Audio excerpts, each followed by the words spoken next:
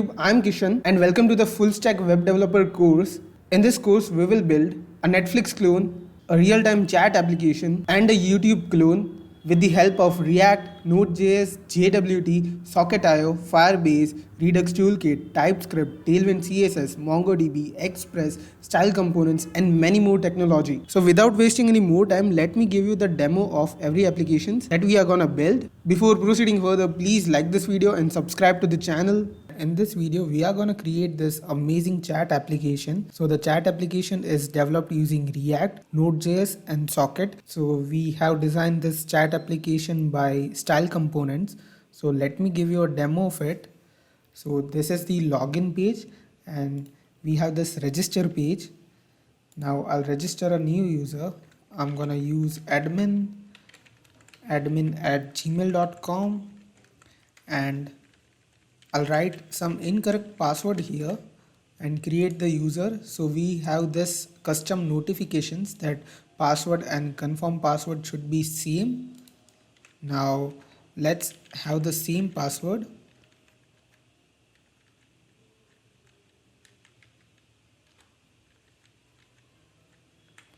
And I'll remove the username from here. So we have all the validations that are required for the form. Then I'll create the user. Now we have this loader and we have to set an avatar from here. So we'll set an avatar. These images are all generated dynamically from the multi-avatar API and this would be changed every time we refresh the page. So I'll refresh it again. And now we have some different avatars. So I'll select this avatar and set as our profile picture. So this is set and this is our chat application. This is the welcome screen and these are the contacts. So our application name is Snappy. So I'll select any of the chat from here and we'll send the message. For example, I'll select this cool Kishan and I'll send an hi message to him and I'll also send an emoji to him. Hi, and currently we don't have any other session open, so what I'll do is I'll shrink this. This is also responsive by the way, and I'll log in another user which is cool Kishan here and I'll write the password. Now our current user is the admin, so you can see that the message is received. So message is also being stored in the database using the MongoDB. Now we'll send a message from the admin to cool Kishan. So we'll write hey, and as you can see that as soon as we wrote the message, it has been received to the cool Kishan and we have used Socket for this. We'll send the message from Kishan. Hi admin. So as you can see that it is blazing fast. We are not calling any API. It is being handled by the sockets. And in this video, we are going to create this amazing Netflix clone. The app uses React, Redux Toolkit, React Router, style components, Firebase, Node.js, Express, MongoDB and many more technologies. So before proceeding further, please make sure to like this video and subscribe to the channel. So now let me give you a demo of it. So this is the sign up page. This is the login page. Let's create a new user which is Kishan5 at netflix.com. When we click this get started button, it will show the password and I will write the password and this will create a new user using the Firebase authentication system. Sign up. We have our new user and this is the home page and this is the nav bar. When we click here on the search bar, it hides and shows. Now when we click on this play button, we have this amazing player. Now this player also has picture in picture mode. So this is the picture in picture mode. You can see that here. So yeah, this is also visible on any of the window. So this is the picture in picture mode. Now let's go to the back page and we can close this now. Now we have this movies like the Netflix. When we hover over this, we see the trailer here and the name and everything. We have this beautiful slider like Netflix. We have multiple sections of movies and these movies are fetched by the TMDB API. So these are dynamic. Now we have this TV shows page, and we can filter this according to the genres. So when we click other genre, so it fetches another movie. We can also play this back. Now let's head over to this movies page. So we have the genres option here also. So movies changes accordingly. Now we can add the movies to our liked page. So yeah, this is the liked page and this is the liked movie. We can add multiple movies here. Add, add, add, add, and add. Let's head over to my list, and these all movies are added. This is using the MongoDB, and we can remove this as well. Remove this, and this. So yeah, this is a full stack Netflix clone. Now we'll log out from the application. And in this video, we'll create a fully functional YouTube clone using the YouTube's data API. We have used React, Typescript, React Router for routing, Redux Toolkit for state management, Tailwind CSS for styling, and many more awesome things. So now let me give you a demo of it. So this is the homepage. These videos are directly fetched from the YouTube's data API. Now when we scroll at the end of the page, it will fetch more videos automatically. This is the infinite scroll feature.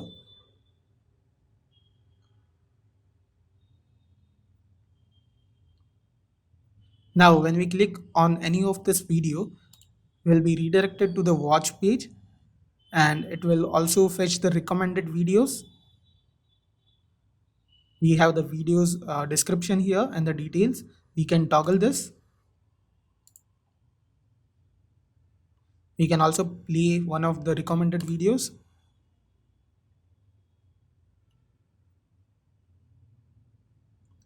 Now we can also search for certain videos like React, Kishan Sheth. So this will leverage the YouTube search API. We also have the infinite scroll here. We can also play any of the video. So without wasting any further time, let's get started and create this beautiful chat application. So before moving further, please like this video and subscribe to the channel. So now we'll set up our application. First we'll create a public directory, and we'll also create an server directory. Now I will open a new terminal. I'll cd inside the public directory, and I will write npx create react app and the name of our React app, which is chat app. And now I will write I will click this plus button. Okay, there was some issue. No, it's working. And now we will move into the server, and we will write npm init, hit enter in all of these to set the default. Now we'll install some dependencies. So first we will need express, then we will need mongoose, we'll use nodemon, then we will use socket.io, we'll use bcrypt, then we will use cores, and yeah, we also need .env. Hit enter to install these dependencies.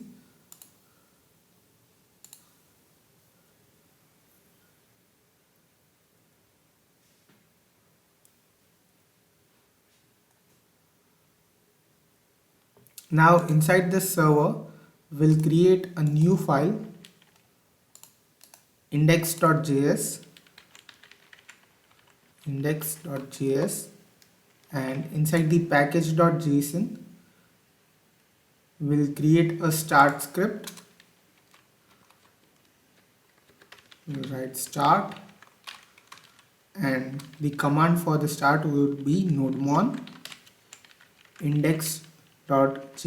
So what nodemon does is, whenever you save any of the file, it will automatically restart your Node.js server. So that is very useful. If you are not using this, then you have to manually stop the server and restart the server to make the changes happen. Okay, so this is still installing. Now let's move on to index.js of the server and set up our server. So first we will need the express. We require it from the express. Let's close these for the time being, and yeah. We also need the course.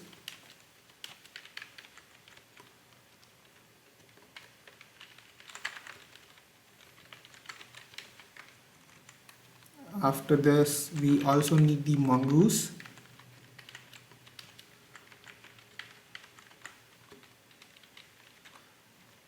Mongoose is used to interact with the MongoDB server. Now we'll create an app by calling the express function. We will also require .env .config. So let's create the env file also. .env. This should be inside the server. Now here first we will write the port equals to 5000. This could be anything, you can change it according to your need. Then we will write mongo URL. We'll write this as MongoDB ://localhost :27017/chat. So this is the localhost URL of your MongoDB. Make sure that MongoDB is installed successfully on your PC, and if there is another port of the MongoDB, you have to change this. And if you want to change the database of the MongoDB, you have to change this chat. So if you want the database to have chat app, then you have to just add chat-app. So that's it. Save this, and now moving into index.js.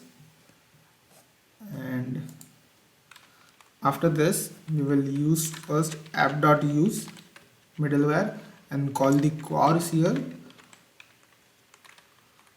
Then we'll use app.use express.json.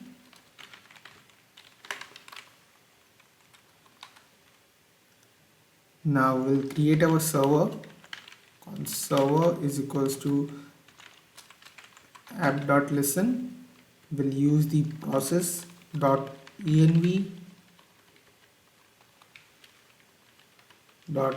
.port, and we'll pass a callback function here, and if it is connected, we'll console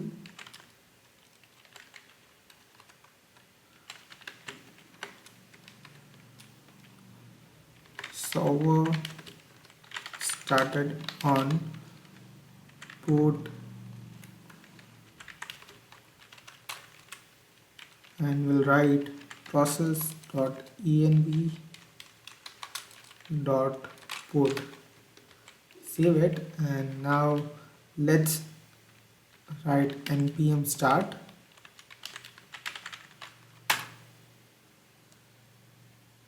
Okay, so our server is started successfully. Now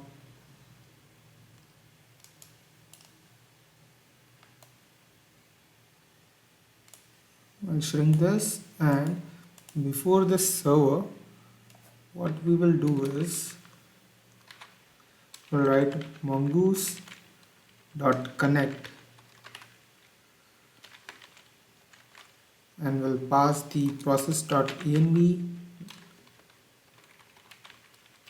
.mongo URL, and we'll pass use new URL parser to true, and we'll write use unified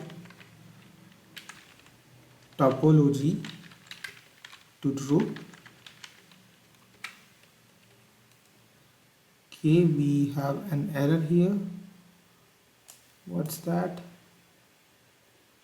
Invalid scheme connection string to start with MongoDB. Let's check if it's correct. Yeah, Mongo URL. Okay, we need to close this. This should be string.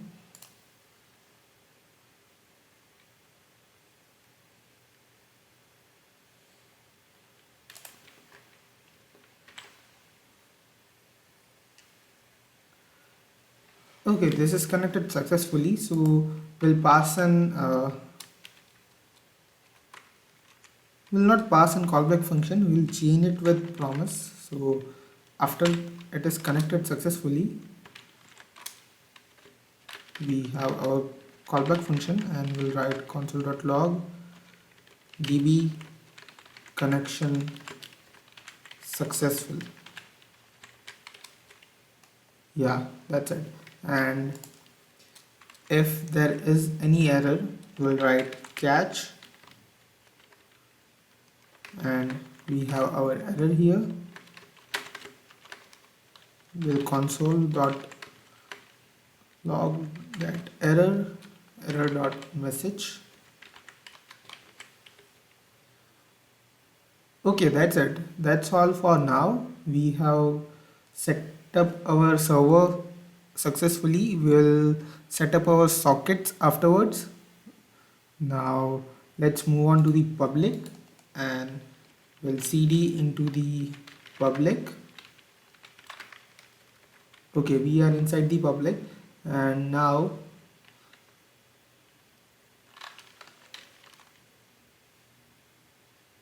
okay, we still have to move inside the chat app. Let's do one thing.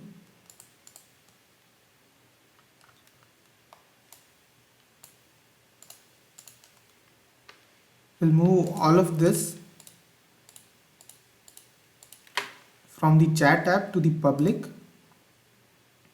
We'll cut it, and we will paste it inside public.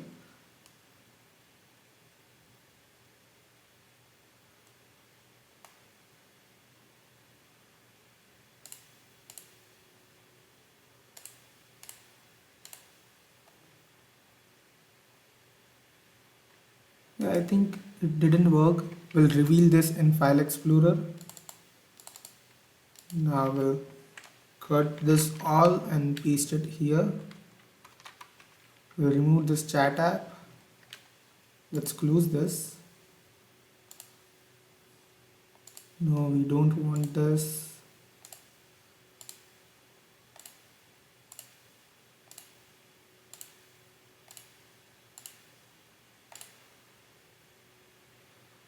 We'll also close these files.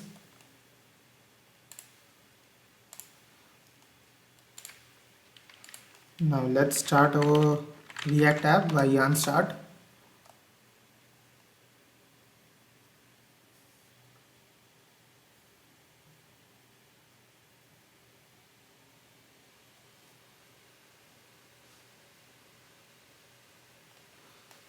Okay, so it has been installed correctly. Now let's close this, and first we will need some dependencies, so we'll install that.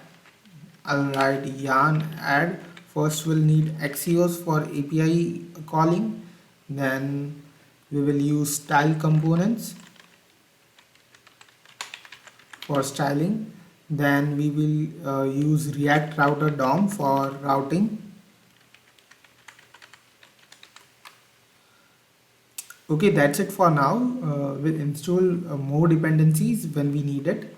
I'll hit enter, and now inside the app.js, I'm gonna remove all of this code and write RFC, save it. We'll remove this app.css.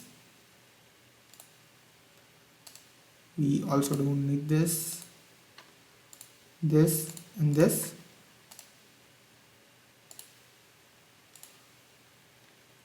Inside the index.css, we'll remove all of this code. We'll remove the import from here and remove this function call. Save it. Let's wait for this to install.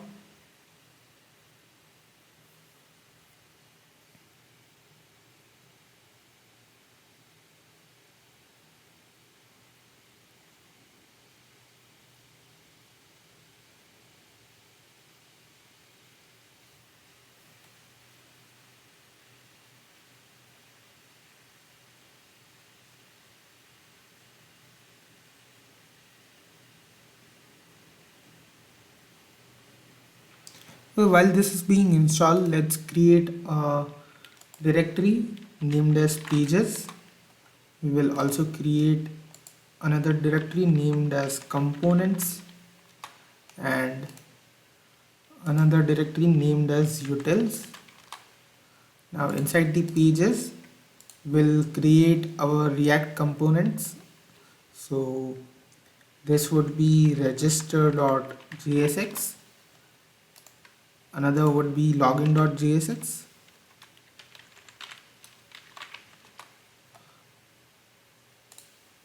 And another would be chat.jsx.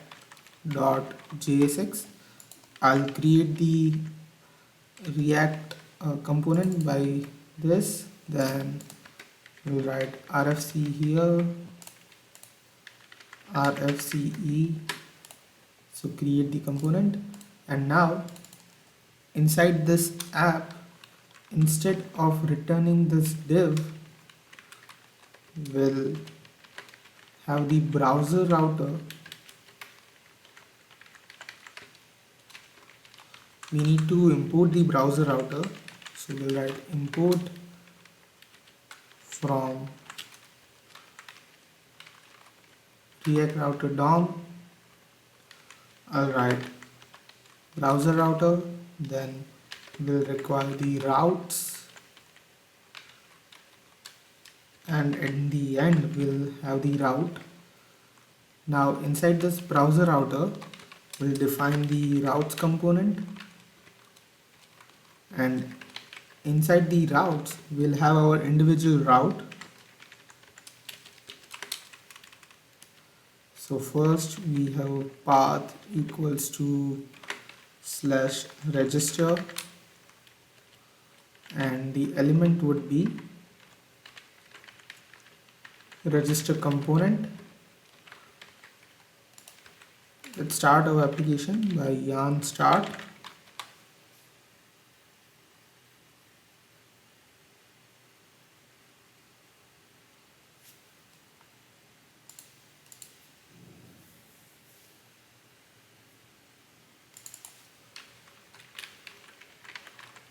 We'll go to register, and yes, it is working perfectly.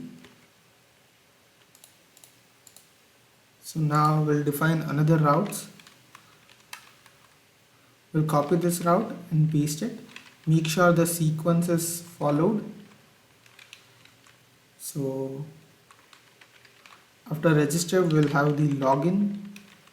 After login, we will have the slash. We don't need this. The slash would be for the chat, and the login would be for the login page. Save it. Let's check those routes.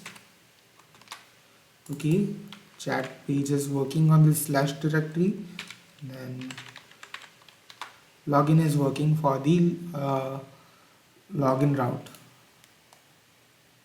That's it. So our base setup is complete. Now we'll create the register functionality. We'll first create the register component, and then we will connect it with the server, and we'll create the API. So now we'll create our register functionality. So I have already copied this assets directory, and pasted inside the public directory. You can find this from the GitHub link given in the description. So this is the loader, then this is the logo and the robot.gif file. Now let's head over to register.jsx, and here we'll first create some style components. So we'll write const form container is equals to style dot this should be form, I think. No, this is div. Save it. We'll also import style from style components. Save it. Now after the form container, we'll move inside this and replace this div with React fragments, and inside this we'll write our form container.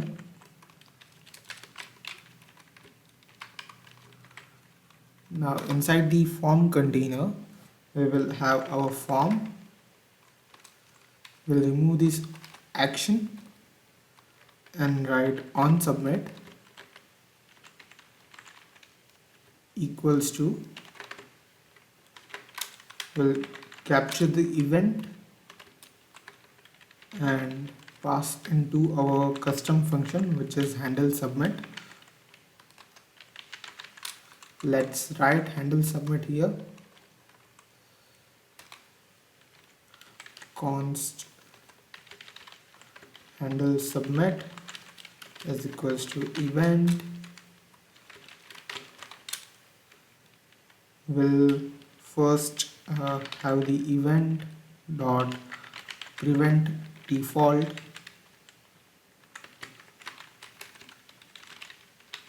and we will alert form. That's it. Now inside the form we will have an div with a brand. Inside the brand we will have our image tag for logo, and we'll write the name of our application, which is Snappy. Now after this div we will have an input. Input type would be text. Placeholder would be username. Name would be username. And we'll have an on change equals to e, and we'll write handle change.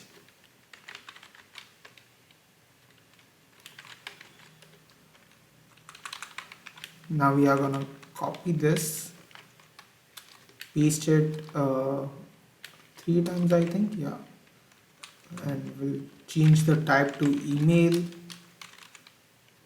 We'll write email is the placeholder, name would be email, unchange would be same, this should be password, placeholder would be password, username, no, name would be password,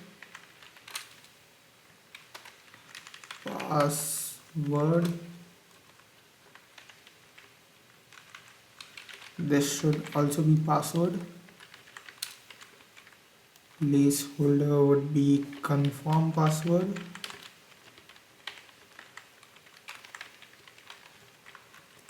and the name would be confirm password.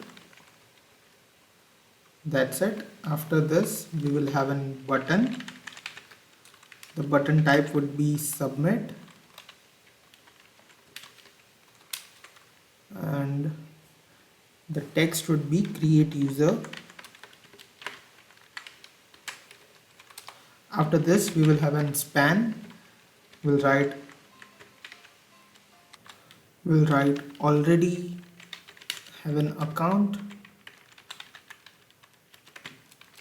and if yes, we'll use the login. No, not the login. We'll use the link from React Router DOM and we'll write login here, and inside the link we'll pass in prop of 2 to login.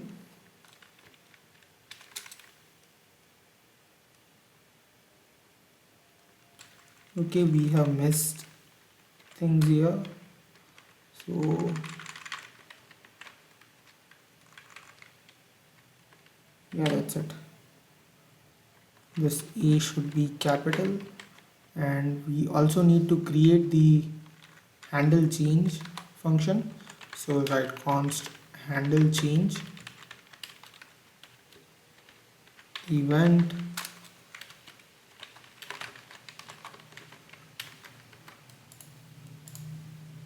let's head over to register. Okay, it is here. We need to style this. Before styling, let's use the fonts. So we will use Josephine's from Google Fonts, Josephine Sans. We'll copy this thin style. Then we'll need extra light, light, regular, medium, semi-bold and extra bold. That's it. We'll use the import from here, copy this and we'll paste it inside the index.css. Now let's copy this font family. We'll write body, button and input to have this font family. While we are here, we'll also have the star selector, have margin of 0, padding of 0 and the box sizing of border box. Also the body would have a max height of 100 viewport height, max width of 100 viewport width and overflow of hidden. Save this, close this file and close this. So now the fonts have been applied. Now let's style this. So before styling this, we need to import the image. So here we'll import it, import logo from assets logo.svg. Let's check the name. It's logo.svg. L should be small. We'll use this as the source of this image logo, and the alternate text would be logo. Okay, so the logo is here. Now we have to style everything inside the form container. So first we'll have the height of 100 viewport height, width of 100 viewport width. Then we'll give it a display of flex direction of column, justify content of center. Then we'll have gap of 1 rem. We'll give it a align items of center. We'll give it a background color of 131324. Then we'll select the brand container. We'll give it a display of flex.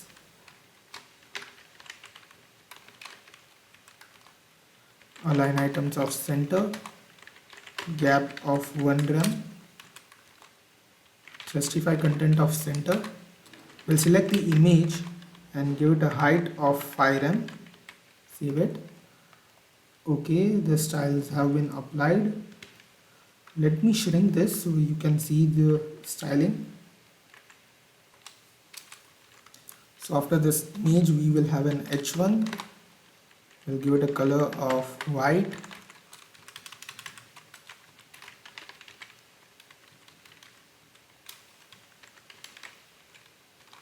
Then we'll give it a text transform of uppercase. Okay, it has been applied. Now after this h1, we will have our form. We'll give it a display of flex direction of column, and we'll give a gap of 2 run.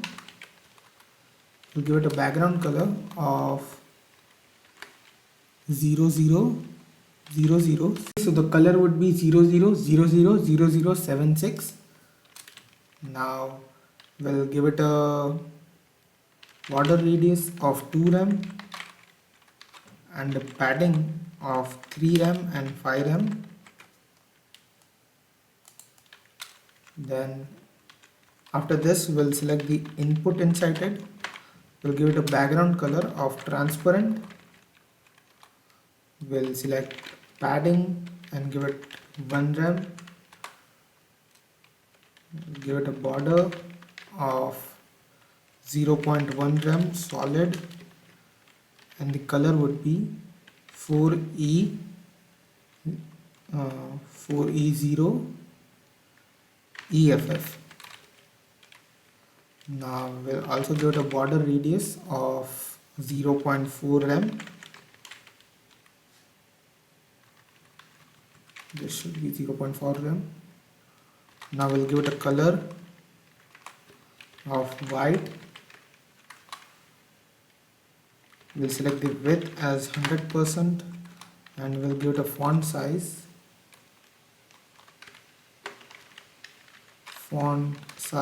of 1 rem. And whenever we focus on this, we want the border to 0.1 rem solid, and the color would be 997 AF0.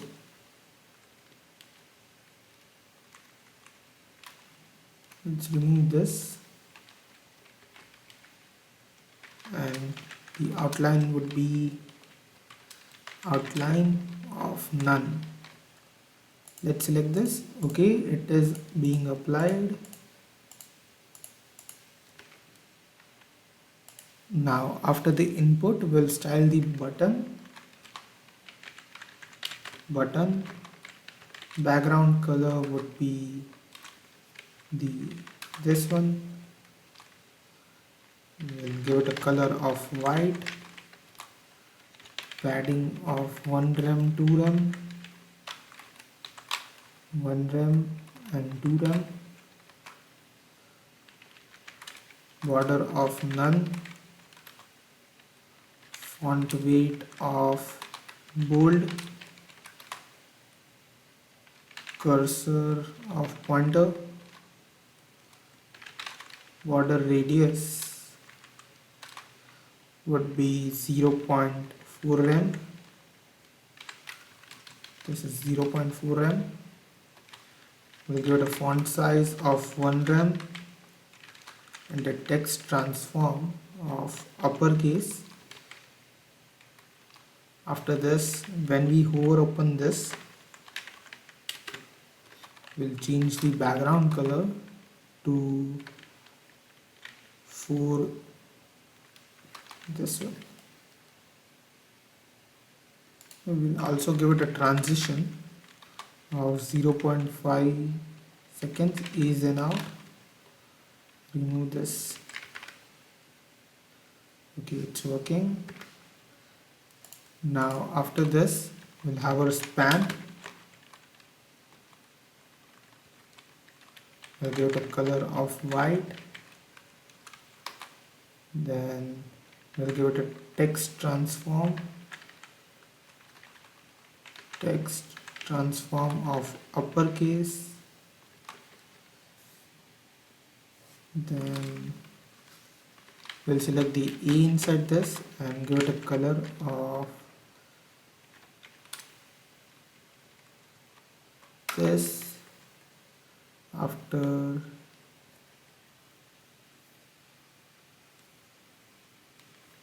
we'll give it a text transform of none, and we'll give it a font weight of bold.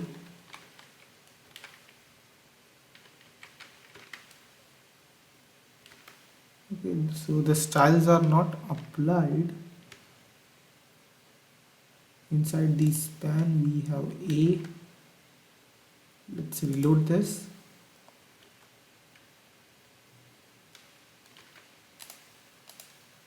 Let's inspect this.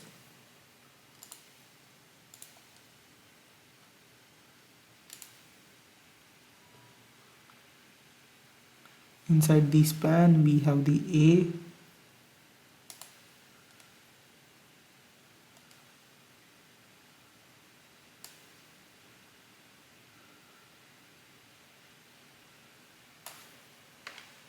Okay, so the styles are applied. We have to write text decoration here. Decoration of none. Okay, so it's working. Let's correct the spelling.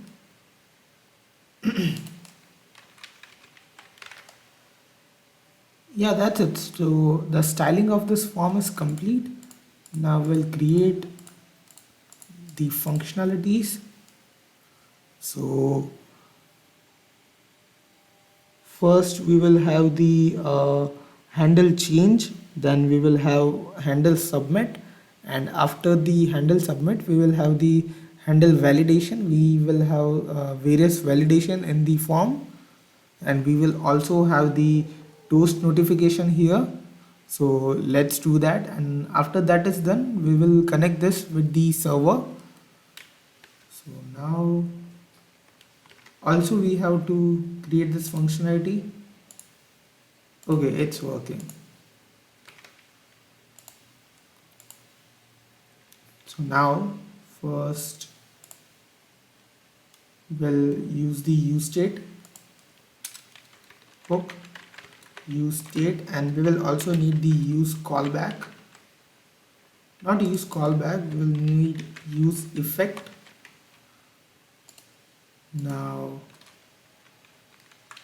let's create a state of const values and set values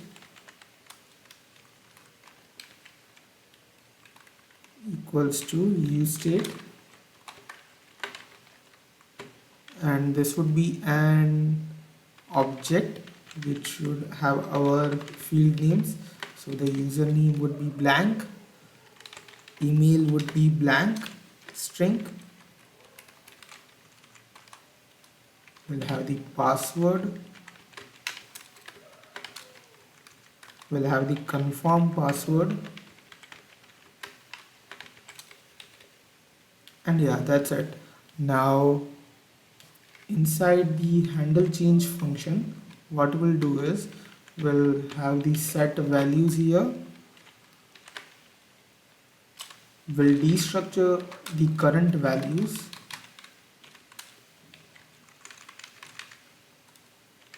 and we'll write event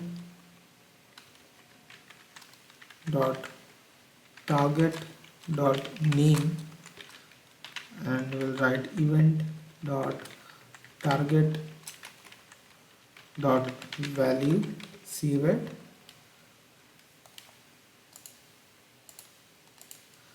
Okay, so that's it.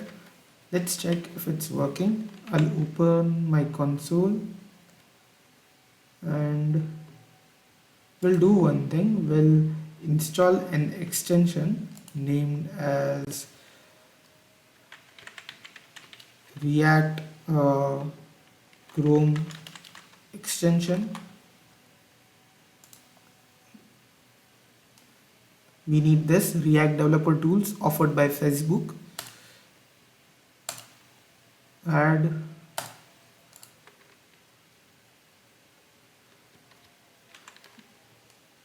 We need to reload our Chrome. Okay, we have the components here. Now we'll select our register here, and we have the state here. Let's change the values. and check if it's working. Yeah, you can see that the state is changing accordingly. Okay, that's it. Now let's check the create user button. Okay, so it is working. Now we'll create the handle submit functionality. So before doing the handle submit, we'll create handle validation. Handle validation. So inside the handle validation, we'll destructure all our values.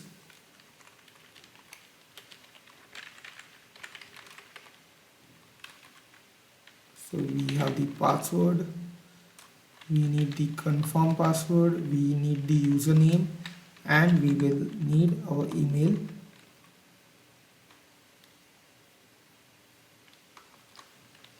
Now if the password not equals to confirm password,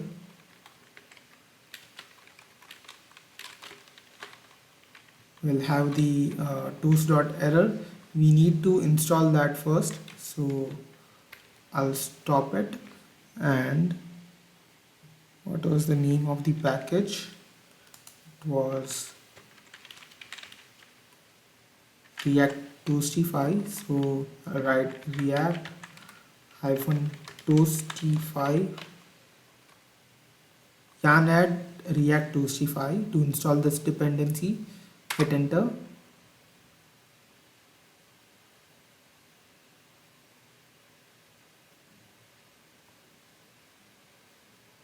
Okay, it is installed. Now let's start our application again. Yarn start.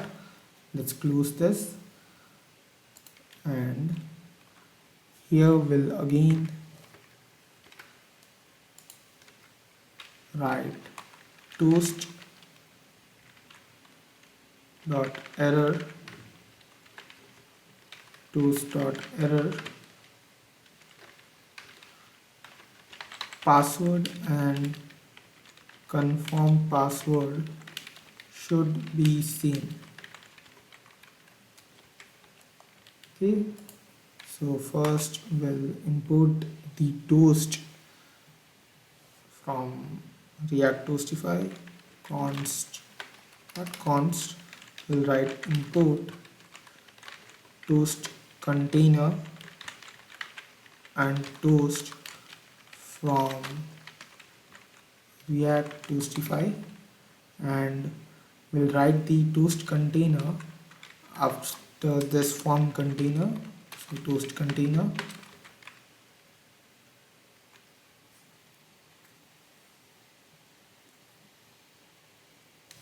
Now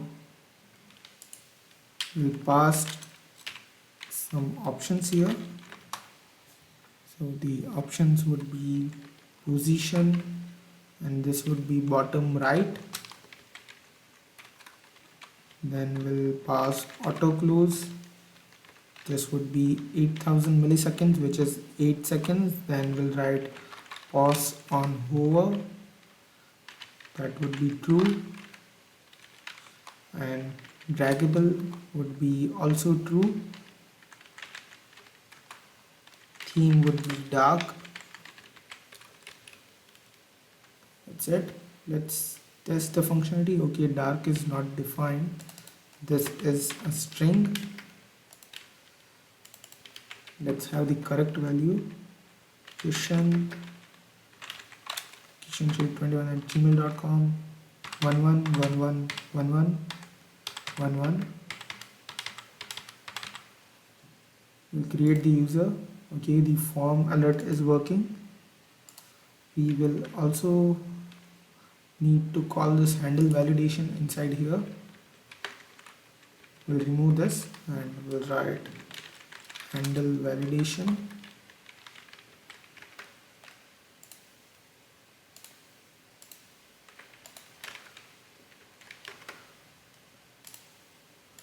I think we need to refresh this. admin demo 11111.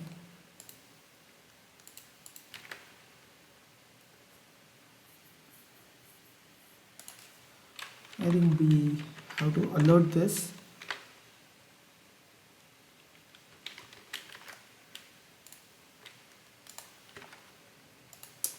Okay, this is working, but the toast is not working. Why is that? So toast dot error.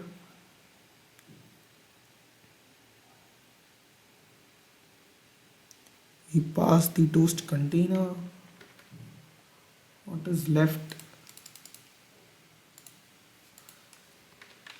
Let me check in the console if we have any error and we submit.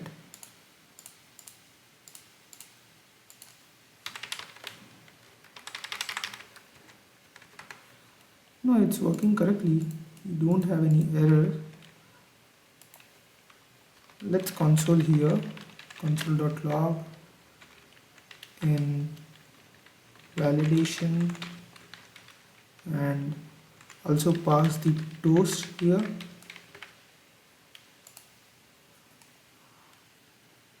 Everything is working. Why is toast not coming then?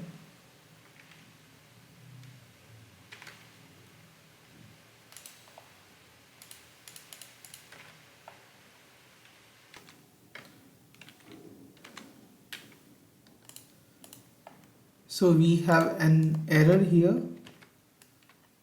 Not error, we forgot to import the CSS file for the toast. So we'll write react dash toastify slash dest slash react toastify. Okay, the CSS file is not visible, so we'll write react toastify dot css and let's test it now. Okay, these are visible now. Now let's create a variable named as toast options. Options equals to the object, and we'll have the object here, toast options. This would be multiple times, so we have created an object of it and we'll reuse it. So after this we'll return false.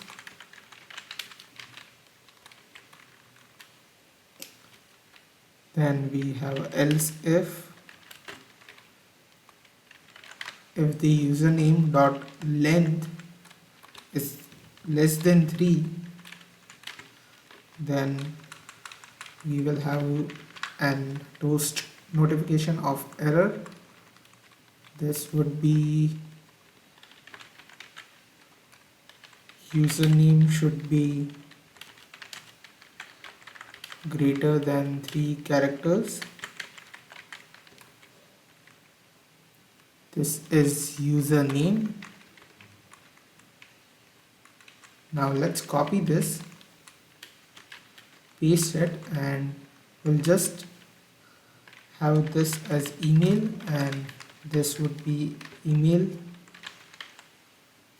Okay, we don't need this for email. Let's remove this.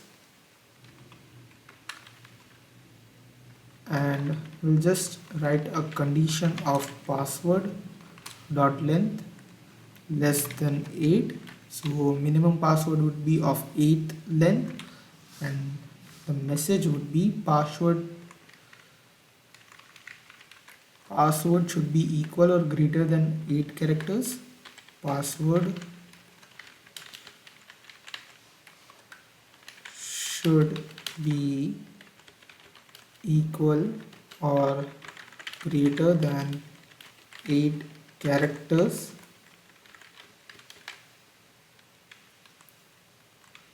We'll copy this return false and paste here both, and now we'll also return true Here also we have the email validation. So else if email triple equals to blank, will pass toast dot error, email is required, and the toast options, return false. That's it. Let's use the same password. Okay.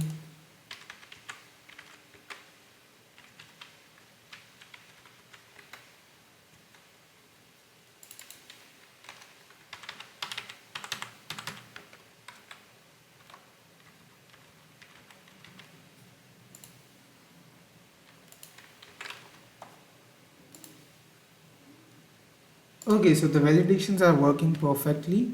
Now we'll wrap this inside an if condition, and here we have return false if there is any error, and if there are not any error then we have return true. If it returns true then we will call our API, and if it doesn't return true we will not call the API. So that's it. Now okay, so now let's call the API const email. We'll just copy this, paste it, and we'll have data equal to await axios dot post,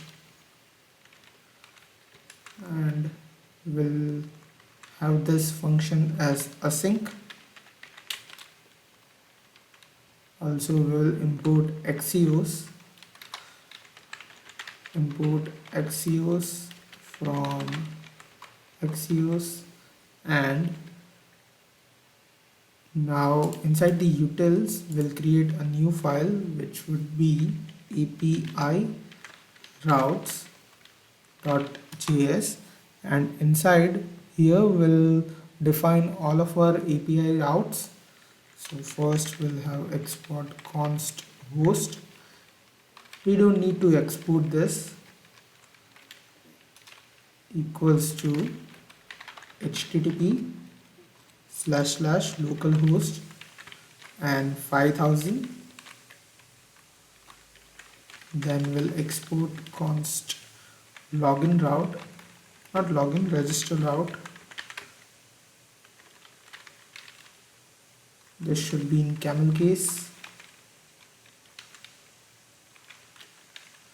equals to, first we'll pass the host, and then we'll pass API slash auth slash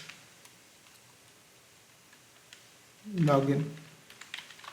Save it, and now inside the register we'll use this.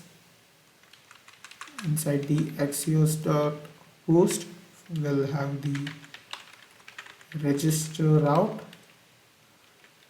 then we'll pass our data here. So the data would be username, password, not password, email, and then we'll pass the password. Okay, that's it. And according to the data returned we'll have our validations here, so we'll do that afterward. Now let's move on to the server and create this route. So now let's move on to index.js. First we'll create some folders here. We'll create model, then we'll write controllers, we'll have the routes, we'll create user model .js, then we'll write users controller, Node.js, and we'll define user routes .js. Now first let's move on to user routes. No, let's move on to user controller. We'll write module.exports dot login. This would be request, response, and next.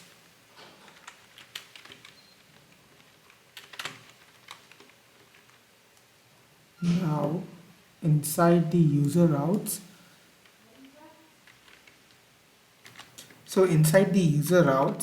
we'll first create a router equals to require express and call the router method. This should be capital, and we'll write router.post register, and we'll pass the register here.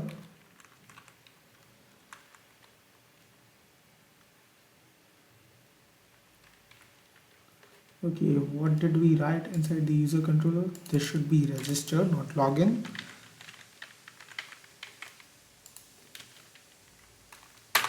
That's it. Now we'll write module dot exports equal to router. Now we will call this router. Inside here we'll just write app.use.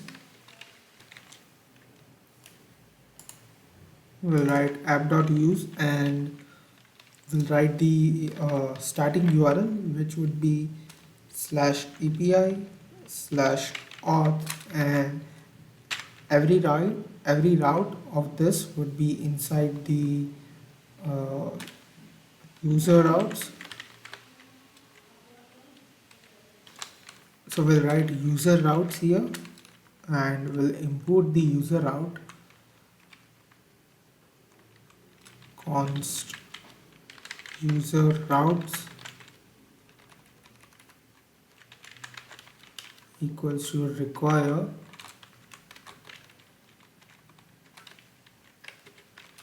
/routes and user routes. That's it. Now inside the user controller, I'll just write console.log request.body,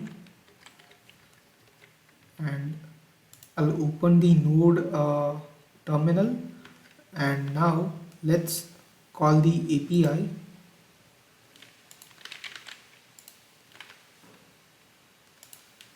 Let's check in the register.js if the API is being called.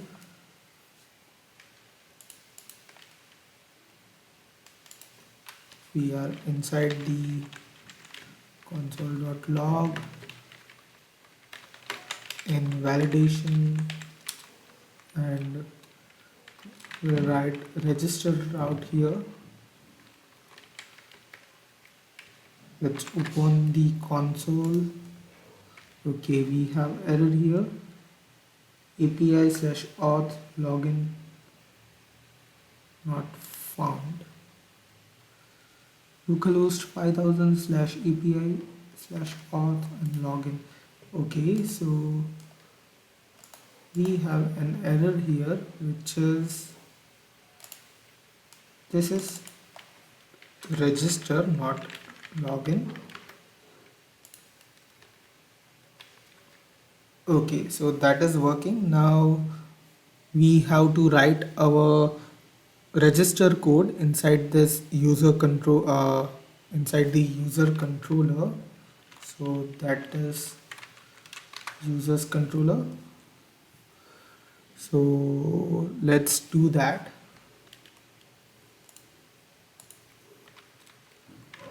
Now we'll remove this console and we'll write const username, email and password. We will destructure this from request.body and will first have username check equals to await. Okay, we forgot to create the user model, so we'll create the user model first. So that is, first will require mongoose equals to require mongoose. After this we'll create an user schema equals to new mongoose dot schema. We'll pass an object which would have a username of type string. It is required, then minimum length would be of 3 and max would be 20. Will also pass unique to true. Now we'll have the email. Type would be string. We'll copy this required.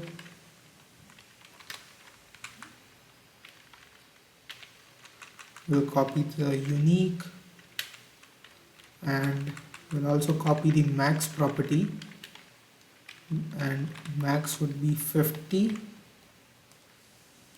Now let's copy this also. Copy, paste, and this would be password.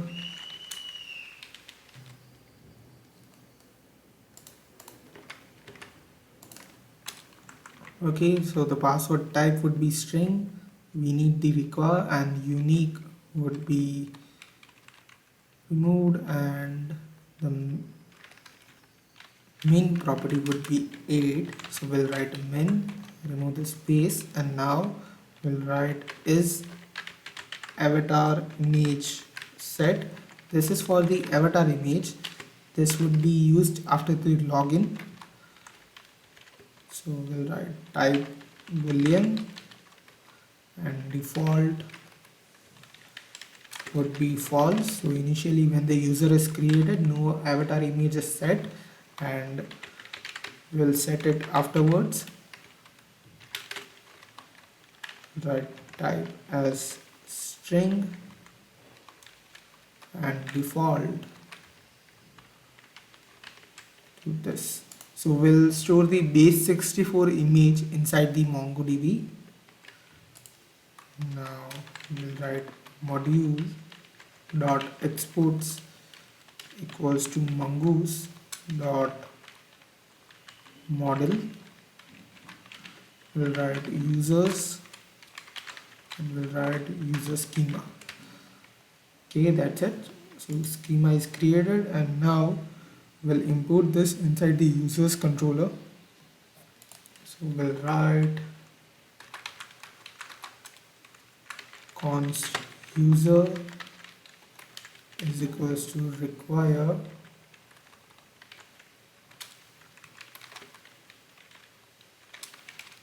model user model. Also will require the bcrypt from bcrypt library. Bcrypt is used for encryption of the password. So we'll encrypt our password using the bcrypt library. Now let's check if the username is present. So we'll write await user dot find one and we'll pass username. So if the username is present in the database, it will return. If it is not present, then it will return false. So we'll write if username check. If there is a username, then we'll return response.json as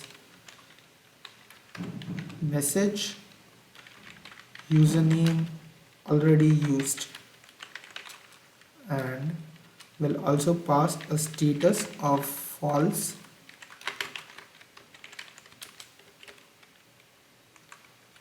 Now we'll proceed further if there is no username with the username passed by the user.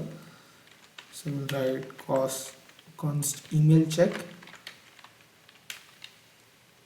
equals to await user dot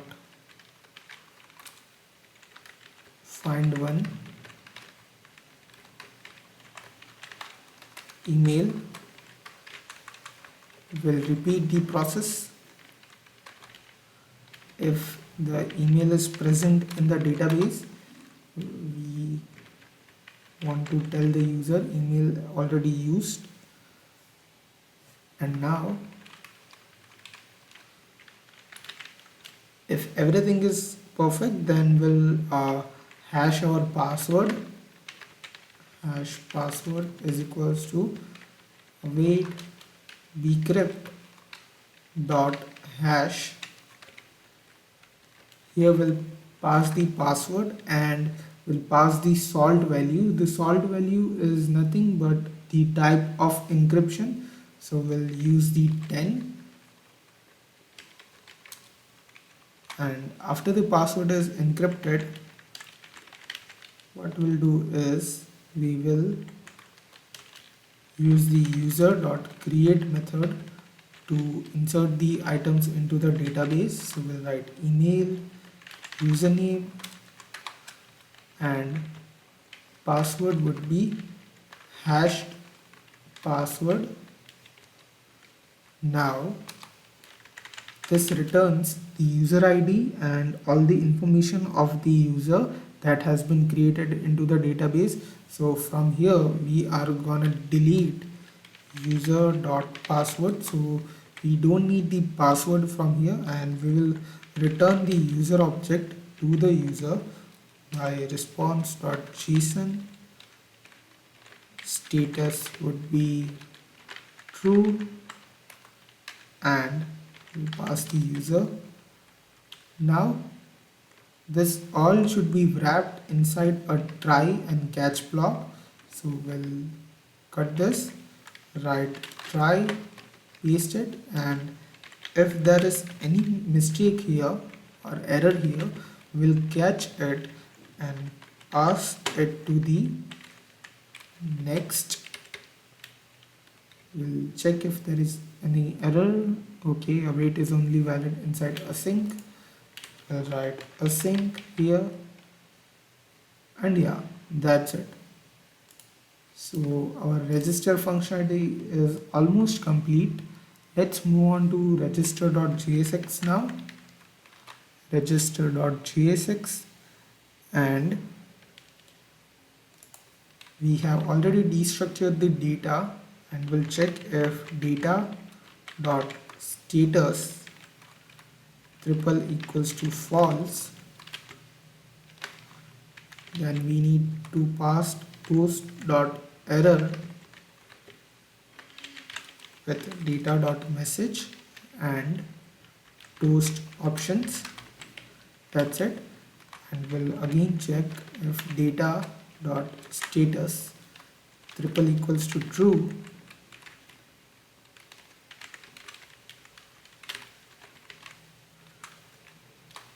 then we'll create a local storage dot set item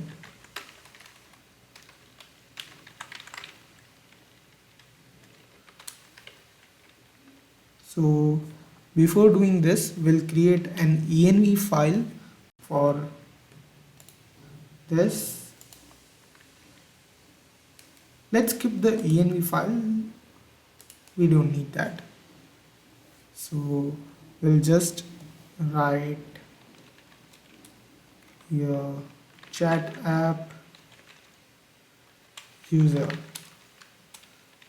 and will pass JSON dot stringify data.user. So what we'll do is we'll pass the user information to local storage in JSON format, not JSON format. We'll just stringify this, and whenever we need this, we'll use the JSON.pass method, and from here we'll remove this confirm password. We don't need that. Then we'll use the navigate method. Navigate is navigate.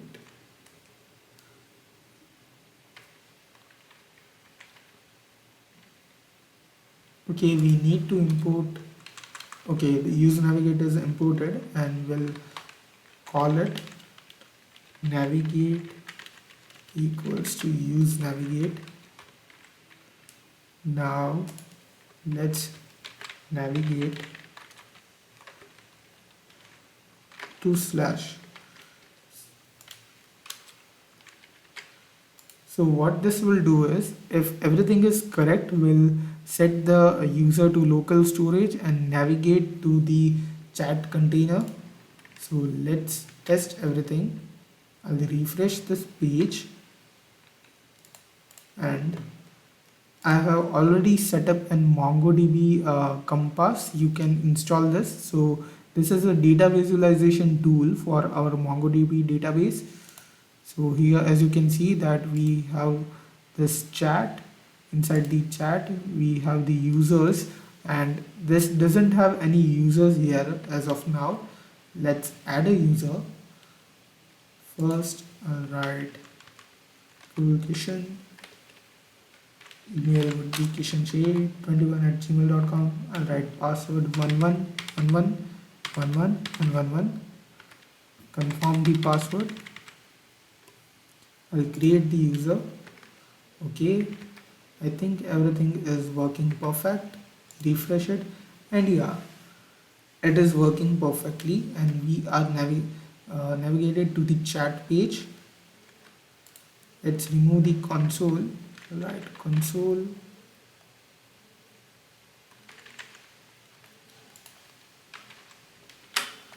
Okay, so that's it. So our register functionality is completed. Now we'll do the login functionality. We'll create the login functionality. So we will just copy this, all the register component, and paste all of that code here, and we will change this function name to login.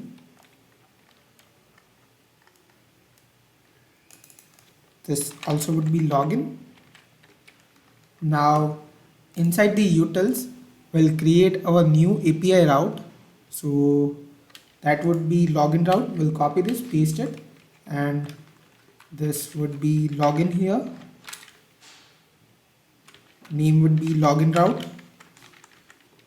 Save it, and inside the login.jsx, now we'll make some changes. First, instead of this register route, we'll change this to login route. I'll press Ctrl D to select all the instances of this. Ctrl plus D. Okay, it's been selected, and now I'll change this to login route. Yeah, that's it. So it's completed. Now we only have username and password here in the state. So we'll remove email and confirm password. The toast options would be same. Then we have the handle submit. So inside the handle submit, we will remove this email from here. From here to this would be same. This all code would be same. And now inside this handle validation, we'll make some changes here. So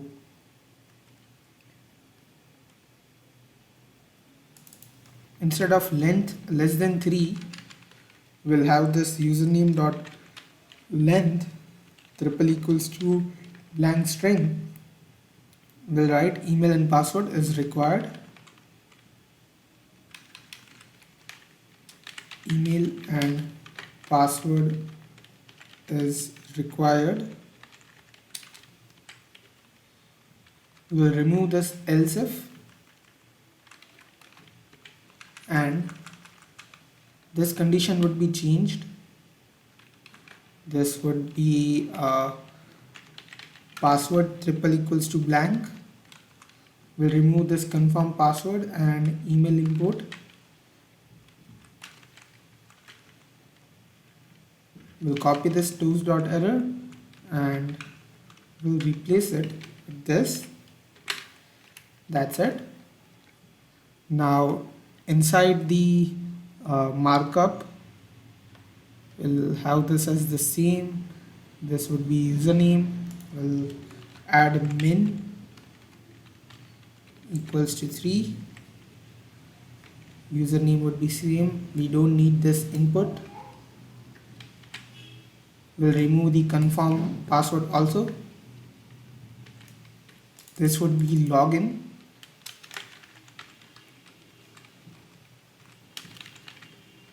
And we'll write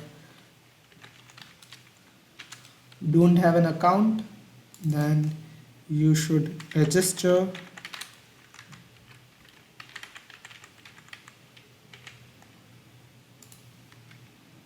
Let's test that. Let's head over to login. Yeah, that's it. So login form is ready. Now let's head over to the backend and create the controller for that. So inside the auth controller, or what it was, server controllers, yeah, users controller. So what we'll do is I'll copy this, paste it, and this would be, instead of register, this would be login. And we need username password from request.body. Now we have user is equals to await user dot find one with the username. Now we'll write if not user,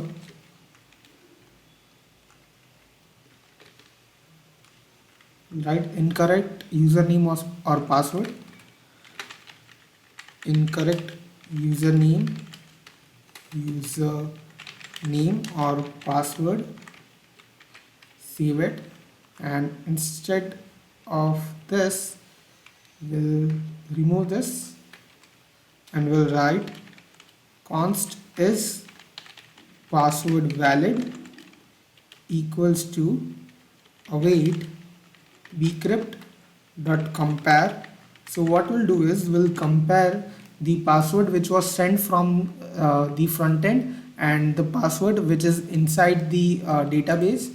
So we'll write password and user.password. This compare method is given by bcrypt. Now it would return an boolean, so we'll check if the password is not valid. We'll return incorrect username or password. This should be username.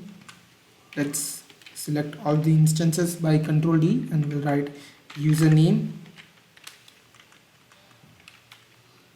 Now what we'll do is we'll delete password from the user object. Then we'll remove this email check, hash password, and all of this, and we will give the response as JSON as status as true and the user. That's it. And now inside the routes we'll create an route. It would be an post route, and this would be login, and this would be login as well. set. Let's test this. I'll write Kishan 11111111. Yeah, that's working. Let's do one thing. I'll just write the incorrect username and incorrect password. Okay, so it is giving incorrect username or password. So our validations are working. Let's check the front-end validations. Email and password are required. Email and password are required. So yeah, that's working. Let's head over to register, login, register, login, register. Now what we'll do is, if there is a current user logged in, we will redirect them to the chat page. So I'll show you that inside the local storage we have saved our user. So if there is a user currently in the local storage, then we will be redirected to the chat page. So let's accomplish that. So let's head over to login.jsx, and we have the use effect hook. After all of this, we'll write use effect. We'll pass in a callback function, and this has to run only the first time the component is loaded. So we will pass empty brackets, and inside here we'll write if local storage dot get item, and the key would be the chat app user.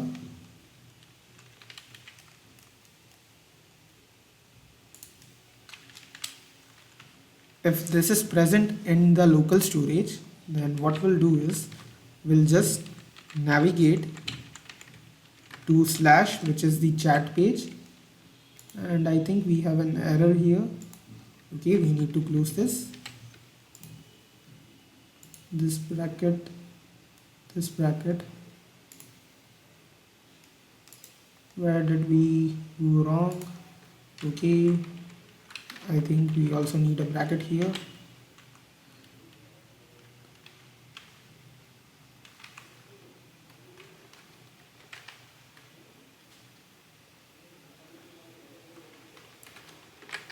Yeah, that's it. Let's check login. Okay, we have been redirected to the chat page. Let's go manually to login. Okay, it's working. It's being redirected to the chat page. Now let's do that for the register as well. I'll copy this and head over to register, and I'll paste it here, and we will try to hit the register route, and yeah, it's not working. So that's it. So our register and login functionality has been completed. Now we will have the chat functionality and the avatar setting. First we'll set the avatar. We'll create the avatar functionality. So we'll add a page here. That would be set avatar.jsx. I'll write RFC to create the component, and inside the app.js, let's define the route. Before this, I'll copy this, paste it, and this would be set avatar. The component would be set avatar. Okay, let's test it. Set avatar. Okay, it's there. Now let's head over to set avatar, and we have to do many things here. Let's go to register.jsx, and we are going to copy all of this imports. So we need this.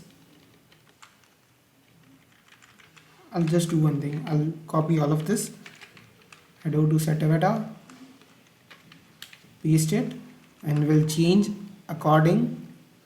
So we won't be needing link, but we would be needing the use navigate, we need the style, we don't need the logo, and I think we don't need the toast. Let me check.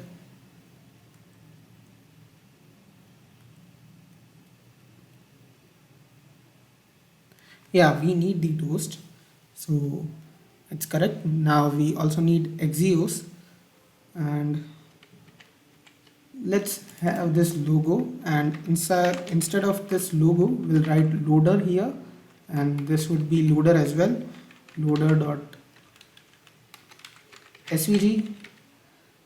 Then this would be set avatar route, set avatar route. Let's copy this and make the route first. Copy, paste. We will copy this, we'll paste it here, and this would be set avatar.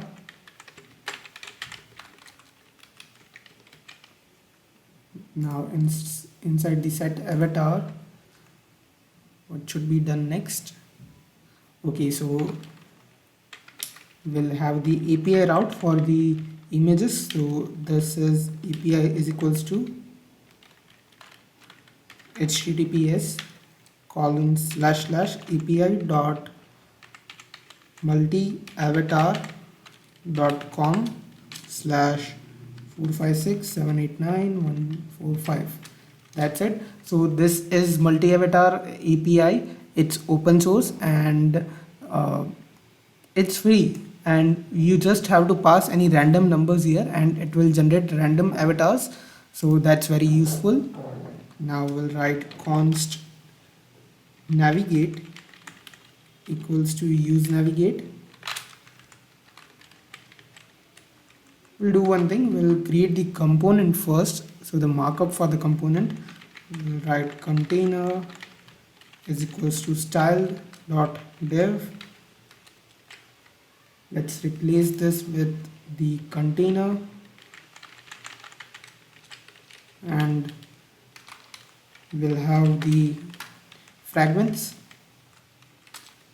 After this we have the toast container, and we'll wrap this inside an parentheses.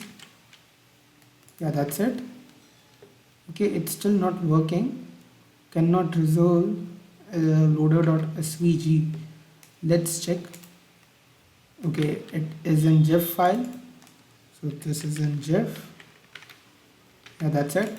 Now we need to install a dependency named as buffer for the images, so we'll install it. We'll stop the React application and write yarn add buffer.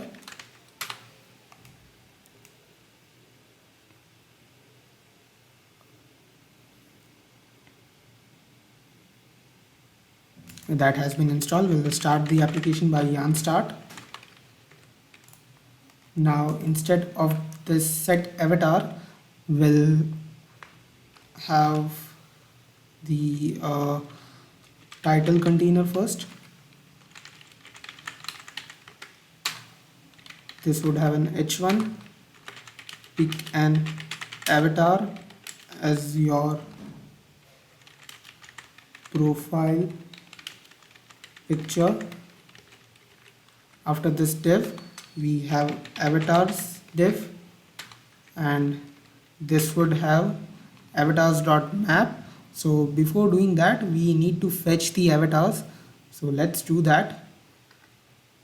So here we'll create an state avatars and set avatars is equals to useState. This would be a blank array initially. Then we'll copy this, paste it, and we'll replace this with true, and this would be is loading, and this would be set is loading. So while the avatars are loading, we want to display the loader, so it's for that. Now We'll again copy this, paste it, and we'll write selected avatar. We'll write set selected avatar, and initially this would be undefined. That's it. Now let's copy the toast options from here, paste it, and now we'll have an set profile picture equals to async. We'll leave this function for now. Then we will have an use effect.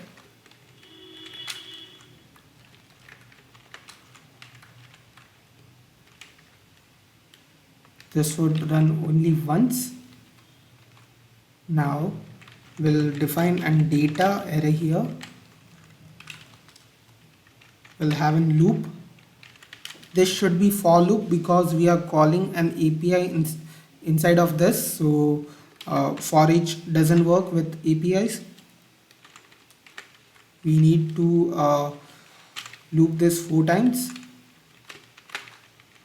Then we'll write const image equals to await axios dot get, and this would be our API, the multi-avatar API.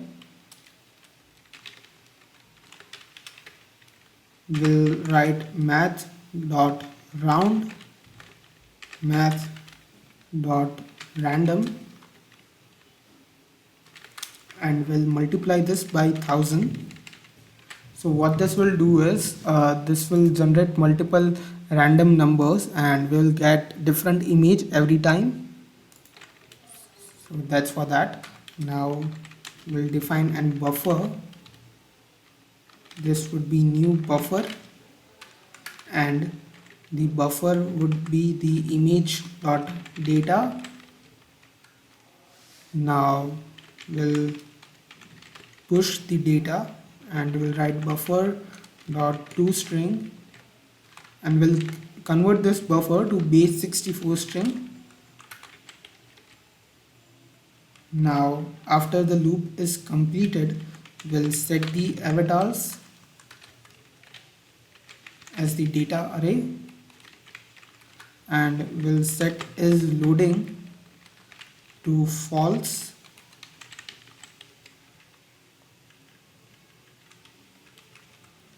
Now inside here we'll just map the avatars dot map. We need the avatar and the index. We'll return the markup. This would be avatar, this would be wrapped,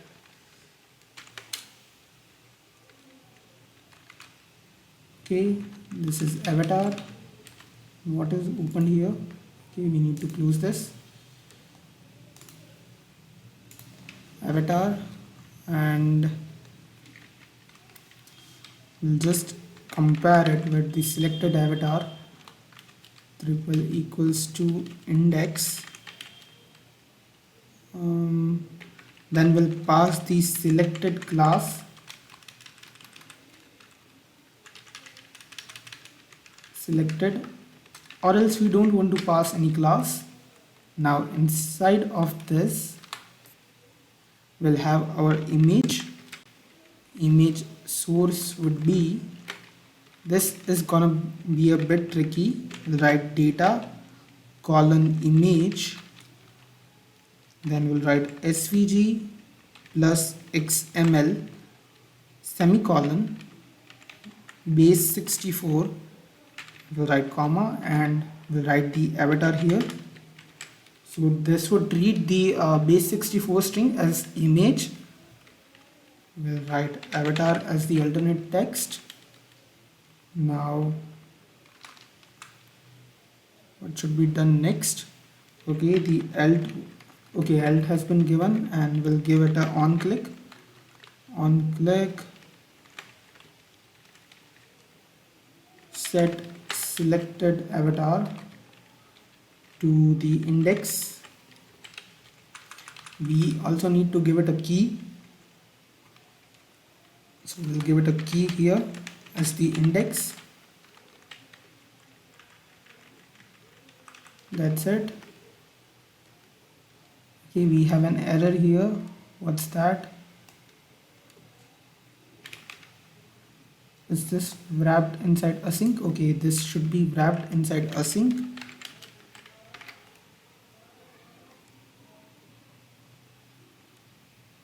I think the images should appear. Okay, we haven't set any height and width for the image. I think because of that it is not appearing. Let's inspect it.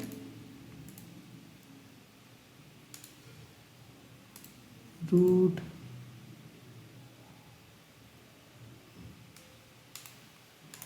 We need to refresh this page.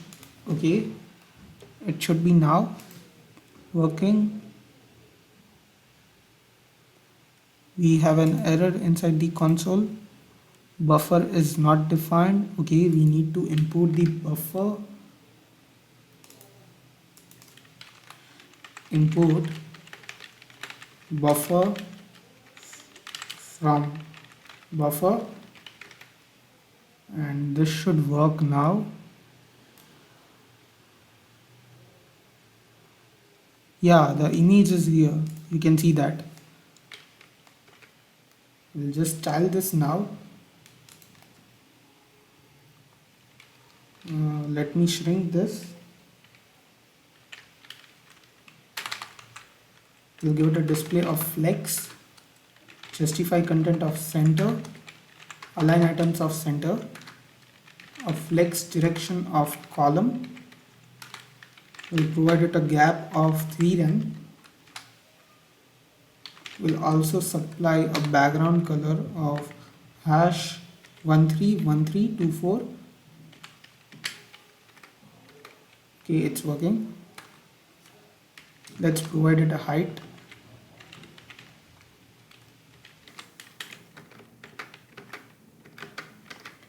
So now after this, we'll also provide it a width of 100 viewport width. Then we'll select the loader. This is not in the DOM yet. We'll place this, but till then we'll just style this. Then we'll select the title container. We'll select the h1, give it a color of white. Then we'll select the avatars, give it a display of flex, gap of 2 rem. Then we'll select the avatar, give it a border of 0.4 rem solid and transparent. Then let's select the image first and give it a height of 6 rem.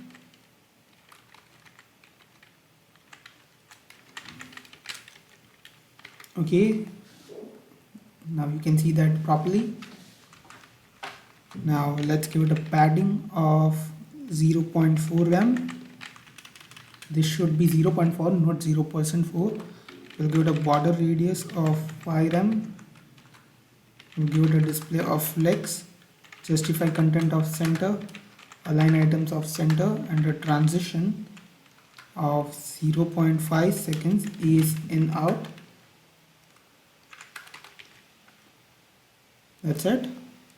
Now after this we have the selected. We'll copy this border and just apply a color into this. This should be 4E0 EFF. Okay, the transition is also working. Now we need to have the button. We forgot that. Let's create that button here. So after this div, this one will have the button set as profile picture.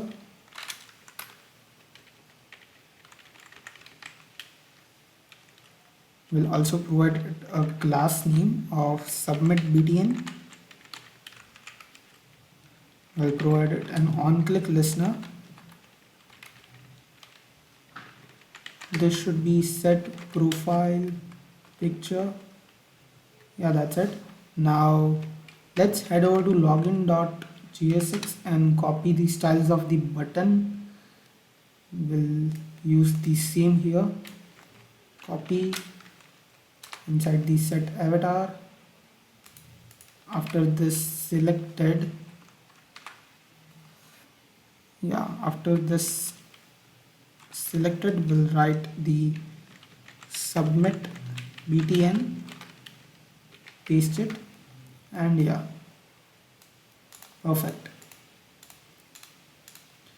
Now we need to integrate this.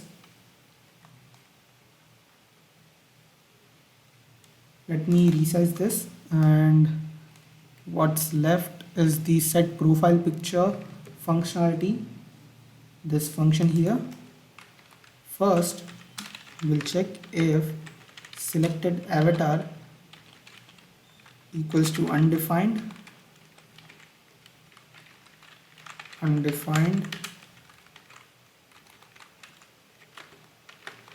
We'll supply toast.error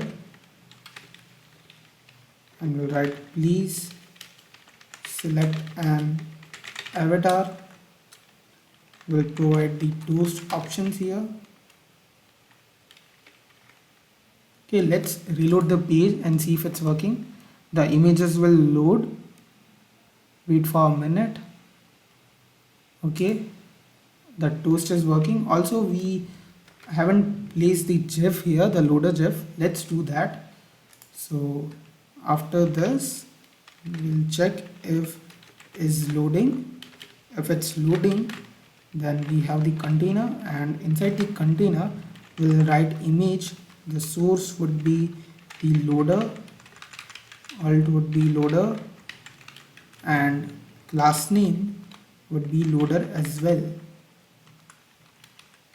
Loader, and if is loading is false, we need the container div, this one.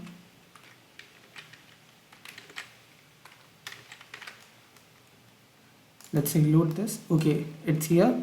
As soon as the images would be loaded, this would disappear.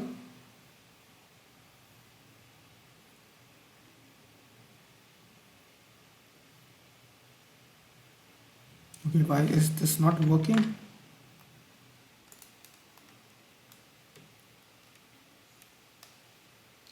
Let me reload this.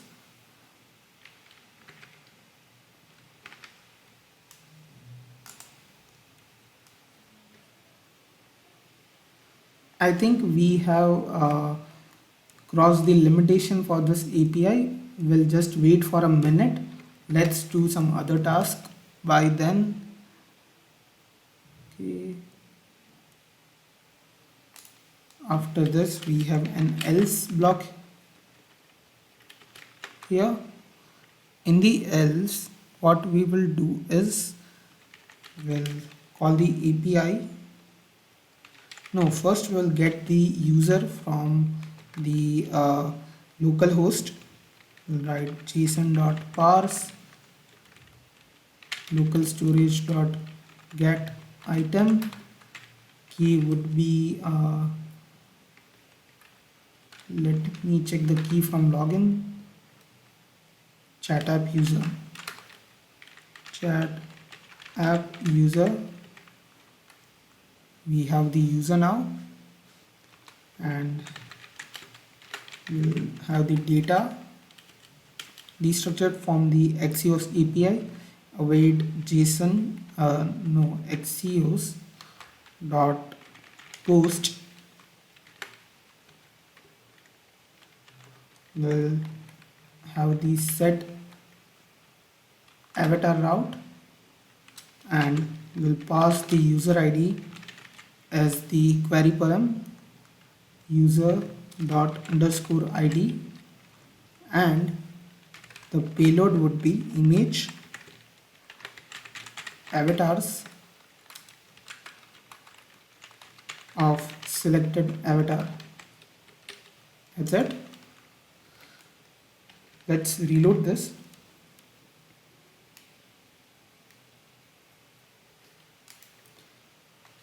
I think we crossed the limitation again. Let's wait while it is happening. We'll check if data.isSet, then we'll have user.isAvatar image set equals to true.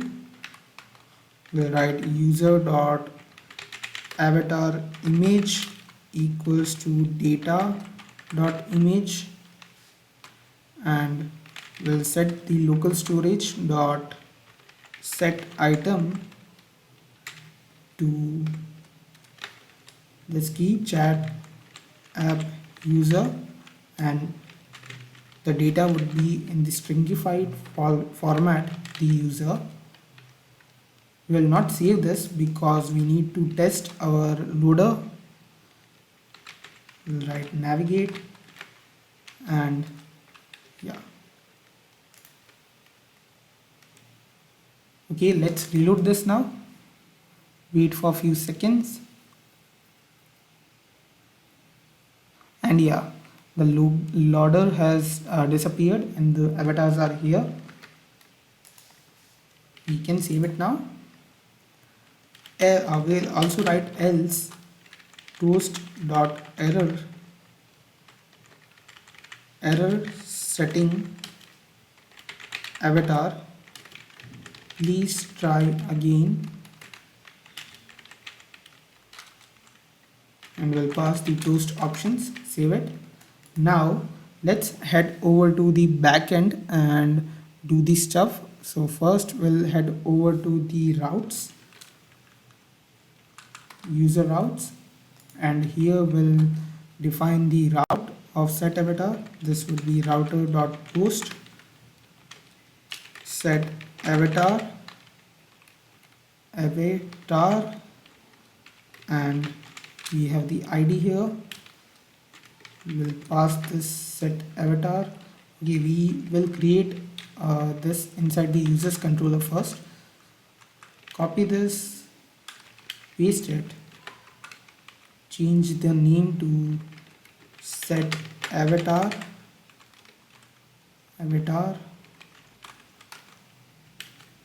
set avatar.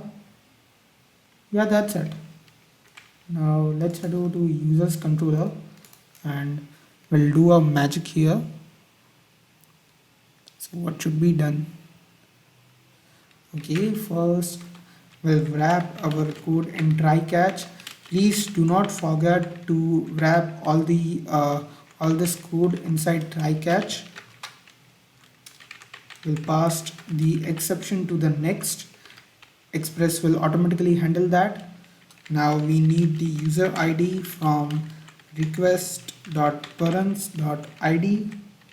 Then we need the avatar image from request.body.image. Now we'll have the user data is equals to await user dot find by ID and update. So we'll pass the user ID first, then we'll pass the object, which would be is avatar image set, and this would be true, and we'll pass the avatar image. That's it. And after this we'll return response.json.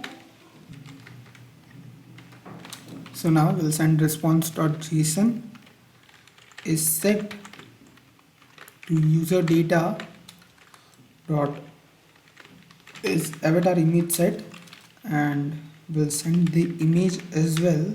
This would be user data dot avatar image. Save it.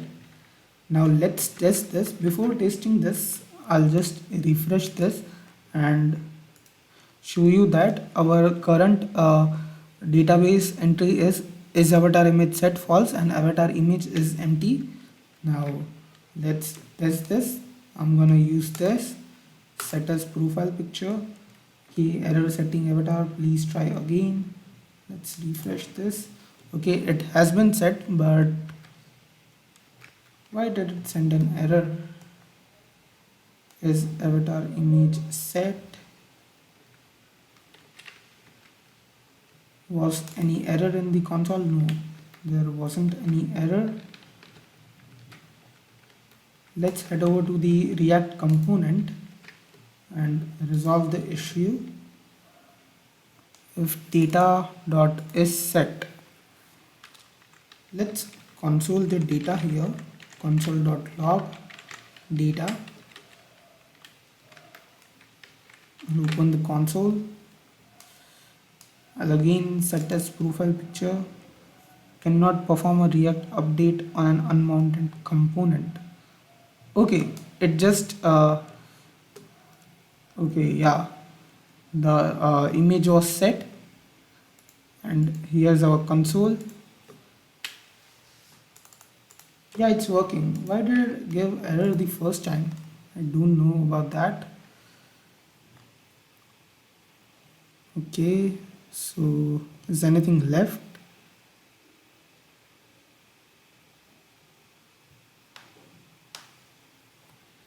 Yeah, that's it. Okay, we need to do one more thing. Before this, we'll have an use effect hook here. We'll write async. This would be callback function, and this would be run only once. We'll copy this from the register or login. Anything is fine. Copy this and we'll paste it here. Okay, it didn't get copied.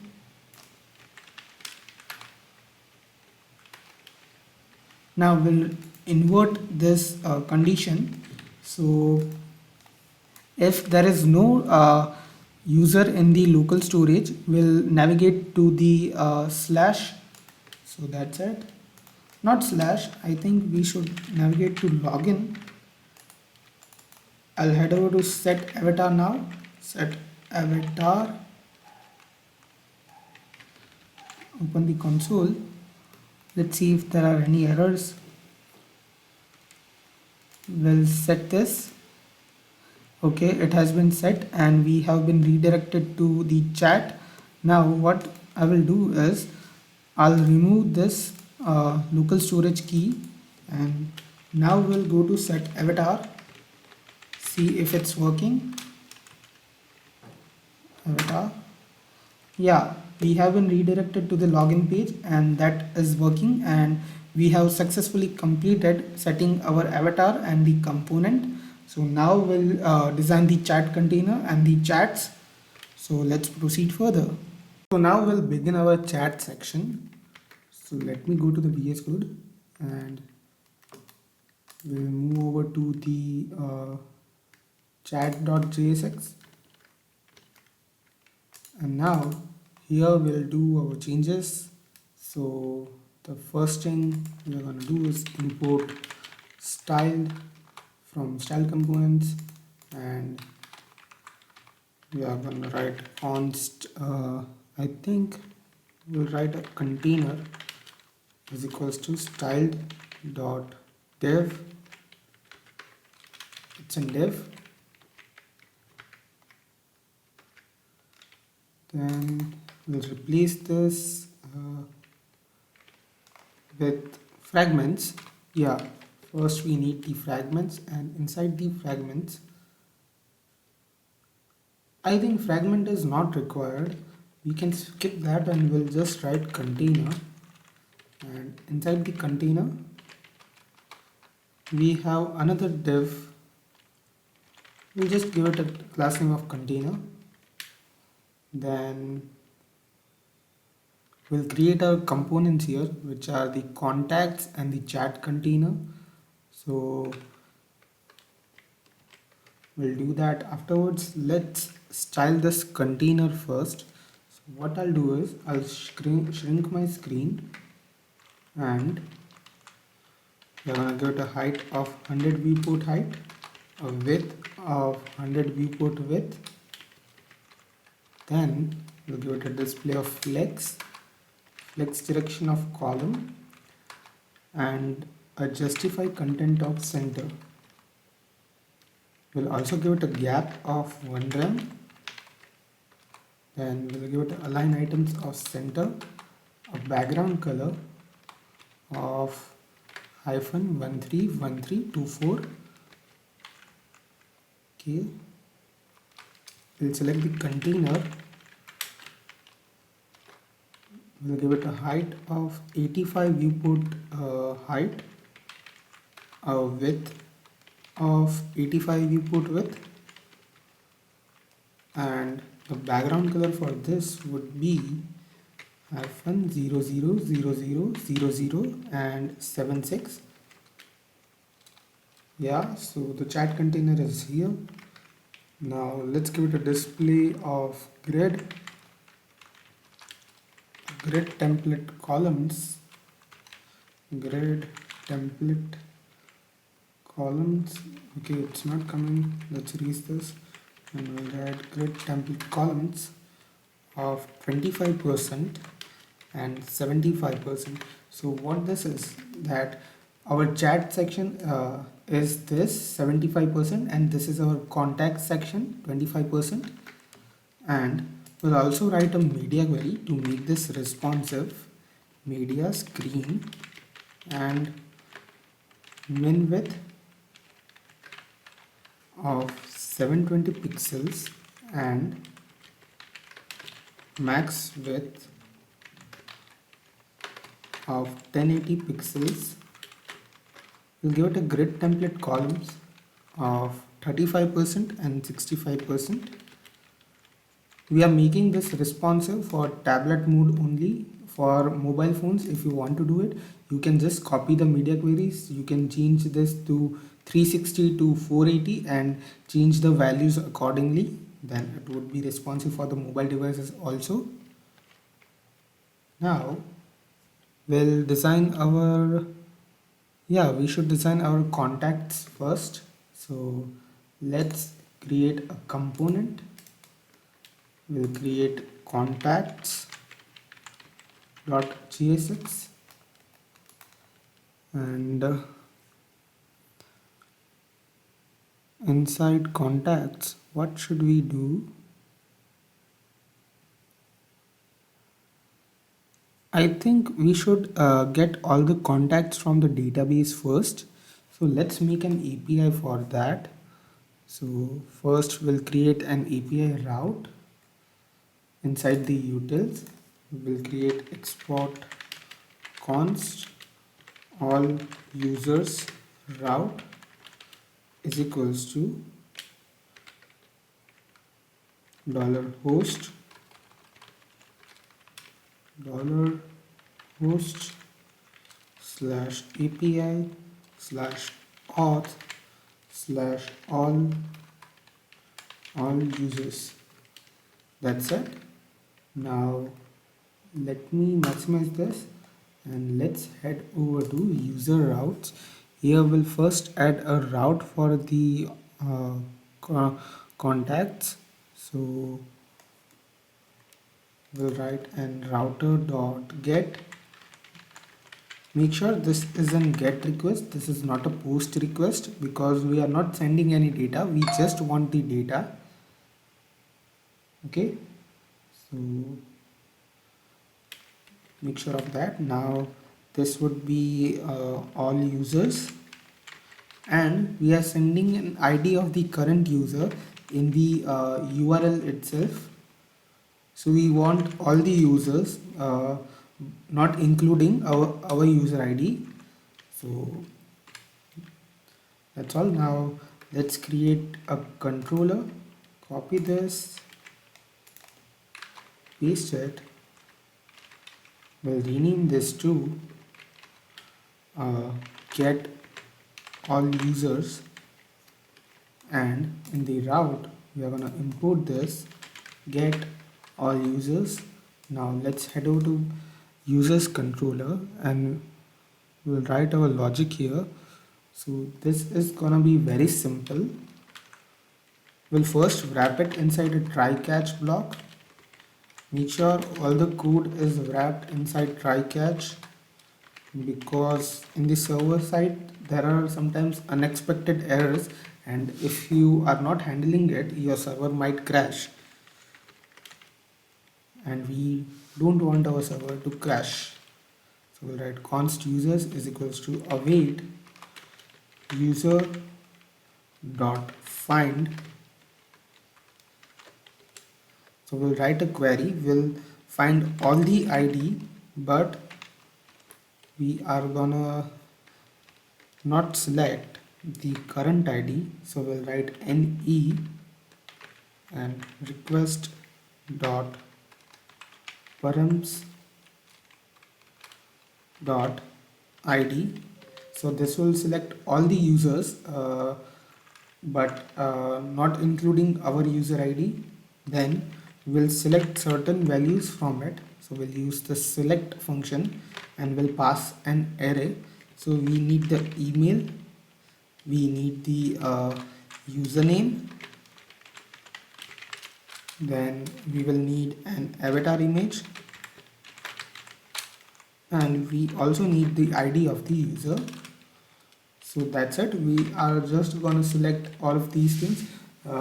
We are doing this because this also contains the password and other fields. We don't want the password to be sent it to the user, so we'll do this. And the unused values, now we'll write return response.json and we'll write just users. That's it. Yeah, that's it. Now inside the chat.jsx we are going to call this API. Where should we do it first? I think we need to create a state. So we are gonna import use state and use effect. We will also import Axios for API calling. If you don't want to use Axios, you can also use the fetch API provided by JavaScript. Then we'll create an const contacts set contacts is equals to use state, and initially this would be an empty array. And now what we'll do is we will call our API. So we need use effect.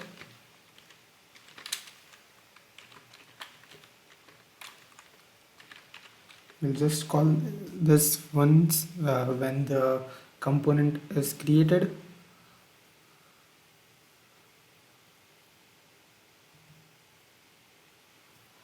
Okay, we have to make this function async,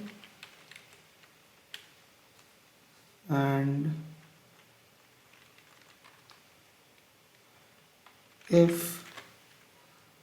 let's do one thing. We'll just call this after our current user is loaded. So current user would be get it from the local storage. So we'll write current user, we'll create a state, set current user is equals to use state, and this would be an empty, no, we'll just make it undefined. Now we'll again use the use effect. You can use an as much of use effect as you want. This would be this would get executed in the sequence you have written it. So make sure you follow a correct sequence of the use effects. We'll write async here, and we'll just copy the code for this from set avatar, copy, and First of all, if there is no chat app user in the local storage, we are gonna navigate. So let's import the use navigate hook, use navigate from React router DOM, and let's create a navigate from use navigate. Okay, and this should work now. What is this? Could not find name navigate.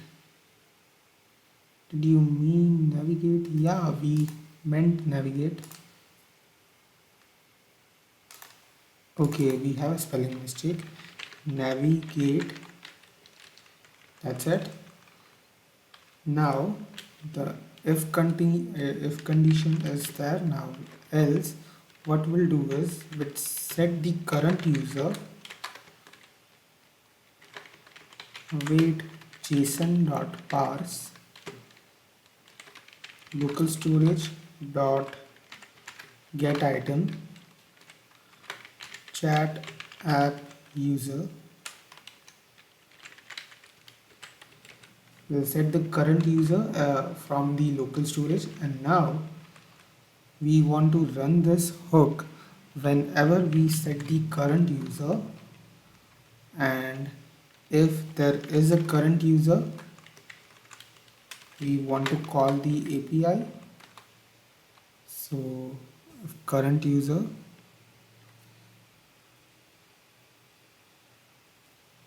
then we'll also check if current user dot is avatar image set avatar image set, then we'll write const data is equals to await.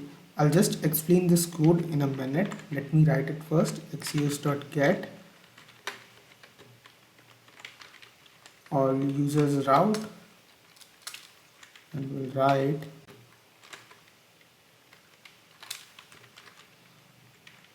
current. Let me remove this. Current user dot underscore ID. That's it, and we'll set contacts to data dot data dot data,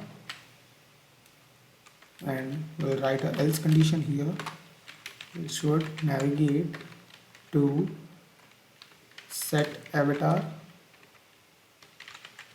So what this will do is, first we'll check if there is a current user, and if there is a current user it will again check if the current user has set its avatar image. So if it hasn't been set, then we will navigate to the set avatar. So whenever we create a new user, we haven't set any avatar image, so we will be navigated to the set avatar, and then after we set, we come here and we will get all the contacts from here and set the contacts to here. That's it. Now what we will do is we'll create the component by RFC, and inside here we are gonna call that contacts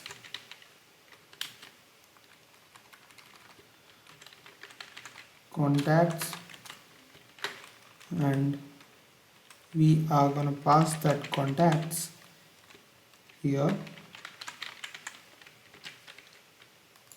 Now let's destructure that here in the props contacts. And what should we do next? Okay, we need the use state and use effect. Use state, use effect. I think we don't need an use effect. We'll just pass the current user current user is equals to current user. From here we'll copy this and we'll destructure it along the contacts. Now we will need the styled, and we are gonna import logo from assets and logo.svg. Now let me sharing this again so you can see the markup. Is the contacts visible? Yeah, we have the contacts here, you can see that. Now let's have it. So what should we do first?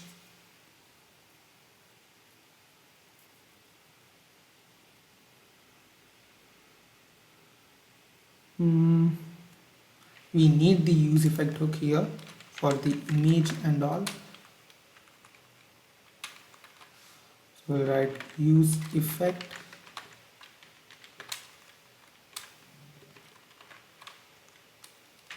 we want to run this function whenever the current user is changed, and we'll make some state. So first is current user name and set current user name is equals to useState, and this would be undefined as at first. Then we have current user image, set current user image. This will also be undefined first, and then we'll also create an current selected. So whenever we select on any chat, it will be selected. So we'll write current selected set current selected is equals to useState undefined. So initially there won't be selected any of the chat. Now we'll use the use effect. We have already written it, and inside here we'll have the first we'll check the current user. If there is a current user, we'll set current user image as current user dot avatar image. Then we'll also set current user name as current user dot username. That's it. So after the use effect, we will also create a change current chat equals to index and contact. We'll leave this function for now. I'll explain you this afterwards, why have we written this. And now we'll create a container. Const container is equals to styled dot dev. Now what should we do next? Okay, we are gonna write a fragment here first. After that, we'll conditionally render our component. First we will check if there is current user image and current user name, and if this criteria is met, we want to render our container. First we have the brand, in that we have our image. This would be logo. Alternate text would be logo. We'll write the name of our application, which is Snappy, and after this we'll have our contacts. So we'll use contacts.map. We need the contact and we need the index. We'll write an arrow function. We'll return the JSX markup. First, this is an div with a contact. Then let's give it a key first. Key would be index. And let's convert the class name to dynamic.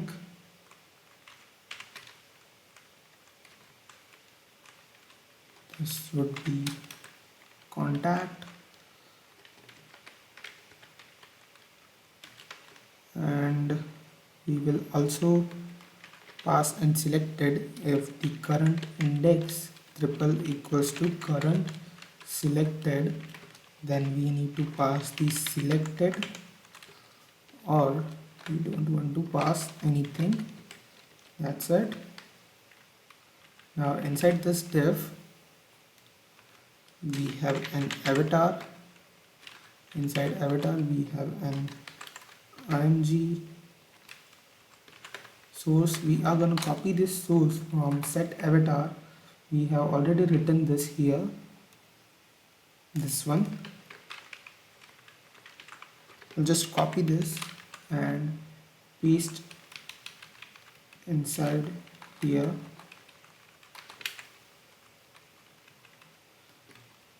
This would be contact dot avatar image.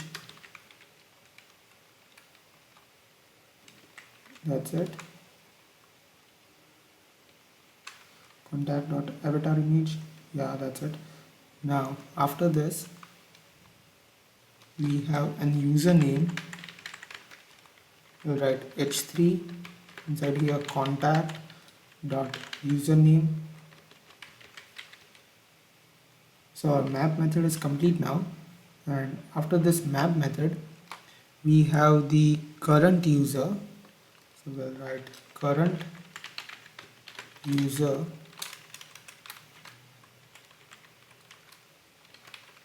inside current user. We have the avatar. We'll paste the image. First we need to write, let's copy it from here. These both are same only.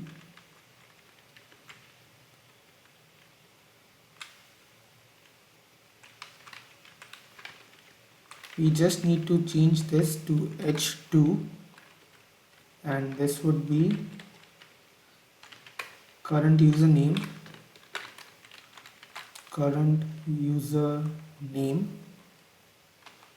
and here we'll just change this to current user image.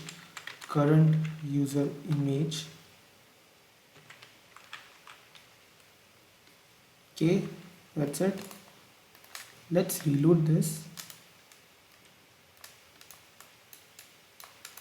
Okay, our content is not coming. We need to style this, I think. Let's style this.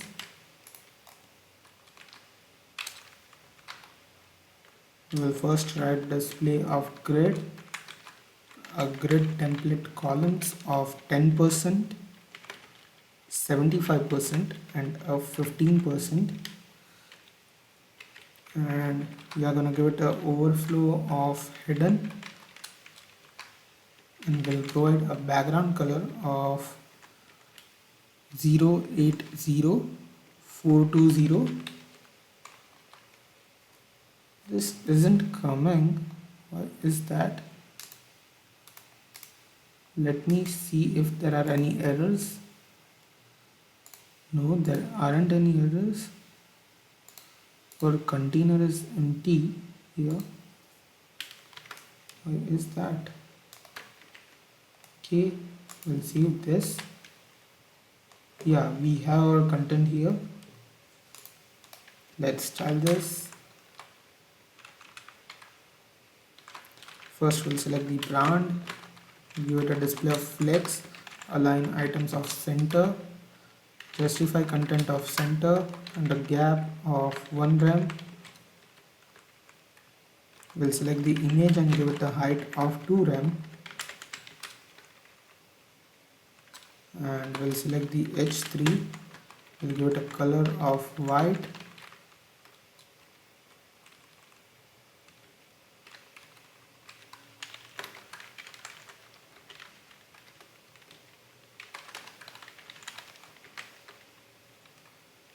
okay, and the text transform of uppercase. Where did the image go? I think we need to style this first so it would appear properly. Then we have the contacts. Give it a display of flex, flex direction of column, align items of, not align content, align items of center, and an overflow of auto. We want the contacts to be scrollable. Then we'll give it a gap of 0.8 rem.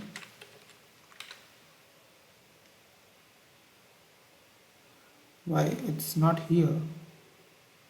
Let's select the contact. We'll give it a background color of hash ff and 39. Let's check if there are any contacts. Let's install the React developer tools.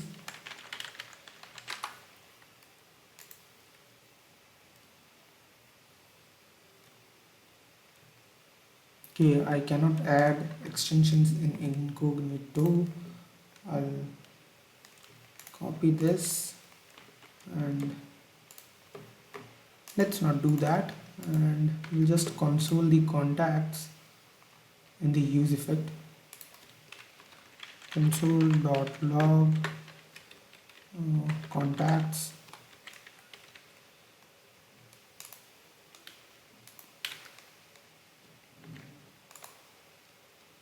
Okay, we are getting an empty array. Why is that? Don't we have any other user in the database? Let's create a user. We'll open localhost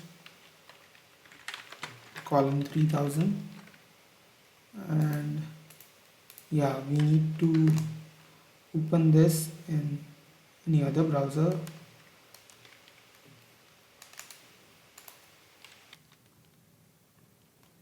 So I have created more users here, as you can see, and now we have some issues. First, we wrote here grid template columns. Instead of columns, we will write grid template rows. Okay, and we are not getting any images back from the users controller. So here, yeah, we made a mistake. Avatar user avatar image. Let's reload this. Okay, the images are here. That's it. Now let's style this further again. Contacts. Let me shrink this. Background color, and we'll give it a min height of 0.5 rem, and we'll give it a width of 90%.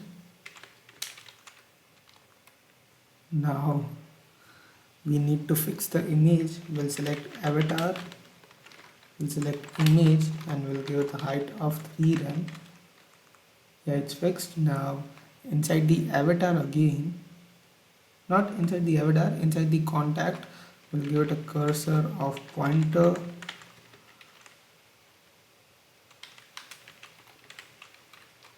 We'll give it a border radius of 0.2 rem.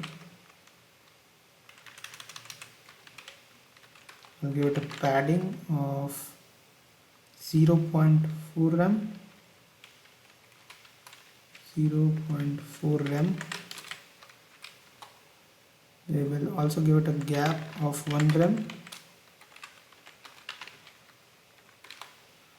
and will align items of center.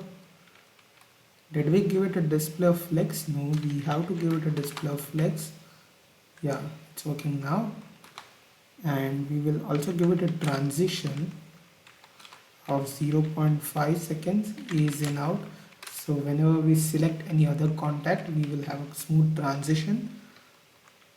Now, after the avatar, we have the username dot username, and we'll select the h3 and give it a color of white.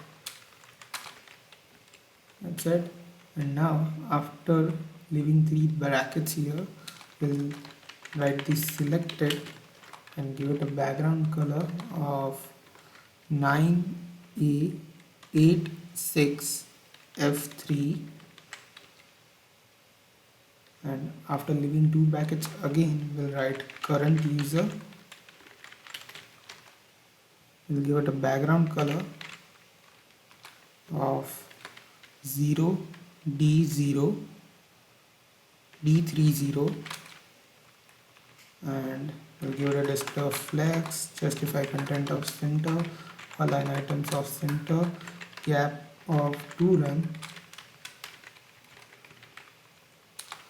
and we'll select the avatar, select the image, give it a height of 4 rem, and we'll also give it a max inline size of 100%.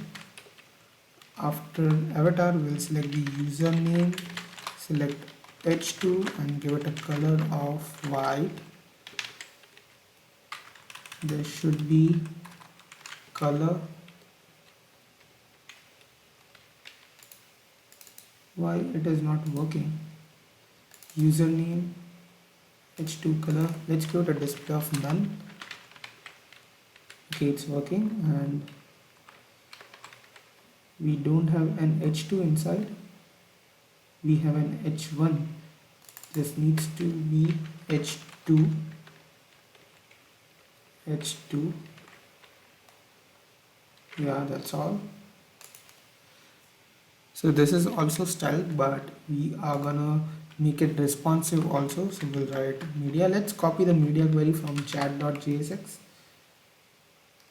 We'll copy this media query, paste it, and we'll give it a gap of 0.5 rem, and we'll select the username, select the h2 and give it a font size of 1 rem.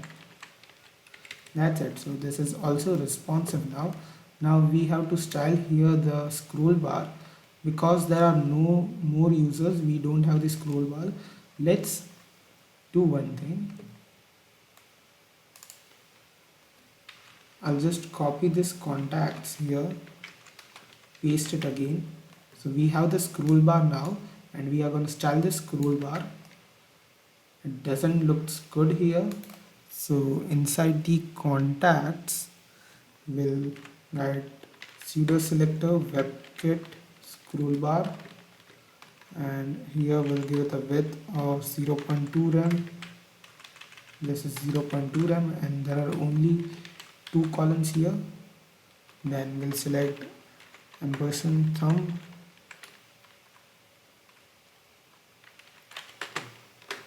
then we'll give it a background color of this one, and we'll give it a width of 0.1 rem.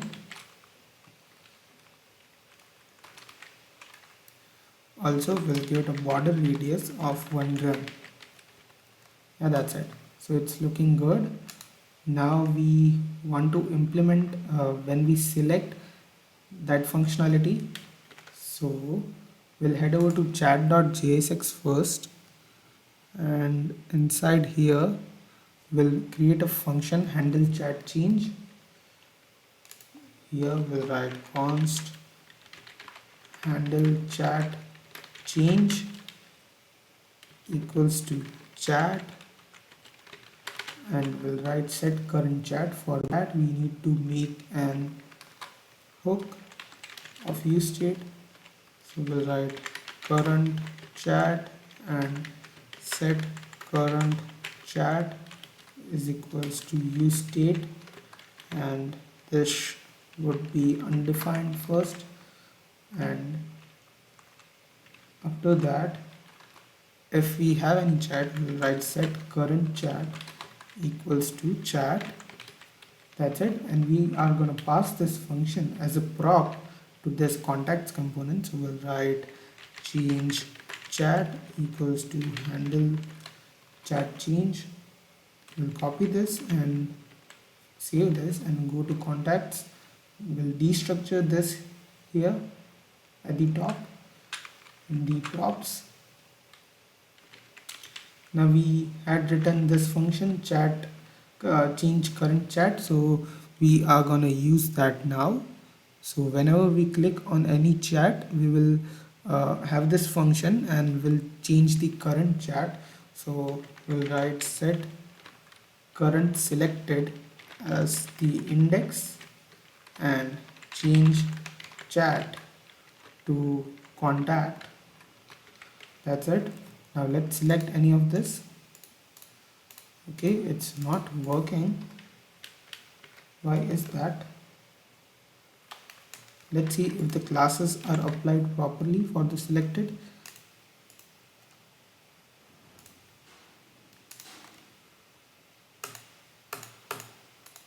No, when we click over this there are no classes being applied.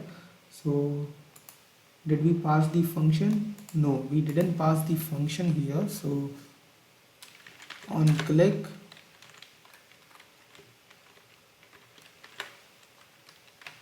arrow function and we'll call the change current chat, will pass index and contact. That's it. Now let's select. Yeah, the animation is also working and it is being selected. Now we are going to remove the other map method we used, this one, and we are going to remove a console that we wrote, this one. That's it. So our contact section is ready. Now we'll create a welcome screen here if there are no contacts selected, and if there are contacts selected then we'll show the chat container. So let's do that. So now we'll create a new component named as welcome.jsx. We'll write welcome.jsx and we'll write RFC. Here we will destructure the user. We'll pass this from the chat. So let's first input the welcome.jsx, and now here we'll pass the current user. Let's copy this. This would be current user. Copy this and inside here we'll change this to current user. Now we'll import styled. We'll just write styled. Now we'll import the robot chef. So we'll write robot from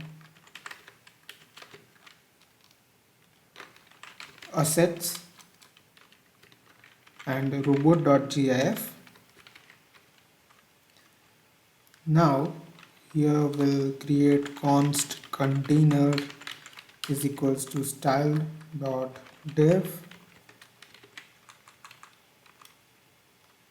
We'll replace this with the container, and here first we'll have the image source as the robot. We'll just give the alternate text to robot, and after this image we'll write an h1 which will have welcome, and then we'll write span, and this would have the JSX as the current user.username, current user.username, and we'll write an exclamation mark. Then after this h1 we'll write h3 and we'll write please select a chat to start messaging. Now let me shrink this so you can see that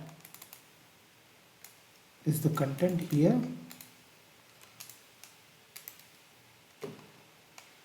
This is the container, then we have this first div. Yeah, we have the first div but not the second div. Okay, we forgot to save it, and yeah, it's here now. Let's close this. Let me shrink this again, and let's head over to welcome.jsx, and inside here welcome will now style this. So first we'll give it a display of flex and justify content of center, align items of center, not align content, align items of. Let me remove this and write it again. Why is this happening? Why?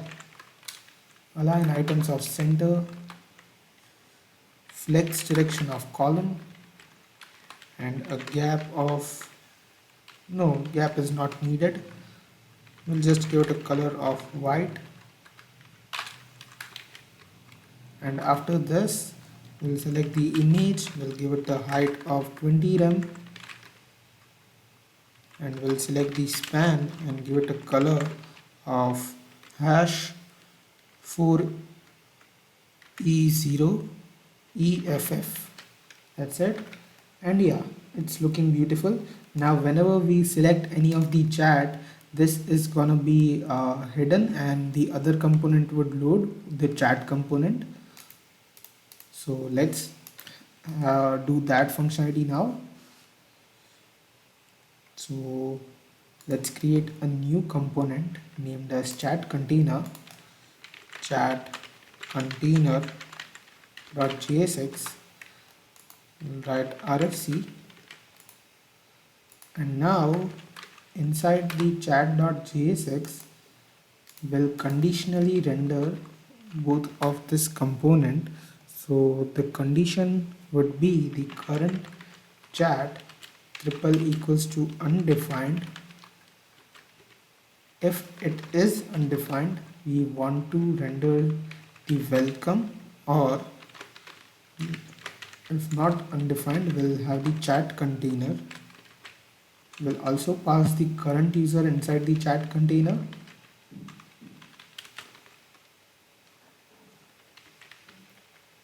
Okay, let me refresh this. So after refreshing, we have an error. Let's solve that. Cannot read properties of undefined username.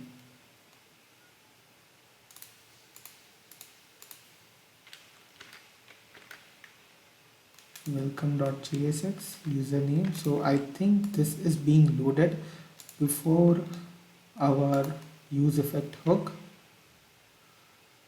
So let's do one thing. We'll just create an is loaded, const is loaded.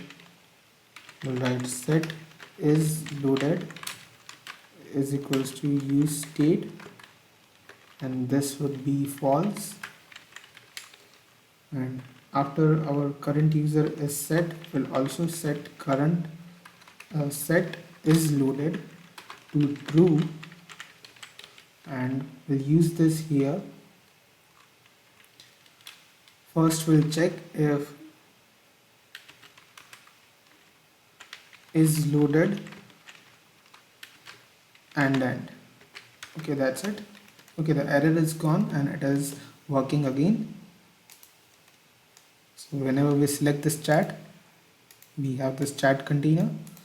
Now let's style that.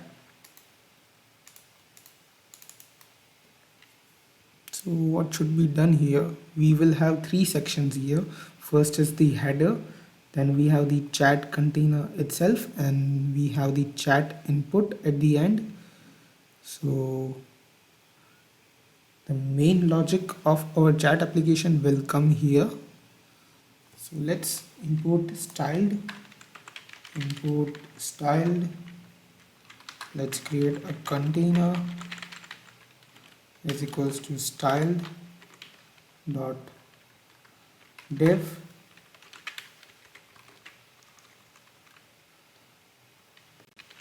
This would be container, and inside here we'll write chat header.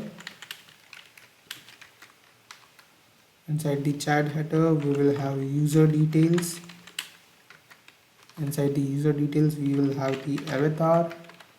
Inside the avatar we will have the image, and then we will have the username, which would be an h3. So I think we forgot to send or destructure. Yeah, we have sent the current user. Let's destructure that. Current user, we need to destructure this current user, and here we'll write current user dot username. And for the image, first we are going to copy that from contacts.jsx, current user image. Let's head over to here. We'll replace this with current user dot avatar image. Okay, this doesn't has to be current user. We have to send the selected chat. So what? Okay, current chat, and this would be current chat. Copy this, and inside the chat container we'll select all the instances and replace it with current chat. Now after this username,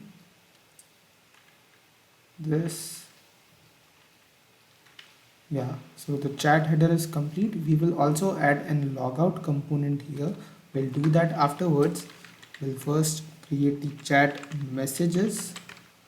This would be empty as of now, and after that we'll have a chat input.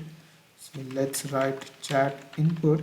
We'll replace this with the custom components. We are just using this for styling as of now. And now I'll just shrink the screen. This is not coming. Okay, undefined of avatar image.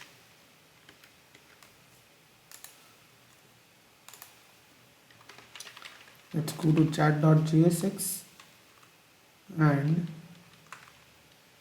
we'll check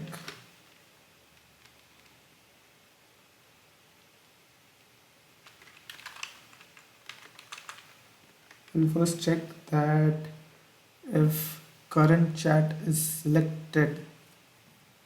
We only want to render this after the current chat.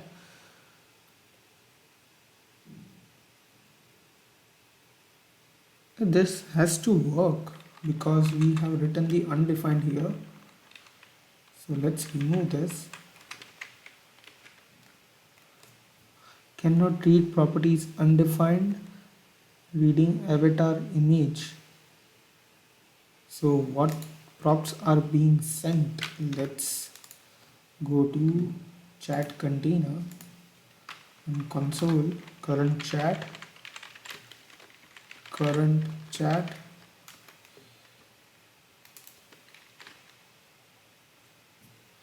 We are getting undefined because not any of the chat is selected. Let's write a condition here. If there is a current chat,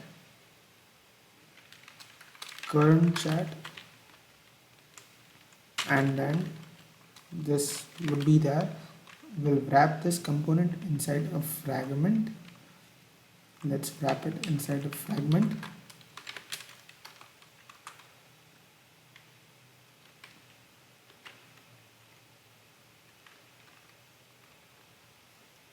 We missed something, so this is this.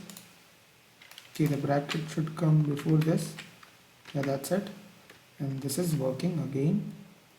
Now when we select this, Yeah, it is working perfectly.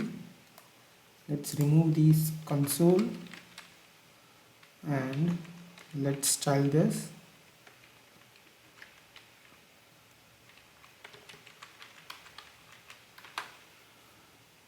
So let's head over to chat container, and this container would have the padding top of 1 rem.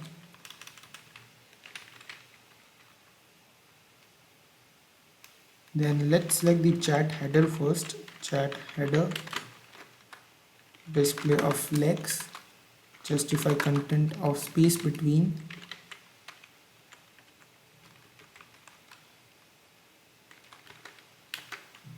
Then we'll give it a align items of center, a padding of 0 and 2 rem.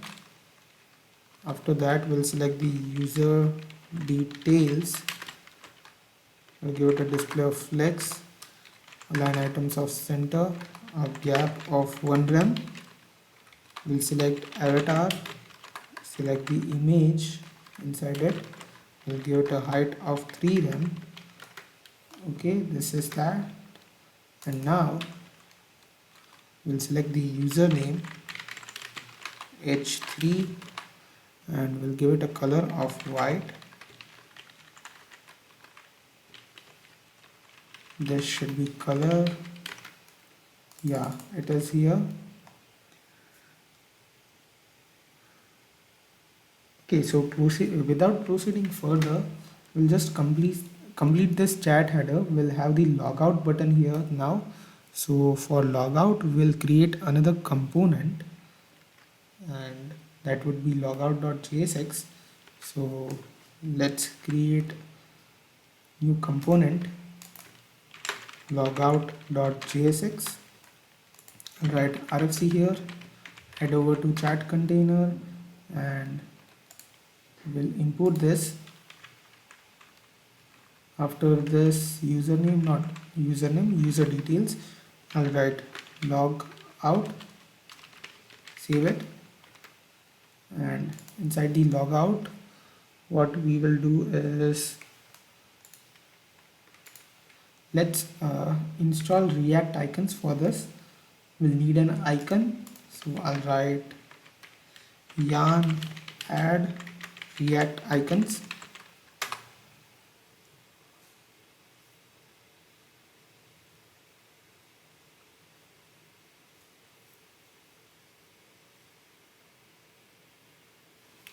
Now let's start our application again. Yarn start.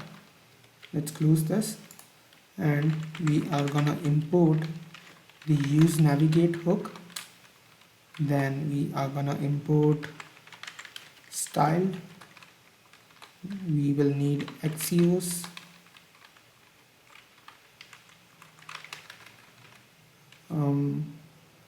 where we'll import bi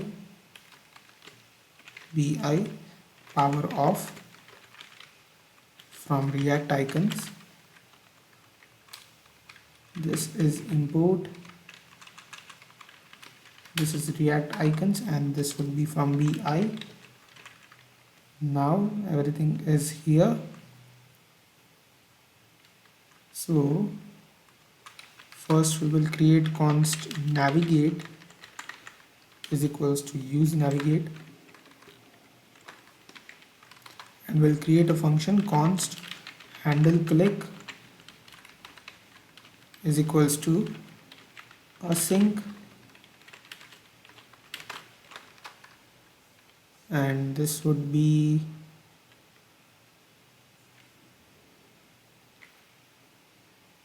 okay. We'll just have local storage dot clear here, and we'll navigate to login. That's it, and this would be here, and bi power off, but they would be replaced by a button. So we'll write const button is equals to styled dot button. Let's replace this div with a button, and now we have the button here. Let's style the button.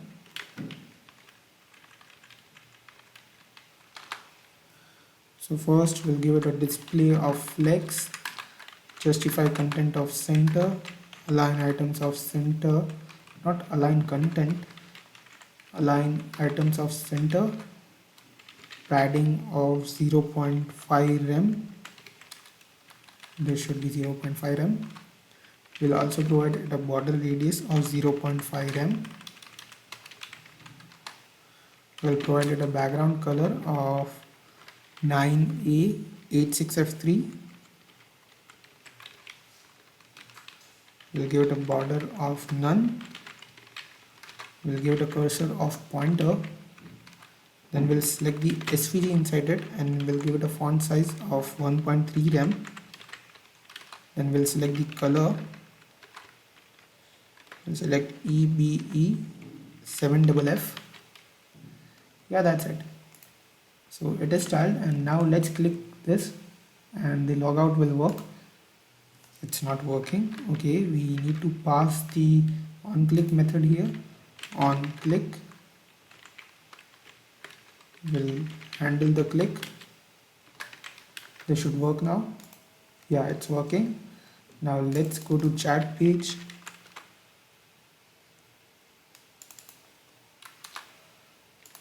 Let's go to set avatar. Okay, we have not written the condition of if the user is set, then only proceed further. In the chat page we have to do that, but in the set avatar it is working. So let's do that for the chat. Let's copy that from the set avatar, the use effect hook. Copy this, and inside the chat.jsx this would be executed. Okay, we have written this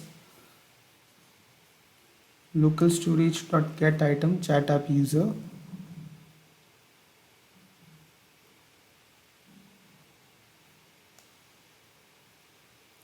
Then why it is not working?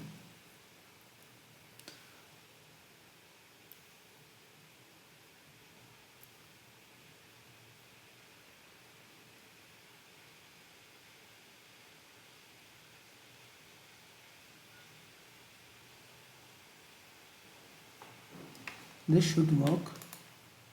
Let's alert here if alert else. Let's head over to chat.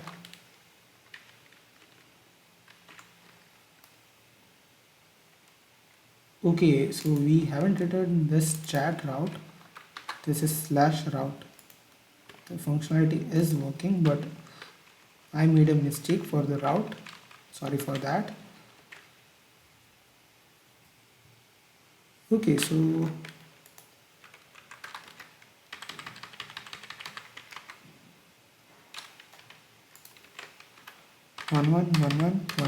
one. Okay, so this is working now. Now we will design the chat container and chat input. So now we'll design the chat input first before designing the chat section. So let's create a new component. This would be chat input.jsx. Okay,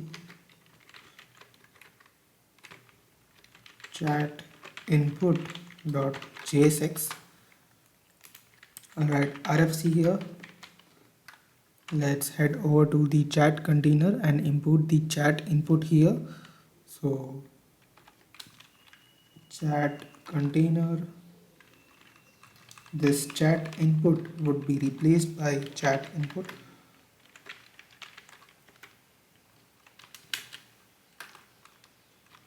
This would be self-closing. Here we'll write handle send message equals to handle send message equals to handle send message, we are going to create this method here, const handle send message.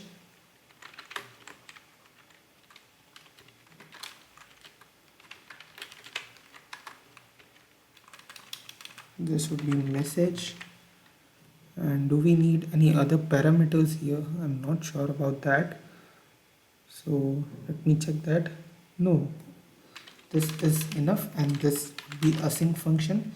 So let's head over to chat input and design this.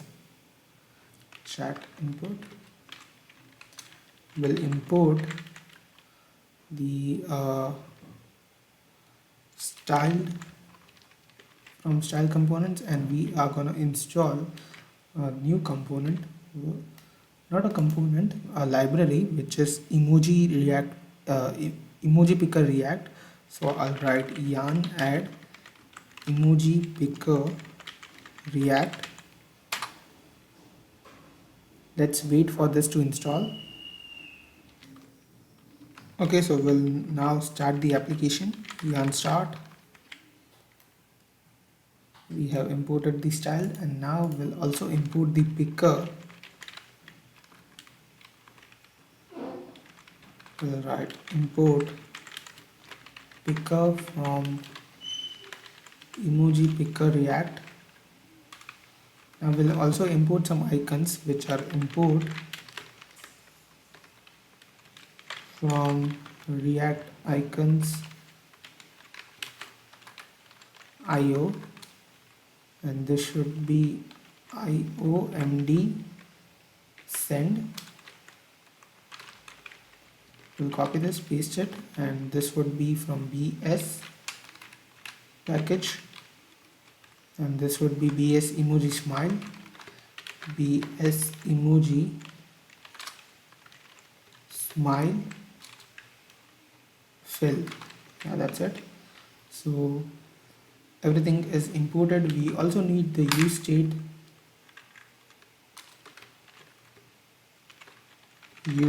state, that's it. Now let's create a container is equals to styled dot dev. Replace this with container, and inside here we'll have the button container. This would be emoji. This would be BS emoji smile fill, and that's it. We'll place the emoji picker afterwards. Now let's have the form. We don't need any action. We'll give it a class name as input container.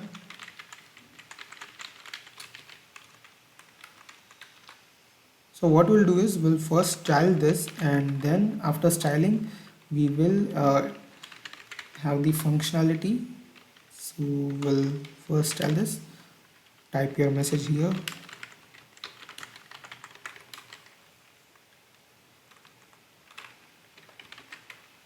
After the input we have a button with a class of submit, and inside that we'll write the IOMD send.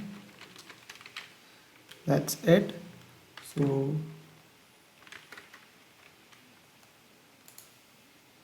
this is here. Yeah, this is here. So let's style this.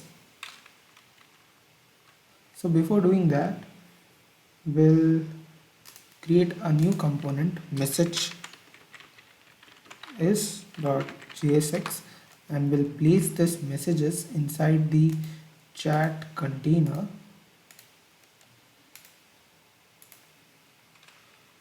We'll remove this and we'll write chat messages. We need to create the component RFC chat container messages.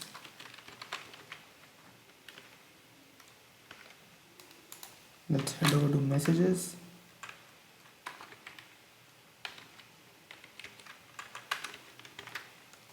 That's it. We'll import styled. We'll write const container is equals to style.div. We'll replace the container. Now let's give it the height of 100%. Replace this container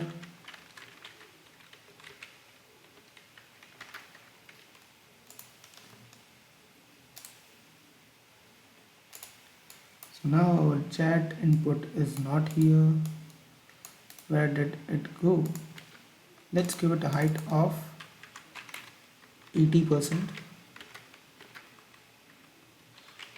That's it for now. Let's style the chat input now. So first we'll give it a display of grid template columns of 5% and a 95%.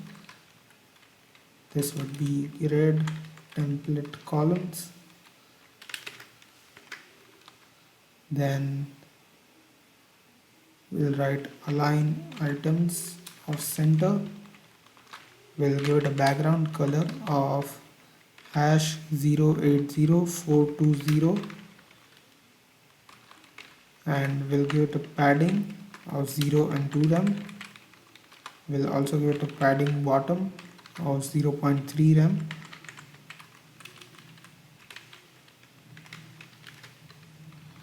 Now we will do the button container. We'll select the button container, give it a display of flex, align items of center. We'll give it a color of white. We'll give it a gap of 1 rem. We'll select the emoji. We'll give it a position. No, position is not needed, I think. We'll give it a position of relative is needed. I'll explain this afterwards. We'll write font size of 1.5 rem. We'll give it a color of FFFF00C8, not C7, C8. We'll also give it a cursor of pointer. Okay, so the emoji is here. So after this, we'll write the input container. We'll give it a width of 100%, not 100%, we'll give it a 90% width. We'll give it a height of 60%. We'll give it a background color of transparent. Okay, so this is for the input. Let's remove all of this. This would be 100% only. Remove the height. We'll give it a border radius 2 rem, display of flex, align items center, and we'll give it a gap of 2 rem, and we'll give it a background color of FF and 3-4. It is here. We'll select the input now, give it a width of 90% and a height of 60%. We'll give it a background color of transparent. We'll give it a color of white. Give it a border of none. This is white. Border none. Padding left of 1 rem. We'll give it a font size of 1.2 rem. Then we'll select the pseudo selection and background color would be 9A86F3, and whenever we focus upon this, we don't want any outline. Now this is done. Now we'll select the button. First we'll give it a padding of 0.3 rem and 2 rem.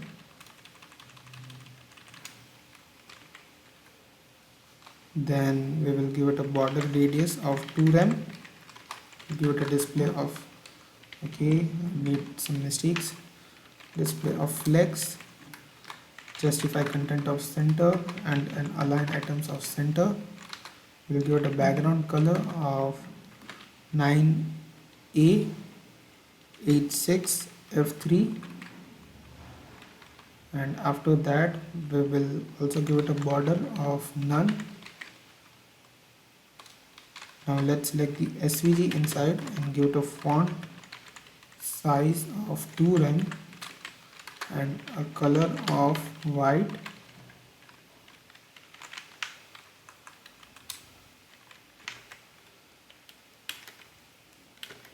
Okay, that is perfect. Now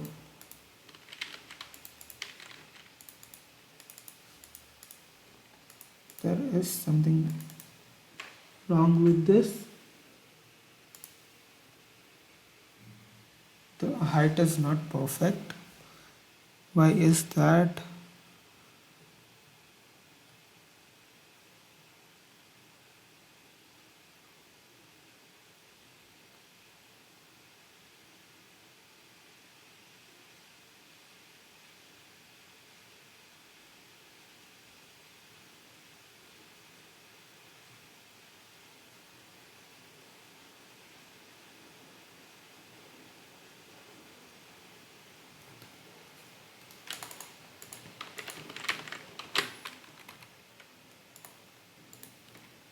Let's give it a height of 100% to check. Height 100%. Okay, it has exceeded. Let's give it a height of 20%.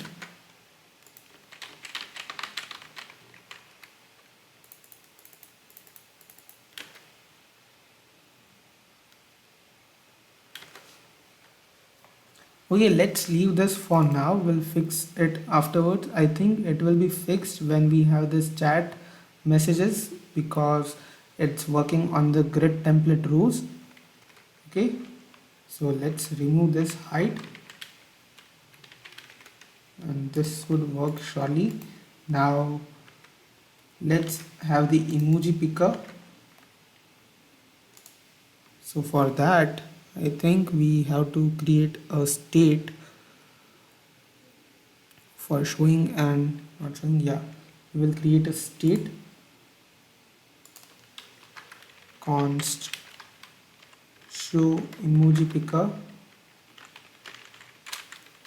and set show emoji picker is equals to use state. Initially it would be false. Why there are errors here? Const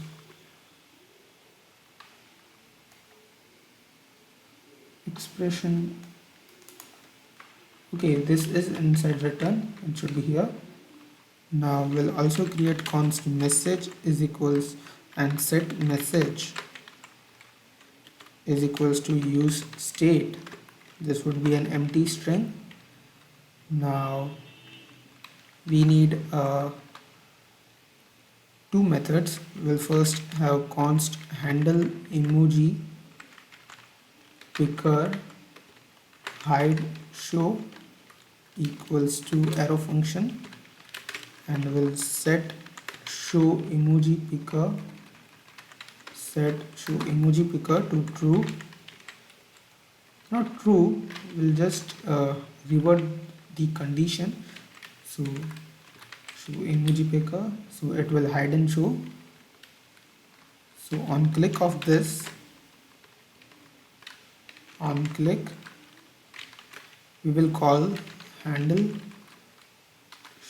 emoji picker hide show, and will conditionally render show emoji picker. If it is true, then we will also render the picker.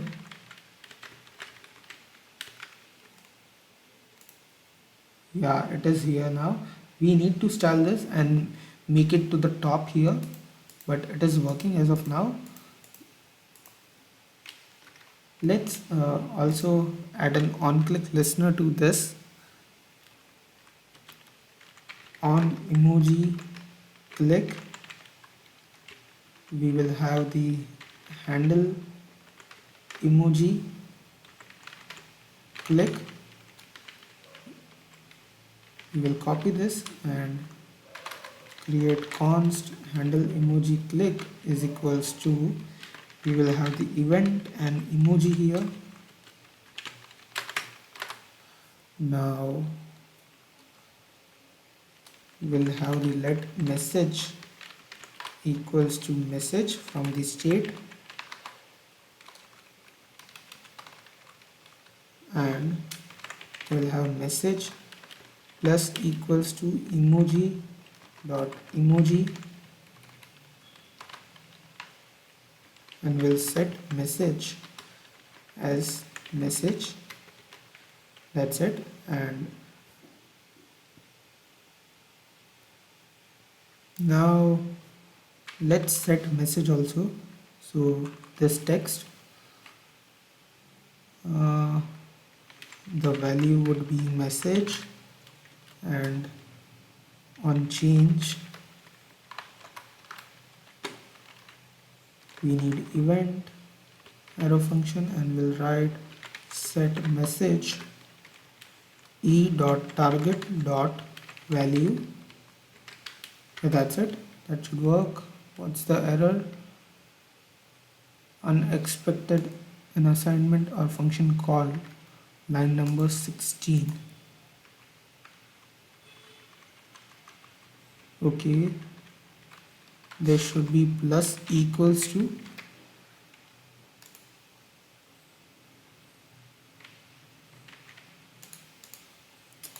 We need to make this appear at first here, so let's do that. Inside the emoji, after this svg, we'll write emoji picker react. We'll give it a position of absolute. We'll give it a top of minus 350 pixels. It should be visible now. Yeah, this is visible, and emojis are being added but not shown here. Why is that? Let's check the state. What is inside this? Components, chat input,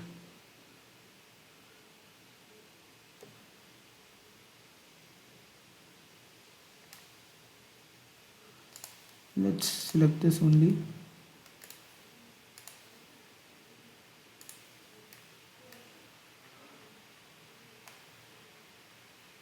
Chat input, div and form,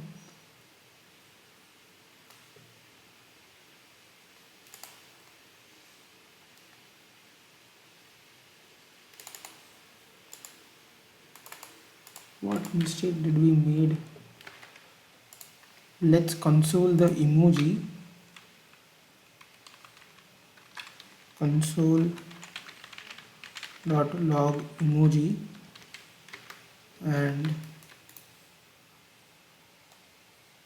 where is this error coming from? Let's reload it.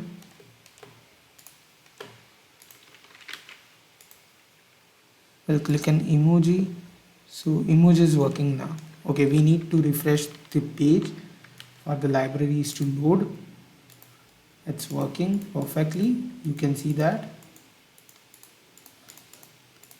Now let's remove this console.log, and we will style this as our theme.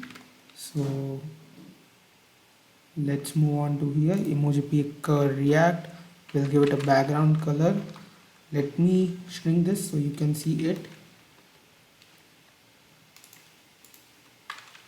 Background color of hash 080420. Then we'll give it a box shadow, not box sizing, box shadow of 0, 5 pixels and 10 pixels, and we'll provide the color as 9A86F3. Now we will also give it a border color of 9A86F3. Then we will select the emoji scroll wrapper. Let's first select the emoji categories. Emoji categories. Select the button. We'll give it a filter of contrast 0. Then after this categories, we'll select emoji search. Background color would be transparent and border color would be the purple color. Then after the emoji search, we have emoji group, and there is a pseudo selector before here. We'll give it a background color of 808420. That's it. So this is almost style. We just have to style the scroll bar now. Let's style the scroll bar. That should be inside here, and we'll write emoji scroll wrapper WebKit scroll bar. We'll remove the extra columns from here. We just need 2 columns, and here we'll give it a background color of this and width of 5 pixels. We'll select the thumb. We'll give it a background color of 9A, this purple. Yeah, it is visible and this is looking great. Let's close this, and now we'll have this send chat button. So first we will have const send chat. Let me maximize this. Send chat is equals to event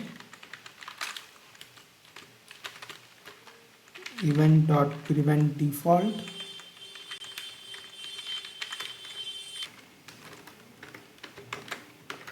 So after this prevent default, we'll select if message.length greater than 0, then we'll have handle send message. This would be a prop that would be passed from the parent component, and we'll set message as an empty string. Let's go to the chat container, and we have created handle send message. We also had sent that.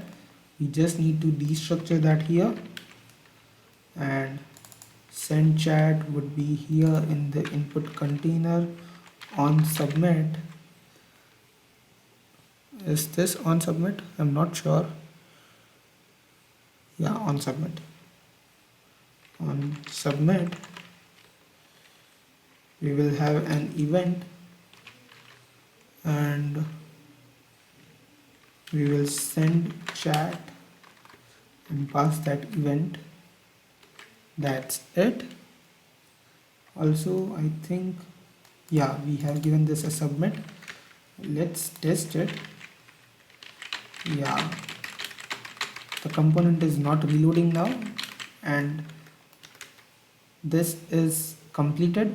So now let's head over to this chat container and use this handle send message. First we'll just alert this alert message.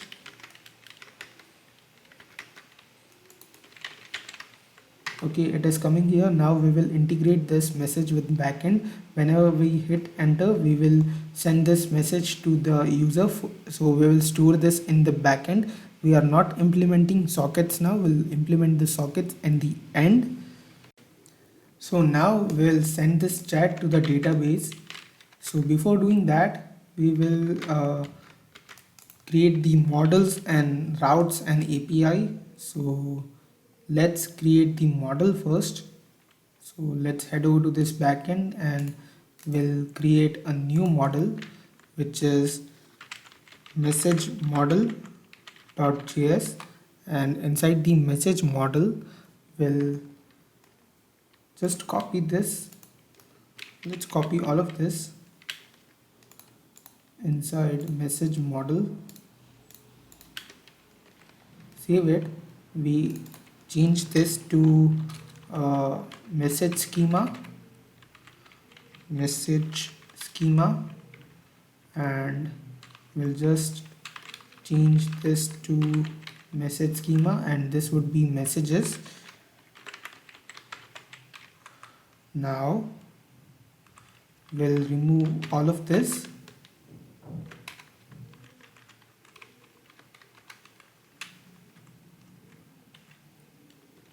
and here first we'll pass a message that would be in text, and that will be type of string. We'll have required as true. After this text we have an users array. After that we will have the sender. This would be type of mongoose dot schema dot types dot object id, and the reference would be the user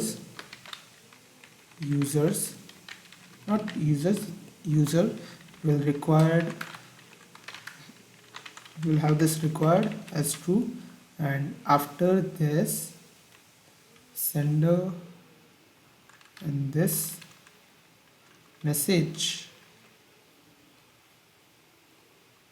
I think we have to write the timestamps.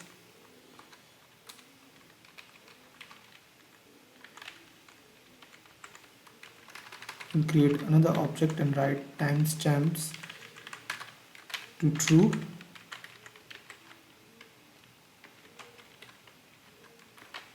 I think we have an error here, and what is that?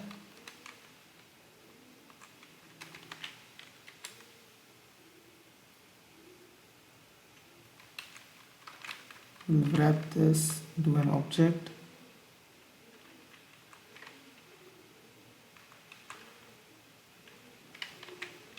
Why did we go wrong? This message, and this is the parentheses. Okay, this parentheses should be here. Then we have the users. This is correct.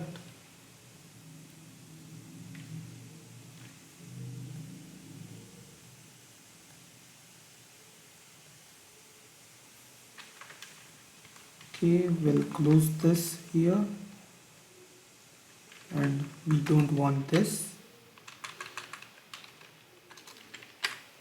Yeah, that's correct. So our message schema is ready.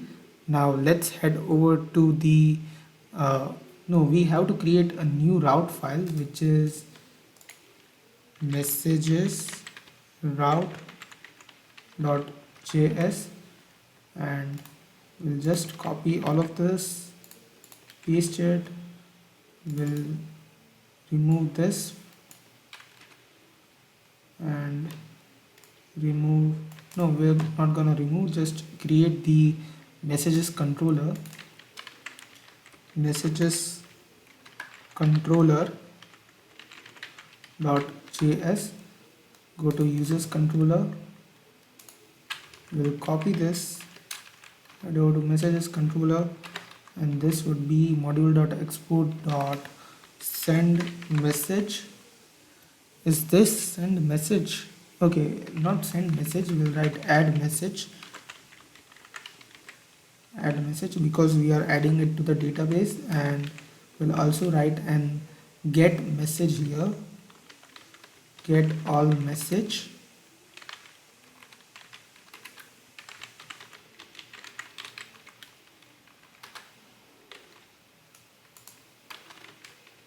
Now let's head over to messages routes, and here we'll add both the route. This would be from the messages controller, and this would be add message, and this would be get messages, get all message. This would be add message, and this would be get message. That's it. And now we are gonna import this router into the index.js file. As we did here, we are gonna have the name as API/messages instead of auth. Message API/messages, and instead of user routes we'll write message route. Okay, we need to import it, it will not auto import. This would be message route, and we'll rename this to message route. This would be here the message route. Okay, so this is set up. Now let's have the controller.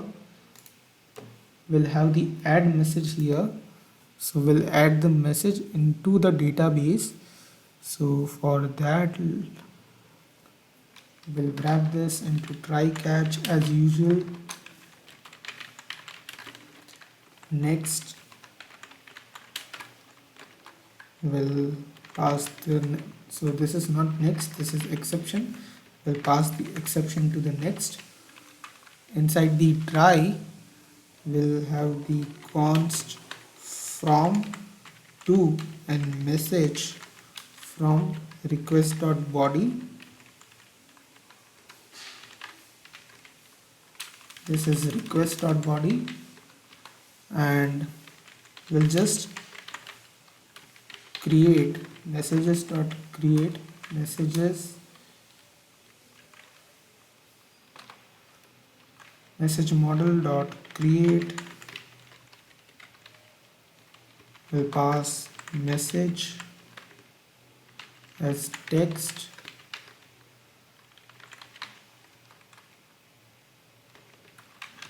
then we will have the users array from and to. The sequence is not important, but we'll write the sender from. This is important, so it is created. Now if it is created, we'll return response.json as message added successfully, and if not, we'll return fail to add message to the database. Fail to add message to the database.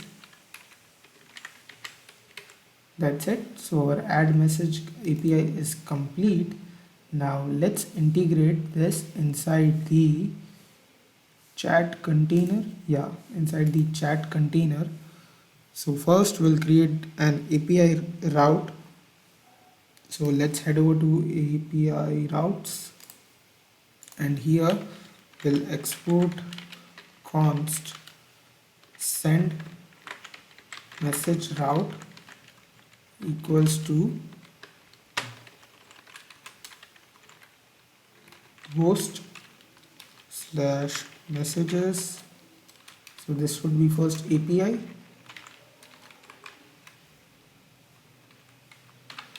messages, and we'll write add message. That's it. Now let's head over to chat container and we'll do a magic here. So first we'll import Axios,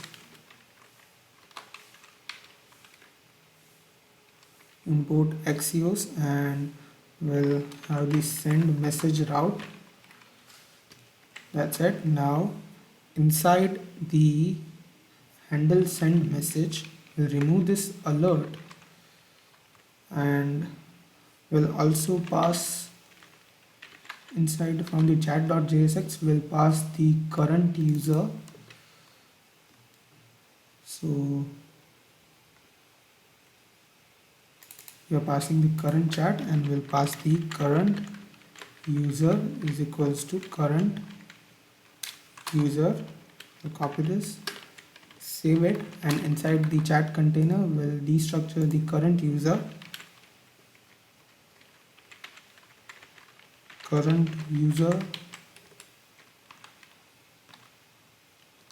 Now what we will do is we'll await axios.post send message route. From would be current user dot underscore id, and to would be current chat dot underscore id, and the message would be the message received from the input container. Message would be message. That's it. Let's check the database. I'll refresh this. So this is the message model and we don't have any message here currently. I hope it works. Right. Hello Harvey. Send, refresh, and yeah, it is here. So let's check the text. Hello Harvey. So this has been added to the database. So our message sending functionality is complete. This is not the socket. Socket would be implemented at the end. Now we will have the message container and get all the messages. So let's do that. So now we are inside the chat input, and first we will create the API to get all the messages from the current user and the current chat user. So we'll head over to the messages controller and we'll fetch all the messages from the database. So we have get all messages and we'll wrap it in try catch, exception, next exception, and inside the try we'll just destructure from and to from request.body, and now we'll write const messages equals to await messages, not messages, message model dot find, and we'll pass the users and we'll pass the all operator. We'll pass from and to here, so it will get all the messages from these both user and we'll sort them with the updated at property, updated at 1. Okay, that's done. Now we'll create an projected messages. Projected messages is equals to messages dot map. We'll get all the message and return if it's from self. So we'll write from self is equals to message dot sender dot toString.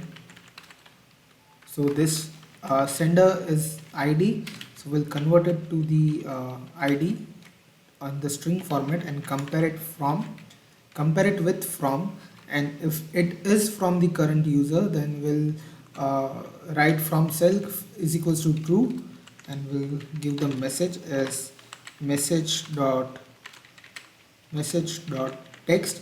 If you are unable to understand this, this would be understood when we are creating the front end. Then we'll return response.json projected messages. That's it. So let's check if we have written the route, user message route. Yeah, we have written get message route.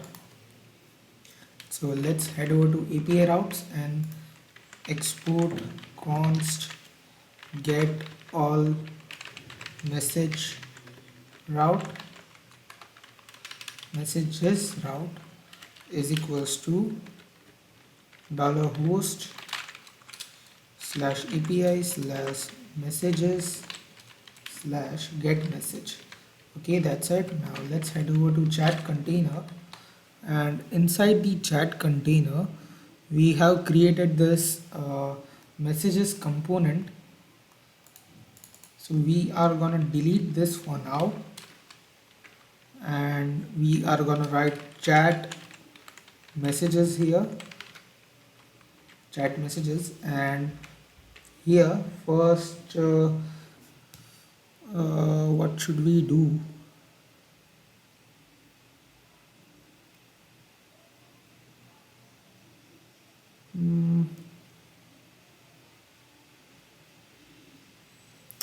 Yeah, whenever we'll write an use effect here, axios use state and use effect. So here we'll write an use effect, and this would be an async function. We want this to run whenever the current chat is changed.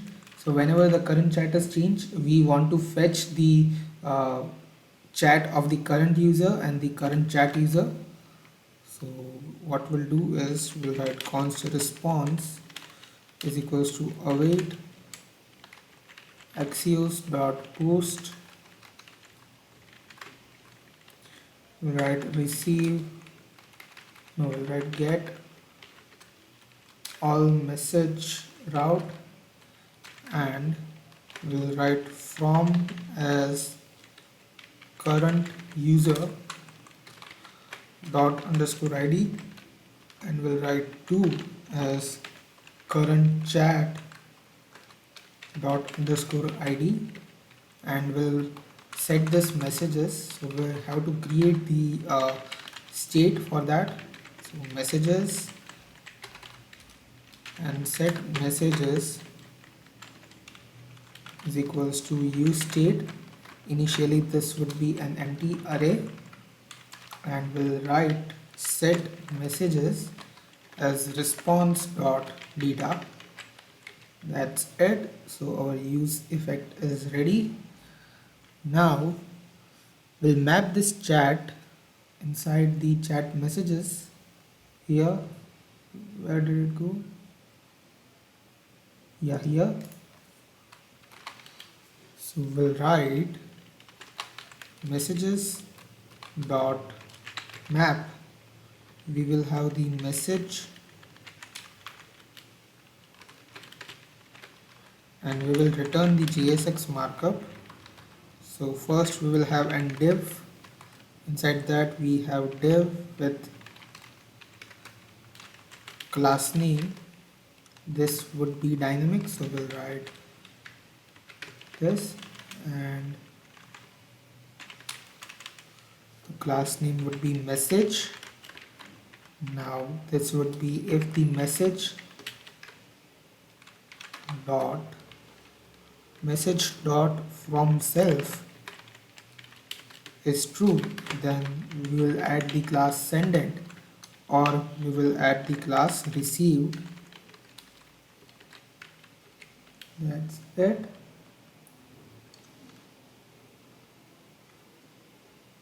I think we have some error. Yeah, we have the error here.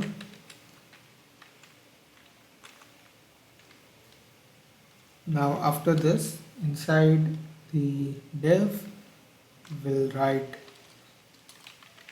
content and we'll use the p as message dot message. This should be inside the curly braces.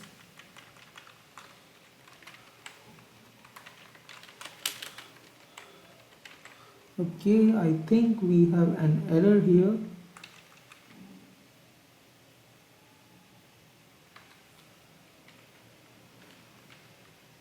Where is this error coming from?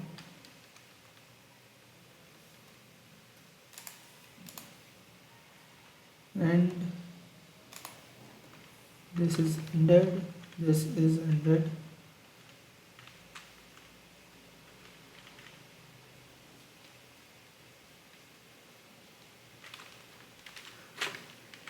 Okay, that's correct now.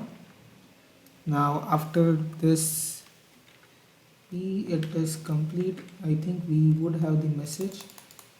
Yeah, we have all the messages. You can see that we have all the chat message here. Now we have to style this. So here at the end, what we will do is we'll write chat messages. We'll give it a padding of 1 rem and 2 rem. Let me shrink this so you can see that. We'll give it a display of flex direction of column, and a gap of 1 rem. We'll also provide overflow of auto. Then we'll select the message and we'll give it a display of flex and an align items of center. Now let's select the content inside it. We'll give it a max width of 40% and an overflow wrap of break word. We'll give it a padding of 1 rem. Also we'll give it a font size of 1.1 rem. We'll give it a border radius of 1 rem. We'll give it a border, no, not the border, we'll just provide a color of hash d1 d1 d1. So the chat is visible now. After this, we'll select the sended. No, inside this we'll select the sended and we'll write justify content flex end, and we'll select the content and give it a background color of 4F04 FF21, and for the received RECIVED we'll write justify content flex start. We'll select the content, give it a background color of hash 9900 FF20, and yeah, it's visible. Let's write some chat. What about you? I am good too. Let's write an emoji here and send it, and let's close this and refresh this. So we would have the chat here. Yeah, we have this chat. Now let's fix this. So I don't know why it is coming. Let's check that. Okay, so I have found the issue. We'll give it a display of grid, a grid template columns, no, grid template rows of 10%, 78% and a 12%. Okay, that's fixed. Now We'll also give it a gap of 0.1 rem and we'll supply overflow gap overflow of hidden. That's it. Now let's grab the media query from the chat. Let's grab this, paste it, and we'll write grid template rows of 15%, 70%, and 15% again. Now all that is left to fix is this. We have to fix this chat input. Let's see what's the issue there. So for that we need to go into the chat input and where was the input? Okay, width. Let's remove this height. Okay, that's fixed. Let's send any message. Hello, send, refresh, select Harvey. Yeah, the message is sent. So all of the UI is ready. We just have to implement the sockets now for the one-to-one chat. So we don't have to refresh the page, and as soon as we send the chat, it will be received here. So let's do that. Now let's head over to the backend and set up the sockets. So let's head over to index.js, and here first we'll install the socket.io. So let's drop the backend and install yarn add socket.io. Now let's start the server again, yarn start. Close this, and inside the index.js first we'll require the socket above here. Const socket is equals to require socket.io, and now what we will do is at the end of our page, sorry, I changed the page. Here at the end, after we have created the server, we write const io is equals to socket. We'll pass the server object here, and we'll write course, and we'll write our origin. So in our case, our origin is http localhost colon 3000, and this is a single colon and 2 double slash. So we have to provide an origin. If you have any different origin, you have to provide it here. Then we will write credentials credentials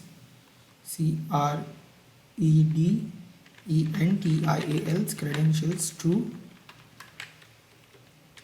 So our IO is ready. Now we'll create a Node.js global object, global.onlineusers is equals to new map. We'll store all of our online users inside this map. Now we'll write io.on connection.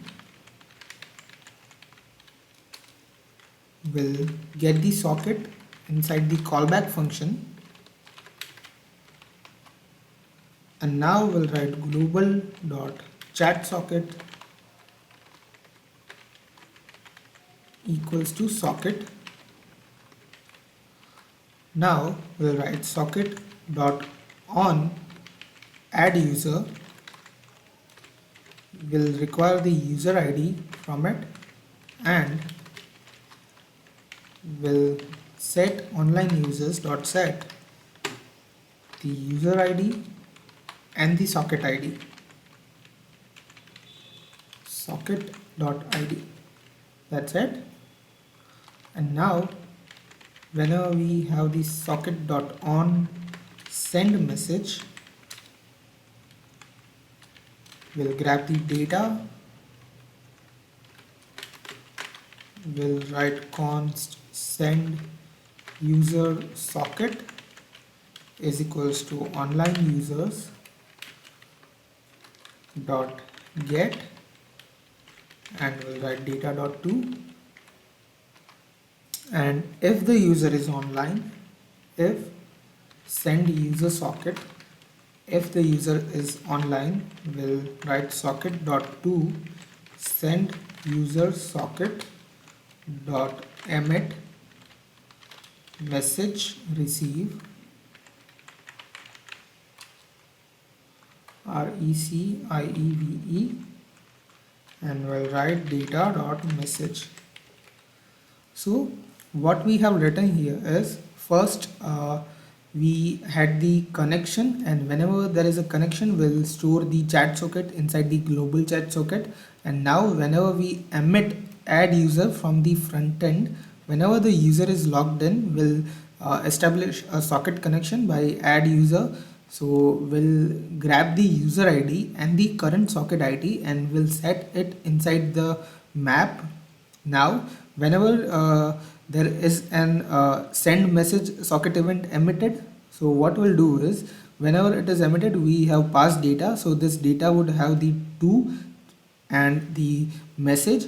So first we'll check if the a message that has to be sent to the user is online from the online users. We'll check it. If it is online, then we will emit the message to that user by the message receive event. So if the user won't be online, then it would be stored in the database, and if he is online, that would be stored in the database, plus he will receive the message at that moment only. So that is done. So our server side is complete. Now let's head over to chat.jsx and we'll establish a new socket connection there for every user who has been logged in. So for this we need to install the socket.io client library. So I'll write yarn add socket.io/client socket.io, not slash, we'll write socket.io hyphen client, hit enter.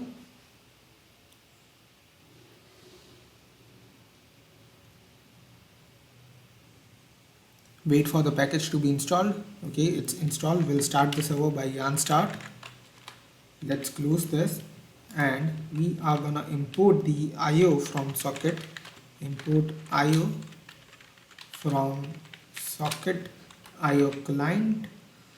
That's it. Now what we will do is we'll use the useref hook, useref, and we'll create a const socket is equals to useref, and what we will do is, as soon as we have the current user, we'll have the use effect after this. As soon as the current user is changed, we want this to be run. So we'll check if there is a current user. If there is a current user, we'll write socket dot current equals to IO, and we'll pass the host here. We need to import the host, I think. Yeah, we need to import the host from the route. We'll write here host, and we also need to export it. So we'll write export const host. Let's head over to chat.jsx, and we have established the connection now. Now what we will do is we'll write socket.current.emit add user, and we'll provide the current user dot underscore ID. So we'll pass the current user ID whenever the current user is logged in. So we'll add it to the global map that we set up in the backend. So that's it. Now what we will do is we'll pass this socket ref to the chat container here, socket. Okay, we have passed that. Now let's destructure that in chat container. We'll write socket here, and inside the chat container what we will do is, first of all, whenever we send the message, we'll also emit an event which is socket.current.emit send message, and this would be to current chat dot underscore id. Then from would be current user dot underscore id, and we'll set the message as message. Also we'll do one thing, we'll have const messages is equals to destructures the current messages array. And now what we'll do is we'll push the message which has sent by the current user to the messages array like this, from self as true and message as message, and we'll set this to the current state as set messages. Yeah, that's it. Now we will also create another use effect.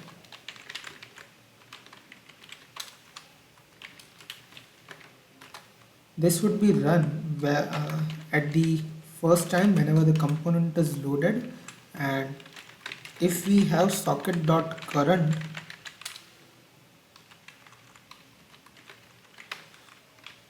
if it's not undefined, we'll write socket.current.on message receive.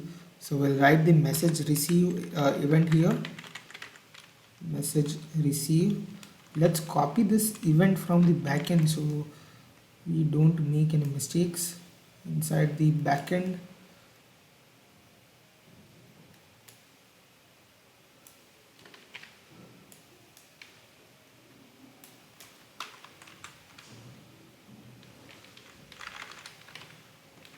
Yeah, that's the same.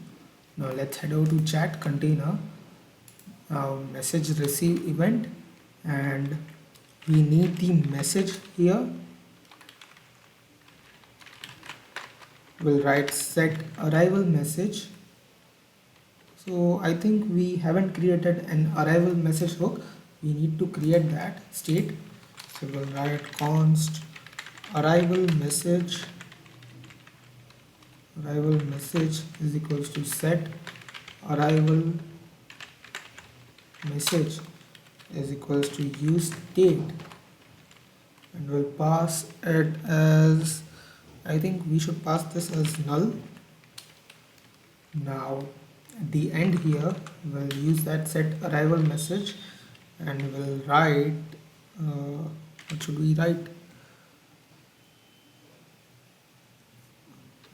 We'll write from self as false because it is a received message, and we'll give it a message of message. That's it. Now we'll use another use effect.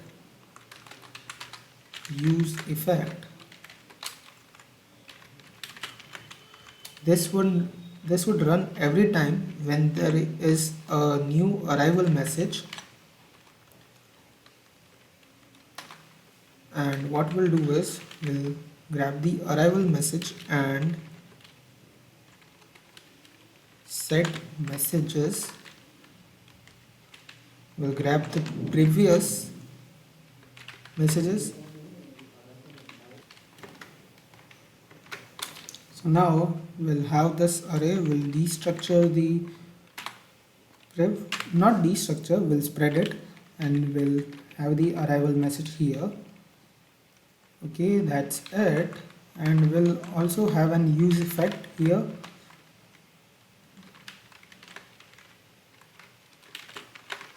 This would be scroll ref. We haven't set up the scroll ref, we'll set up it. Scroll ref of current dot scroll into view, scroll into view, and we'll write behavior as smooth. I'll explain this what it is. So let us set up the scroll ref. So we'll write scroll ref is equals to use ref, and yeah, this should be run every time there are changes in the messages. So we'll pass the dependency as messages. So what this ref will do is it will scroll into the view the new messages. So it will have that animation effect. Let's test it. Okay, scroll ref is not defined. We did write it, scroll ref. Okay, this should be const.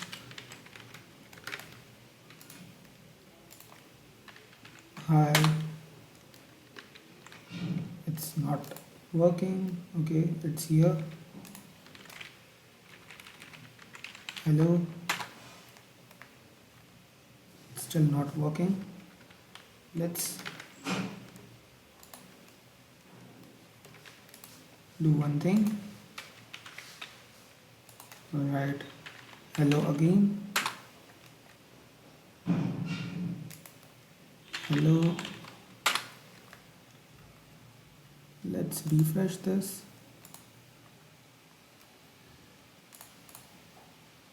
It is working, but I think socket events are not working. We have multiple errors here.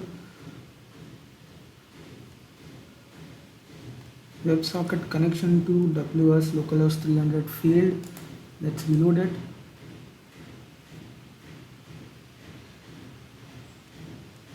Cannot read properties of undefined. Let me fix this error.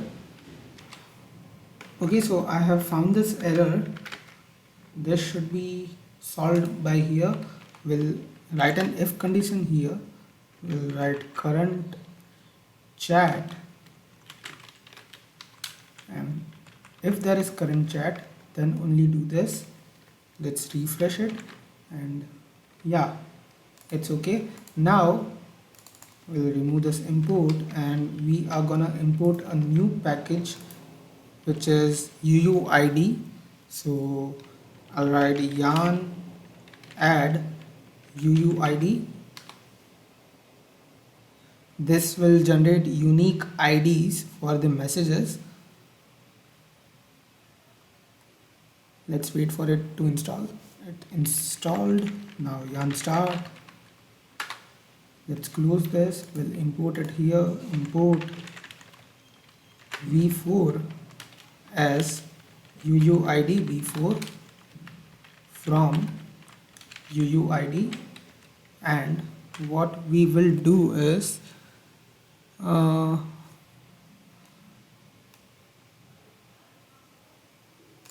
here on this div, first we'll give it a ref of scroll ref, and we'll give it a key of UUID v4, and we'll call that function. Let's refresh it.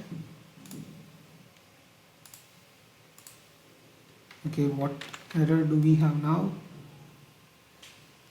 Scroll ref dot scroll into view is not a function. Scroll into view. Okay. Scroll into view. That's correct. Now let's write any message. So we have this error message.push is not message dot push. So that should be from here, handle send message.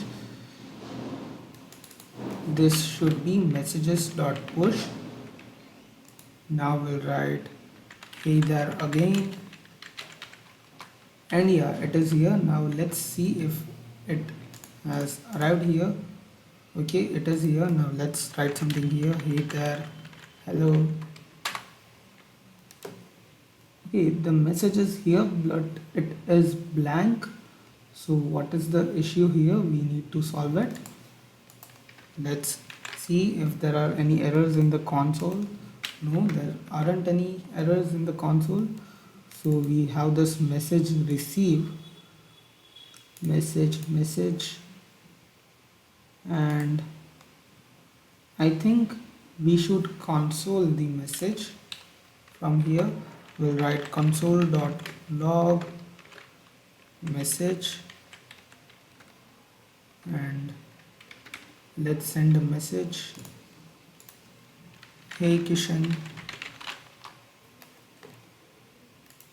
Okay, so we received a null message. Why is that? Message is a null message. Message received, and we sent a message. Let's head over to server to check if everything is working here. We have the send message. So first we'll write console.log send message, and we'll write this data, and here we'll write console. No, we don't need to write this. We'll just write this, open the console, and we'll send any message, hello. Okay, send message to from and message. So I think we have to write here data dot message message. Let's remove this console and now check if it's work. Harvey, hello Harvey.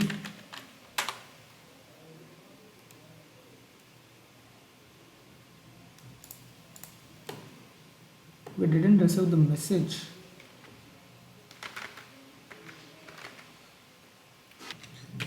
Okay, so we have fixed the issue. There wasn't any issue, by the way. As we have restarted the server, the socket was inconsistent, so we just had to refresh the page as the server was reset. So I'll test it now. Right, hello Harvey, and I'll send an emoji, and yes, it is being received in the real time. Okay, so our chat application is completed. Now let's style the scroll bar and fix this input in the responsive mode. So let's head over to this chat messages here, and here we'll write ampersand WebKit scroll bar, and we'll remove this too. We'll give it a width of 0.2 rem. We'll write thumb. We'll give it a background color of FF39. Then we'll give it a width of 0.1 rem, and we'll give it a border radius of 1 rem. Okay, so the scroll bar is styled. Now let's do this. So do we have a media query here? Yes. Now let's head over to chat input, and what should we do here? First we'll have the button. Here we'll paste the media query, select the padding as 0.3 rem and 1 rem. Then we'll select the SVG and give it a font size of 1 rem, not font weight, font size 1 rem. After this, at the top here, we'll paste the media query and we'll write padding 0 1 rem and a gap of 1 rem. That's it. So it is styled and it is looking great. So yeah, that's it. So our chat application is ready. I'll test it again if it works. Hello. Okay, we have a bug here. Why did we receive so many messages? We'll write hello again. Hello.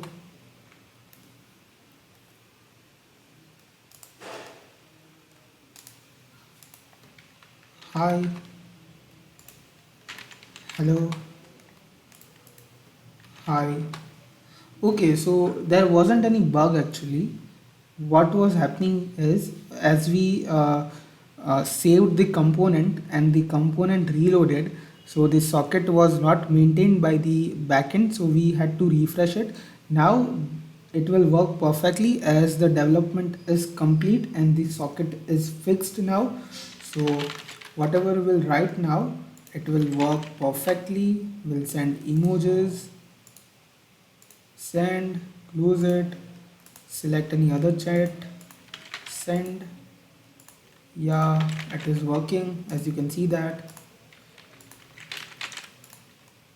Okay, so that's it. So our chat application is complete. Now if you have any doubts, you can ask me in the comment section, and please don't forget to give a like to this video. Now without wasting any further time, let's get started to create this amazing Netflix clone. Again, before proceeding further, please like the video and subscribe to the channel so that you get notified every time I post a new video. Now let's get started. So now I've opened a new VS Code and I'll open a terminal and we'll set up our React application.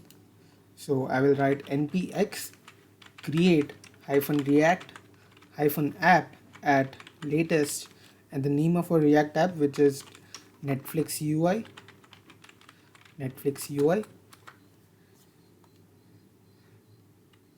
This may take time to install. Wait for this to install. So our application has been successfully set up. Now we'll head over to Netflix UI directory, Netflix UI, and we'll install some dependencies by yarn add. So the first is Axios, then we need Firebase, then we'll need style components, then I think we need React icons, then we need React Redux for connecting Redux with React, then we need Redux Toolkit, so we'll write Redux.js / toolkit. So yeah, then we also need React Router DOM for routing, React Router DOM. So these are the dependencies that we'll be using throughout the project for the UI. Hit enter. Now while this is being installed, I have this assets directory. You can find this from the GitHub link given in the description below. I'll move this to the source directory inside Netflix UI, and I will delete some clutter files. We don't need this.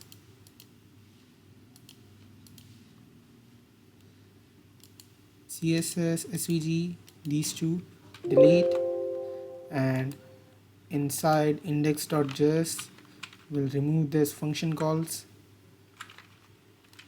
Inside app.js, I'll do one thing. I'll rename this to app.jsx,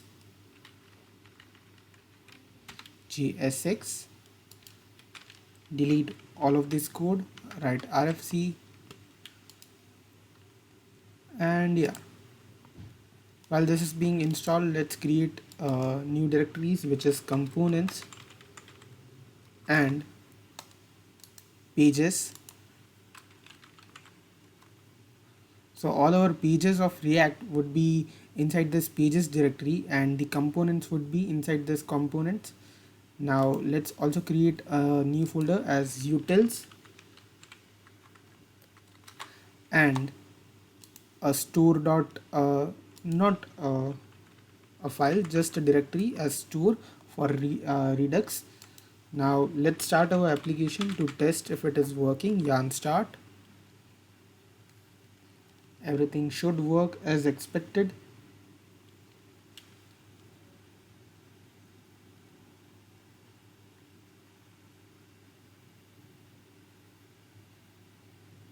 Yeah, we have our app component here. Now let's close this and we'll head over to pages, and I'll create new pages here. First is login.jsx, then we'll have signup.jsx. At the end we'll have netflix.jsx. We'll write RFC in all of the components to create the component. Now inside app.jsx we are going to import this. So we are going to remove this div, right, brackets, and inside the brackets we'll import the browser router first. Browser router, this should be imported from React Router DOM. So I'll write import from RRD, and this would be browser router. Then we would need route and the routes. Hit enter, and now inside this we'll have the routes,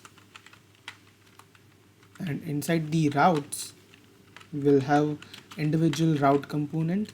So this route would be exact path would be /login, and we'll provide an element here. Element would be the login component. Login. I'll copy this route, paste it 2 times, and this would be sign up. This would be Netflix,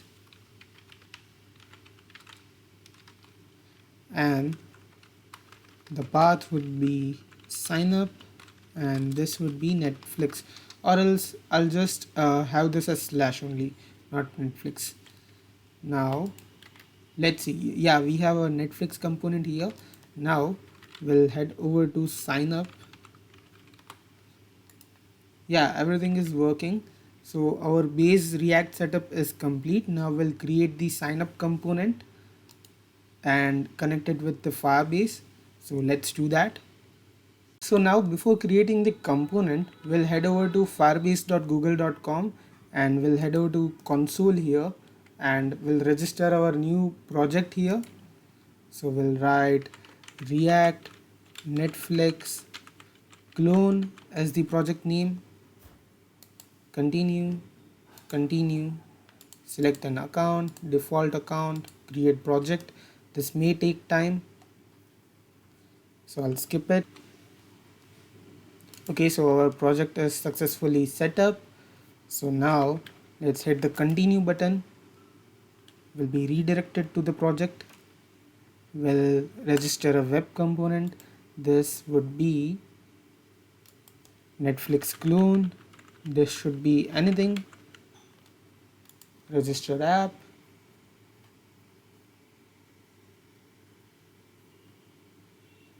And we'll copy this config.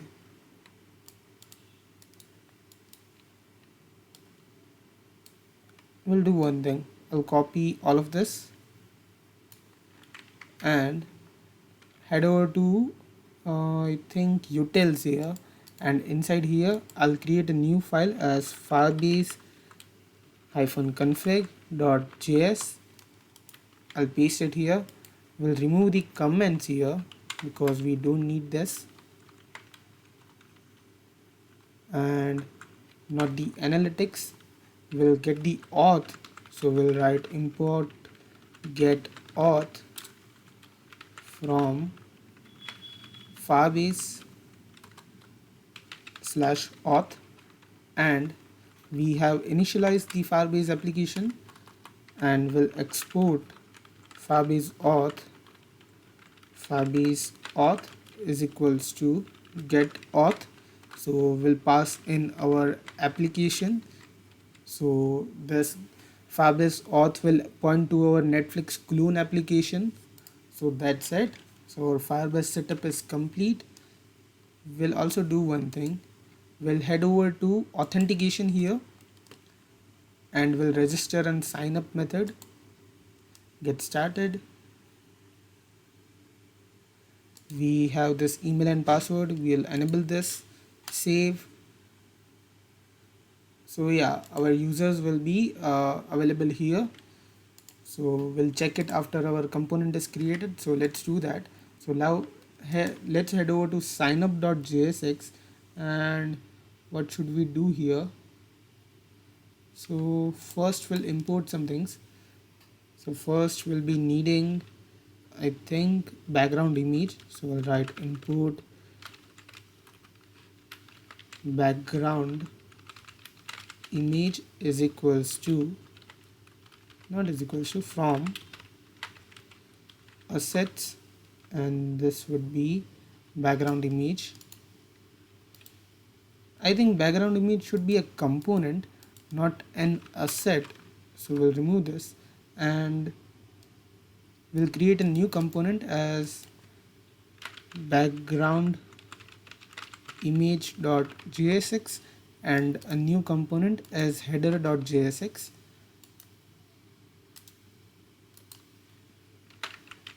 header.jsx. Now in here we'll write RFC. Now inside the sign up, let's have a markup first. So first we'll have the styled, import styled from style components. Then we'll create a container. Container is equals to styled dot div, and we'll replace this divs with the container. Now first we'll have the background image here, background image. After that we'll have header,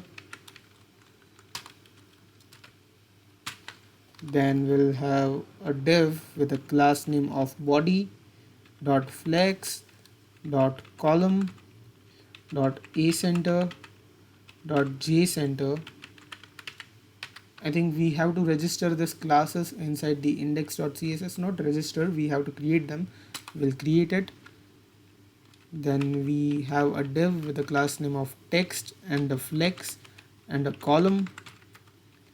Inside that we'll have h1, which would be unlimited movies, TV shows and more.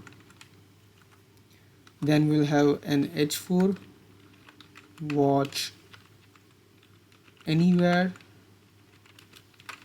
cancel anytime.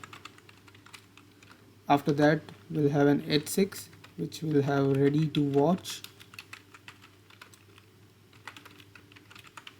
enter your email to create or restart membership. That's it. So after this div we'll have an div with a class name of form. Inside that we'll have our input type would be email, placeholder would be email address.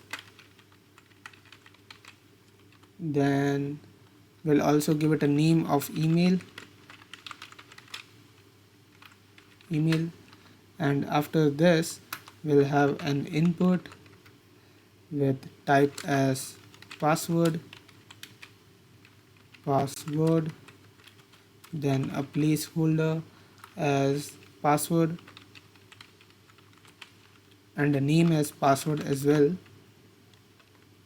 name, password. That's it.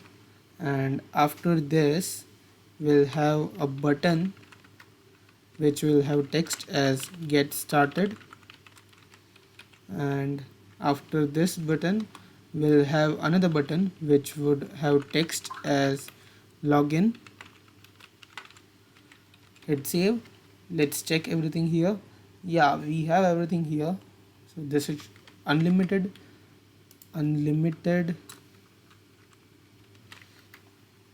Now first we'll have the background image here. So let's have that first. So for that, what should we do? Let's head over to the background image here. I'll remove this. Inside it we have just image. So let's import the background. Import background from assets, and this should be login.jpg. Then we'll import styled from style components.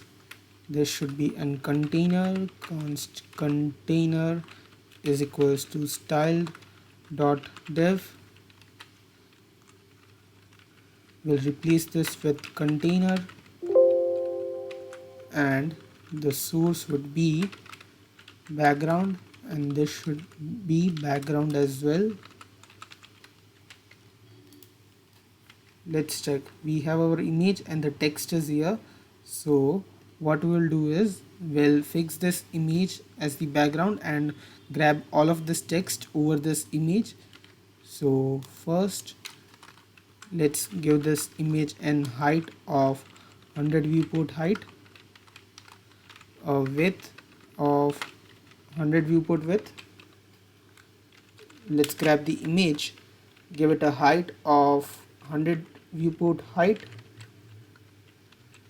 grab the width and we'll give it a 100 viewport width. That's it. Image is fixed now. So now let's grab this content and place it over here. So for that we should move to sign up,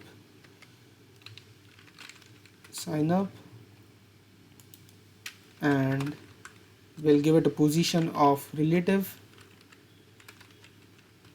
Select the content, give it a position of absolute, then we'll give it a top of 0, a left of 0, and a background color would be RGBA 0.5. Then we'll give it a height of 100 viewport height.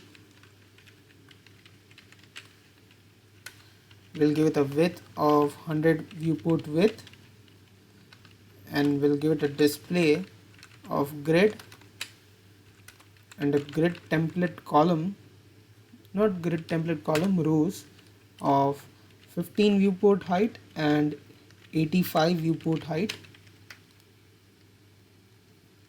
Surprisingly, this should be on the top. Why it is not? Did we place the content? Yeah, we missed the content. So we'll have an content div here, and this should be wrap here. Yeah, everything is at top here. That's looking great. And so now let's create the header component here. So inside the header we'll have the logo of Netflix and the login and sign in button. So first I will import the styled from style components. Then we'll have const container is equals to style.dev. Then we'll grab the Netflix logo, import logo from assets and logo.png. Now we'll replace this div with the container, and this header will have the logo. Inside the logo we'll have an image. The image would be the logo and the alternate text would be logo. After this we'll have an button which would have login or sign in. So We'll check this from props dot login. If the props has provided a login prop, then we'll write login, or else we need the sign in text. Sign in, the prop should be here, props. Then we'll have a use navigate here, use navigate from React Router DOM. This is for navigation, programmatically navigate.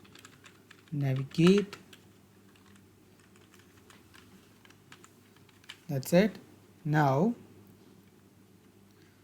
whenever we click on this button, on click, we'll check navigate. First we'll call the navigate, and inside the navigate we'll check if there is a login prop, then we want it to redirect to login page, or else we want it to redirect to sign up page. Let's see if it is here. Yeah, that is here, but I don't see our sign in button is here.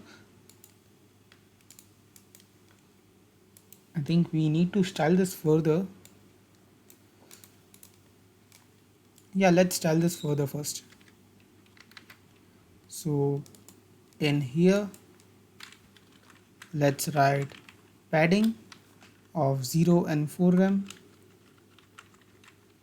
Then we will write logo image height of 5 rem. Then we'll grab the button,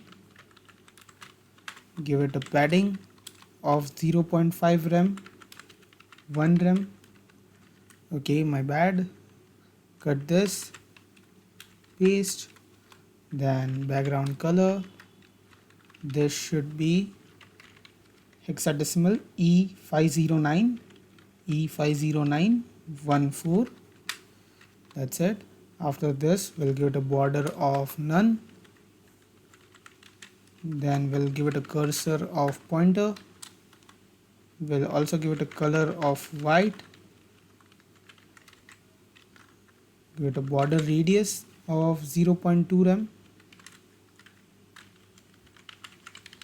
Then we'll give it a font weight of bolder. Font size as well of 1.5 rem, 1.0.05 rem. That's it. Let's check. Yeah, it is here, but I don't think this is working. Let's open the console. Do we have any error? No, we do not have any error. On click, navigate, use navigate. Why is this not working? Let's leave it for now. We'll check it afterwards. Let's give it a class name here of flex a center and j between. And let's head over to index.css and write these styles. Let's remove this margin. Let the margin be there for now. Then we'll remove this code component, and here we'll give it a background color of black and a color of white. Then we'll select the star and give it a margin of 0, padding of 0, and a box sizing of border box. Then we'll select HTML and body, HTML body, and give it a overflow X of hidden, overflow X hidden. Then we'll select body and WebKit scroll bar. We do not need any scroll bar, so we'll give it a display of none. Then we'll select flex.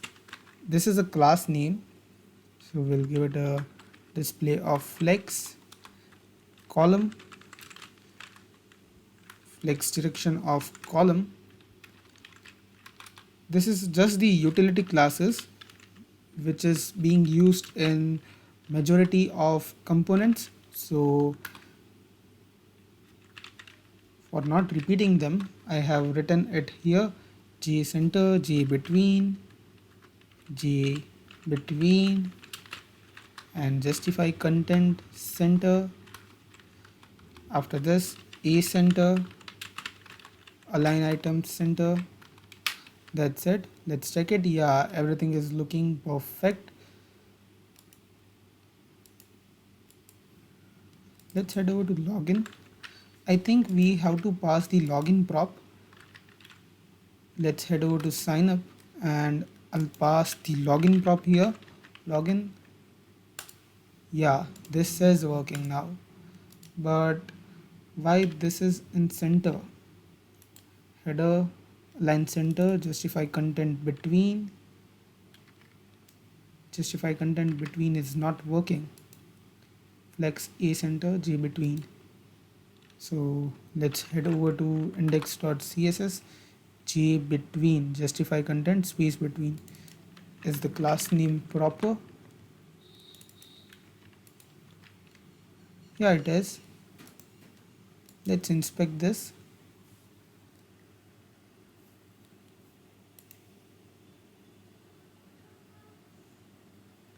Justify content center, J between. Okay, this should be J center. My mistake. J center. Yeah, this is looking perfect now. Now let's style this. So let's head over to signup.jsx, and now first we'll be creating some states here. So before creating the states, I think we should style this first. So yeah, let's style this. At here inside the content, let me shrink this more so you can see.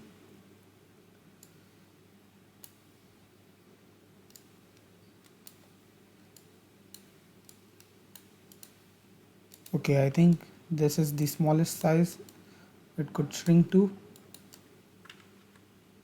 Inside this we'll have the body, give it a gap of 1 rem. Then we'll select the text and give it a gap of 1 rem as well. Then we'll give it a text align of center. Then let's give it a font size of 2 rem. Let's select H1, give it a padding of 0 and 25 rem. That's great. Now after this we'll select the form display of grid. Then we'll give it a grid template columns, and for now this should be commented. We'll do this later when we set up our state. Grid template columns. After that we'll give it a width of 60%.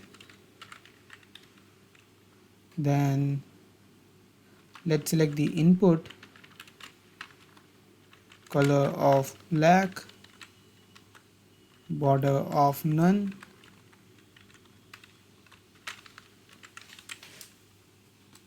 give it a padding of 1.5 rem, a font size of 1.2 rem. Trust me, this is gonna look better. Let me complete the style first. Solid black. Then when we focus over this, we don't need any outline. Outline none. Then after this, let's select the button and head over to header.jsx, and I'm gonna copy the styles from here.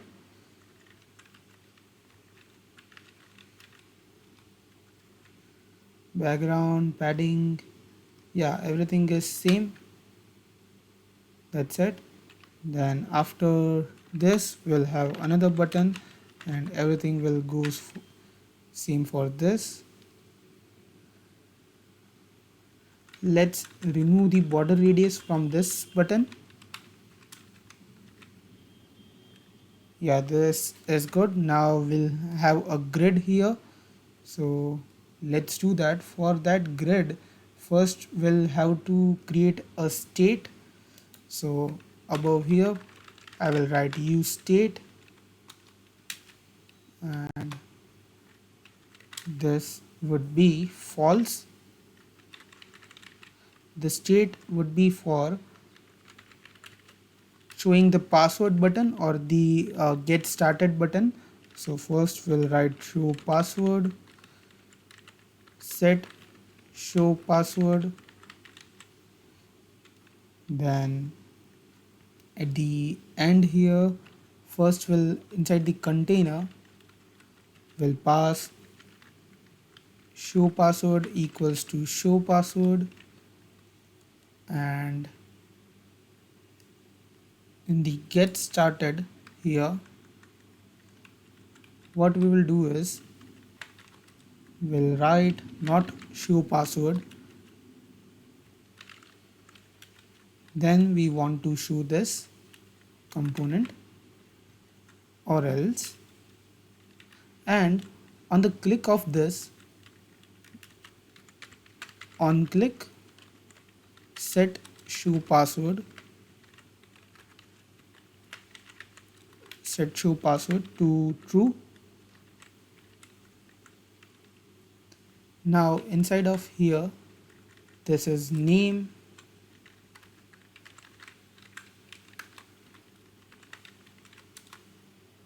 what should be done here? If show password is true, then only we want to show this input. That's it. Now let's set up our grid at the end. So inside the form uncomment this. So grid template columns would be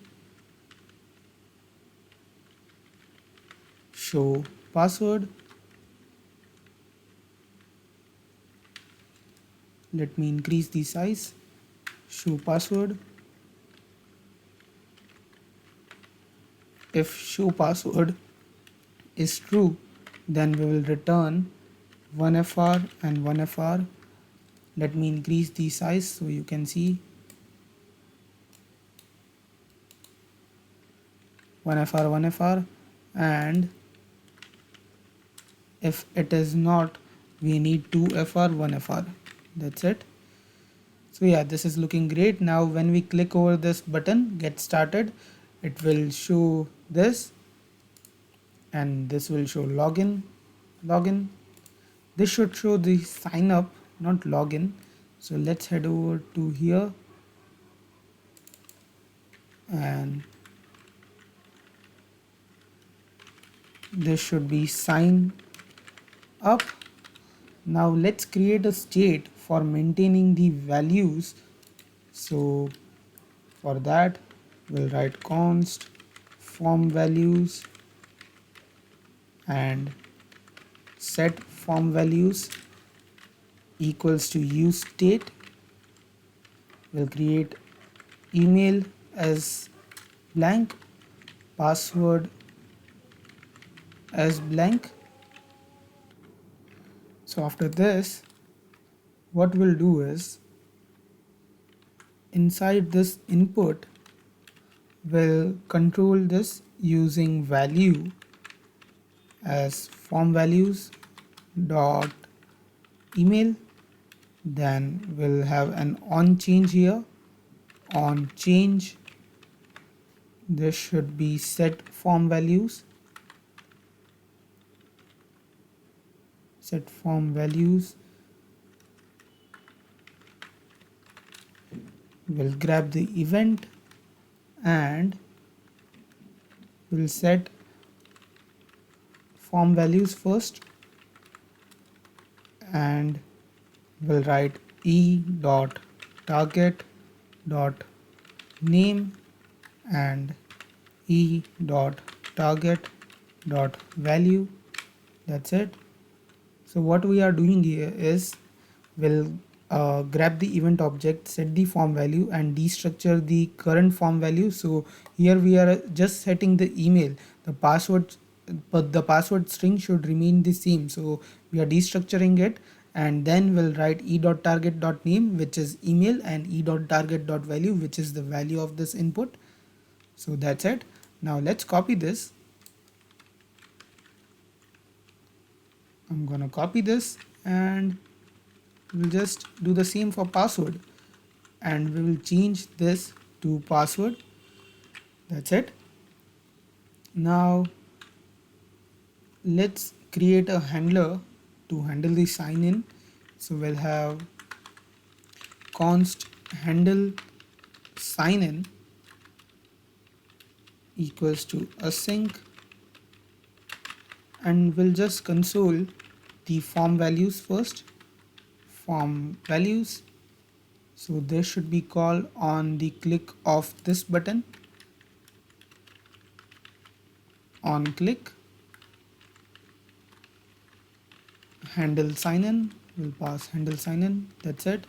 Let's do our stuff here. I'll write Kishan shade 21, get started, password abcd12, and a component is changing an uncontrolled input to be controlled. We'll fix this. Sign up, email and password. Let's refresh. Yeah, the error is gone. abcd12, sign up. We don't have any errors. So now let's send this to Firebase and create the user. So for that, we'll remove this. We'll wrap our code into try catch block. Try catch error console.log error. If there are any errors, this won't break our application, and catch the error and console it. We'll write const email and password from form values. We are just restructuring it from form values, and we'll write await create user with email and password. This function is imported from Firebase auth, and we'll pass the Firebase auth first. Firebase auth from Firebase config, which is the pointing of our app, and we'll pass email and password. That's it. Now let's refresh this. As of now, we won't be having any users here. Let's create a user, sign up, and refresh. We have the user here. So yeah, our sign up functionality is completed with everything. I think there is one thing that is remaining. As soon as our auth state is changed, then this hook is provided by Firebase. Will pass the Firebase auth, and will have the callback function. And here we'll get the current user, and if there is a current user, then we will navigate to the slash, which is the Netflix component. Let's refresh this.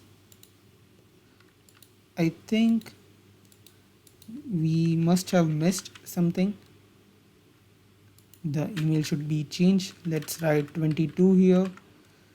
Sign up. Refresh. Yeah, there should be any errors here. We have this error, invalid hook call. I think this isn't imported on auth state changed. Let's refresh. We still have the error. Invalid hook call. Hooks can only be called inside of the body of a function component. This could happen. So where this error is coming from?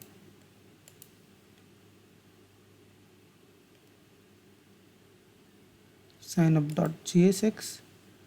Okay, the navigate should be small, the n should be small. That's it. Navigate. Okay, we don't have the navigate here. Let's copy that from header. Copy, sign up, paste, use navigate. Let's import that also. everything should be working. Yeah, we have been redirected to the Netflix. So for moving back, we need to go to this application and we'll have this IndexedDB, and we'll just delete these databases, delete and delete. Now let's head over to login.jsx and create the login functionality. So now we'll do the login component. For that, I'm going to copy all of this code from signup.jsx and head over to login.jsx and paste it, and I will delete all this from here. Let's do one thing. Let's remove everything. We'll copy it again as and when we'll need it.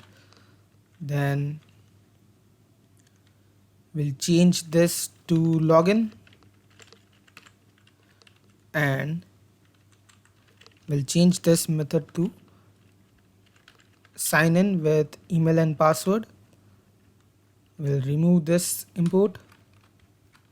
That's it. We don't need the background. Yeah, we need the background image. We don't need this navigate. Yeah, that's it. Now let's write the markup. So the markup is going to be pretty simple.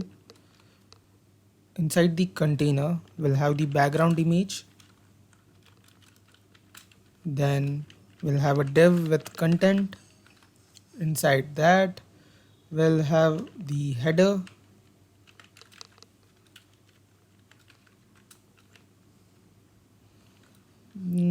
After the header, we'll have a form container, a flex column, a line item center, a center, which is,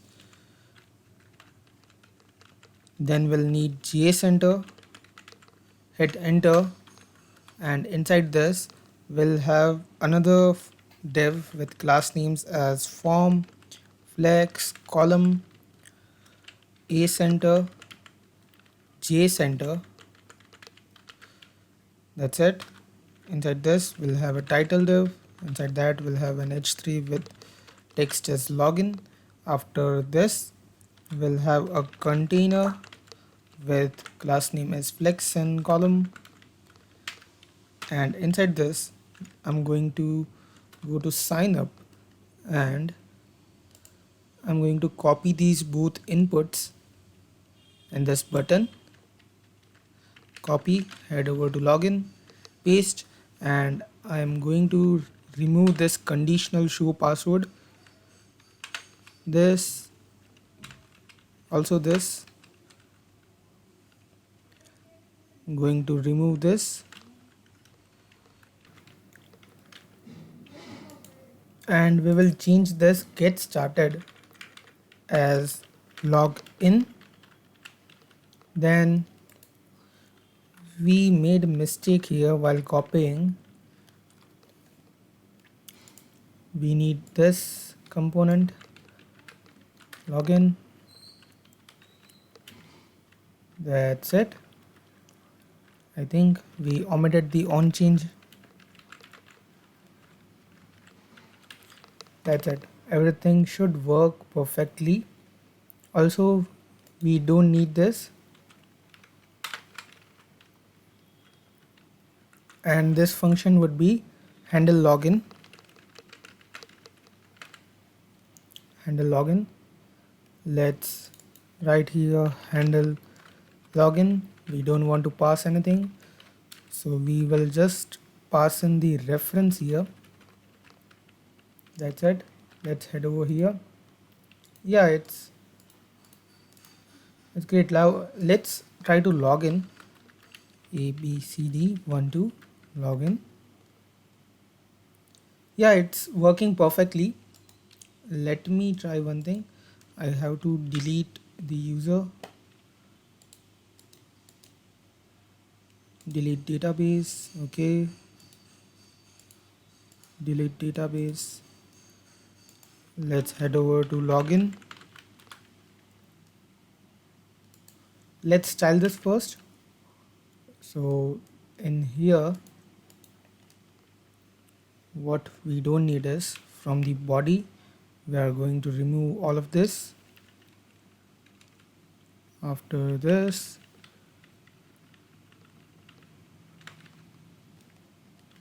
that's it. So now inside the content, we'll select the form container,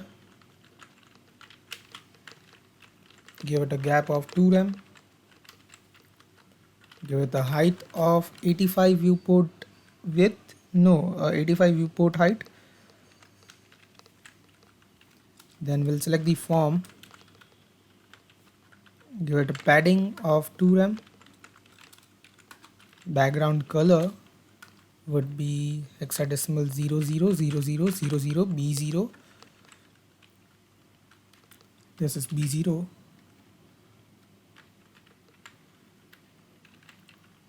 After this, we'll give it a width of 25 viewport width,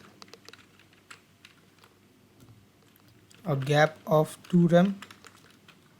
Let me do one thing. Let me shrink this so you can see perfectly what's going on here. Gap 2 rem, color of white. This is color property.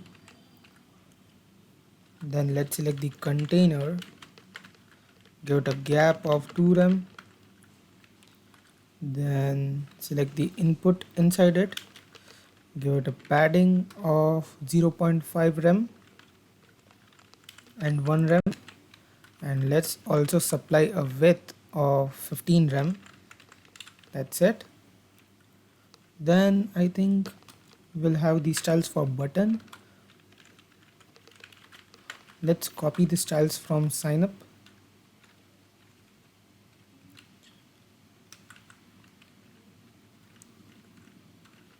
Not this one because this has a border radius. Copy, head over to login, paste. That's it. It's looking perfect. Now all that is left is to center it here. And why is it not working? I'm not sure about that. I think we won't have supplied class names. So on the form container, we should have flex and there shouldn't be any hyphen here. Yeah, it is perfect. Now let's log in. ABCD. I'll just write a wrong password to see if it is being logged in. No, we are not being logged in. I'll write ABCD12, the correct password. And it's still not being logged in. Why is it happening? Let me write the password again, ABCD12, login. Do we have any error in the console? Failed to load the server. I think we need to restart, refresh the page because we deleted the databases. ABCD12. Yeah, it's working now. Perfect. So now let's have the navbar here of the Netflix and the home component here. Let's do that. Head over to VS Code. So now let's head over to netflix.jsx, and inside the components we'll create a new component named as navbar.jsx. Alright, RFC. Now inside the Netflix here, what we'll do is we'll make a state here, use state, and this is going to be false,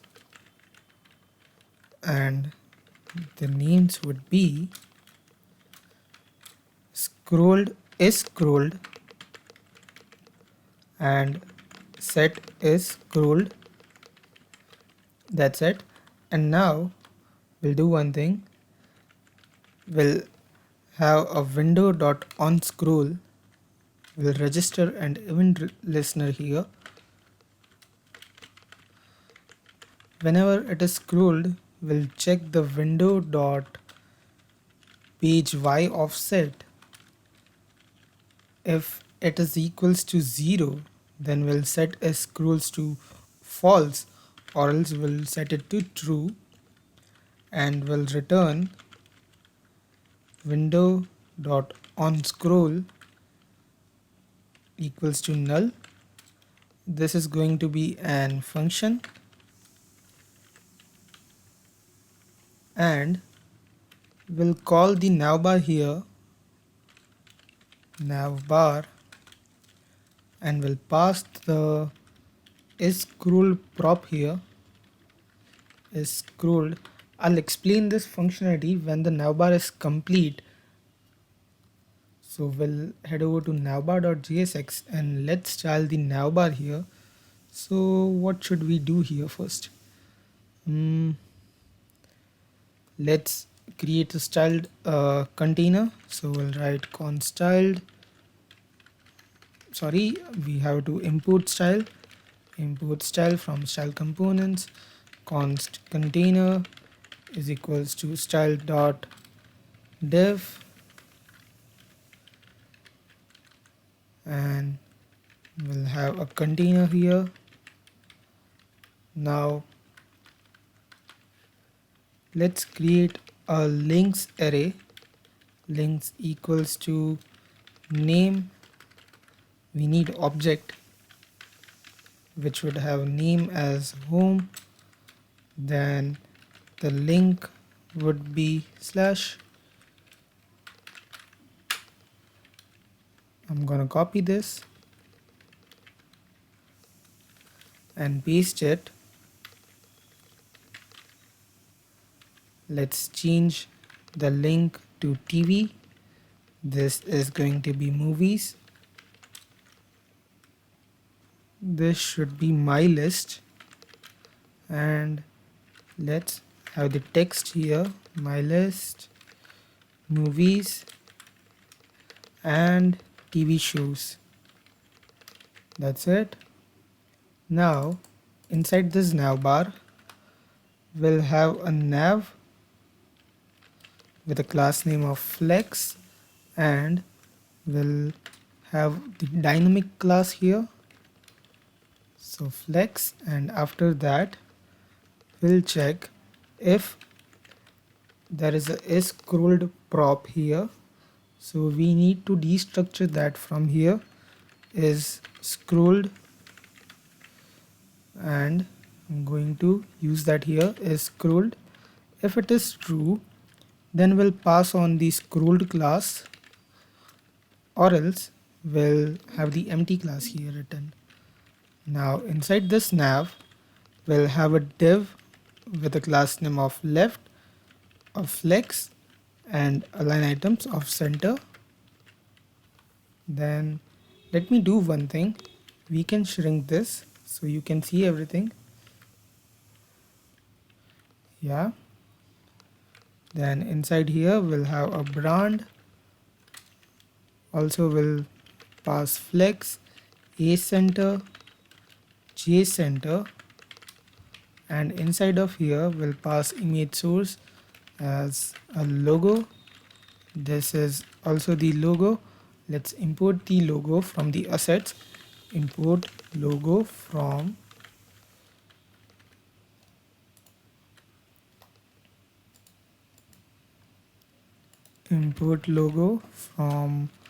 assets, logo.png, save. The logo is here. Now after this div we'll have a ul with a class name of links and a flex. Inside that we'll use the links array and map it. We'll destructure the name and link, and we'll return the li with a link component.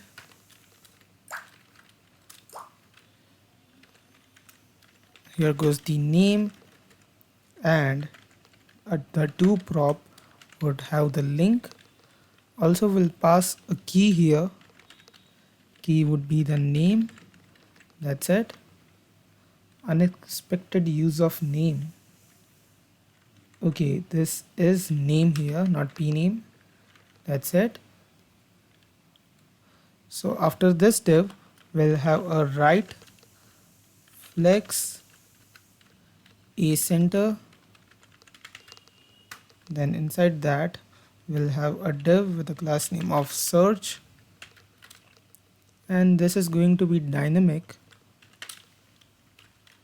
backticks. Now, I think we need to create two states here. So that should be const show search and set show search. This is for showing and hiding the search.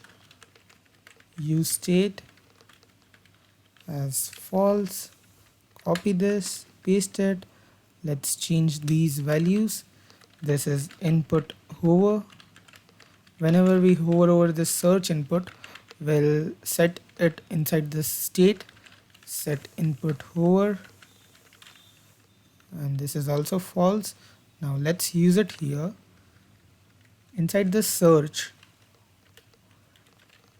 we'll check if show search is true. Then we want to add the show search class, or else we don't want to add anything. That's it. Now inside here goes the button, and the text would be FA search. FA search should be imported from Font Awesome from the React icons package. So that should be imported from React icons /FA, and this is FA search. That's it.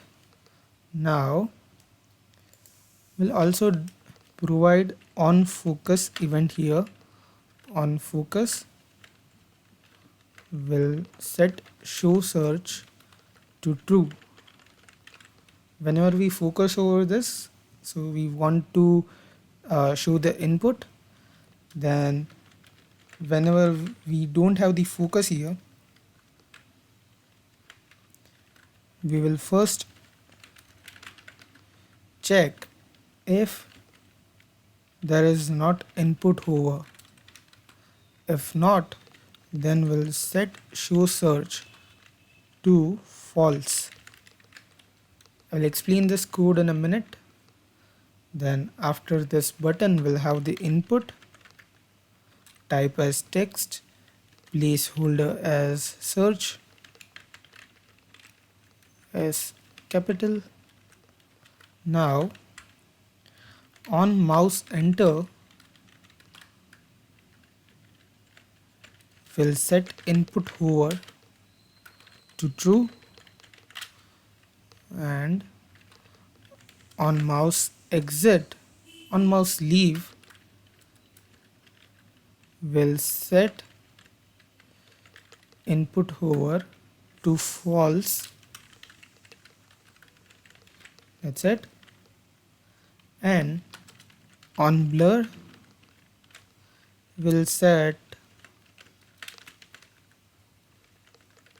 show search to false, as well as set input hover to false. That's it. And after this div, we'll have another button, and this would have FA power off, FA power off, and on click here, we want to sign out the user. Sign out should be imported from Firebase auth. Sign out, and we'll pass the Firebase auth here. That's it. Why anything is not being loaded here? Navbar, everything is perfect. Let's head over to netflix.jsx. Navbar is here. Let's write any text here, h1 abcd, a button with random text. Yeah, there is nothing. Don't think we are inside this component. Let's head over to app.js and check what route we have written. The path is slash. It should work. Let's open the DOM.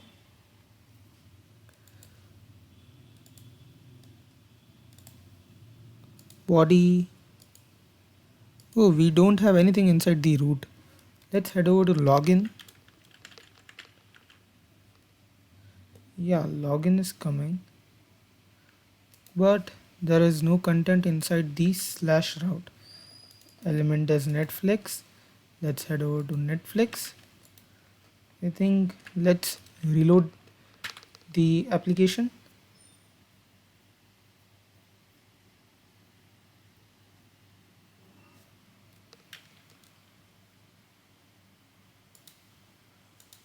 Why any content is not coming? Return Netflix. Let me resolve this issue. Okay, so I have found the issue. So inside the navbar.jsx, here inside the links.map, we need to wrap this around curly braces to destructure it. Curly braces, that's it. Yeah, we have our content here. So let's remove this. Head over to Netflix. Remove this. That's it. Let's head over to navbar.jsx and let's style this now. So inside the container here, first we'll have the scrolled. If there is a scrolled class name, then we'll give it a background color of black. Then we'll select the nav. Position should be sticky. Then top of 0. Height would be 6.5 rem. Let's do one thing before all of this. Let me have this logo as small, height 6.5 rem. Let's select the left, select brand, select image, and a height of 4 rem should be sufficient. Yeah, that's it. And let's give this left a gap of 2 rem. Now let's style this further. Height width of 100%. Then justify content, space between. Then position would be fixed. Yes, position would be fixed. Top is 0. Then let's give it a Z index of 2. Then let's give it a padding of 0 and 4 rem. Align items off center. Then a transition of 0.3 seconds is in out. Now after this 2 brackets, we'll select the links and give it a list style type of none, and also give it a gap of 2 rem. Then I think let's select the li and a inside it. Let's give it a color of white and a text decoration of none. That's it. It's perfect now. Now after this brackets, we'll select the right and let me switch VS Code to this side. Now we'll give it a gap of 1 rem. Then we'll select the button, background color. Why it is not loading?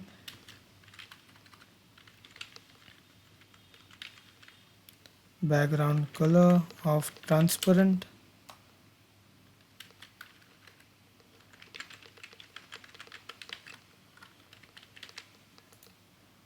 Did we make any mistake?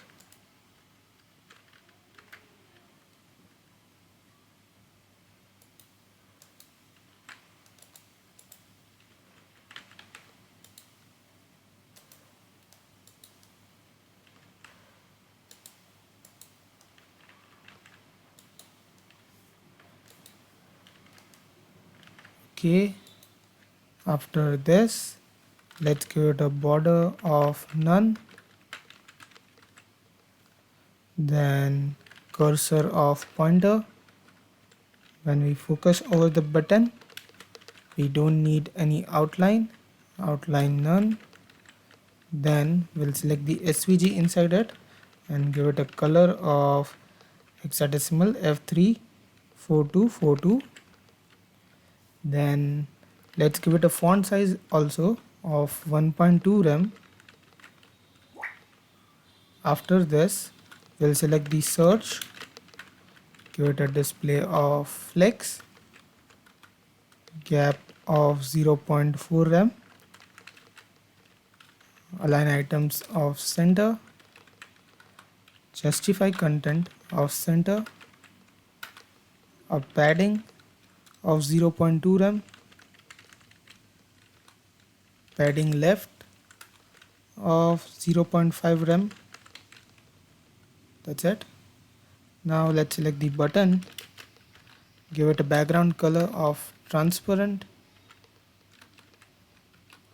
and I think anything else is not necessary. Let's select the SVG and give it a color of white. That's it.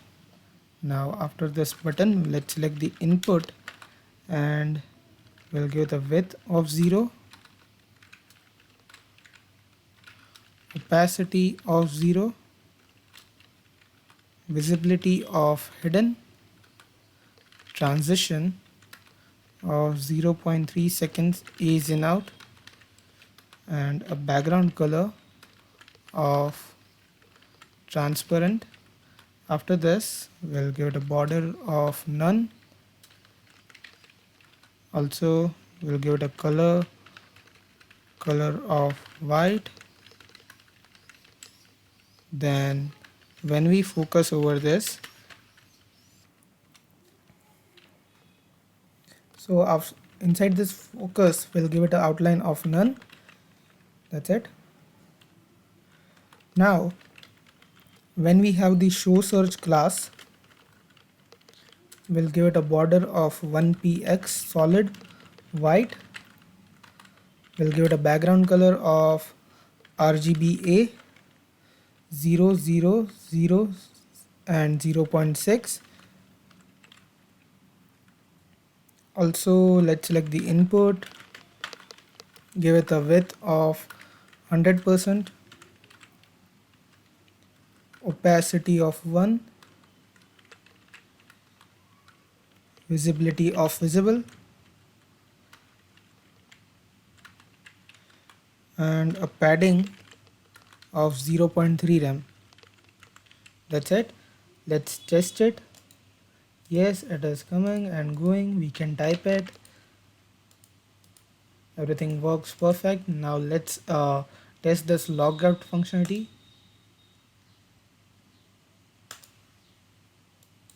We are not being logged out. Why is that? Do we have any error in the console?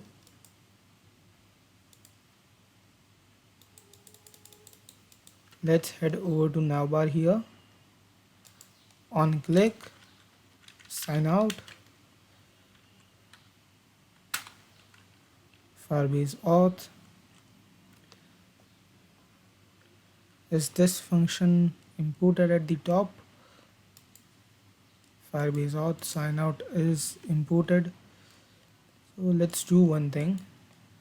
Is this button being clicked? Alert. Hello. That's it. Alert. we have the alert, but Firebase is not able to sign out our user. Let's sign out again. It's not working. Why is that? Sign out, Firebase auth.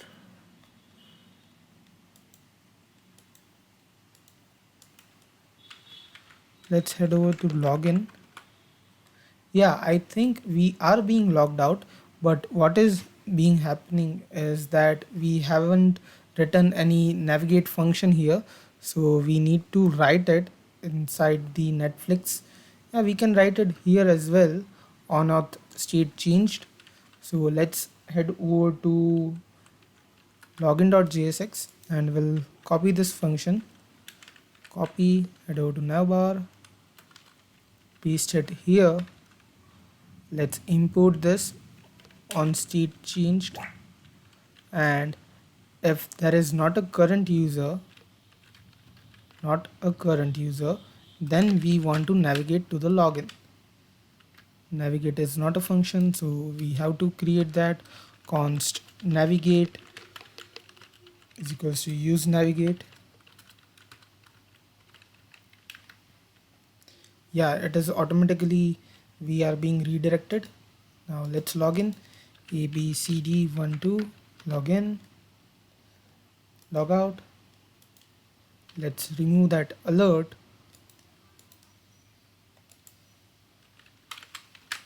So logout functionality is complete and our navbar is also complete.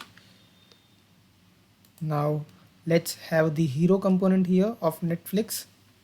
Let's head over to netflix.jsx, and inside of here we'll add our more markup here. So first I'm gonna import some images. So import background image from assets and home.jpg. After this we're gonna import a movie logo from assets, and this is home title.webp. That's it. So this is all we are going to import, and we are going to import some icons from React icons. So let's import that also. Import fa play from React icons fa, and let's copy this, paste it, and the other would be from AI, and this is AI outline info circle. That's it.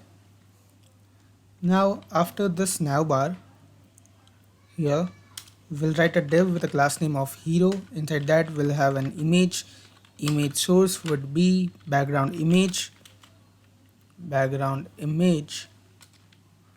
and the alt text would be background. Let's supply it a class name that would be background image.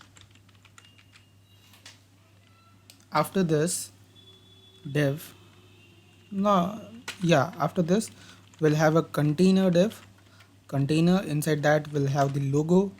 Inside the logo we'll have an image tag which would have movie logo as source, and this is going to be movie logo.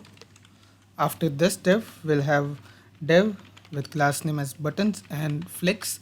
Inside that we'll have a button with the class name as flex, j center and a center. The text would be fa play with play as text.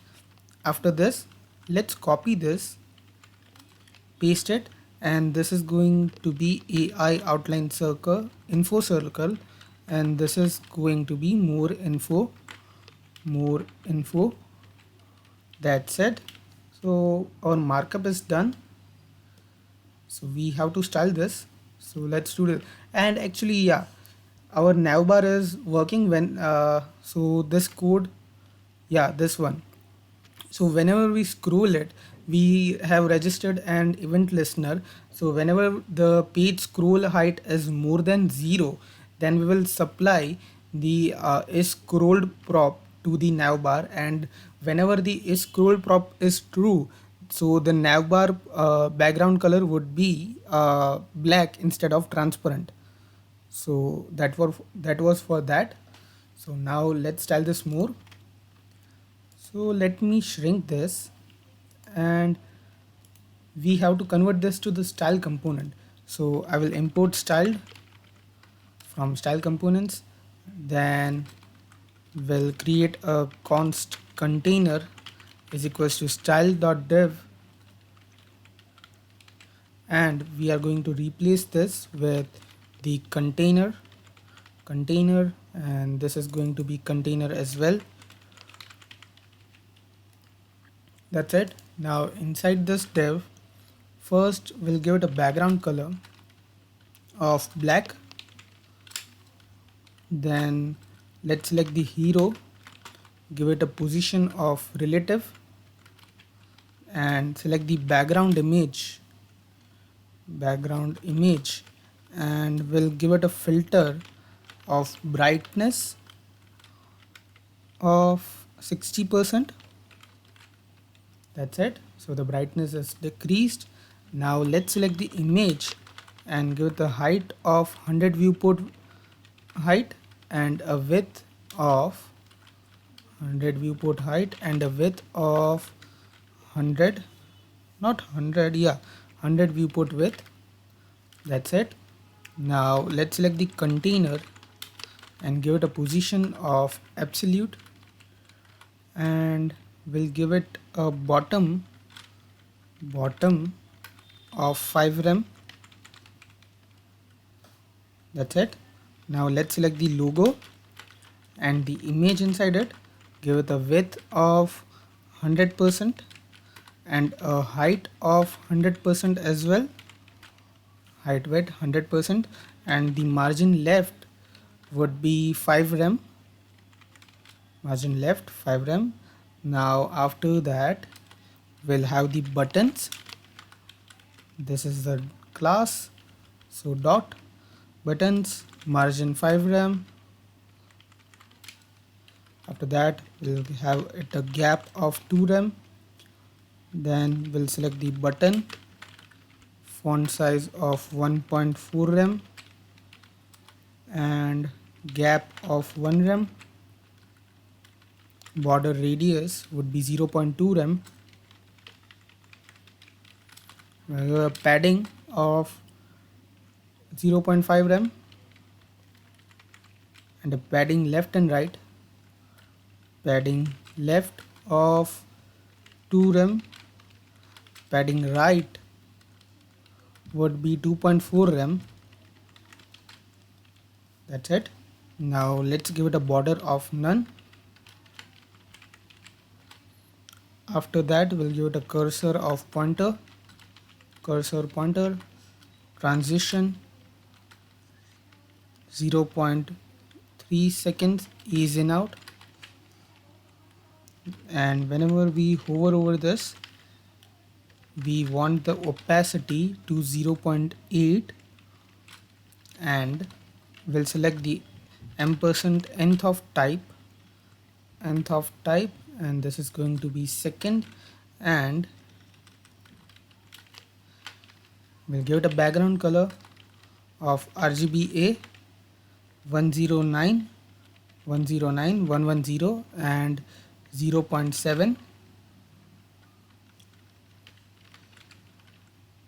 Let's give it a color of white,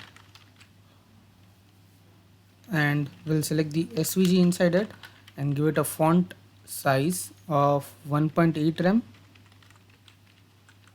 This is color. That's it. Yeah, so our hero section is also styled. Now whenever we click over this button, we want to be redirected to the player. So for that, let's create the player component first. So So here I'll create a new page as player.jsx, player.jsx, rfc, and inside player what we'll be doing is, so inside of here first we'll import the import styled, then we'll import some React icons. So this is bs from React icons bs, and this is bs arrow left. That's it. After this, let's import the video. Import video from assets and video.mp4. If you don't find this video inside the GitHub link, you can paste any of your video inside this. It doesn't matter.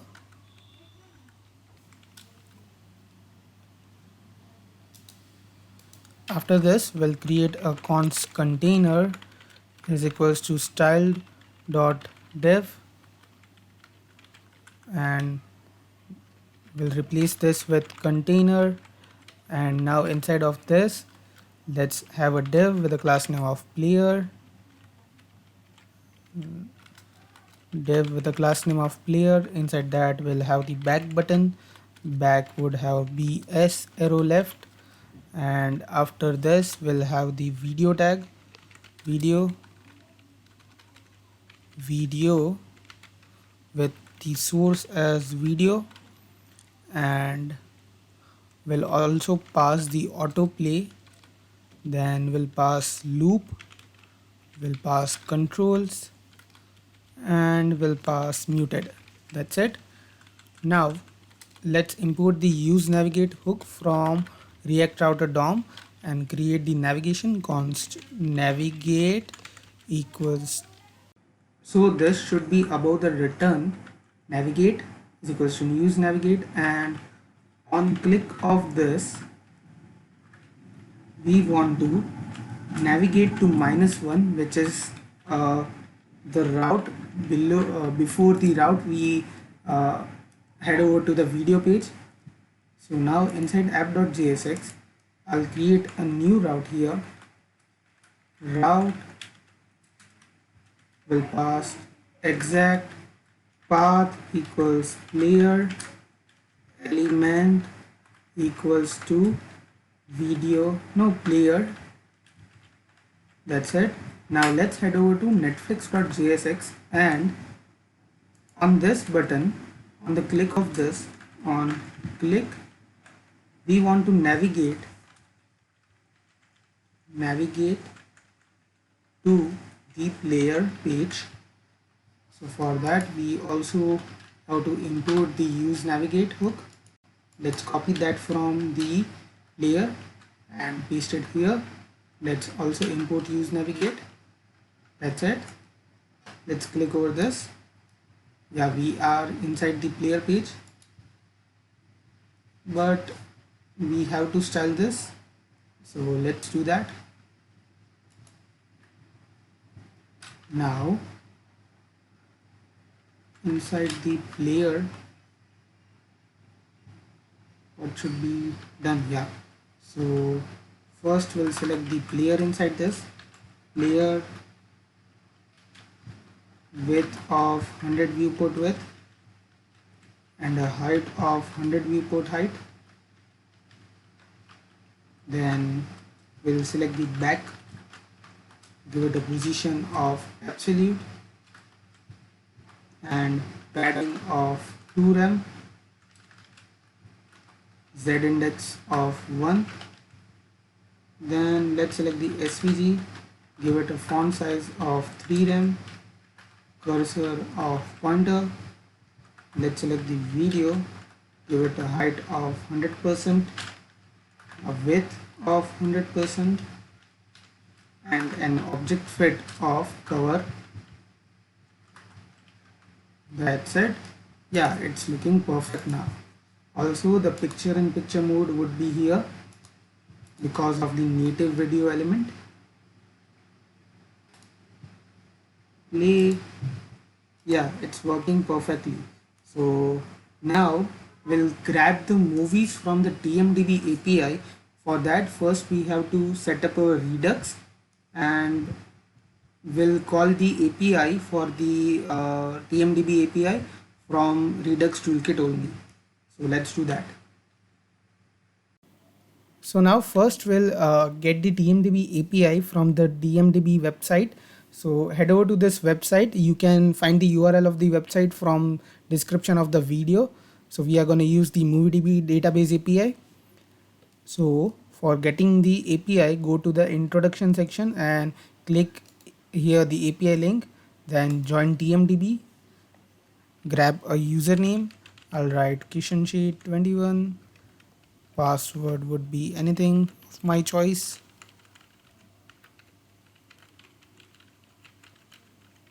And email would be, I think,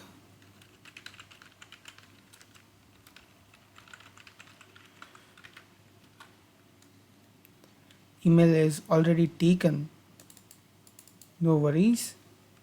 I have another email account.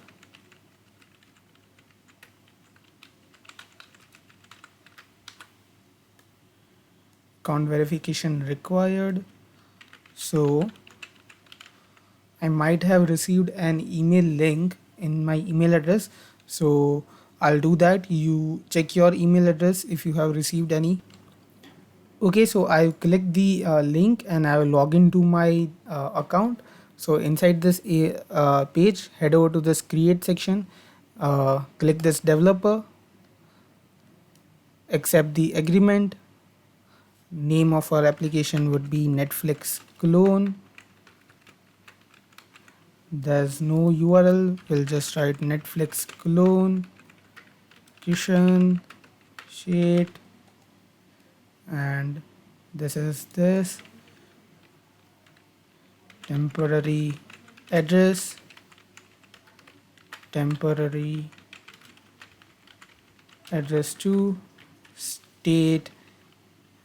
I'll write London, state United States, pin code would be 36125 phone number would be 987456. This is not my number, this is just an temporary number.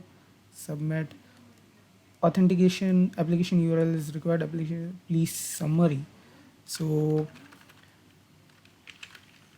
we will create a YouTube clone for the YouTube, not a YouTube clone, Netflix clone for YouTube, and application URL, I'll just copy the github.com/coolkishan.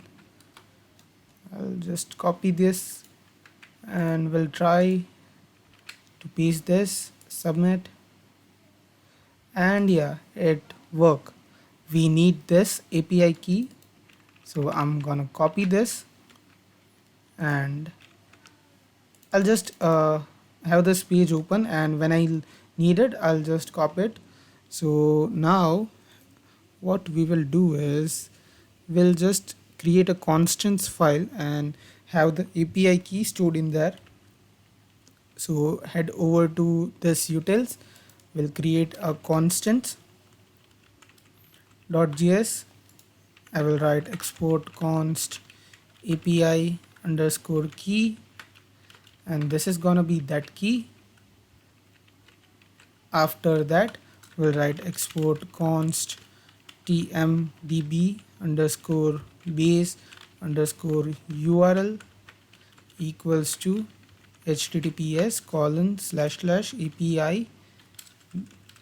This is just 2/API dot tmdb, not tmdb, the movie db dot org/3. That's it. So I think we can close this page and the GitHub page. We need this page open, We don't need this page open, but if you want to make any other type of queries, you can search it from here and you can find it and integrate with your application. So we'll close this, and now we'll set up our store, which is Redux store index.js, and in here what we will do is first we'll import some files from at Reactjs Toolkit, and this would be configure store, then create async thunk and create slice. That's it. Now we'll create an initial state equals to, we'll have movies as blank array, then genres loaded as false, and genres as in simple array. Now after this, what should we do? We'll create a new slice, which is Netflix slice equals to create slice, and the name of slice would be Netflix. Then we'll pass in initial state. That's it. Then we'll need the extra reducers, so let's pass that also. Extra reducers, we'll have the builder and we'll have the object. For now this is going to be empty, and after that we'll export const store equals to configure store, and we'll pass the reducer as the Netflix, and this is going to be Netflix slice dot reducer. Now let's head over to index.js, and in here we'll wrap this app component inside a provider, and we'll pass the store as our Redux store. So we'll import provider from React Redux. That's it, and we don't have any error. Do we? No, we don't have any error. So our React Redux setup is complete. Sorry, not React Redux, our Redux Toolkit setup is complete.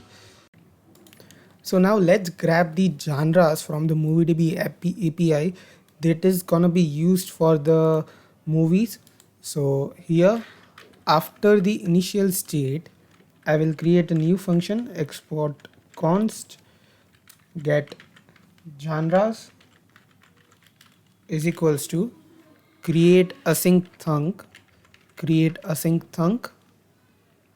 and I'm gonna pass an prefix that would be Netflix hyphen genres. This is Netflix, not Medflix. Netflix hyphen genres. Then we'll pass our async function here, async, and this is going to be const data from data is going to be from await, and we'll call our API, which is let's grab the name from constants, tmdb base URL. This is tmdb base URL. Then we'll have the genre route. In that we'll have the movie route. Oh, this is going to be out of this here, movie. Then we need the list, and we'll pass the API key here, API underscore key, and this is going to be the API key. That's it. I think we have an error here. So async, this is async. That's it. Now I have to wrap this inside an Axios tool. So we'll write axios.get,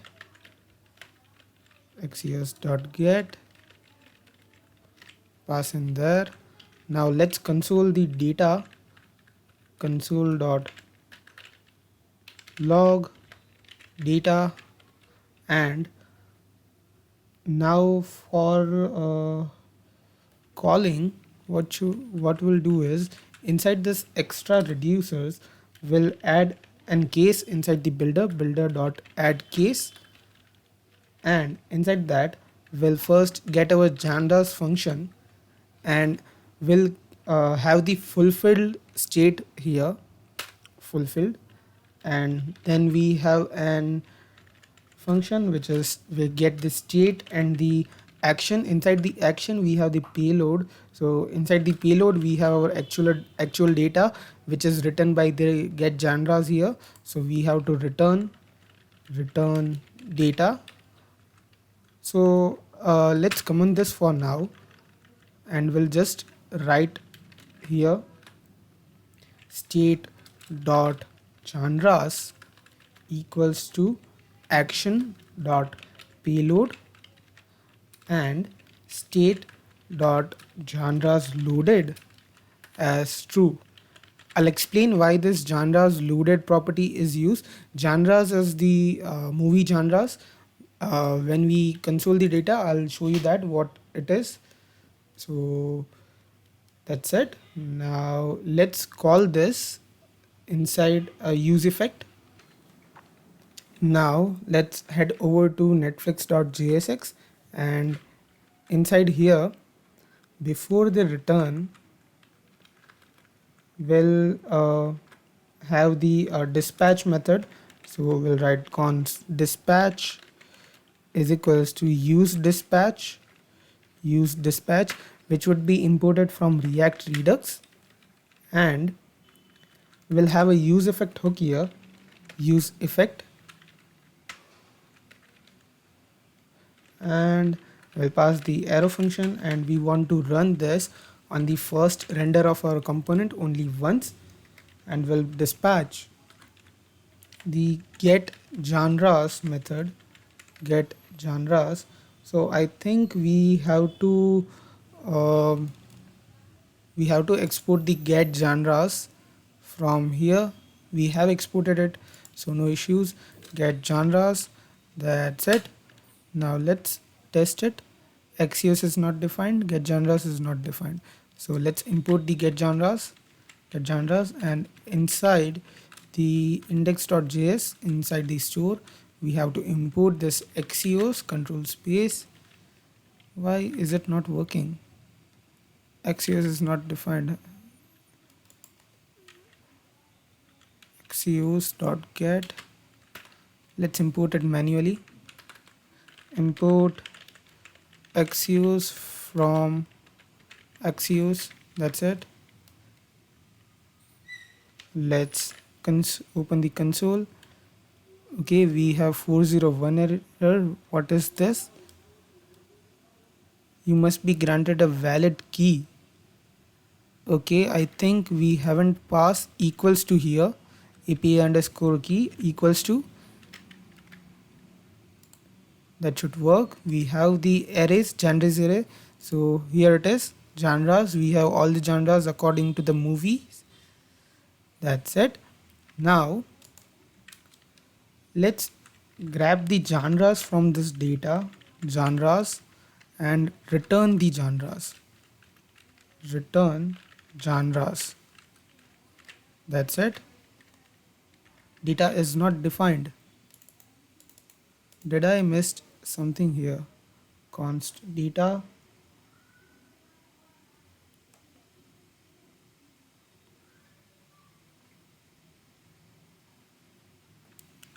Const data. Okay, so this isn't an issue. We just have to remove this console and everything would work as expected. Now we have the genres, and we have stored that inside the genres inside our initial state. So this empty array would be replaced by the genres that is returned from here. And now when the genres is loaded, after that we want to call the movies, because we are going to sort all the movies according to the genres.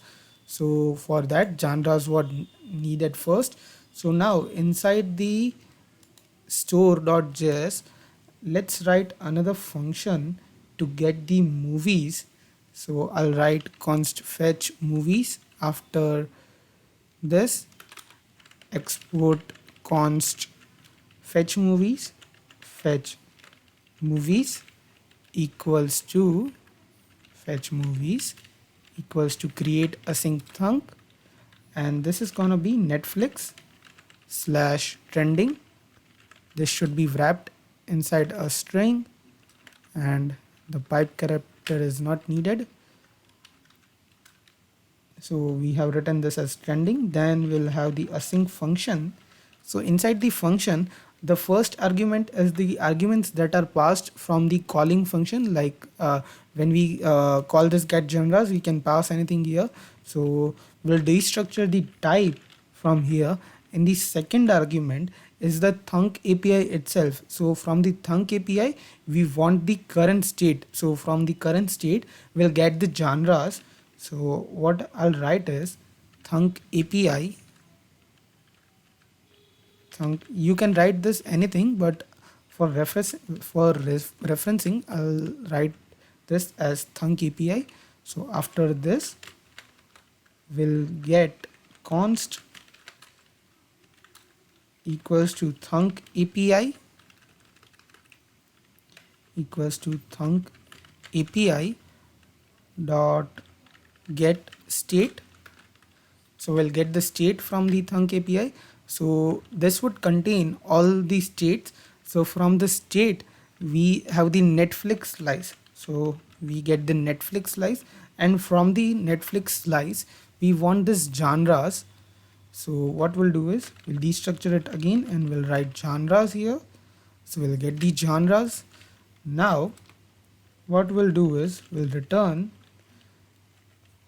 a new function call here. So what I'll do is I'll write const get raw data is equals to an arrow function, and this would have an API call, the genres, and what other is needed. So I think we have to pass the paging here, paging. That's it. So I'll explain the paging, why paging is needed afterwards. So paging would not be needed in this fetch movies, but whenever we are fetching the series, we want to fetch it by different pages. So we are using the paging method. Now what we'll do is we'll call the get raw data function, and we'll pass the API, which is $tmdb API, tmdb base URL, sorry.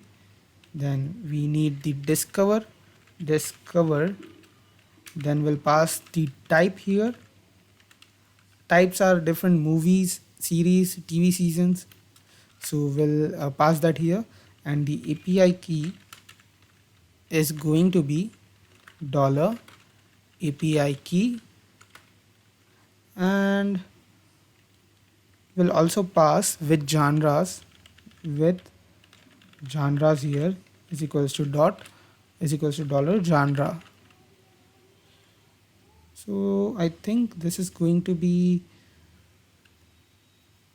no, I think we called a different API. So what I'll do is I'll just comment it down here, and we'll call it again return get raw data. This API was for getting the movies by genres, my bad.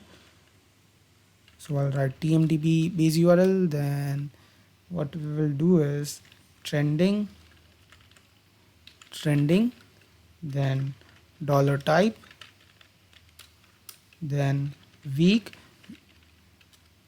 and the API key is API key. So now what this is, so we'll get the trending URL by the types, which is movies, TV shows, and all. Then we want the trending by the week. So that's it. And Now we'll pass the genres here, all the genres array, and we'll pass the true. I'll explain this true in a minute. So now inside this get raw data, what we will do is first we'll create a movies array. This will store all our movies. That's it. Now we'll loop through, let I equals to 1, and tell the movies array dot length is less than 60 and I should be less than 10 and I plus plus.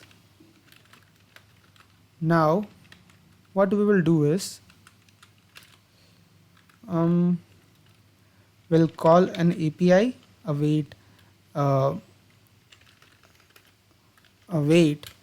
axios dot get,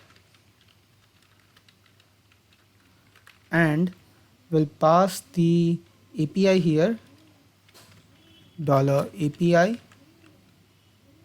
That's it.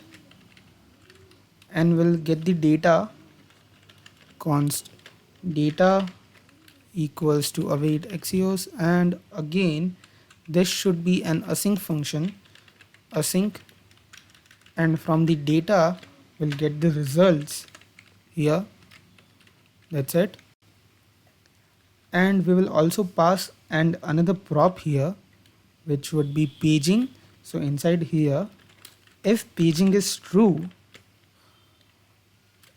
then we want to pass ampersand page equals to $I, or else we want to pass nothing. I'll explain this in a minute. Then I'll create a new function, create array from raw data, and we'll pass the results, movies array, and the genres, and we'll return the movie array, return movies array, return movies array. I'll copy this and create a new function, const get raw data from array, which will have the results. Then I'll just write this as array, then movies array, and the genres. And give me a minute, I will explain this code, and this should be outside of this here. That's it. Let me complete this code and I will explain it line by line. So I'll write array dot for each. We'll grab the movie from this. Then we'll write const movie genres equals to an empty array. Then write movie dot genre underscore id dot for each genre, and we'll write const name equals to genres dot find, and destructure the id triple equals to genre. Then we want the name, and if there is a name, then we want movie genres dot push name dot name. Now after this, if there is a movie dot backdrop underscore path, then we will push into movies array dot push an object with id as movie dot id, then name as movie dot original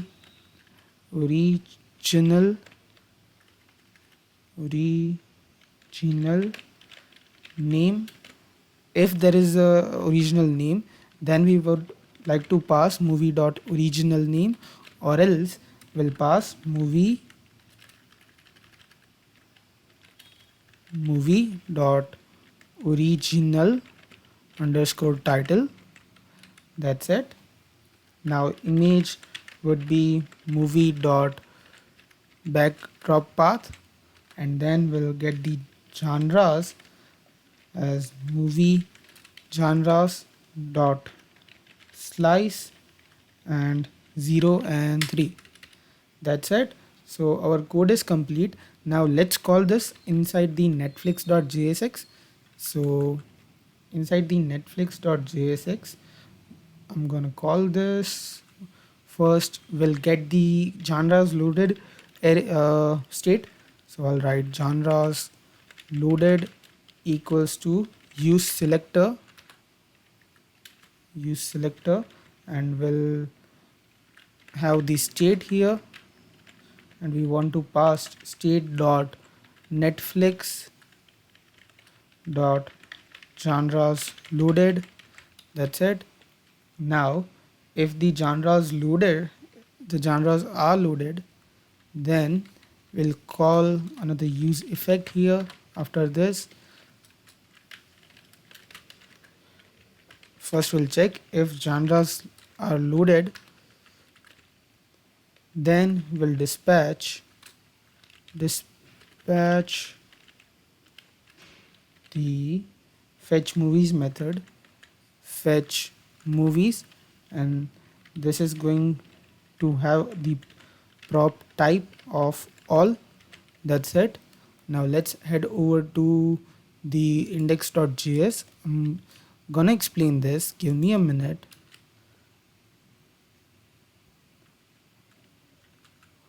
And here, what should we do here? Get raw data. Okay, so instead of returning here, I'll just remove this and write const data equals to get raw data, and after this I'll just console.log data, and this should be above here. That's it. Let's reload it. So we should have written await. We have written an await, promise pending. Array.forEach is not a function at create array dot. Okay, why is that? Array.forEach. Let's console the array here. Console.log array.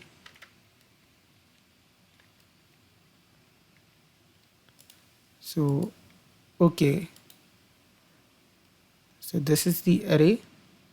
So we have to pass the array dot results here. What did we missed?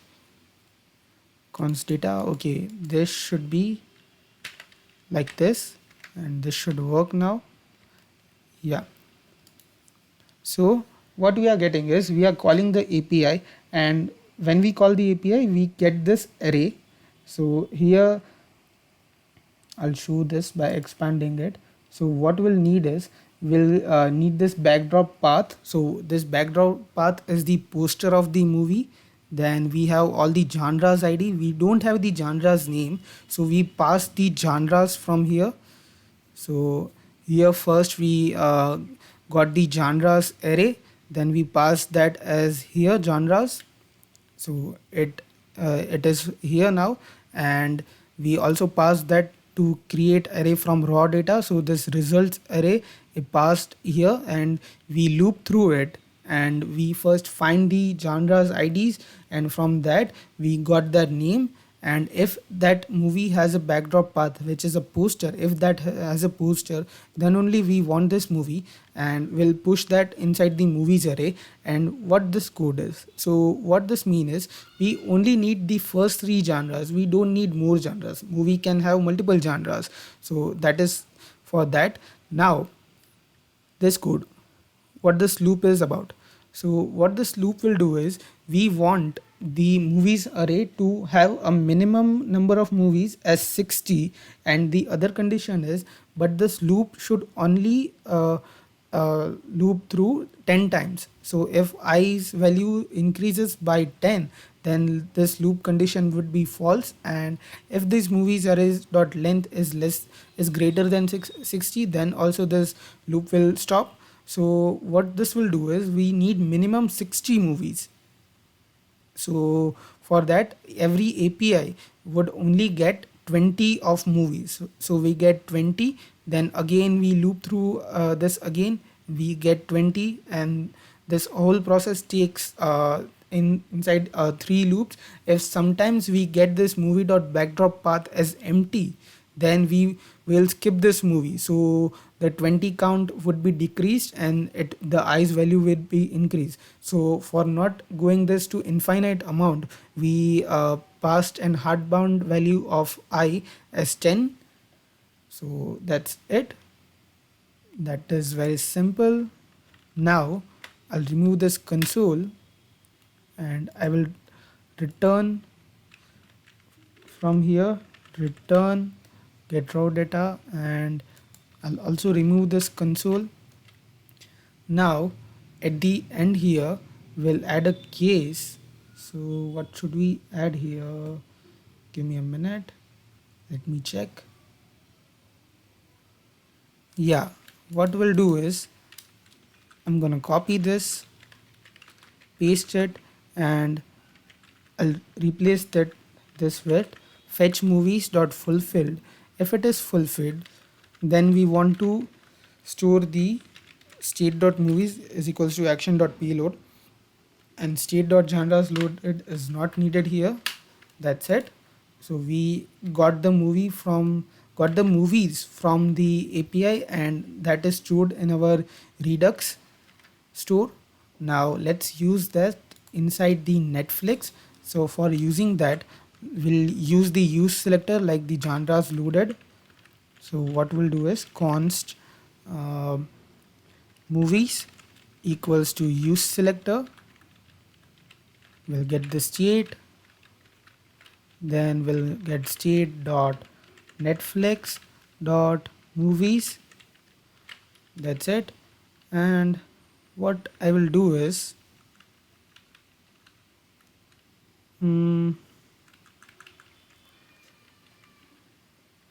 let's console the movies here.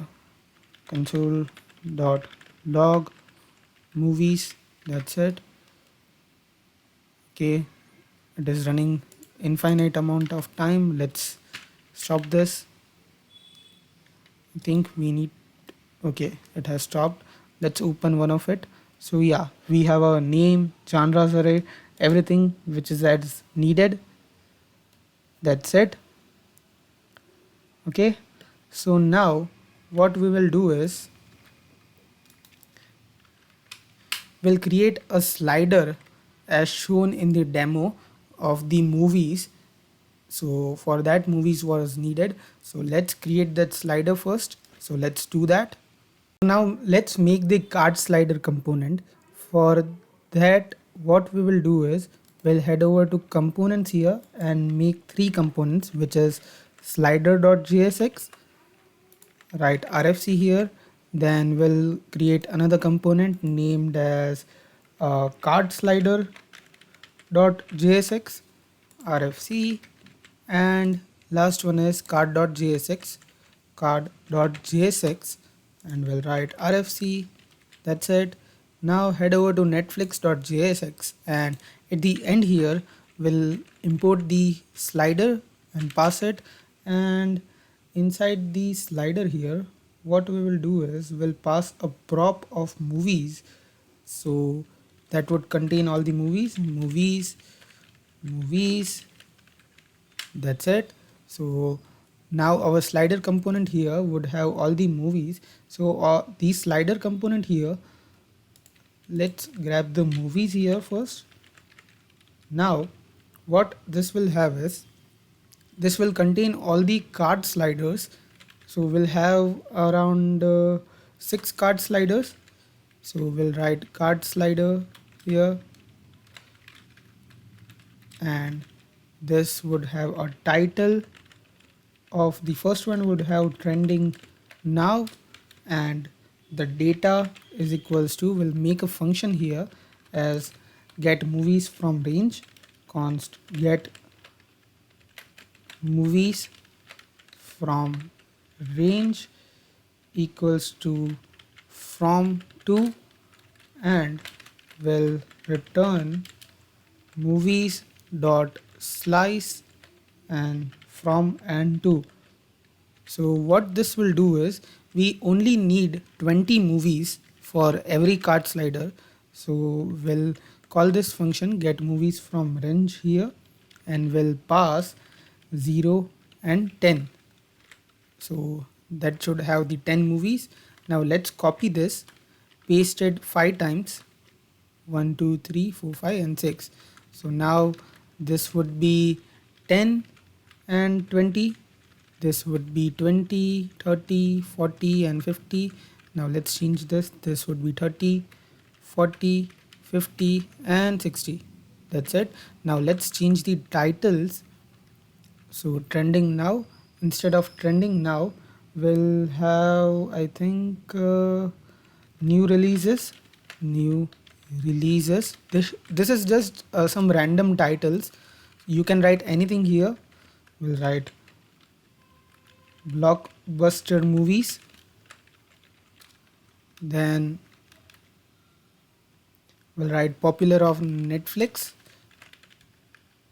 popular on Netflix, then we'll write action movies, action movies, and the last would be epics. That's it. And yeah, our slider component is complete. Now let's head over to card slider. What should we do here? So there is gonna be many things here, but first we'll just style the card. So for that we'll just have the data here, data and title. So we'll have data and the title. And what should we do here? I'll just do one thing. Inside the div, I'll map data dot map with movie and index. Will make this improved after we have styled the card component. So we'll call the card here card, and we'll pass movie data as movie, index as the index, and key as movie.id. That's it. Let's check here. Everything is working. We have this card components here. That's it. This card should be more, not this much. I don't know why. Let's head over to card.jsx and improve this further. So the main thing now we are going to style is here. What we will do is, first let's create this a style component. Styled const container is equals to styled, not minus equals to, is equals to style.div. Now let's replace this with container. Now inside this card, what should we do?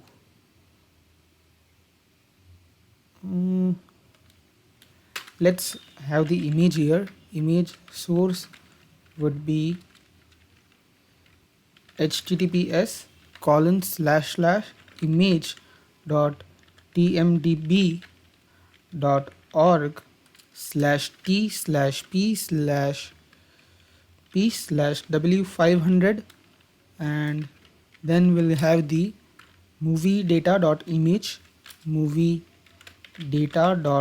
We have to destructure the props here, so we'll get the movie data, and do we need anything else? We also need is liked as false. I'm not sure about that. Let me check inside the card slider. Are we passing anything? No, that's it. So we just need the movie data, and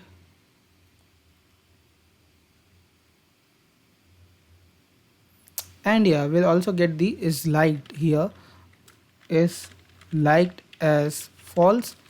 This is not gonna be needed now, it would be needed afterwards, but we have written it. Movie, that's it. Let's check here. We have all the images here, but why there is only 10 of this? 1 2 3 4 5 6 7 8 9 10 11 12 13 14 15 16 17 18 19 and 20. There are only 20. I'm not sure why is that, why other card sliders are not coming, but we can solve that issue afterwards. We just have to style this card first. So in here, now what should we do? Now let's create a state. So when we hover over this, we want to open that card. So for that, let's create a state, const state as hovered and is hovered. So const is hovered and set is hovered as use state, and this is going to be false initially. Then what do we need next? Yeah, that's it. We need only this much. Now inside this container we'll write on mouse enter, we want the set is hovered to be true, and on mouse leave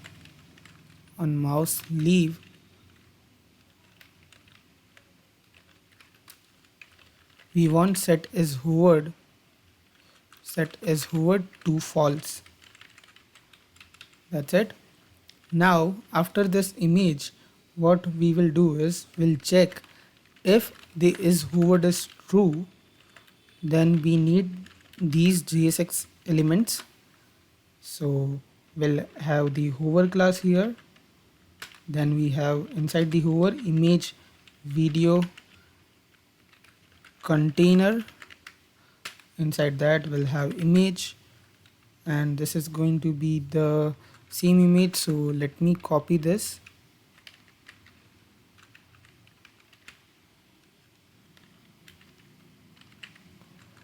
and when we click on this, on click, we want to navigate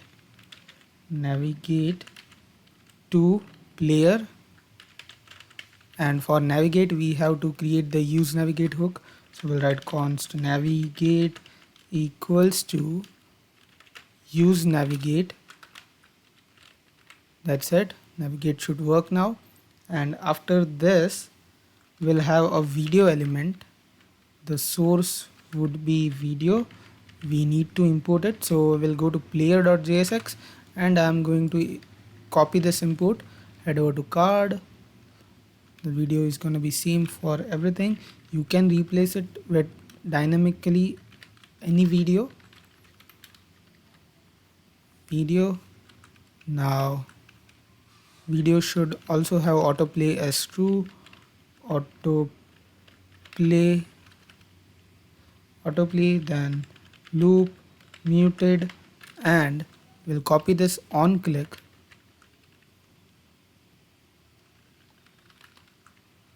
That's it. We don't want to pass the controls, and this should be self-closing tag.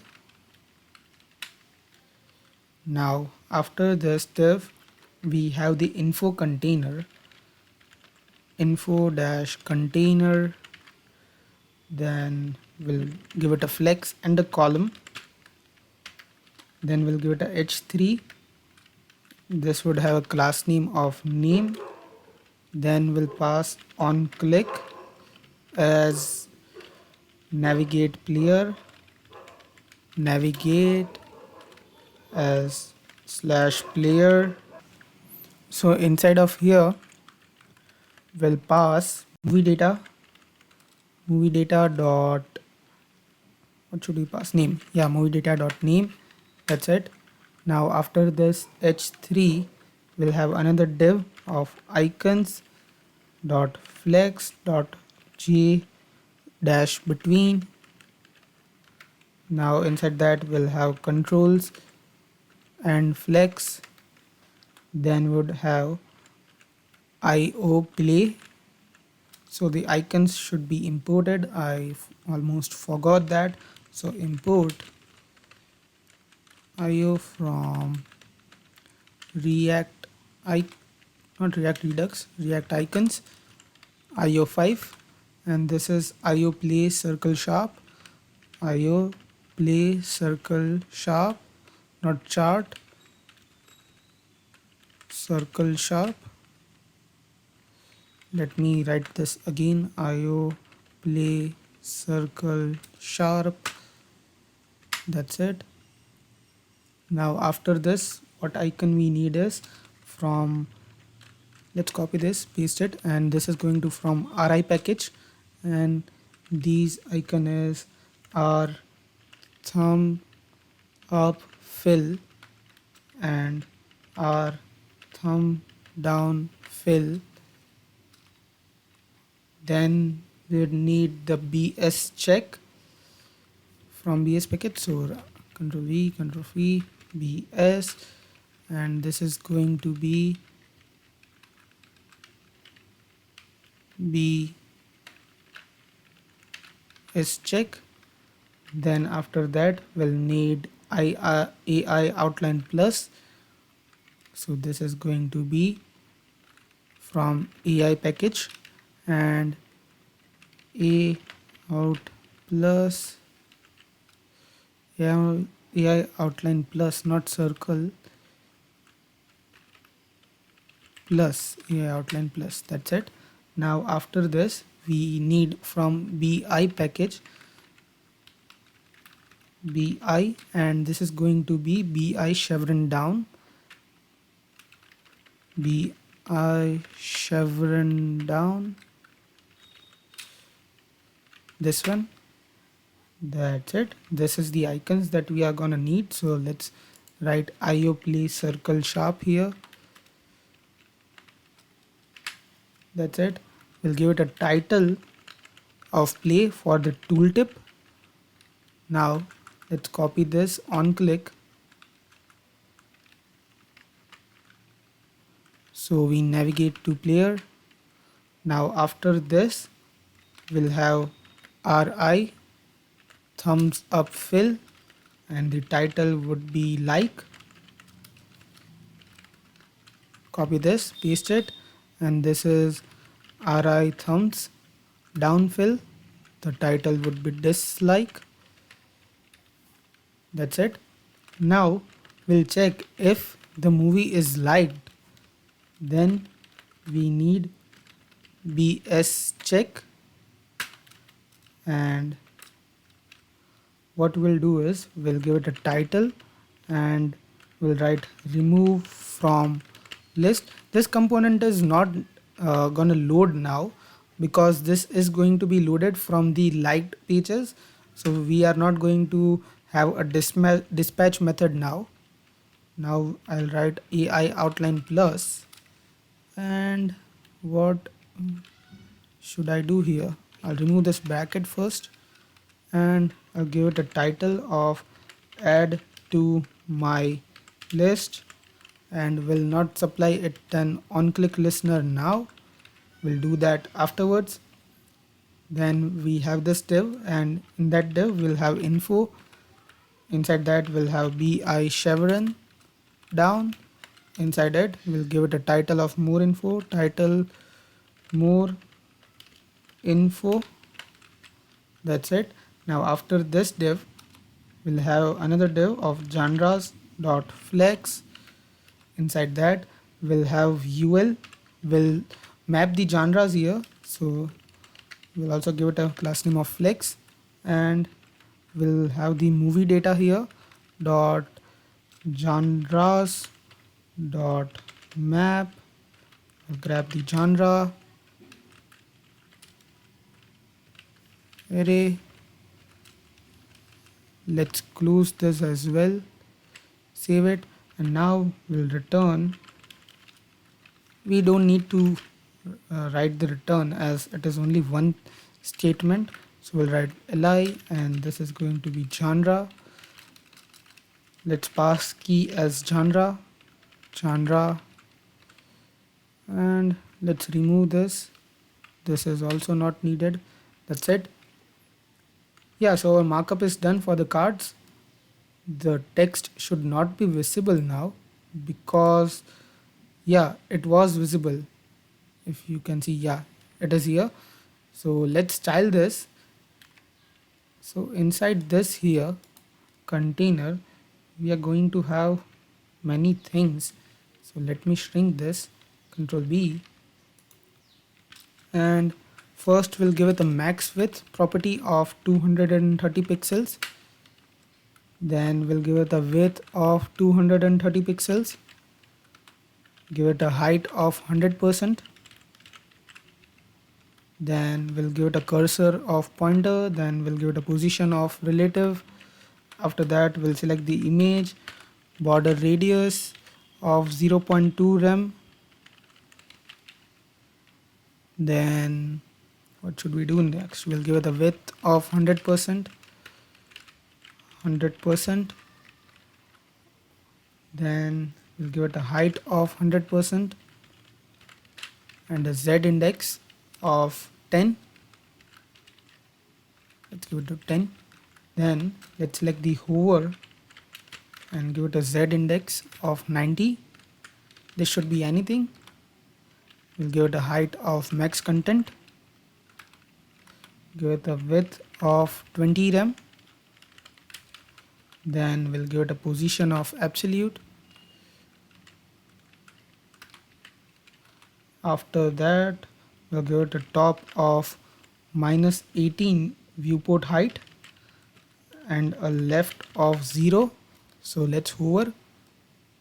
We still have to decrease the video so it should be visible. Now let's select the, so first before doing that, let's give it a border radius of 0.3 rem, a box shadow of RGBA 0, 0, 0, 0.75 and 0 pixels, 3 pixels and 10 pixels.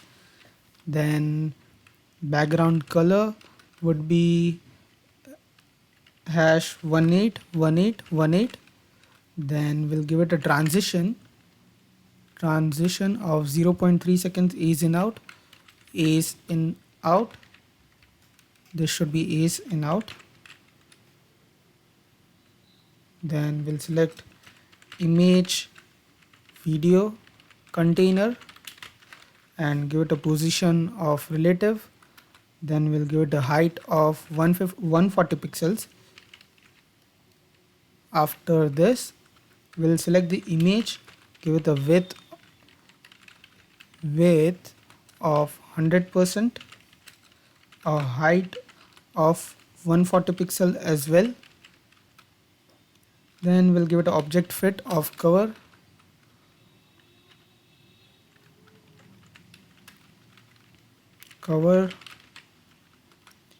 Then we'll give it a border radius of 0.3 rem. Give it a top of 0, z index of 4 and a position of absolute is needed. Let's style the video now. Then you might be able to see what we are doing with 100%, height 140 pixels, then object fit of cover, then border radius of 0.3 rem, top of 0, z index of 5 and a position of absolute. That's it. Now let's check it. Okay, so the video is still not decreased. We have to fix that height width.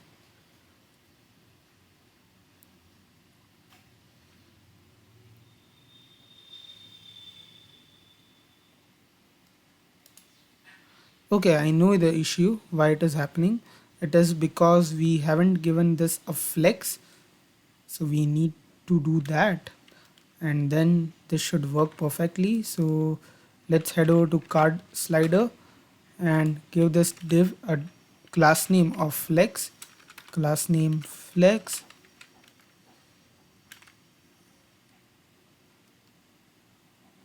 It's still not working perfectly. We have to do something about this video. Let's head over to card.jsx, video width 100%. Let's give it a display of none to see the styles are being applied.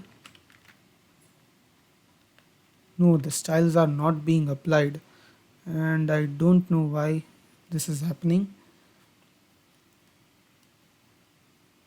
Image video container, this should be video container.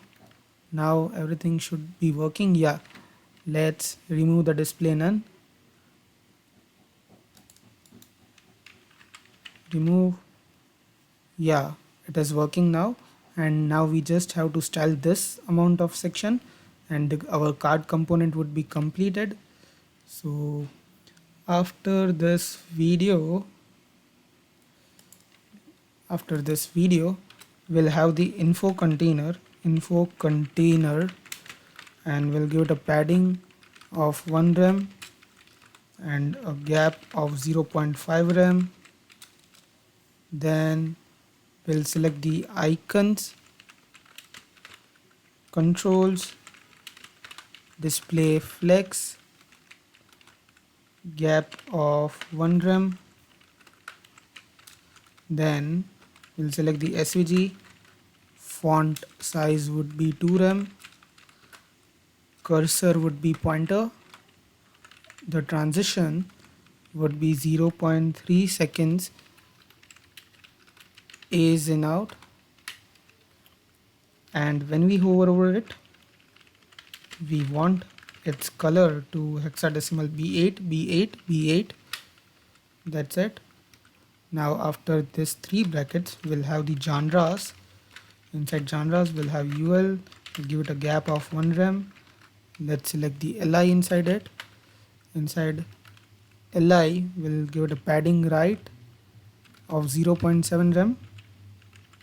And the first one, by selecting n% first of type, and we'll give it a list style type of none.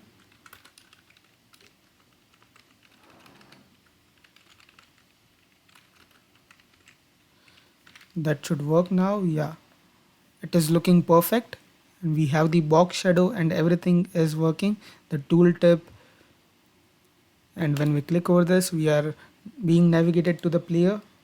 So now we just have to style the sliders so it would work. So now let's do that. So now let's have the card slider component. So here first I'll import style from style components, then const container. Let me remove this. Const container is equals to style dot div, and that goes inside here. Container down. Container should have a class name of flex and column. Then what should we do next?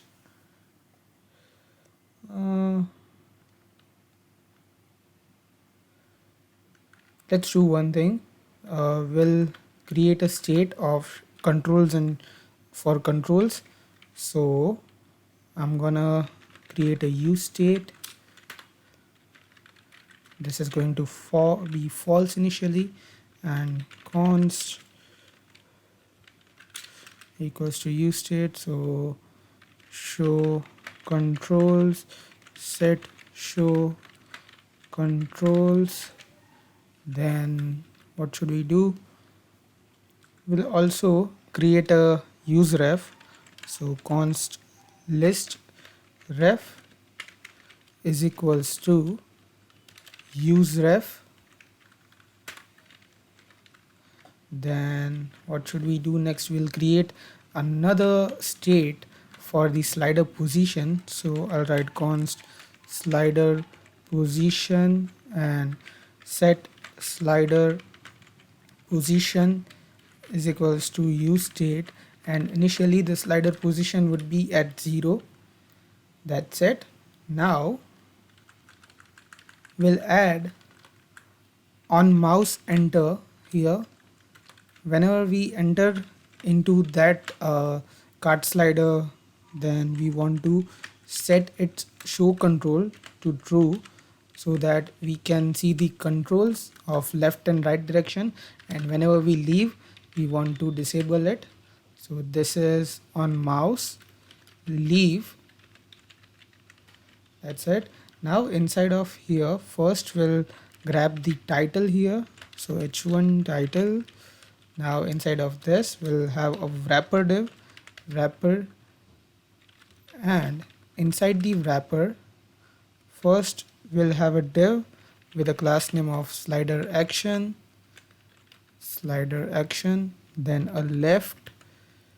Then we'll convert this to backticks and we'll wrap it around with curly braces. Now what we'll do is we'll see if the show controls is true, then only we want to show this div. So if the show controls is false, then we'll give it a none, or else we'll give it a empty class. Then we'll give it a flex, j center, a center. That's it. Now inside of this div we are gonna have AI outline left. That's it. And on click we want to handle the direction click with our function handle direction, and we'll pass as left.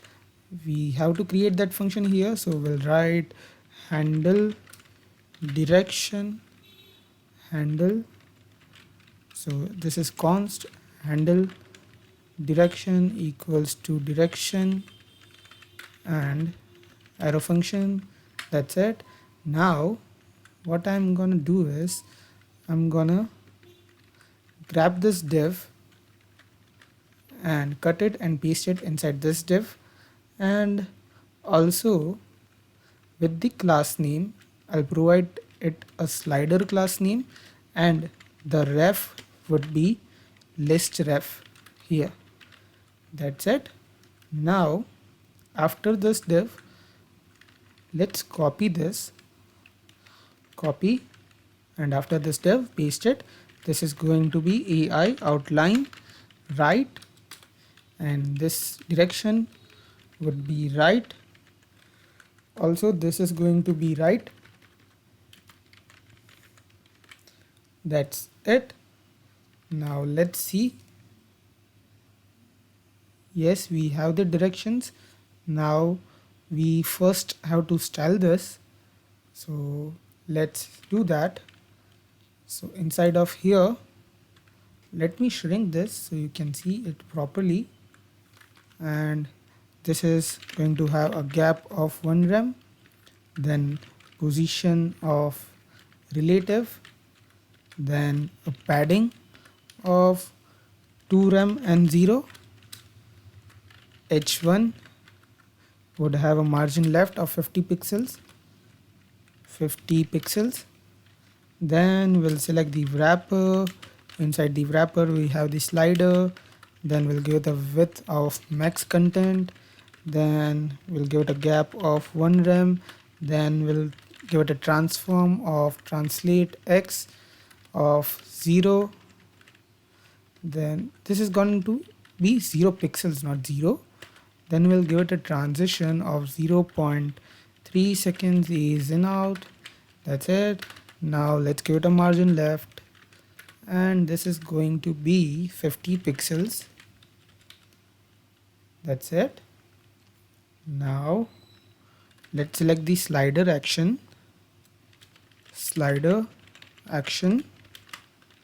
and this is going to be having a position of absolute, then give it a z index of 99, also a height of 100%, then a top of 0, bottom of 0, width of 50 pixels, transition of 0.3 seconds is in out, and the SVG would have a font size of 2 rem. Now let's give the none a class of display none. Then so this is going to be out of this. Yeah, so the SVGs are gone. I'm going to comment this for now, so you can see that here. Now the left would have the left of 0, and the right would have the right of 0. Yeah, so both are here now. Now let's give it a display of none. So when we hover over this, only then the arrows would be visible. Now when we click over this, we want to scroll it. Why the other movies are not coming? We have to check it. So now when we click over this, we want to scroll this slider. So let's do that. So for that we have written this function handle direction. So what we'll do is, first we'll create a variable of distance is equals to list ref. So we'll grab the list ref which is pointing to this list here, list ref dot current. Inside it we'll get the bounding client rectangle, get bounding client rect, and we'll get the x size of it and decrease it by 70. This is going to be 70 pixels.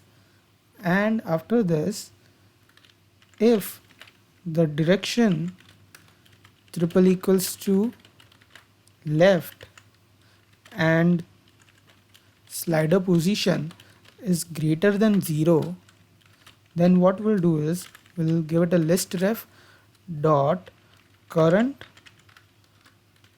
list ref dot current dot style dot transform equals to translate x, and this is going to be 230 plus the distance. I'll explain this code in a minute. Now we'll set the slider position to slider position plus 1, and we will copy this,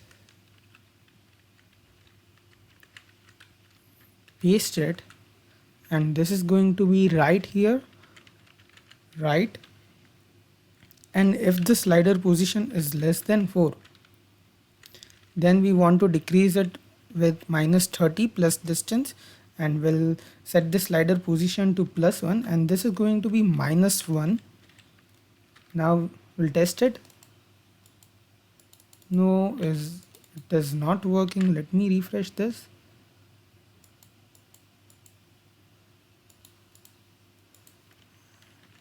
Let me open the console. Do we have any error? No, we do not have any error. Let me console the list ref, console.log list ref, we don't have any console here. Why is that? Okay, when we call this, it comes. Now we have div.flex.slider. Okay,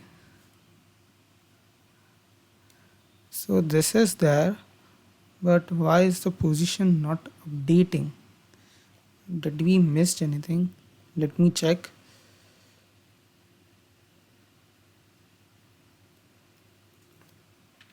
Did we wrote the translate x properly? Translate x to 30 plus distance, and we wrote the pixels. This is correct. Did we pass the direction? Let's console the direction as well. Direction, clear it out. We have the direction proper, so left and right are being compared. Then slider position greater than 0, and this is less than 4. My bad. Yeah, it's working perfectly now. You can see that.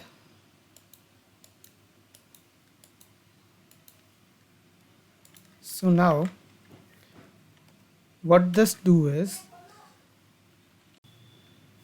function will do is it is handling the left or right movement of this slider. So first what we will do is we'll get the distance, the current distance, by this get bounding client rectangle, and we pass the list ref here to this div. So that is the size, the width of it.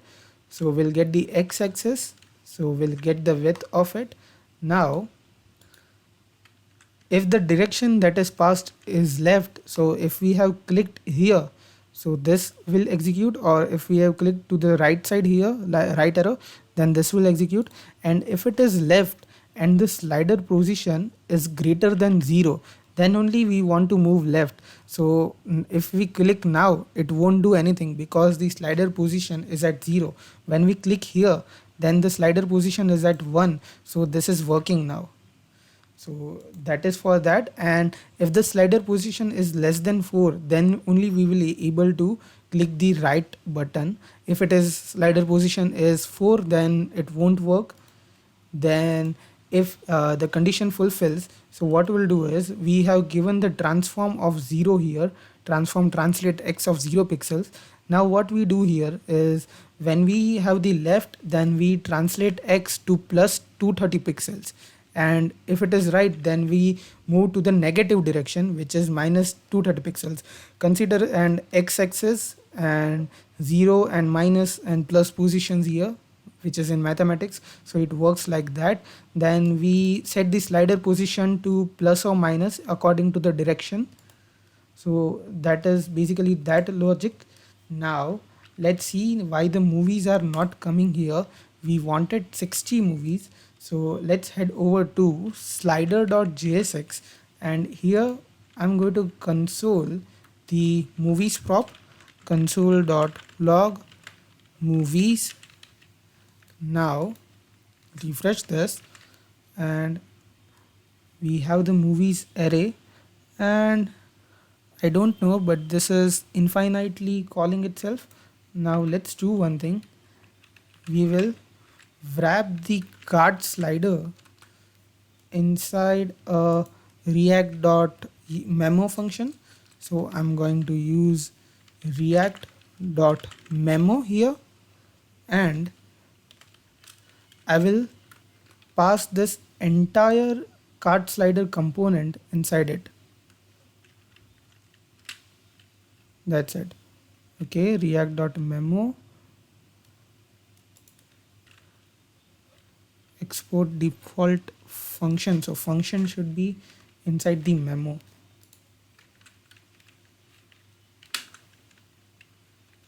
Here, that's it. That should fix it. And now let's do the same for cart.jsx.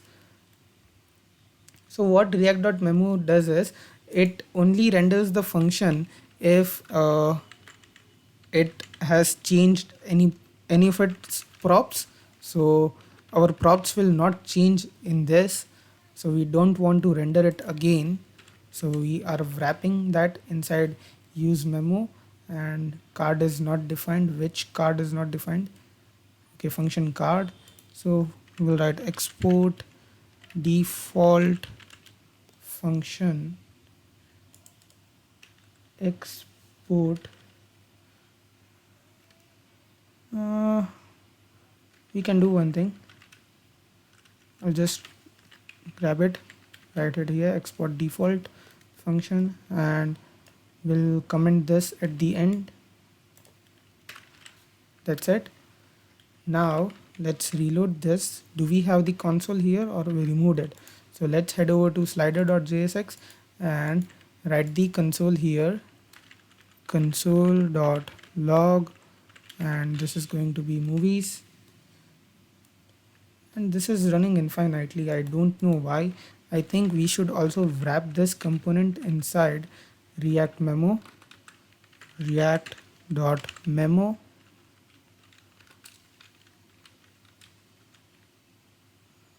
react.memo. Let's refresh this.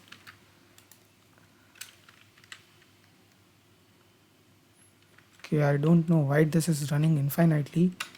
We have to fix that, but as you can see that only 20 of our movies are coming, so we need to head over to index.js inside our store, and where we fetch the movies here, we want to check if it is getting it.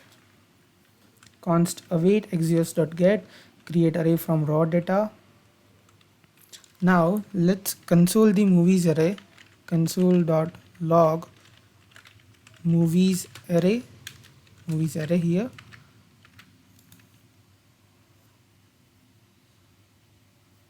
and it didn't console it. Why is that?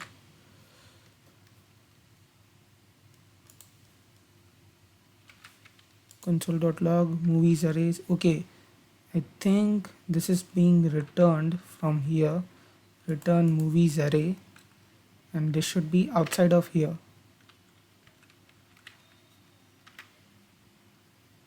Yeah, the movies are coming here because what we were doing is, first we'll remove this because the component will run infinite time or else.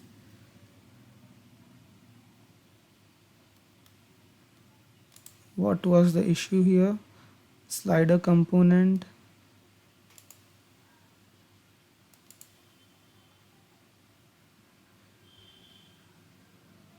Reading slice, cannot read properties, slice, movies.slice. So let's, okay, I think we removed the return statement, because of that we were getting the error. Yeah, so everything is fixed and we have this working now. So our basic Netflix setup is complete and the home page is also set up. We have all our movies. Now when we click over this, we'll get the screen. Now what we will do is we'll create this TV shows page and movies page where we get the data by its genres. We can select the genres from a drop down menu. So let's do that. Now let's do this movies page. So inside the pages, I'll create a new page, movies.jsx, movies.jsx, and inside of this I'll write RFC. And now what we will do is I will head over to netflix.jsx and I'm going to copy some code from here. We need this, we'll need this, and this. Copy, head over to movies.jsx, paste, and now let's import everything. We need the use state, use navigate, use selector, use dispatch, get genres, use effect, fetch movies, and the type of this would be just movies. We don't want the season. Then yeah, that's it. Let's head over to this movies page and head over to app.jsx, and let's define this path route exact path equals to slash movies. Element would be movies. We need to import this. That's it. Let's refresh this. Okay, movies is not defined. Did it import it? Movies, yeah, it is imported, and use dispatch is not defined inside movies. Use dispatch. So now this get genres is not defined. So get genres, there's a spelling mistake. Yeah, everything is working now. So what should be done here?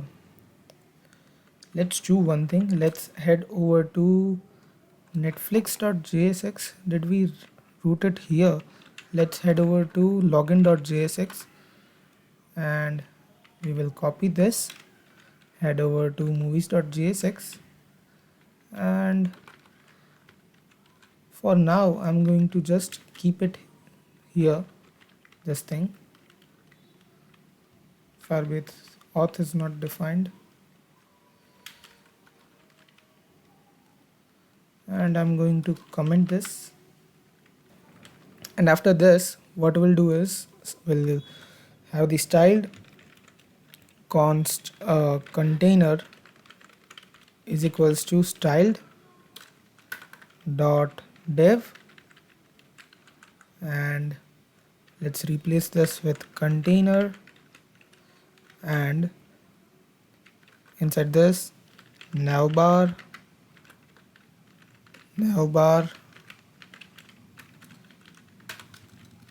let's pass the scrolled component, not component, the value and the prop. Now we will have the data. Inside the data we'll create a new component as select genre. We'll render this in a minute. Until then we'll write movies dot length if there are movies, then we want to display the slider component, and we'll pass the movies here, or else we'll create a new component named as not available, and we will render that. So let's create the not available component. It is nothing but just a text. So let's create it. Components not available dot jsx, write rfc, and this is going to be h1, and we'll write no movies available for selected genre, and the class name would be not available. Let's copy the class name, head over to movies, and what we will do here is first we'll import the component not available, and inside of here we'll have the data. Inside that we'll give it a margin top of 8 rem, then we'll pass that class not available, and then we'll give it a text align of center, then we'll give it a color of white, and we'll give it a margin top of 4 rem. That's it. Let's head over to movies. We have our movies, and now we'll have a drop down here for selecting the genres. So you can see that there are only movies here. That is different from the home page. If we head over to home page, there would be some series here. So we can see that this Miss Marvel is a series, and the Stranger Things is also a series. So when we head over to movies, we won't be having that. Okay, so we are having this. So I think we missed something. We gave type as movies, fetch movies. Let's head over to this fetch movies. Are we passing the type? Yes, we are passing the type. Okay, I think there is some issue with the API. This is not from our side because the data is changing. So it's not our issue. I think the issue is from them, the API side. They are marking this as a movie. So yeah, but the data is being changed. You can see that here.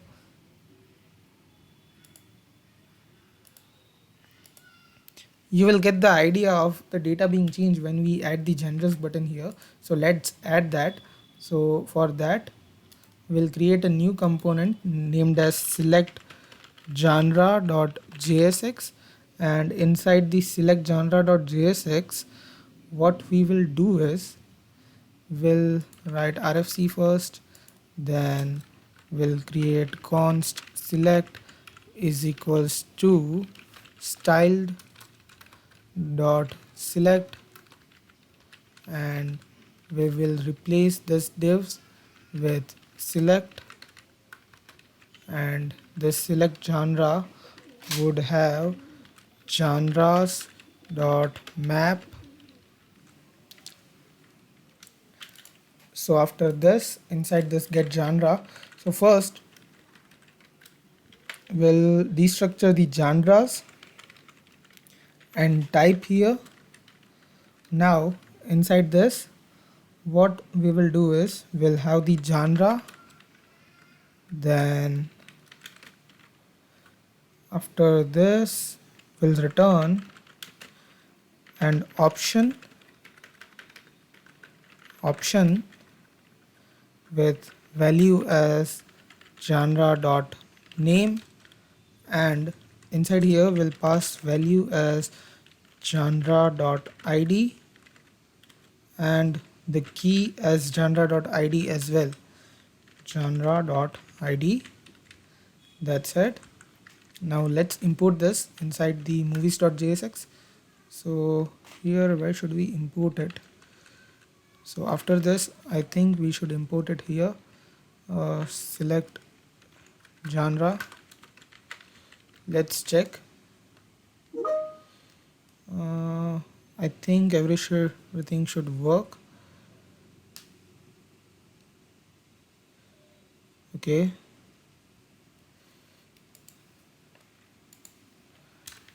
I don't know why this is happening. Get genres.map is not function. Okay, we have to pass the genres here. So for that we have to store the genres from here. We'll copy this, paste, and we'll change this to genres, and we will pass the genres here. Genres, that's it. Genres.map is still not a function. So the issue is from here. We are not supposed to have this from get genres. We have to have this from genres. Let's delete this import, and this should be working. We have this here. Let's remove this, and this should be below the navbar. So inside movies.jsx, inside the here, yeah, this is perfect now. Now when we select this, we want to change the movies here. So what we will do is we will head over to our store, and we have to get the fetch data by genre function. So let's do that. Let's head over to store, and what we will do is we'll copy this fetch, this one, paste it, and we are going to change this to fetch data by genre, and here we'll have genre, which genre we want to send, and the type, and the thunk API remains the same. We need the genres, and this is gonna change. So remember we had this, so we are gonna copy this and replace this with this here, ampersand with genre. And what mistake did we made here? Get raw data. We need to remove this function call, and this, yeah, this is perfect now. Let's remove this, and we'll pass the genres here, and we don't need the pagination, so we don't want to pass true. And what else should be done? Fetch data by genre, it will return get raw data. Now inside here we'll add a new case, which would be after here builder copy paste, and we will write fetch data by genre, and we'll write state.movies is equals to action.payload. That's it. So you can see that with using Redux, this is very easy. So now inside the select genre component, we will call this and send our genre as soon as there is a change.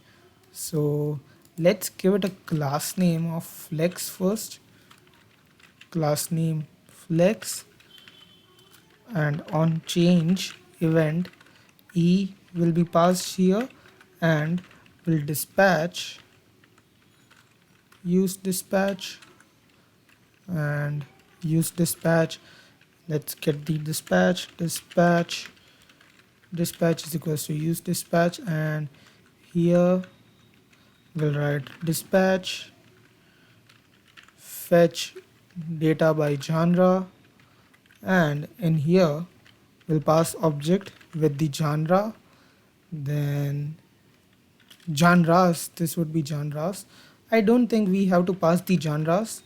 We'll just pass the genre, and e dot target dot value, and the type.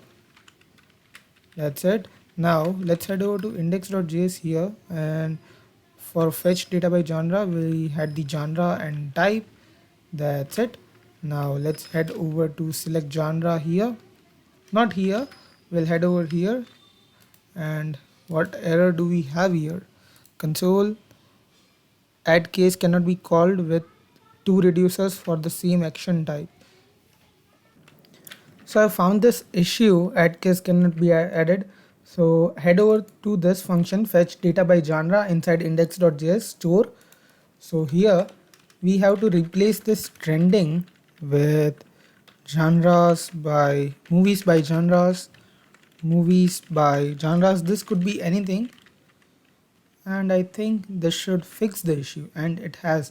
Now let's change this to adventure, and we got an error that this is undefined. What is undefined? Discover, and type is undefined.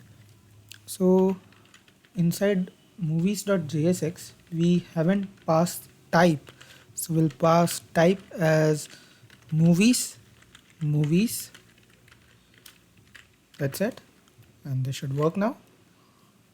Let's try that again. We have movies, and this is 404, and this is an issue here.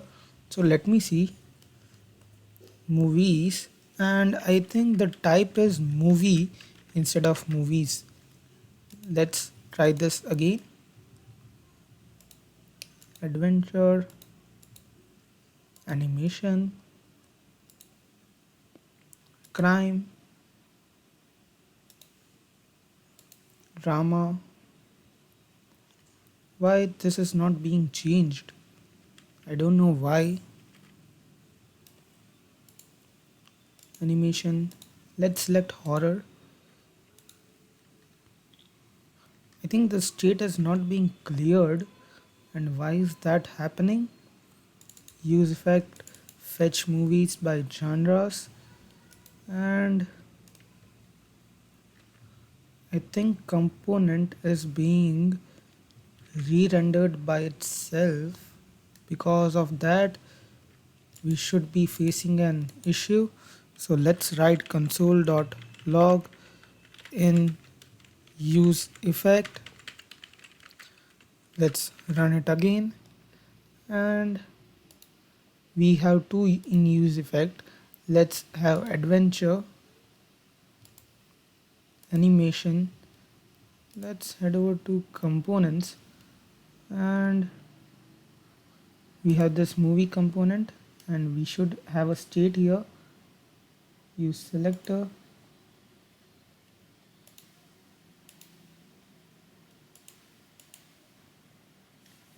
these are the movies, and I don't think this is being changed. Music,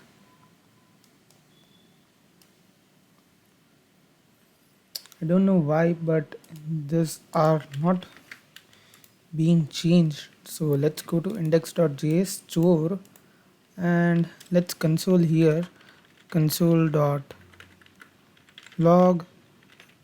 in fetch data. We'll just write this, and so this is going to be genre and type. Let's console it, refresh.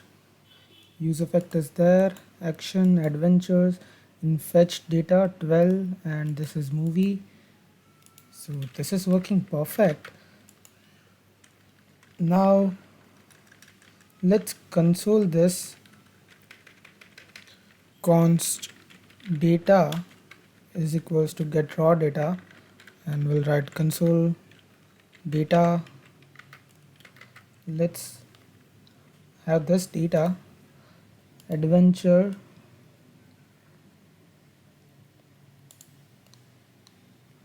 array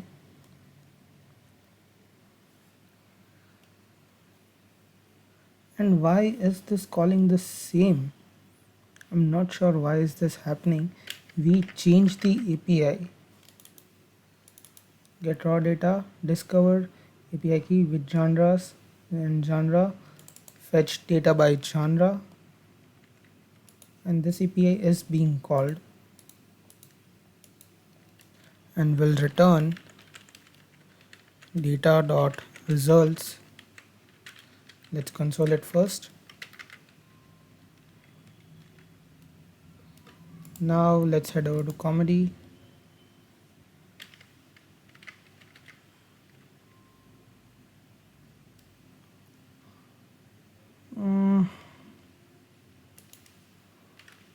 I think we just have to return this data.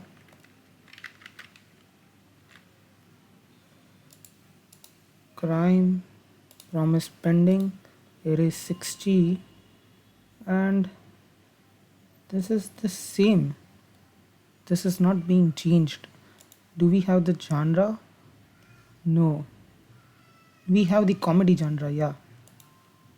Comedy, there is no comedy here. This is comedy, this is comedy, this is comedy, this is comedy. I think our movies are perfectly fine. They are coming as it is needed, but it is not replacing here. Why is that? The components are not refreshing. Okay, so this is comedy only. Let's test it again. War,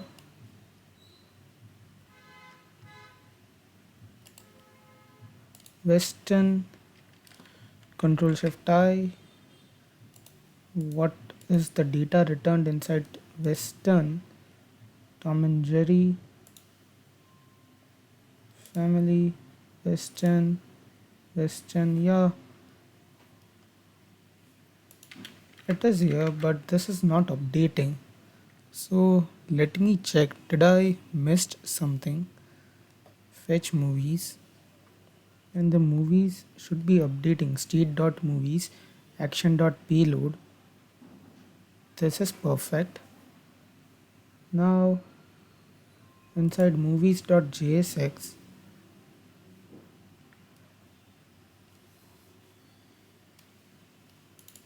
the movies would change here, and I don't know what we missed here. So give me a minute, I'll resolve the issue and continue the video. So I have found the issue inside movies.jsx. Inside the second use effect, we have to add a empty bracket here, so it only runs once, and same inside netflix.jsx we forgot that. Because of that we were having the issue. I think I have to remove the true alert inside movies.jsx. Did I remove it? I did. I think I just have to close this and open a new one. Close it. Okay, so now no movies available for selected genre. Comedy, fantasy. Okay, so fantasy is available. For adventure, music. So we do have some errors in use effect. No movies available for selected genre. So let's console.log and let's see genres loaded. I think we have to call this whenever genres loaded is changed. Same goes for the netflix.jsx here. Yeah, this should work now. Movies are coming. Now let's select animation. Okay, so it has changed. Now let's select fantasy. Okay, it is being changed. We were successful. Now when I select horror, it will get the horror movies. Now when we select TV movie, so it will select that kind of movies. So that's it. So this is successful. Now we just have to style this component. So we will style that inside movies.jsx. But what should we do here? Movies.jsx, and I think this is from the select genre. The styles are from, yeah, the styles are from select genre. So let's head over to select genre. And what should we do here? We'll give it a margin left of 5 rem, then cursor of pointer, font size of 1.4 rem, background color of RGBA 0.4. That's it. And a color of white, color white. This is white and this is color. So yeah, that's it. Perfect. So our movies is also working. Now we'll have this TV shows and all the functionalities would be same. We'll just duplicate this component of movies.jsx. Do we have a duplicate? No, we don't have. We just copy the file, copy and paste, and we'll rename this to TV shows.jsx, TV shows.jsx, and let's head over to TV shows and head over to app.jsx, and we'll copy this, we'll paste it, and this is going to be TV shows, and this is going to be TV. Now let's head over to TV shows and we have to change this function to TV shows, and let's head over to save it, and let's head over to app.jsx, and here this is TV, and this is going to auto import TV shows. Yeah, this is working the same, but now what we are going to do inside the TV shows is we'll just change, head over to TV shows first, TV shows, and change this type to TV. No, initially it should be, yeah, it should be TV, and here after this we'll have this as TV, and the show should change. Yeah, we have just the seasons now. Now when we select horror, we have no available series. Crime, so these are the series. So yeah, TV shows is also done. Now we'll have to do this my list. So what we'll do in the my list, that when we hover over this and when we click on this plus button, we will add this to my list page. So for that we have to create a node server and everything. So let's get started with that. So now let's set up our Node app. For that, I will close this and create a new folder as Netflix-API, and I'll open a new terminal here, and I will head over to Netflix API, and I will write npm init dash dash yes, and I will add dependencies, yarn add express, course, mongoose, and nodemon. So nodemon is for starting the server when there are changes, then mongoose is the for MongoDB API, then express is for the express framework, and the cores are for cores request. Now inside package.json we'll add a new script start, and this would be nodemon server.js and comma. That's it. Now inside Netflix API we'll have new file server.js import. Here we'll write const express is equals to require express. After this we'll have const course is equals to require course. Then we'll have mongoose. For that, for mongoose equal to require mongoose. After that we'll have our app from express. Then we'll write app.use course. This is for the course request. Then we'll write app.use express.json. Then we'll write app.listen on port 5000, and we'll write console.log server started. Let's start the server by yarn start. Yeah, the server is started. Now let's connect to MongoDB.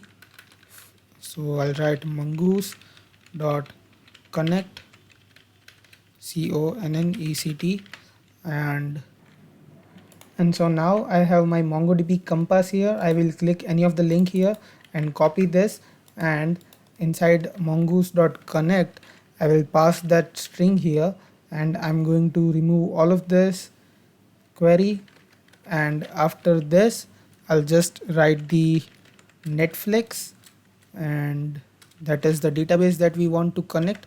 Then I'll pass new what was it, use new URL parser, use new URL parser as true, and we'll pass use unified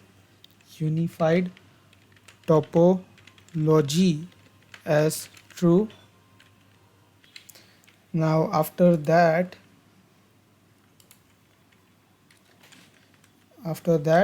we'll pass then, and this would receive an arrow function, and we'll write console.log db connected. Let's restart. Yeah, server started and db connected.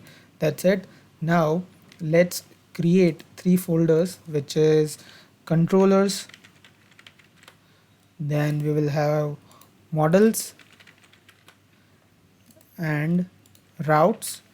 So we are following the MVC structure. So inside the controllers, I'll write user controller.js. Inside models, I'll write user model.js, and inside the routes, I will write user routes.js. So we'll head over to user routes.js. No, we'll head over to user model first. So user model, and we'll create our mongoose model. So I'll write const mongoose equal to require mongoose. After that, we'll create a user schema. User schema is equals to new mongoose dot schema. This is new mongoose. Okay, we don't need this mongoose dot schema, and we'll pass email, which is going to be string, and we can pass the required and unique and max. Yeah, we should pass that. It's a nice practice. So we'll pass type as string, then we'll pass required as true, then we'll pass unique as true, we'll pass max as 50. After that, we'll have liked movies. This is going to be the array of the liked movies. So that's it. And this is going to be user schema, not user schema. And we'll then have module.exports equals to mongoose.model, and this is going to be users and users and user schema. That's it. Now after this, we'll head over to user controller and create our first controller to add a like movie. So for const user equals to require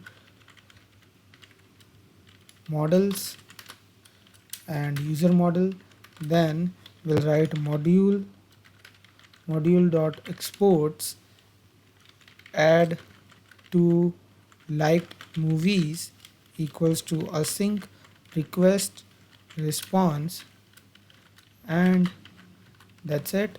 We'll create this afterwards. Then inside this routes, we are going to use that.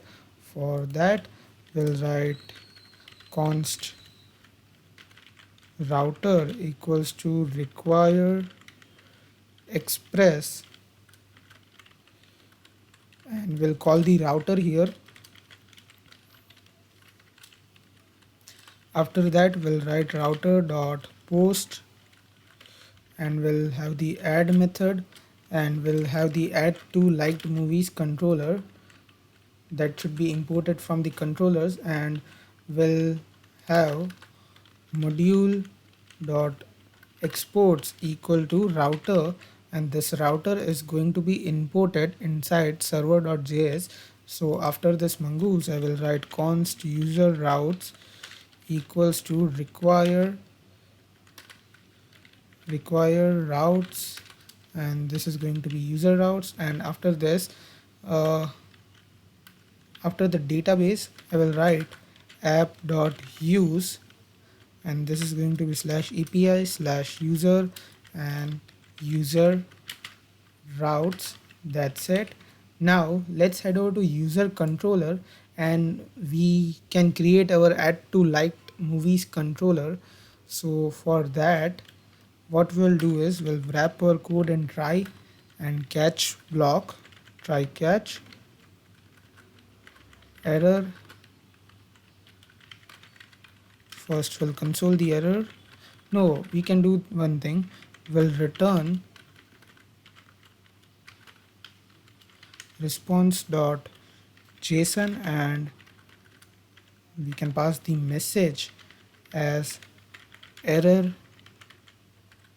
adding movie. That's it. Now let's do one thing. What we will do here is we'll get the email and data from request.body. So yeah, we would need an email. So in which email we want to add the data, so we need that email, and the data would contain the movie image, movie name, movie description, and genres, and that's all. So we'll add that into the array. So what we'll do is we'll await user dot find one. We'll check if there is a user. We'll check if there is a user with the given email. If there is a user, then what we will do is we'll get the liked movies from the user, and we'll get movie already liked array equals to liked dot movies. So we'll check if the movie is already liked by user. If it is liked,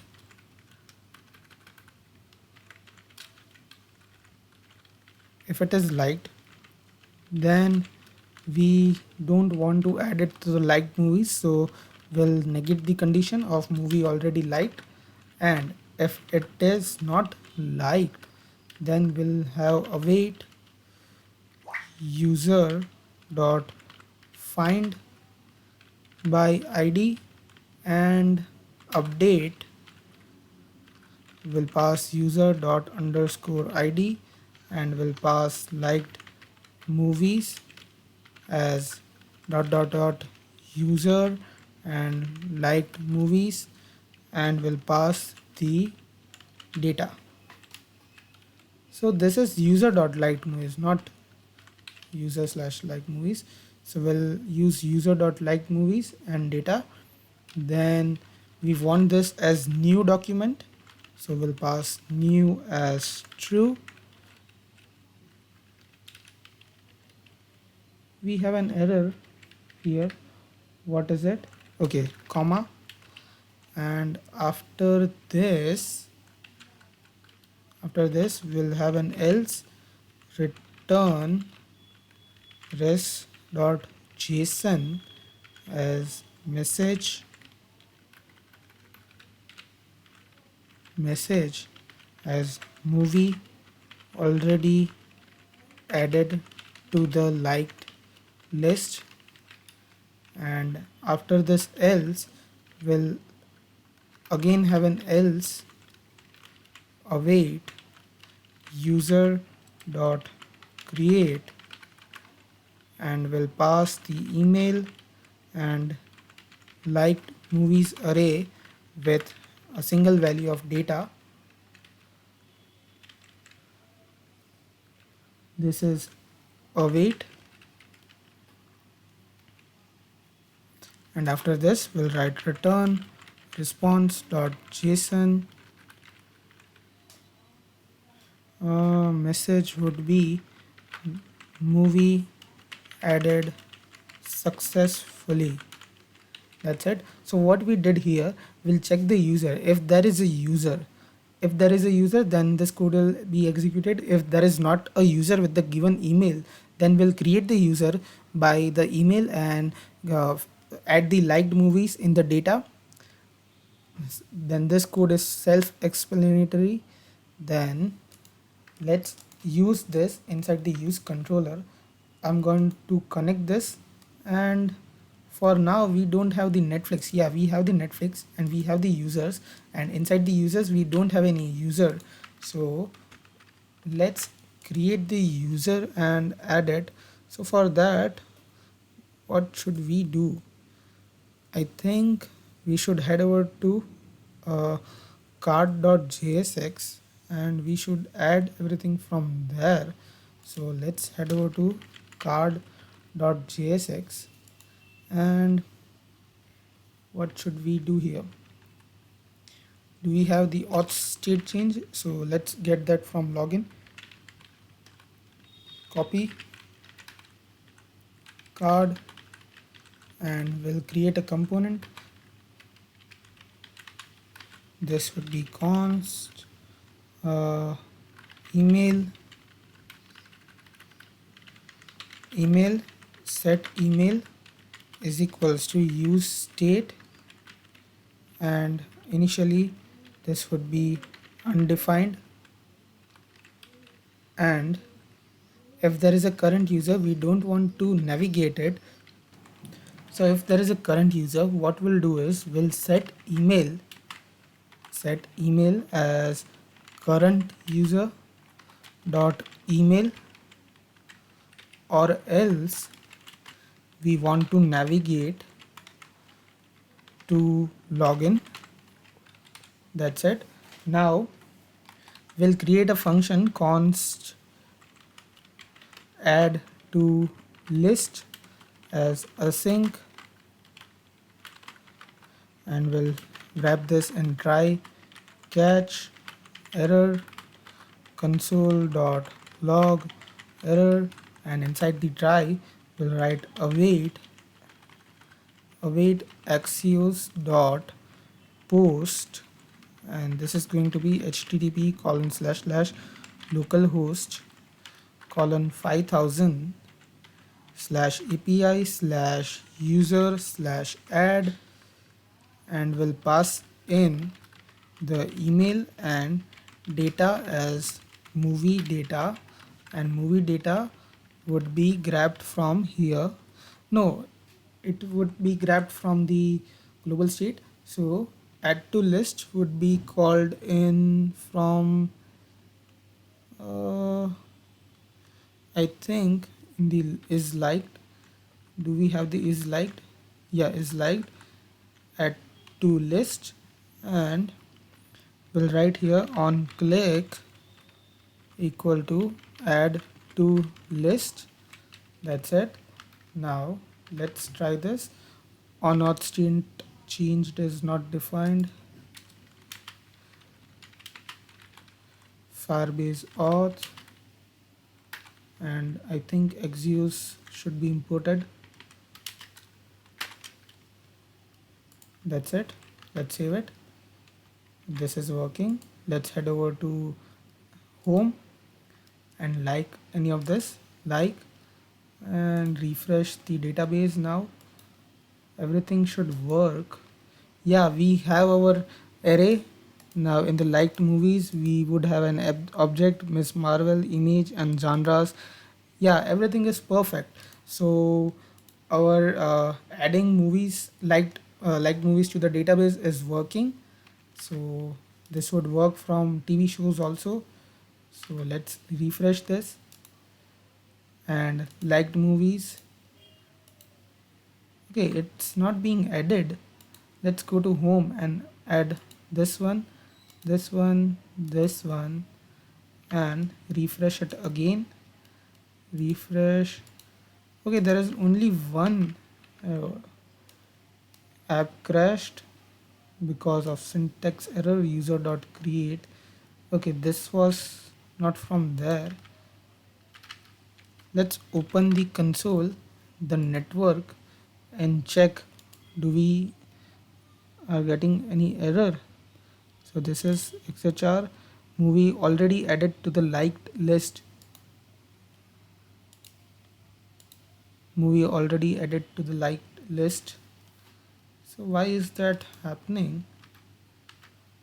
Let's head over to user controller.js. If id, okay, we have to write triple equals to here. If id triple equals to data.id, then we want to do this. So this should work now. Batman, Doctor Strange, everything everywhere all at once. Refresh. Liked movies, yeah, we have the all arrays. So yeah, this is working now. Perfect. So now what we'll do is we'll have this my list and have the data displayed here. So let's do that.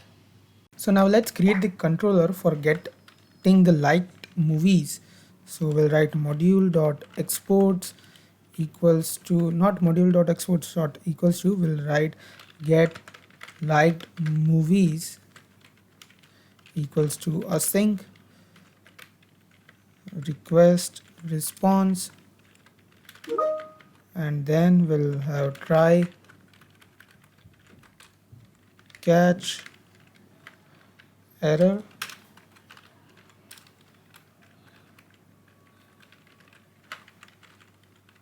and we'll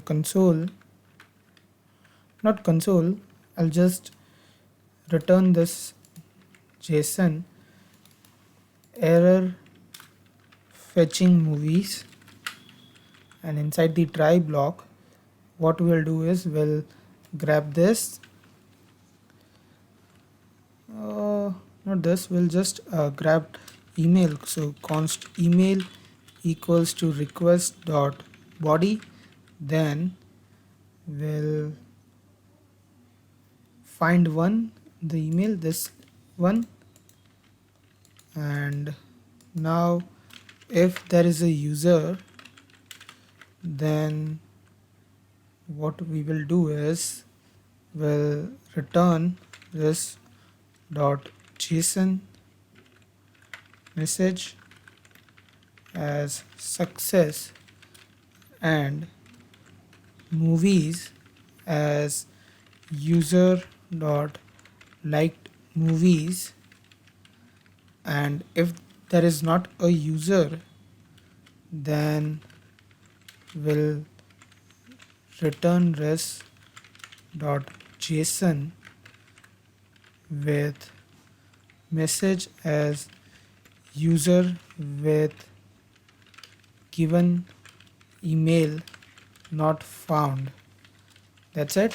So this is our controller, as simple as that. Now let's head over to user model, not model, user routes, and we have to add that route here. So we'll write router dot get, and this is going to be liked slash colon email, and add to liked, add to liked movies, not add to liked, we'll write get liked movies, get liked movies, and inside the user controller here, this is from request.params, not body.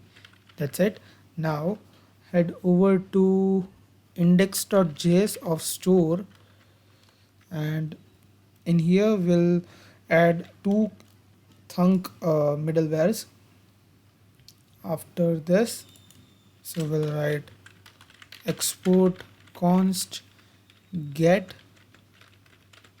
user liked movies equals to create async thunk, and we'll write Netflix slash get liked, and then async email equals to arrow function, will get const data, and inside the data we will need movies, and this is going to be await axios dot get http colon slash slash localhost colon 5000 slash api slash user slash liked, and we'll pass in dollar email here, and this is going to be template strings because we want to pass the variable there. Email is get from there, and we'll return movies. That's it. I think we have an error here. What is that? cs.get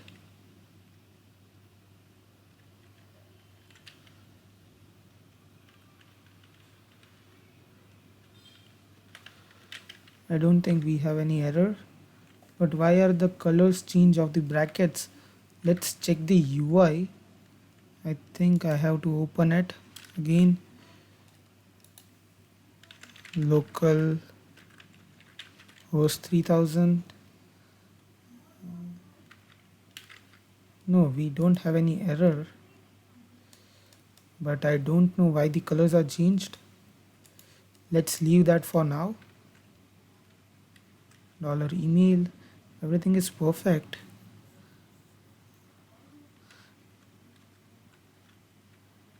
Let's do that afterwards. So after this, we'll head over at the end here in the add cases.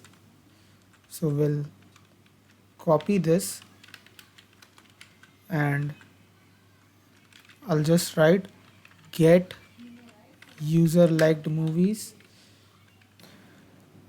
Okay, so after that, what should we do is await access.get. Okay, so now let's head over to TV shows. No, we'll add a new page which is user liked dot jsx rfc. Now head over to app.jsx and we'll have another route which is user liked, and the route would be, let's check it from navbar. What route did we give here?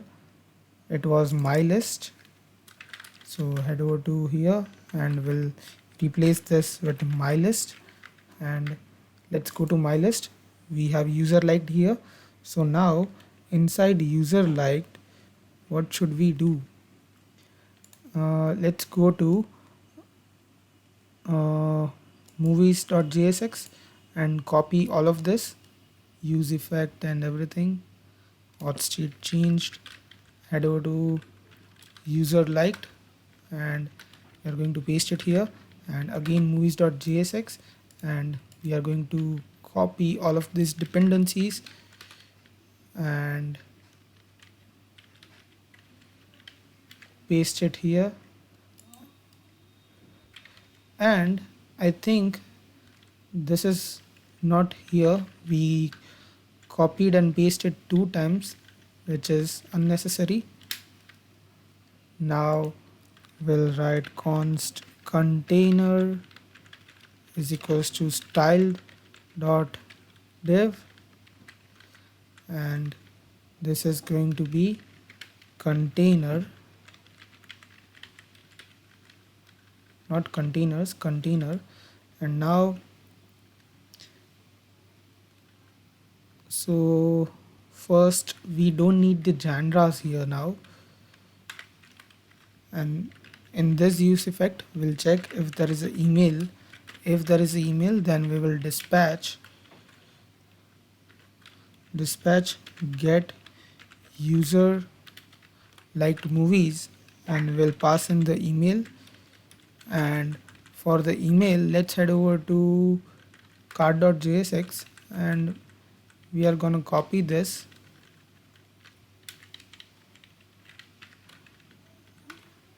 and paste it here, and we are going to remove this on auth change which was below here. Remove. That's it. So now what should we do here? Inside here we'll have the nav bar and is scrolled as is scrolled. Then we'll have content with flex and column. Inside that we'll have h1 my list. Then inside my list we'll have grid with flex. Inside that we'll have movies dot map movie index, and we'll return, what should we return? And yeah, return card. Yeah, we should return the card component here. So let's grab the card card, and movie data is movie, then index is index, key is index. No, we'll write movie.id because movies are not repeated, and is liked as true. Let's check it. My list, everything is here. We just have to style this now. So let's style this. Now here inside content, margin 2.3 rem, margin top would be of 8 rem, gap of 3 rem is required, h1 margin left of 3 rem, and with grid we'll give it a flex wrap and gap of 1 rem. That's it. Yeah, everything is looking perfect now, and this is complete. We have tick mark here because it is liked. And now where are we getting all the movies here? Okay, so I think we are getting all the movies that are not liked. We just want to get the liked movies. So for that, okay, dispatch, use dispatch. We don't need this genres, so let's remove that. And yeah, we don't need this use effect. It's reloading our movies, I think. My list. Okay, we don't have anything in my list. Get user liked movies. Genres loaded. We don't need this too. Set email. And we'll give this, and whenever this email properties change, we want to run it. And let's check if our API is being called. Refresh.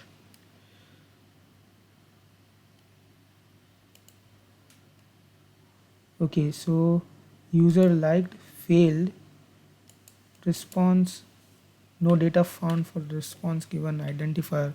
So let's check console. Okay, we have errors here. So what are those? Router.arguments liked email. Okay, so let's head over to user routes.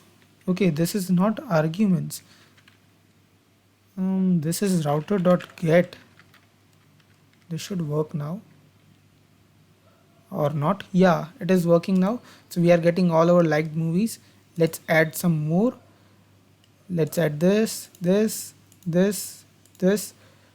from this, and this. Let's go to my list.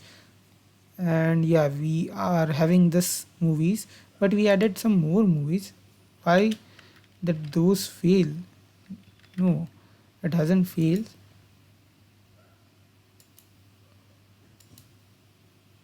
I think my mouse was not working. Yeah, my mouse was not working properly, so it is working now. Let's have an API to delete this on click of this. So let's do that. So now let's head over to user controller and add a new controller,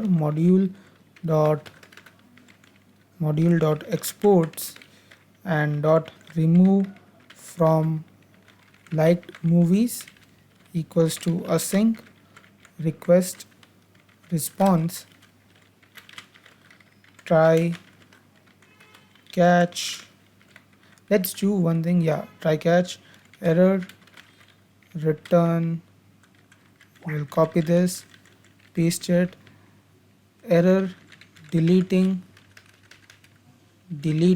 movie, and inside try we'll get this from this here, copy and paste. So this is, instead of data we have movie ID here. We'll grab the user if there is a user, then we'll get the liked movies. So liked movies. So let's name this as movies. Okay, there's no need for that. And then we'll find the movie index. So const movie index equals to liked movies dot find index, and this is going to be this thing. Copy, paste, and the bracket here more, and this is going to be movie ID. Movie ID will remove this, and we'll have this as if not movie already no movie index. Then what should we do? If there is no movie index, then we'll write rest.status as 400 and send message as movie not found. That's it.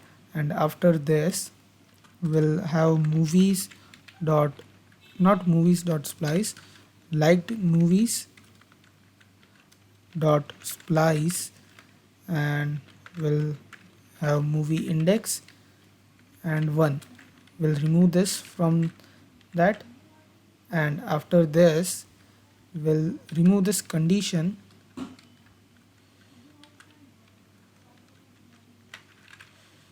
and we'll have a bracket here more, and yeah, that's it.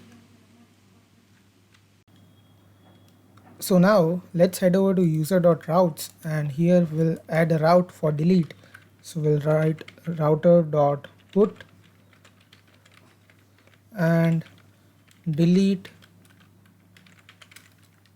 then we'll write delete. What was the function name? Remove from like movies. Remove from liked movies, this one. That's it. Now let's head over to here inside the index.js store, and what we will do here is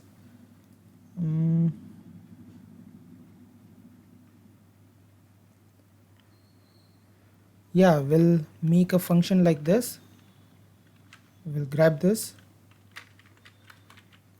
paste it, and this is going to be remove from liked movies. That's it. And this is going to be API user delete. We are going to remove this, and this is going to be a put request. Put, and what did I write here? Routes delete, yeah. And we'll pass the object of email and movie ID. So we'll grab the email and movie ID, and this is going to be delete liked. That's it. And return movies. And now we'll copy this case, paste it, and this is going to be just delete what was it? Remove from liked movies. Yeah, remove movie from liked movies. Yeah, this one. That's it. Now let's head over to card.jsx, and what should we do here? We will just call the dispatch method from here, add to list, and remove from the list. We'll add on click here, and we'll pass dispatch. So we have to create the dispatch first. So let's grab it from any of the component, movies.jsx. So where is the dispatch? Dispatch here, card, paste here anywhere, and inside of here we'll use this dispatch, and we'll dispatch remove from liked movies, and we'll pass movie id as movie data.id, and we'll pass the email. I'm not sure if we have the email here. Do we have the email? Yeah, we have the email. And I think we also have to import this use dispatch, and everything should work as expected now. Refresh. Okay, use dispatch from React Redux. That's it. Now let's click this, and we have an error. What was the error? Let's delete any of the movie again. Clear this, delete API is call, and we have error deleting movie. Why was that? Let's head over to user controller and error deleting movie. We'll write console.log error, and why are we getting an error? Delete and open the console. Data is not defined. So where do we have used the data? Okay, this one. So for this we just have to pass the liked movies, nothing else. So liked movies, and yeah, that's it. That should work now. Delete, and this is pending. Why is that? We started. Wait. Okay, we have to return here. We haven't returned the movies, so I'll write return response.json and message movie deleted and the movies array. So I'll just give it a liked movies, and this is going to be movies. Let's test it again. Delete and error deleting movie. Why error? Liked movies is not defined. Liked movies. Okay, so this should be okay. So this should be inside here. That's it. Reload. Movie has deleted, and yeah, it's working. So yeah, so everything is working, and our Netflix clone is complete. Let's add more emergency. My list emergency, it is here. Let's play it. Let's go back. Remove this. Remove. Okay, this is not working again. Why is that? Control Shift I. Remove, delete, and this is pending.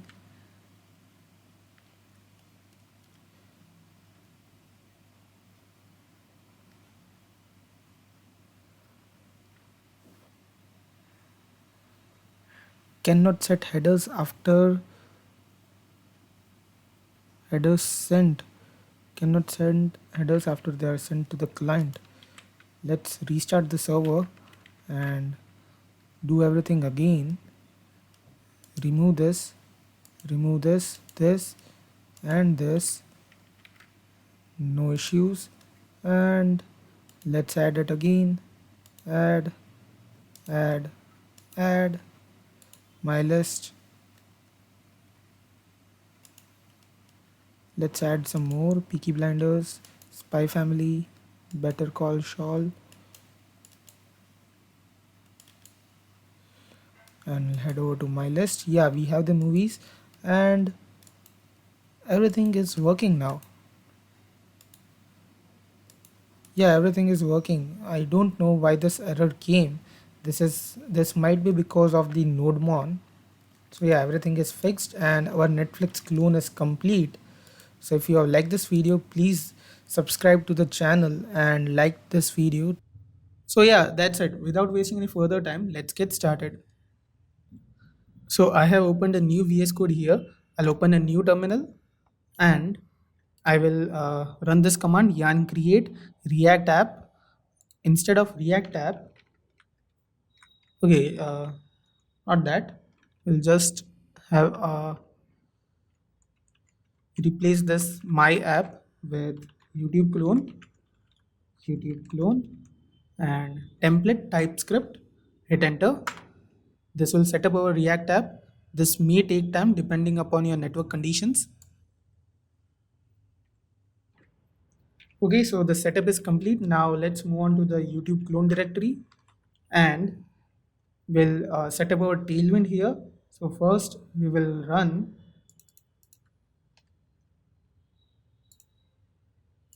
this commands, which is npm install Tailwind CSS, post CSS and auto prefix, and then we'll run npx Tailwind CSS init -p. Hit enter.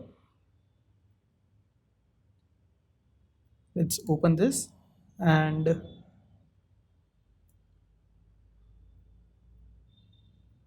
move on to the source directory. Here we'll remove the unnecessary files. This one, this one. Let's check.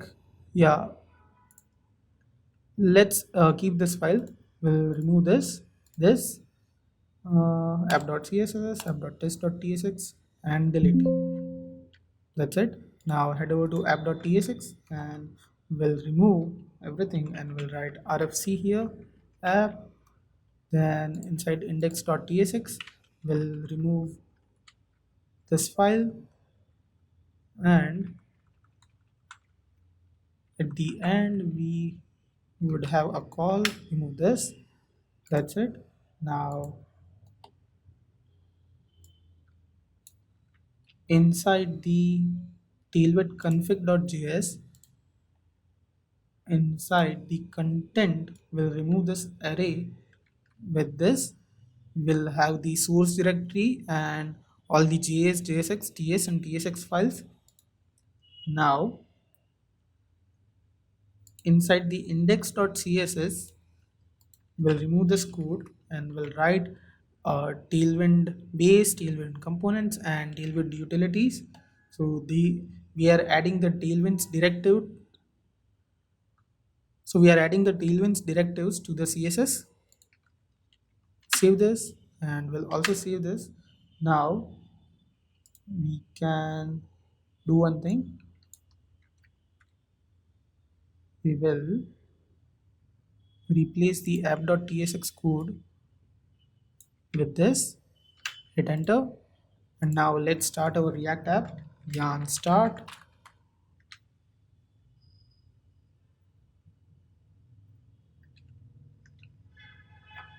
Yes. Okay, so our app has started.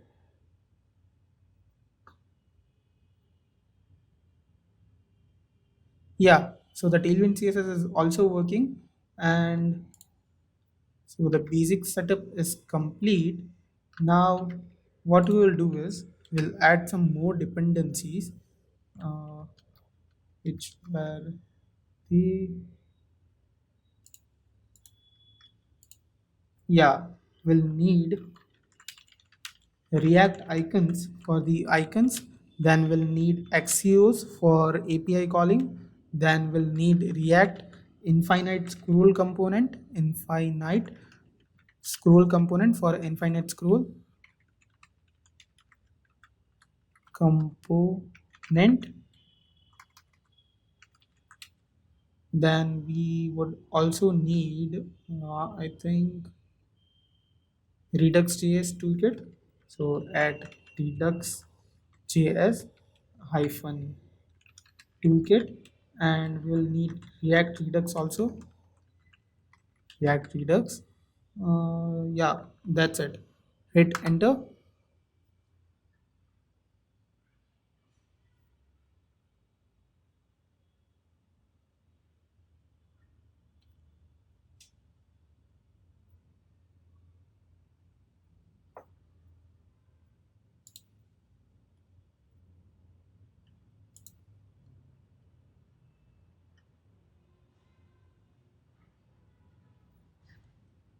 While this is being installed, let's set up our directory structure. Here we'll have components. Inside this, all our React components would be there. Then we'll have a pages directory. All the main pages components would be there. Then we'll have a store folder, which would be for state management. Then we'll have an utilities folder, which is utils. That's it. And we'll also create a new file at the root .env. This should be inside of this React folder, YouTube clone. Move, and we'll start our application again. Yarn start. Everything should work. Yes, on another port.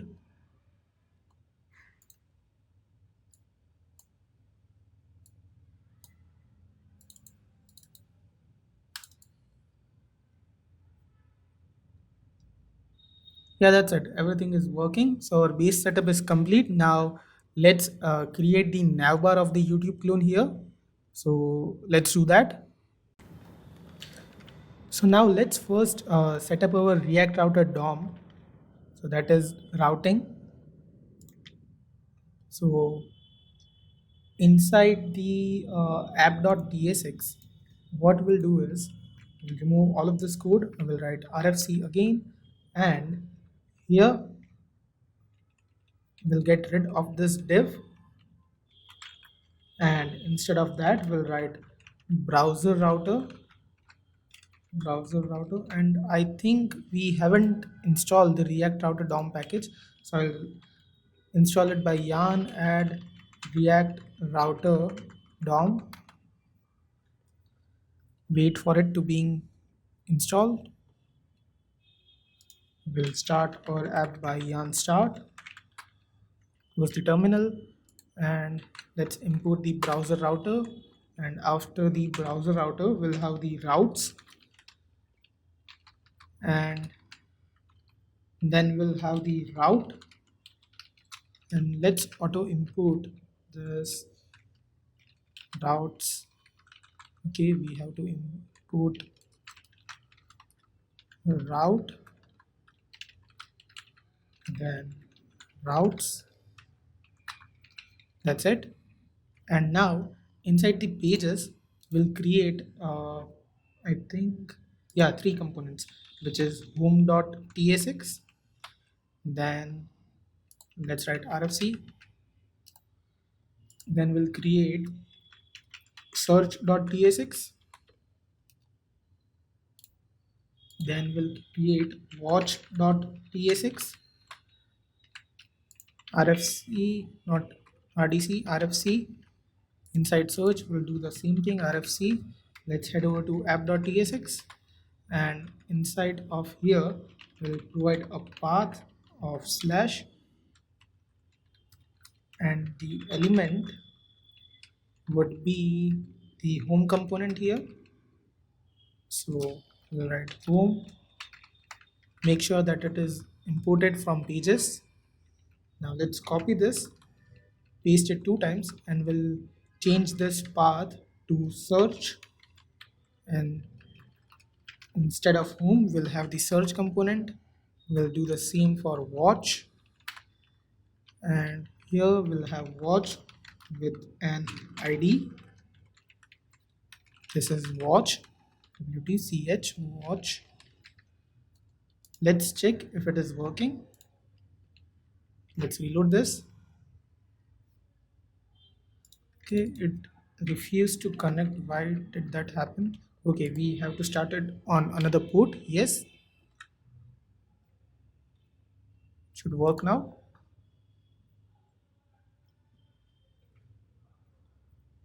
Yeah, we have our home component here. Now let's head over to search. We have search, and at the end we'll have watch. Yeah, we have to pass an ID here. EBASD, yeah. And let's do one thing. We'll have this here.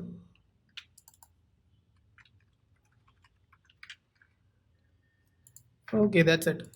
everything is working. Now what we will do is, let's create a new component named as navbar.tsx. Inside the components,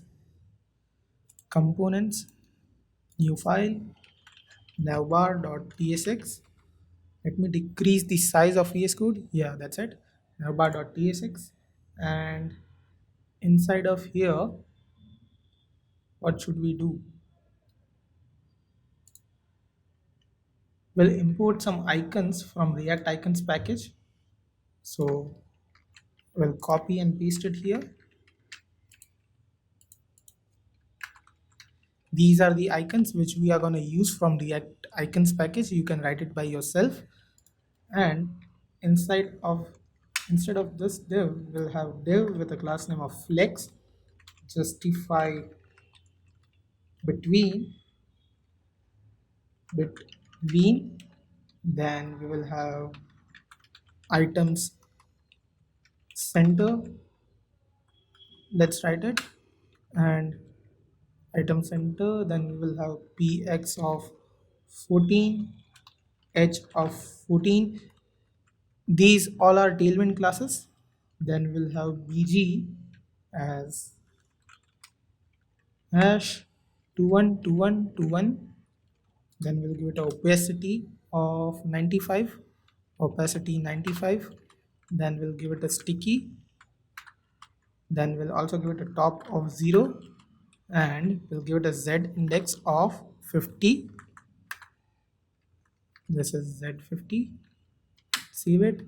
Now inside of this div, I think, let me shrink this window. Okay, it won't shrink.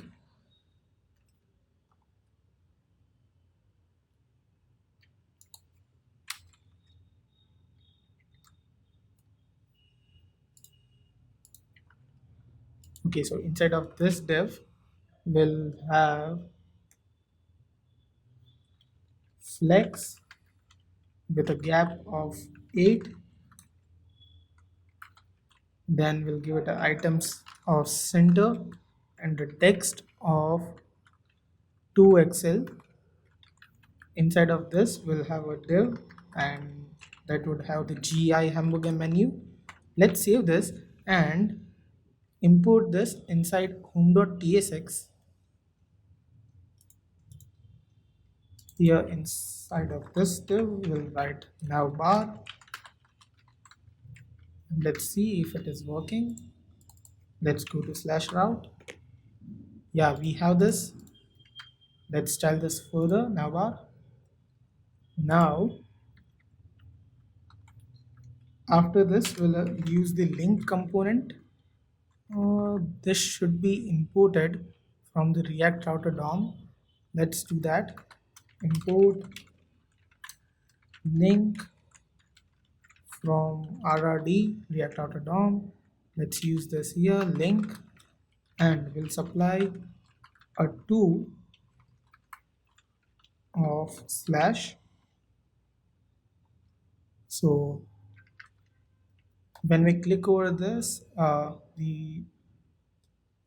the link here, so this is not auto closing, we will supply the logo here, link,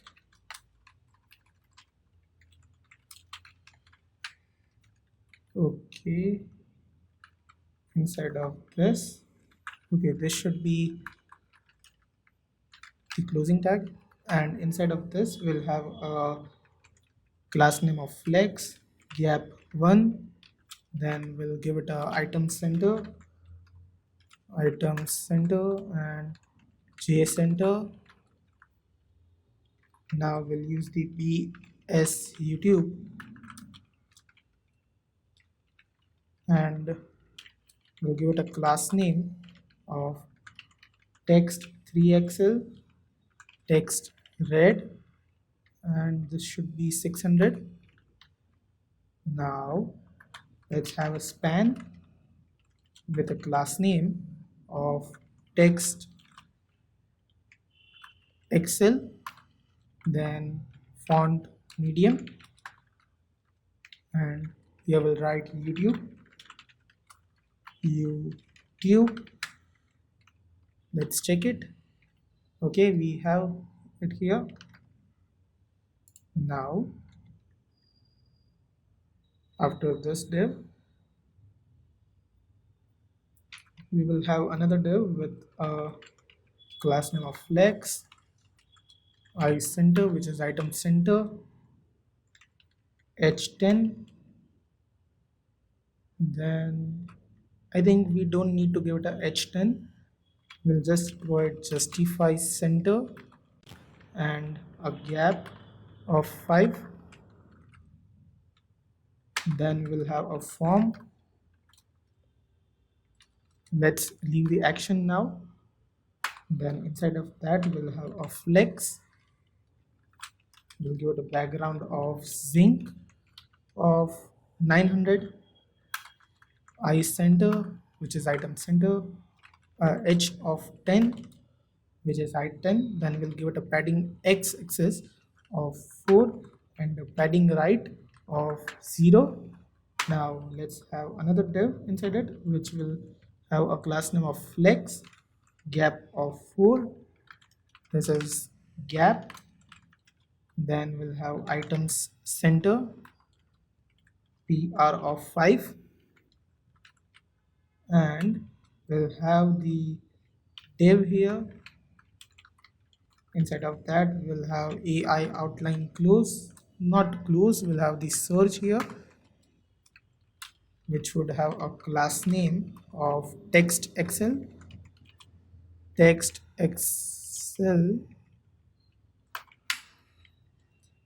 Then we'll have an input after this div, input of type text. Class name would be w96, so width of 96. Then background sync of 900, and focus outline none, outline none. Then we'll give it a border of none,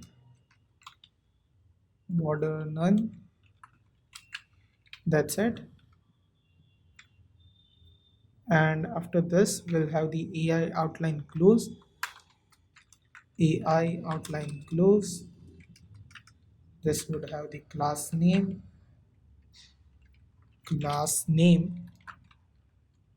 as h10, w16, flex, items center, justify center, background zinc of 800.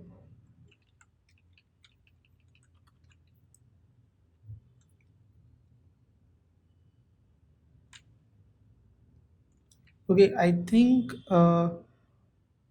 this is not the class names which we have to provide here. Let's comment this out for a few seconds and we'll write AI outline close again. We will give it a class name of text excel, cursor pointer. Yeah, that's it. Now after this div we'll have a button, and all of these classes are going to be provided to this button. Delete and class name. Okay, and inside of this we'll have AI outline search. So let's copy this here. That's it. Let's complete the form tag, and after that we'll have our microphone. Let's see that in browser.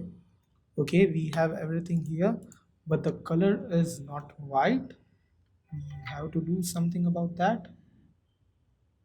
Okay, so what is remaining?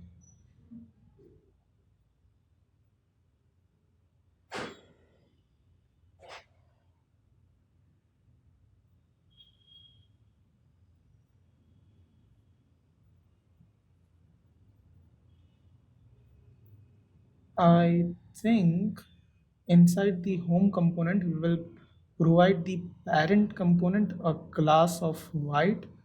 Because of that, everything would be white.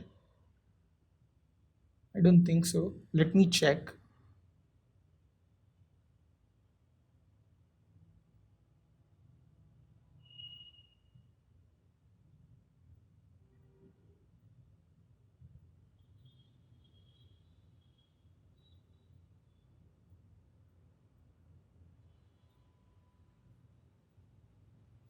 Okay, so I have found that.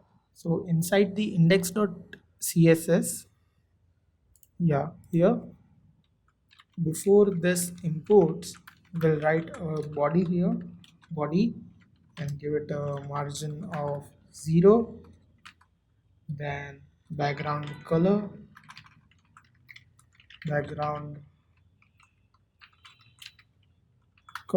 and this should be hyphen 181818, and color would be hyphen ff. That's it. And let's check it now. Yeah, everything is perfect now. While we are here, let's style the scroll bar as well. WebKit scroll bar, and we'll give a background color of transparent and a width of 0.5 rem. Let's grab the thumb, WebKit toolbar thumb, and we'll give it a background color of hyphen C7, C7, and we'll give it a border radius of 1 rem. That's it. Let's also grab the font. So for the fonts, what we will do is we'll grab the Roboto from the Google Fonts. Google Fonts. Give me a minute.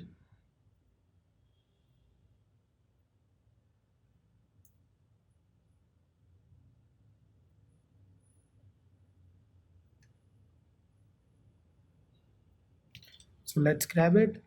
Fonts, we need the Roboto, and we are gonna copy all of the family.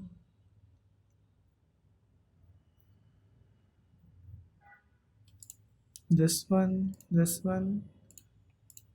we need everything.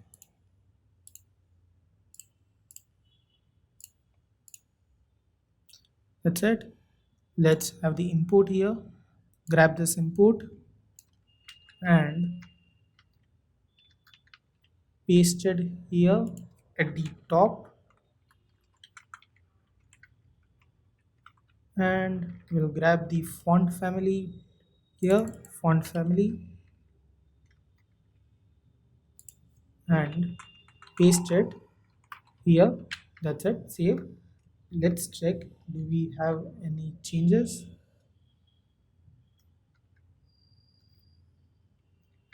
Okay, not this app, we have this app.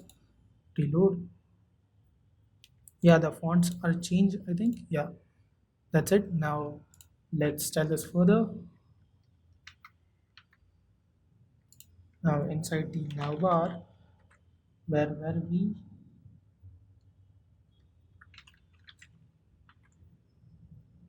Okay,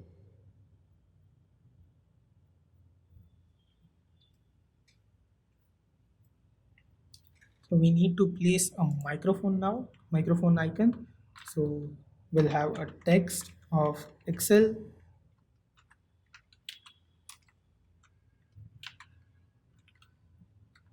I think I have to write that. Div class name, have a text of Excel, then P of 3, background zinc 900, then we'll have a rounded full, Let's place the microphone here, TI microphone. That's it. Now after this div will have another div with a class name of flex. Let's give it a gap of 5 items. Not this should be inside the string. Gap of 5 items center. Then we'll give it a text of Excel, and inside of this we'll give it a BS camera video, BS camera video, IO apps sharp. Then we will have another div with a class name of relative. We'll grab the BS bell here and give it a span. Span would have a class name, not children, class name of absolute, bottom of 2, left of 2, text of access, background red of 600, rounded full,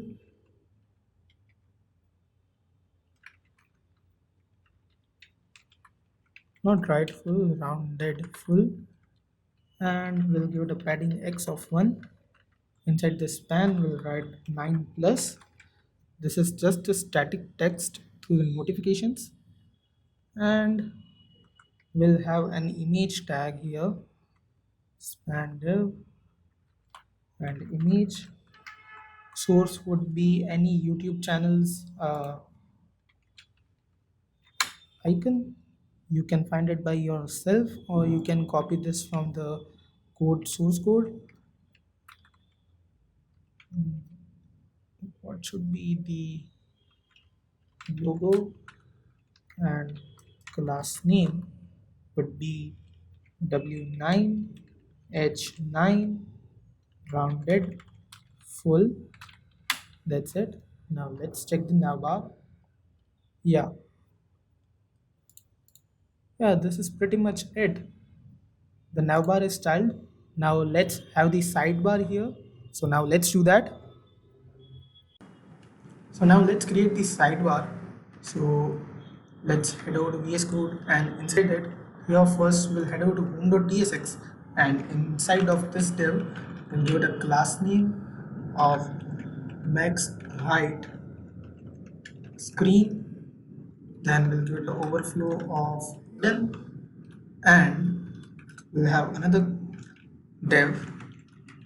We'll provide a style here and give it a height of 7.5 viewport height, 7.5 viewport height, and this navbar would go inside of this div. Now we'll have another div with a class name of flex. Now inside of this flex we'll have the sidebar class. Also we'll provide the style attribute here, style, and we'll give it a height of 92.5 viewport height, 92.5 viewport height, because the 7.5 viewport height is already covered by the navbar.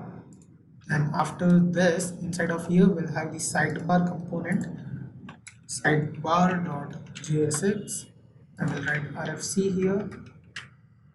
Let's import the sidebar here, sidebar. That's it. Let's head over to here. We have the sidebar here. Now let's style our sidebar. So for the sidebar we'll need some icons. You can find this icons from the GitHub link, or you can write it by yourself by reading this. Then we'll have some variables where we use these icons and the text. So we are also going to copy that from the GitHub link. You can find that in the video's description. You can also read it from here. We have this main links. We have the icon here and the class name and the name. We are going to map this main links and the secondary links and all the variables. They are pretty much the same. Only the contents are replaced.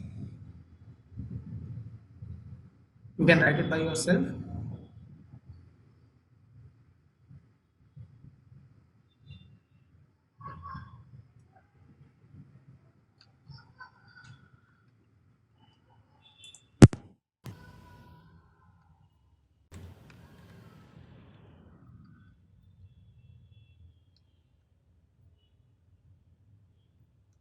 Now we have this array of text links. We are just going to map this. So now let's create the sidebar. Initially the class names would be width of 2 by 12, 2 by 12. Then we'll give it a background color of hyphen to 1 to 1 to 1. Then we'll give it a PR of 5, overflow of auto, and a padding bottom of 8, and we'll give this the class of sidebar. That's not needed, but let's write it. Then we'll have a UL with the class name of flex call, and let's give it a border of 2, border bottom 2, not border of 2, border bottom 2, border gray of 700. That's it. Now we'll map the main links dot map. We'll destructure the icon and the name, and we will return an li. The li would have a key as name. Then we'll give it a class name of pl of 6, py of 3. Then on hover, we'll give it a background of zinc 600. Then if the name is, if the name triple equals to home, then we want this to have a background of zinc of 600, or else we'll have nothing here. That's it. And a inside of this li, we'll provide an a tag. This would have href of a thing. Then we'll give it a class name, not here, we'll provide here the class name of, what should we write here? Yeah, flex item center and a gap of 5. Then we'll have the icon here, and we'll have a span with text sm. We'll also give a tracking wider,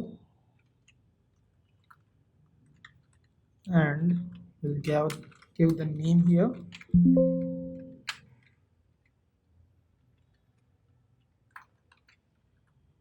Now let's check it.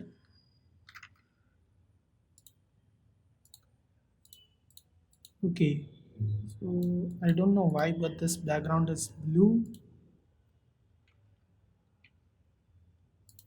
Okay, background gray of 700, this is correct. Okay, this is not background, this is border gray of 700. Okay, yeah, that's it. That's perfect. Now let's copy the same here, and let's copy the whole ul paste. and we'll replace this secondary links,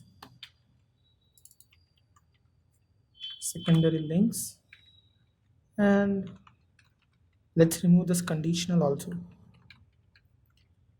Let's check it in the browser. Yeah, we have the library. Now let's do the same for subscription links. So we are going to copy this, paste, and we'll change this to subscription links, and we'll do the same for help links. So let's paste it again and replace this with help links. Let's check. Yeah, everything is there, and we also have this custom scroll bar. After this, what should we do? Okay, so after this UL, we have another UL.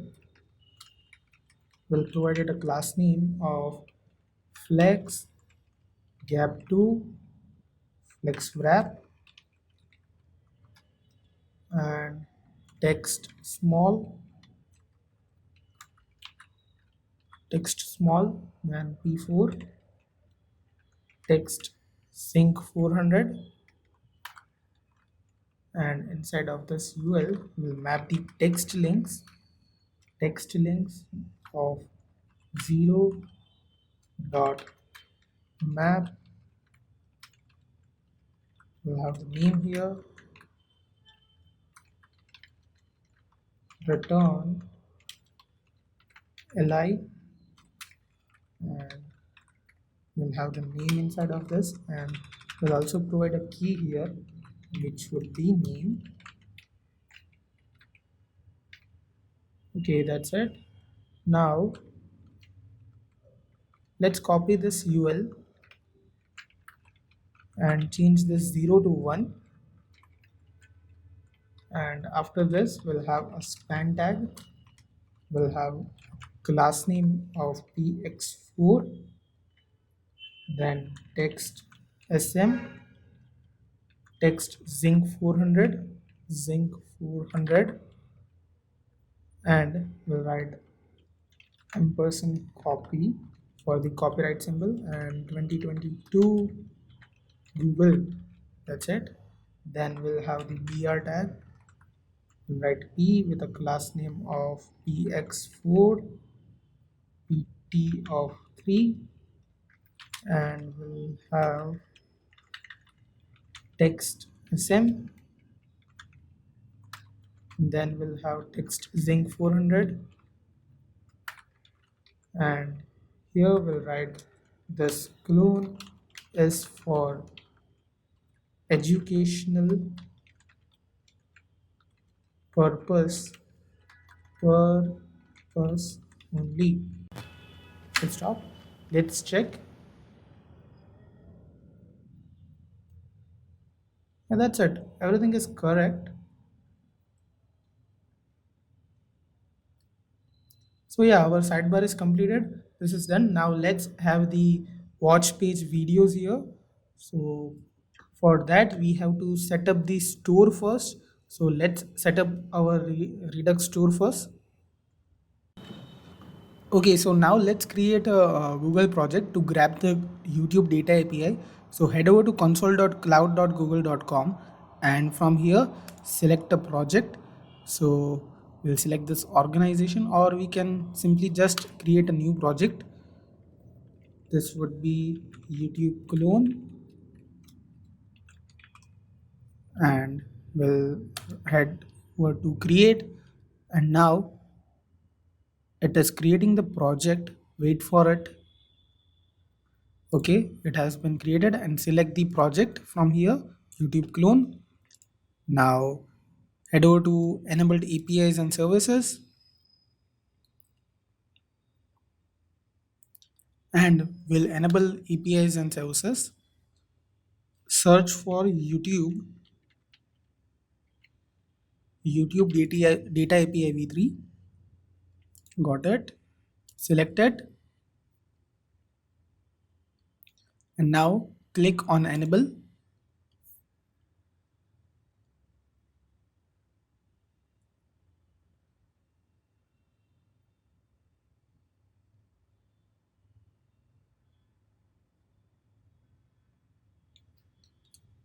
Now the API is enabled. Now click on create credentials here. We want this. We want the public data. Next.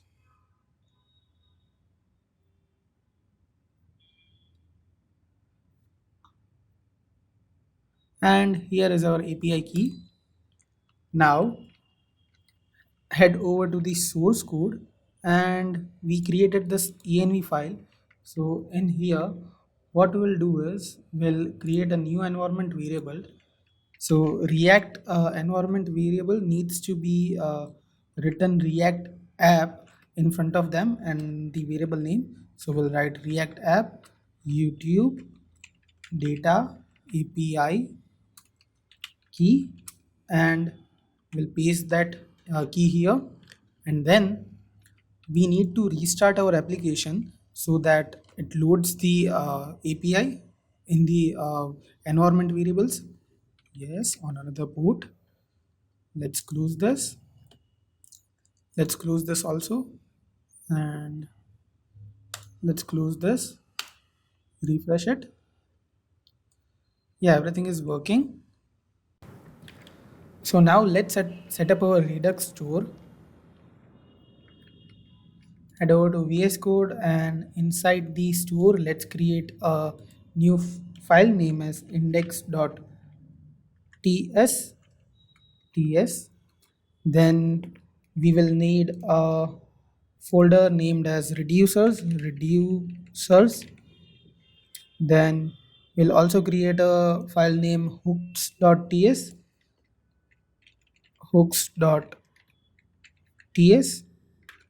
and then inside the source directory we'll create a types.ts file. This would contain all the types, and this should be inside the source directory. Yeah, this should be inside the source directory. Now let's create our initial state type. So initial state type. So first for that we'll export interface initial state, then we will have an videos, and for this we'll just provide an array for now.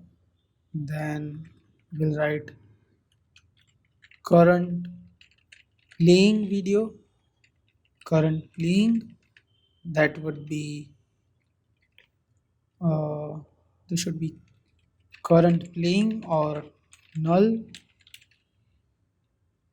This should be current playing or null, and this should be home page videos array, home page videos. Then we will have a search term that would be string. Then we'll have search results, that would be an array. Then we'll have next page token, which would be string or null. Then we'll have recommended videos, which would be recommended videos array. That's it. Now let's export another interface. Export interface home page videos, then export interface current playing, then export interface recommended videos. Now let's leave this homepage videos empty for now, And then let's head over to index.ts and let's create our store. So for that, what we'll do is first we'll create initial state initial state and give this the type of initial state, and the videos would be blank. Then current playing would be null. Then search term would be empty.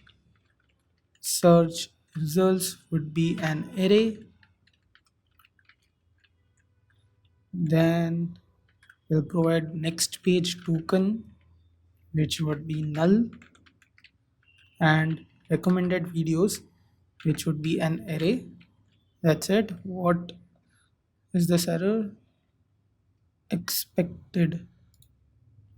Okay, we need to pass equals to here. That's it. Now let's create const YouTube slice equals to create slice,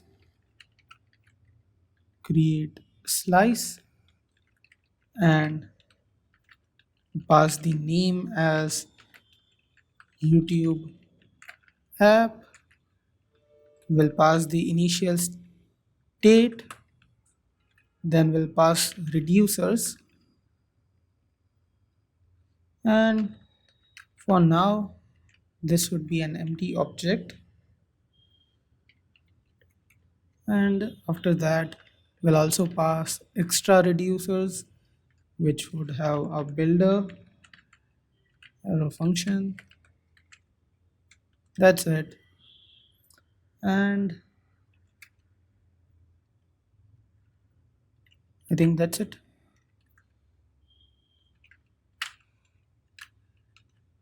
What did we miss here?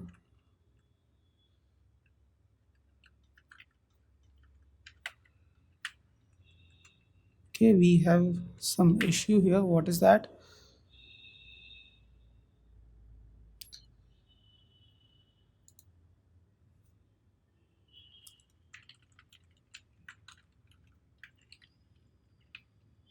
Okay, that's it. Now let's export our store. Export const store. This is const equals to configure store, and we'll pass reducer YouTube app as YouTube slice dot reducer. That's it. Now let's export type root state equals to return type return export type root states equals to return type type of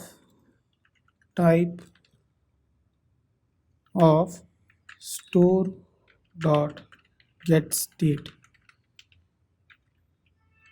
That's it. Then we'll also export type app dispatch equals to type of store dot dispatch. That's it. So that's that. Now I'll explain this code in a minute. Now let's head over to hooks.ts, and now here we'll export const use app dispatch which would be a function. App dispatch equals to use dispatch, app dispatch. Okay, this shouldn't be imported from anywhere. Okay, it should be app dispatch should be imported from dot slash index. So that is use app dispatch, and will export const use app selector as type typed use selector hook, and will pass root state here, and this would be use selector. That's it. So this is the use app dispatch, which is use dispatch hook of Redux Toolkit. And for the use selector hook, we have this use app selector hook. So we have created the hooks for those two methods. And now inside of index.tsx, we need to make some changes. So first we'll remove this provider, not this React strict mode, and we'll write provider here, provider, and we'll pass store as store. The store should be auto imported. That's it. Now our Redux toolkit setup is complete. Uh, Now let's check. Do we have any error? Yeah, can't resolve.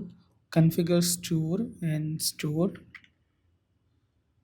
Configure store and store.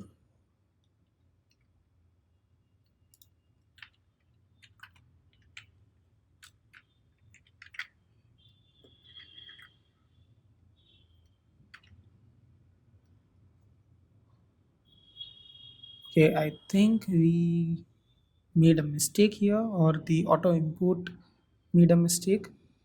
So configure store should be imported from here,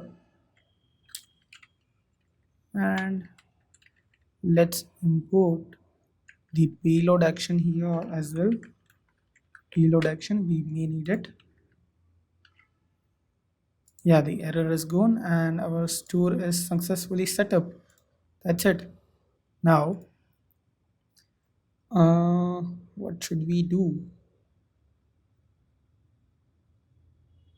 Now let's create a reducer named as get home page videos. So we'll create this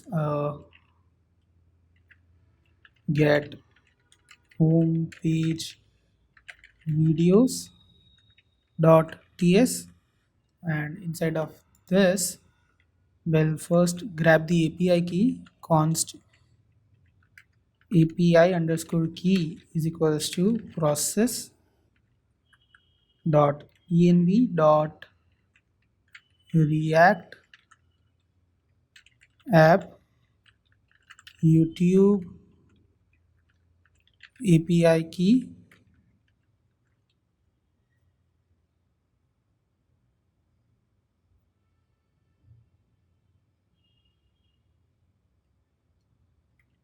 then we'll write export const get home page videos is equals to create async thunk, and we'll pass YouTube app slash, this should be create async thunk. Here we'll pass YouTube app slash homepage videos. Then why this isn't auto imported? I think we have to import it. Import from at Redux.js toolkit, create async thunk. That's it.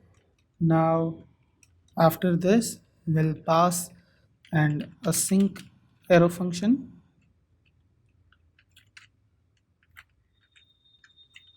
We'll have parameters here is next, and this would be boolean, and we'll grab the get state method from Redux Toolkit. Now let's leave it, and I forgot to explain you this. So what we done here is, first we created the store, and not that. So first we created the store folder, and then we created an YouTube slice. So Redux.js provide this create slice method. So we passed an YouTube app here, then the initial state. So the initial state is the at the start of our app, what is the state. So the videos would be empty, currently playing would be null, the search term would be an empty string. That's it. So what this is the initial state type from the types. So these types are the part of Typescript. So we have given the types of this initial state. So this should be for example, if we are using search term, then search term should only be string. If it is any other thing like array, then we will get an error. So that is for that Typescript. Then we created this hooks folder. So what this hooks not folder, a hooks file. So what this hooks will have is, we have two hooks from this file, use app dispatch and use app selector. So we have two methods, use dispatch and use selector from Redux Toolkit. And what use dispatch is doing is that whenever we want to access any of the reducer of or method from Redux.js toolkit, so we have to use the use dispatch method. So we created a hook for that, a TypeScript enabled hook, and the same for the use app selector. So what use selector do is, whenever we want any of the state from the Redux toolkit, then we grab it from use selector. So that's that. Now let's close this, and we have this get homepage videos for so this is a reducer, and we are creating a thunk, and we'll grab the homepage videos from this. So let's do that.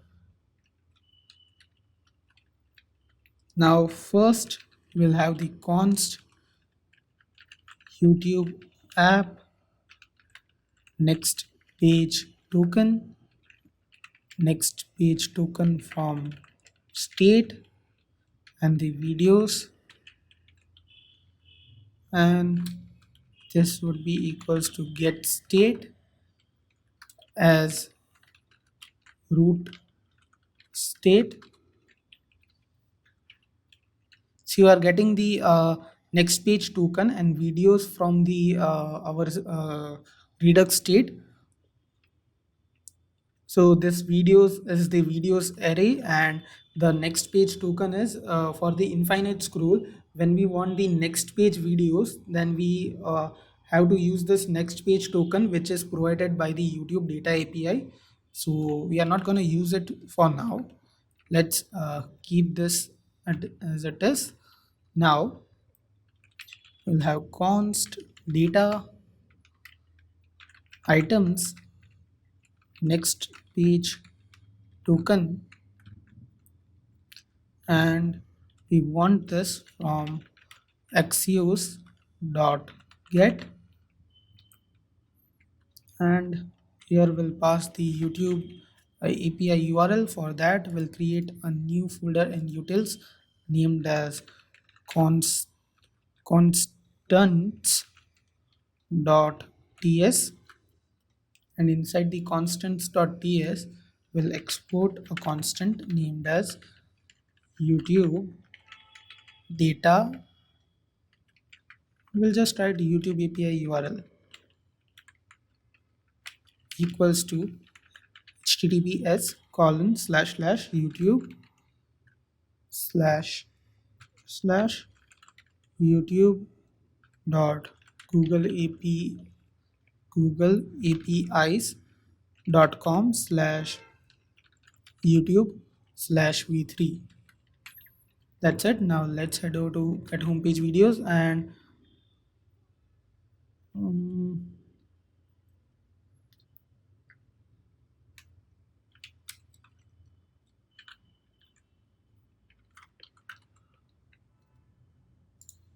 let's use that here. YouTube API URL, then videos hyphen not hyphen question mark key equals to API key, then ampersand part equals to snippet statistics, and ampersand type equals to video, ampersand id equals to dollar. Okay, I think we are making a mistake. We are calling the another API. We don't want to call this API.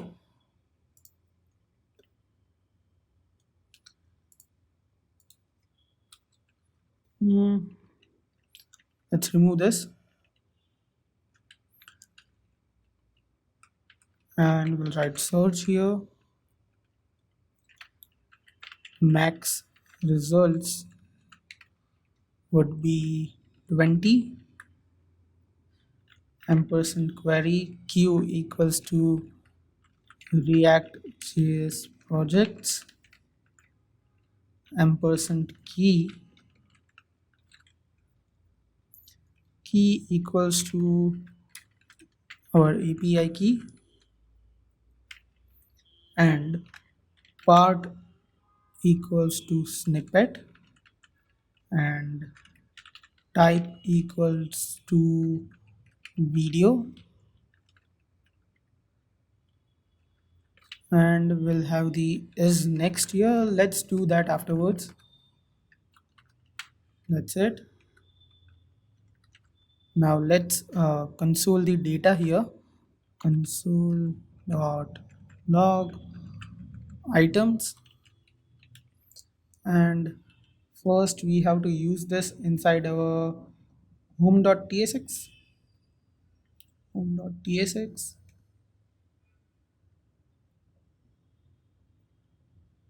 For that, let's head over to home.tsx, and in here first let's have the const dispatch equals to use app dispatch hook that we created. Then we'll grab the videos equals to use app selector, pass the state, and state dot youtube app dot videos. Now let's have a use effect hook here. Import it. Okay, auto imports are not working. Use effect. Let's clear all this. We'll have return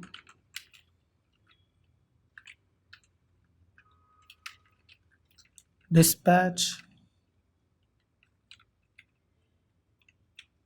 Okay, we don't want to return for now.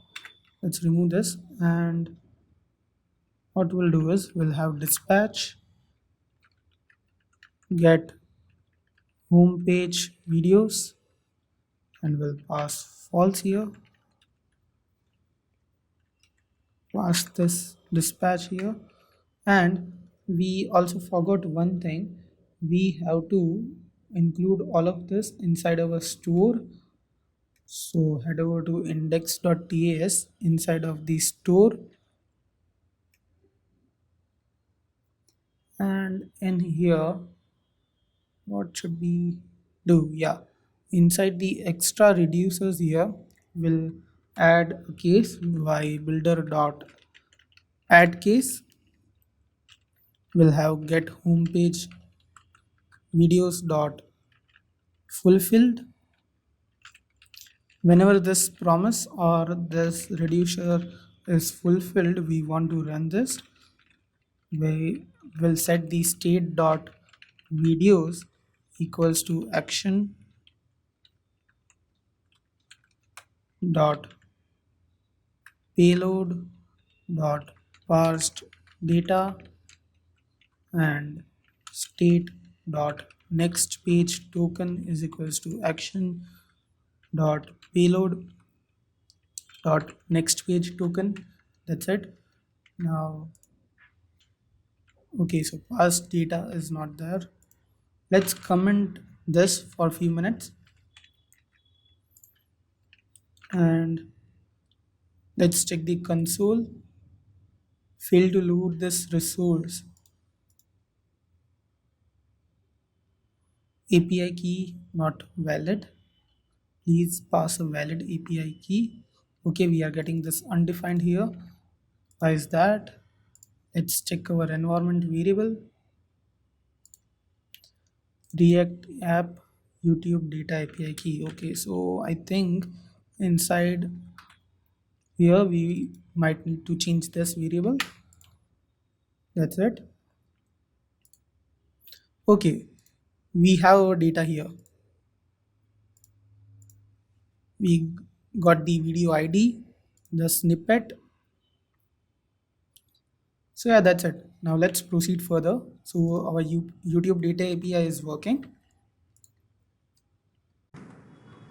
So now inside the get homepage videos, instead of this console, we'll remove this and we'll write const parsed data equals to await and parse data, and we'll pass the items here.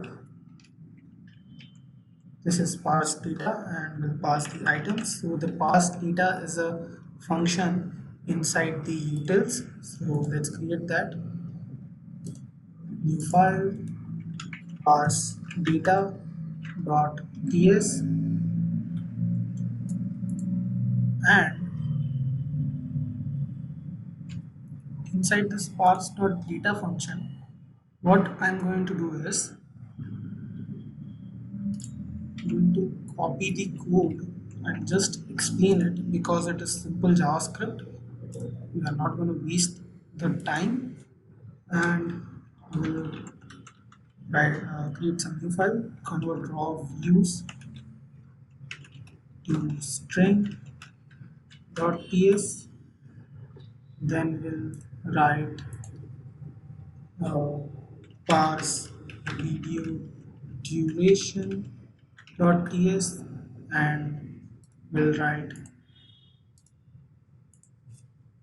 time since dot ts.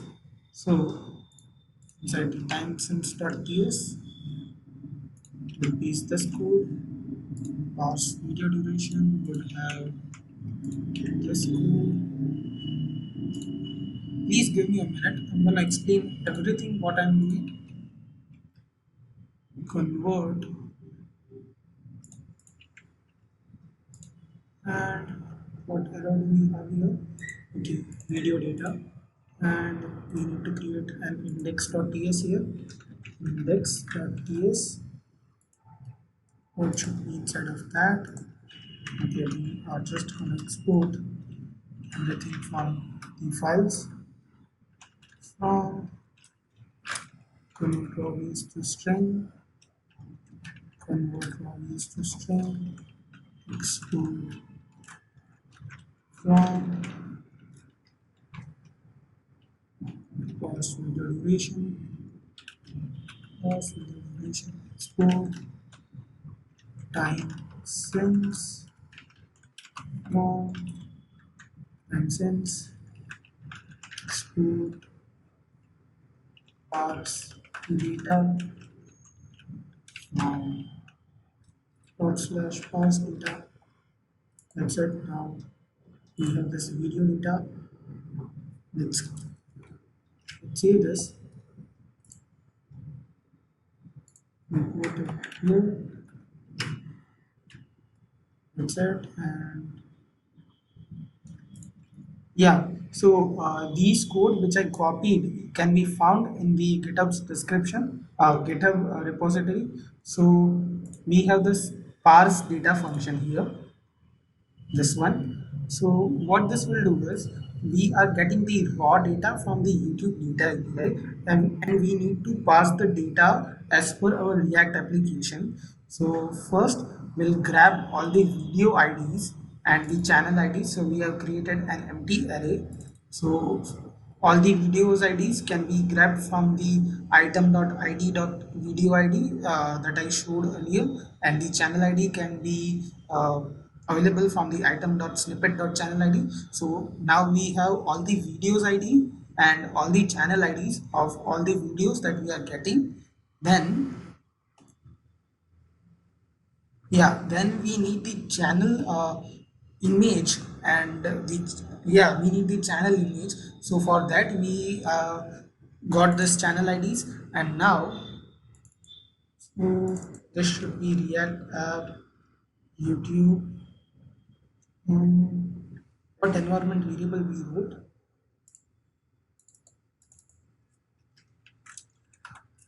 Okay, change this.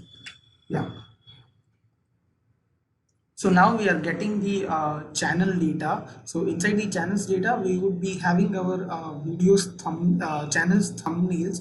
So for that, we call this API channels column part is equals to snippet and content details and the ID. So we had used the JavaScript join method. So it would join an array with this with a uh, with a with a comma, and it will create a string. So we pass the string here of all the channel IDs that we need, and we pass the YouTube data API key. So we'll get the channels data here, and now we have this array passed channels data. Inside of that we'll have the ID and the image of our channel. So we have this channels data, this array, yeah, this channels data which is returned from the YouTube's data API. Then for each of the data, we will grab the ID and snippet and push it into this parse channels data. So now this parse channel data array would have the ID and image of all the videos that we are getting, these video IDs. Now from the video IDs, we want the videos data for this kind of things. So for that we are calling this API videos part content details statistics ID equals to same, this kind of thing join for that we did for the channel IDs. Then we have this items dot forage for this is these items that we are getting here, these items, and for each of those we want to add it into this parse data array. So this is the type of that. Now we have item here, we get the item and the snippet. So this is just the destructuring this thing. So we are just destructuring the code. And now if we have the channel image, then only we want to add this to the parse data array, because some videos don't have a channel image. So we are skipping that.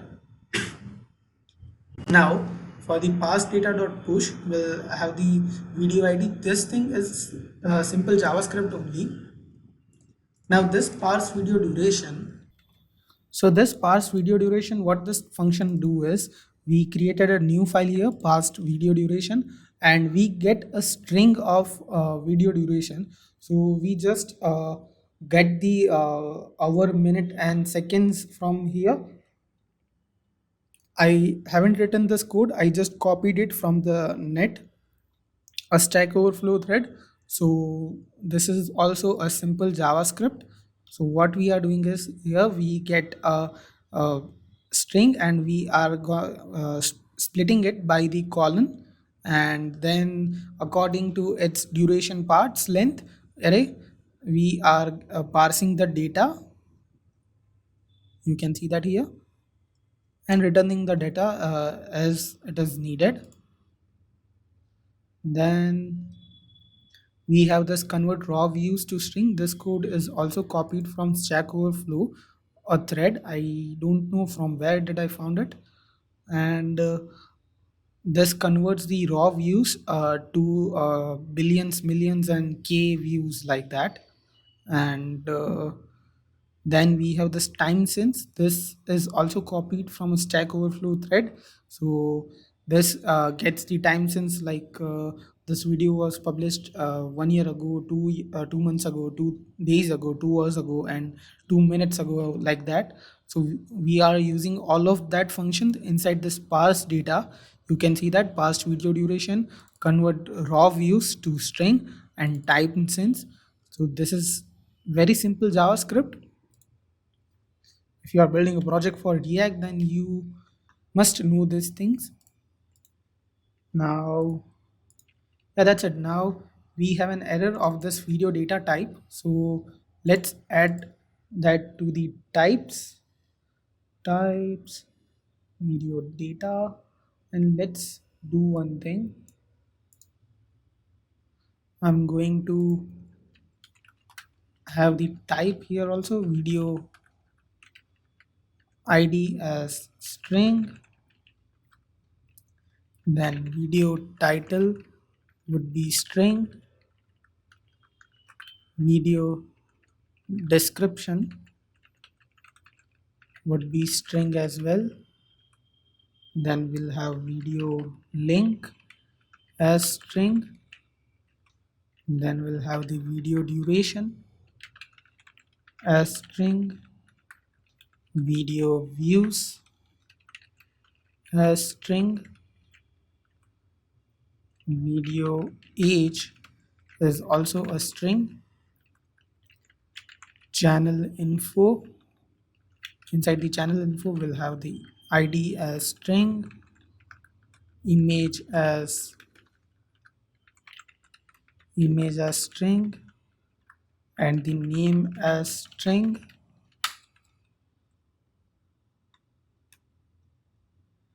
Then for the videos data, I think, yeah,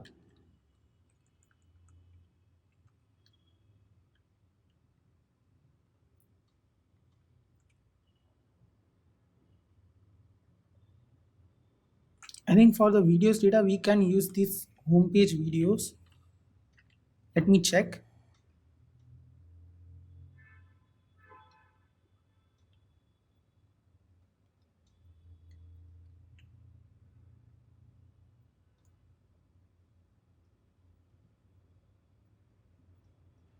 Okay, we have to add a video thumbnail here, video thumbnail as string, and yeah, let's use that here, homepage videos, and replace it here.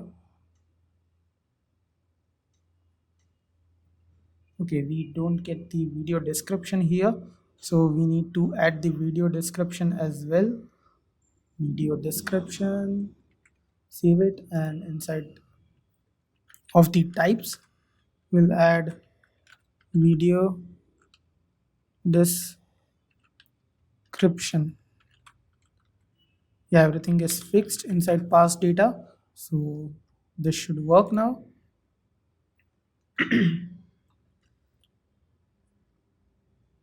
Yeah, that's it. Now let's head over to the index.ts and uncomment this code.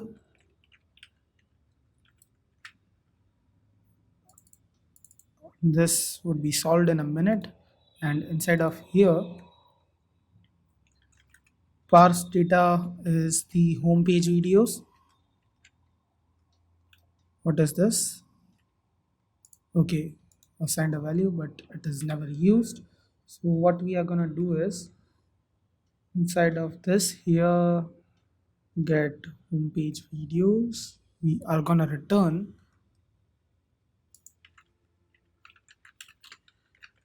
parsed data which would be videos that we got from the state earlier, and will destructure the past data.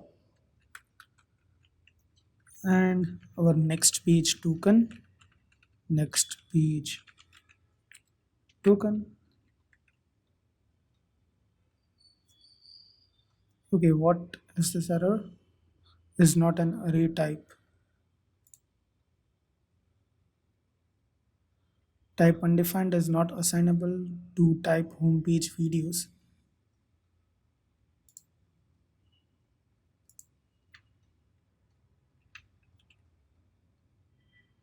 Okay, this is an array here.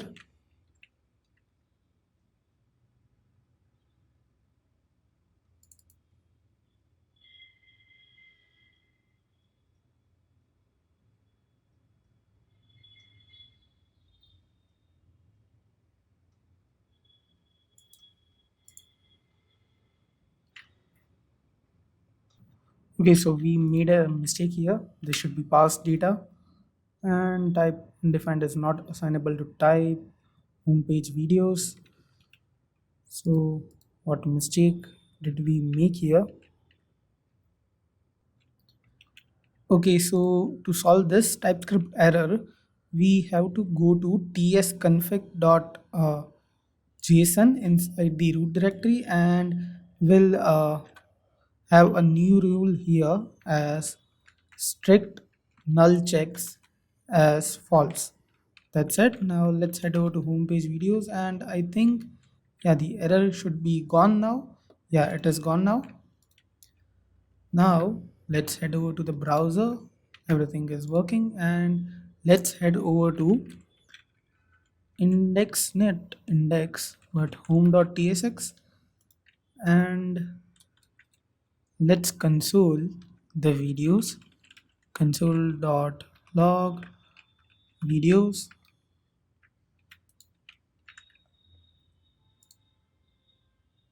Yes, we are getting the videos uh, as the format that we need. Okay, so let's remove this console, and now let's create the home component cards and everything. So for that, inside the components, I will write card.jsx, not jsx, it should be tsx. Rename and write this as tsx, and this should be also as tsx because we are having all the components in TypeScript. We'll write rfc. That's it. Head over to home.tsx, and now inside of here, after the sidebar, first we'll check if the videos have the data. So if the videos dot length, so if the length is greater than 0, then we want our component of infinite scroll, or else we want the spinner. So the spinner component is not yet created. We have to create it. So let's create it also. Spinner dot tsx rfc, and let's also create the spinner now. Inside of this, we'll have the div class name flex items center with full justify center, padding y of 3, and inside of this we'll have another div with a class name of 10, height of 10, border of 2, border red of 100, not 100, we need 600, border red 600.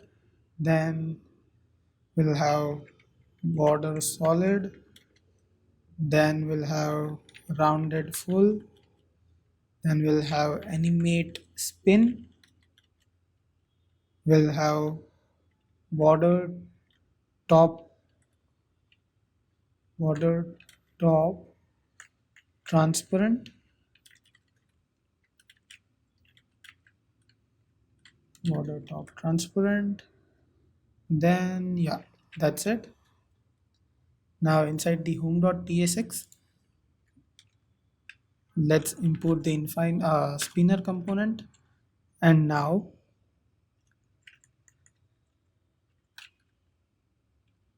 we'll just write undefined here, and let's see if there is a spinner. Okay, infinite scroll is missing some properties, so let's comment this for now and just write the spinner to check if our spinner is working. Yeah, our spinner is working. Now let's remove this, uncomment this, and let's pass the data to the uh, infinite scroll.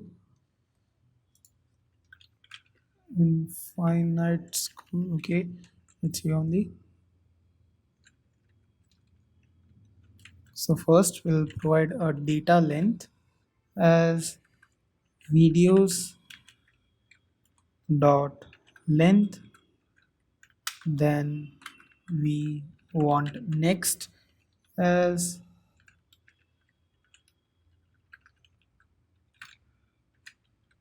our dispatch method, dispatch, and get homepage videos, and this time we'll pass the true here.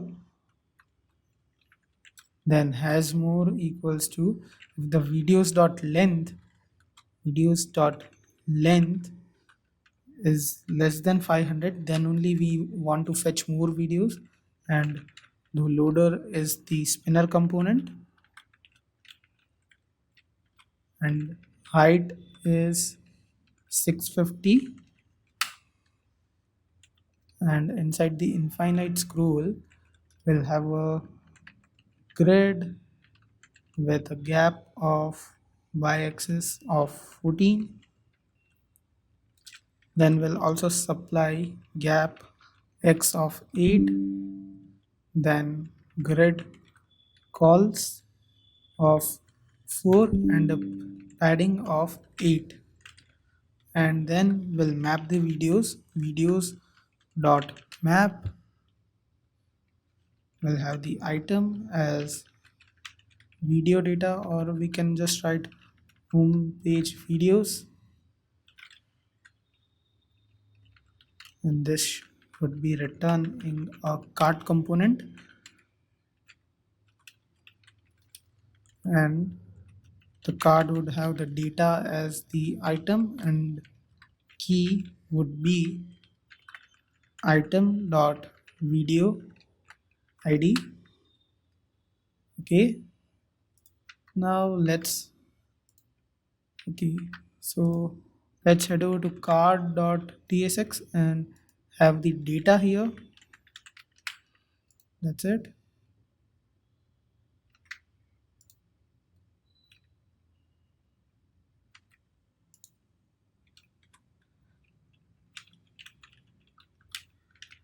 Here's data is equals to data.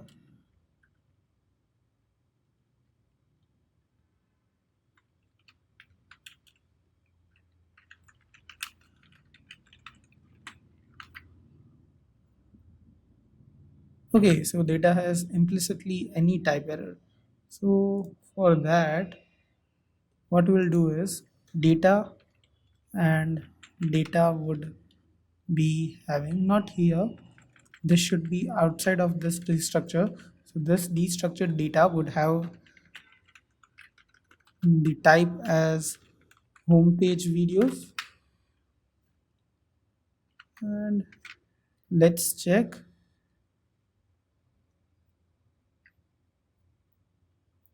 Undefined is not assignable to homepage videos. Why is this error coming again?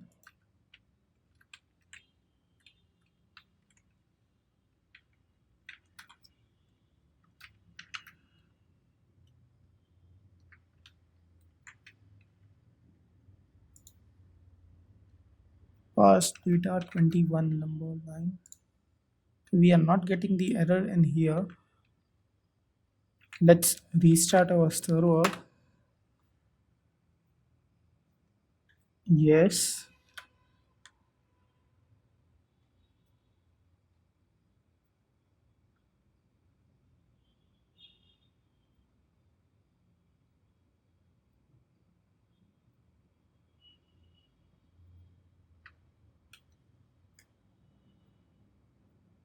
Okay, so the error has gone and we have the card components here. Here it is. And now let's style the card component. So inside the card.tsx, we'll remove this and this would have the class name as width 64, height 60, flex, gap 3, flex call, and we'll have a class name of relative, then span and a class name. Span would have a class name of absolute, then bottom of 3, right of 3, text of small, background gray of 900, padding x of 2, padding y of 0.5, z of 10. Inside of that we'll have data dot video duration. Now after this span we'll use the link component. We need to import it from React.dom. Import link from RRD,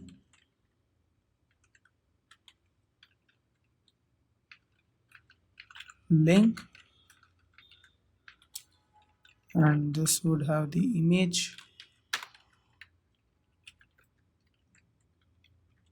Image would have source as data dot video thumbnail.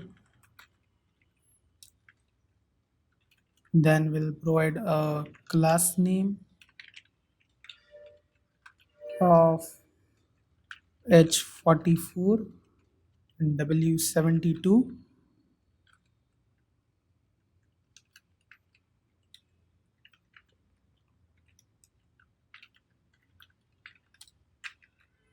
And alternative text would be a thumbnail, and this link would have a do as slash watch slash dollar data dot video id. Okay, so the thumbnails are here. So now after this link component, we'll leave this div and have another div with a class name of flex and gap of 2. Then we'll have another class name with min, width, fit, and this would have ehref as hashtag. Then we'll supply an image. Image source would be data dot channel info dot image. This would be channel. Class name would be h9 w9 and a rounded full. And after this we'll have another div which would have h3, and that would have an e tag, would have class name as line clamp 2.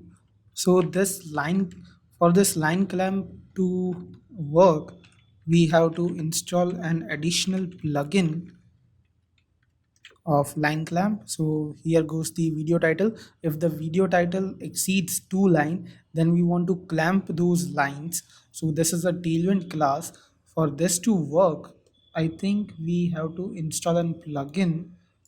What plugin was that? Okay, that was Tailwind line clamp. So let's install that plugin,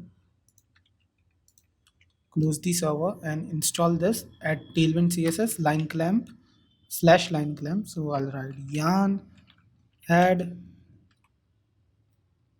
While this is being added, let's head over to tailwind config tailwind config.js, and inside of this will require the tailwind css line clamp plugin. So in here we'll write require tailwind css line clamp. Let's start let's start our server, yarn start.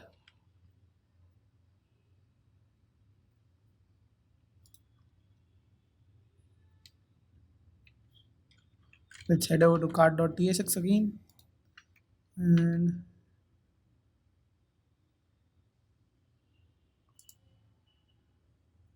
okay, so we have three lines, and let's wait the server to reload. Okay, we have to pass yes.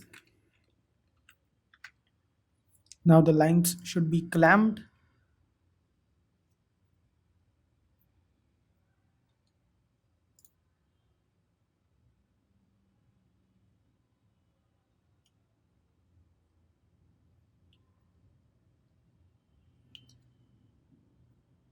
Okay, so no, they aren't clamped yet. Okay, I understand why that is be happening. Line clamp. Okay, yeah, now it has been clamped. And after this h3 we'll have another div with class name of text sm, text sm, and also with text gray 400, and inside of that we'll have another div and e tag href would be hash, and the class name would be over text white,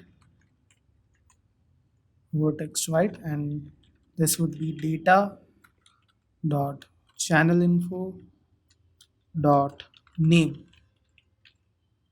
And after this we'll have another div span, class name would be after, and the content would be a circle dot. You have to copy this character from github repo, because I cannot write this. After mx1, and inside of this we'll have data dot video views, and then we'll have the views, and after this span we'll have just the data dot video age. That's it. Now let's check. Yeah, that's it, everything is working. But as you can see, we have a bug in our application. We are getting the repeated videos, not the next page videos.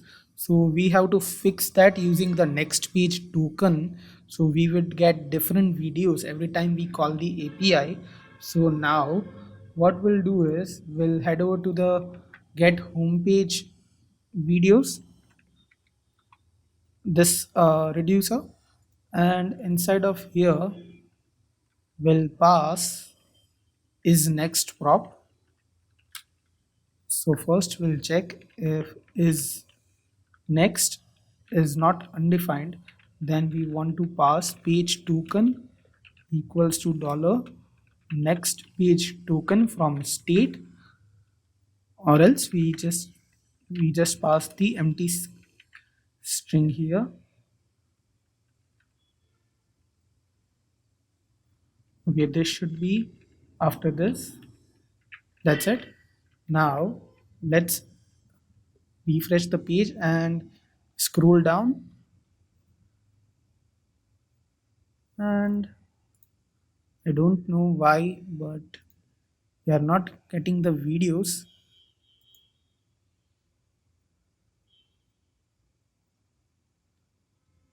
Okay, so cannot read properties of undefined reading content details. Okay, so why is that happening? Content details.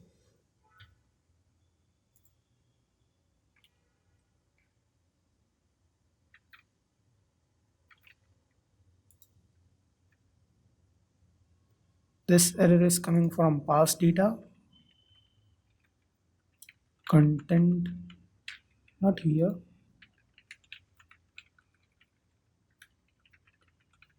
Content details. Okay, so we are not getting the duration or the this content details. Why is that?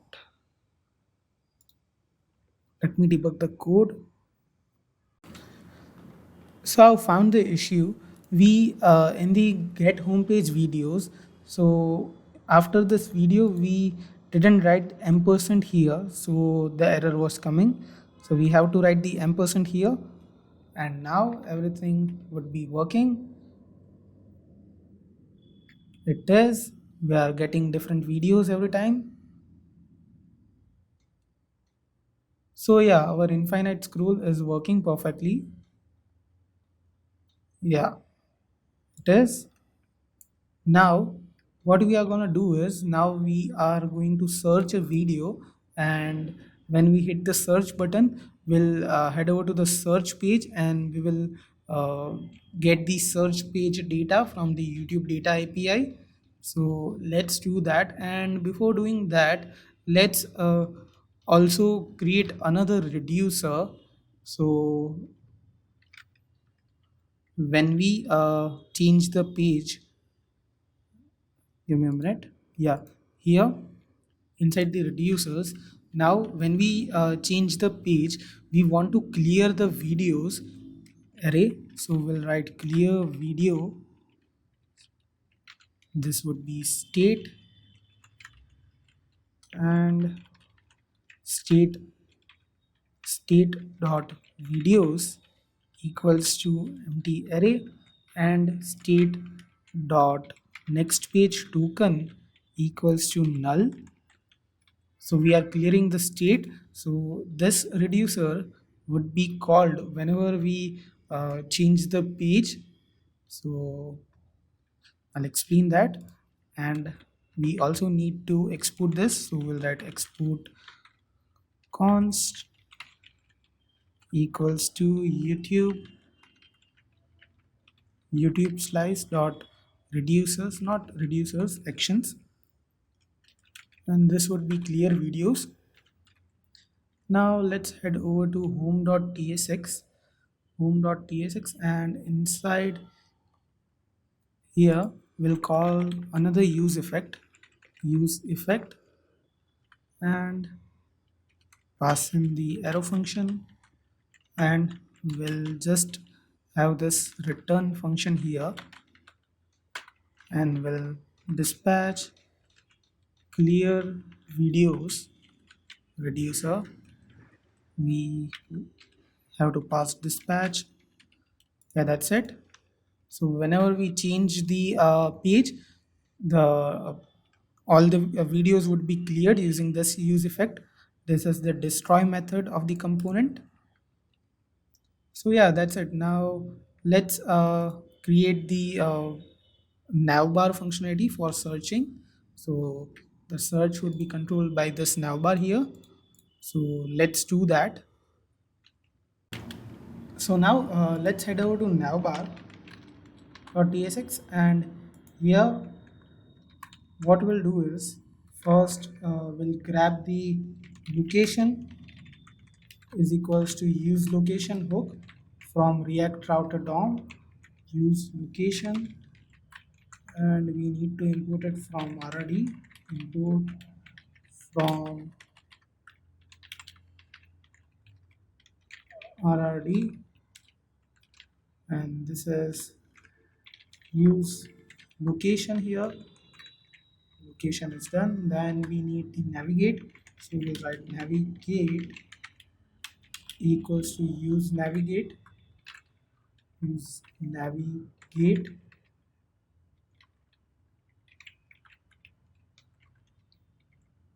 and we'll also import this from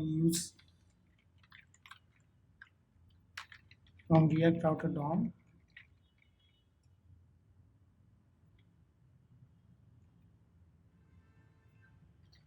Okay, we have already written React router DOM above here, so we'll just paste it here and remove this import. And after this, we'll have the dispatch method const dispatch equals to use app dispatch. Then we'll have the search term, so const search term equals to use app selector state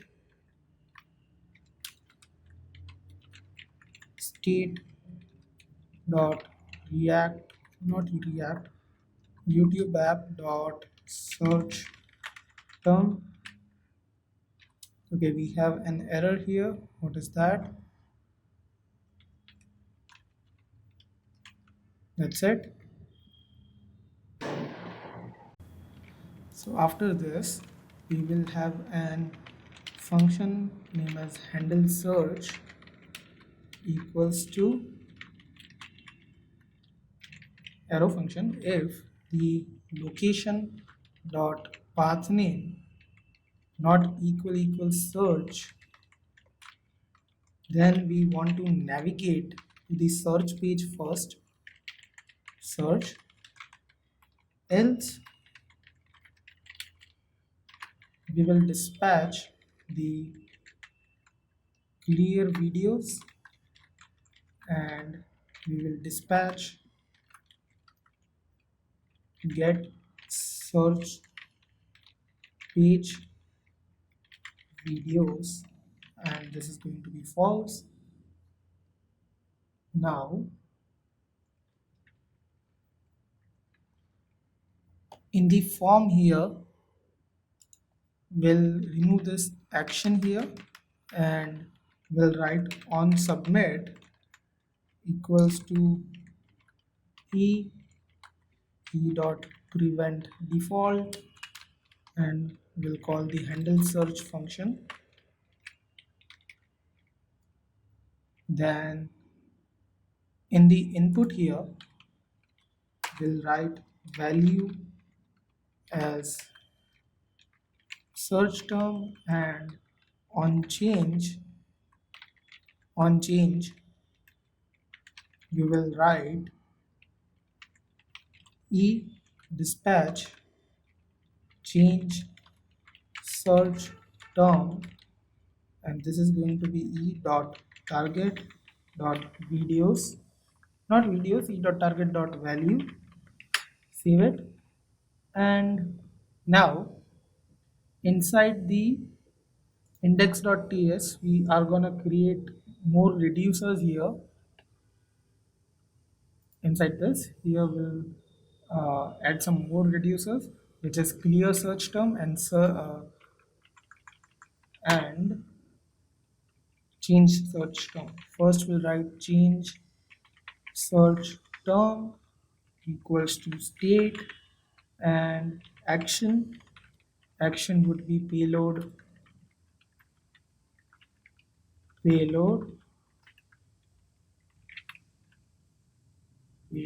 action, and this would be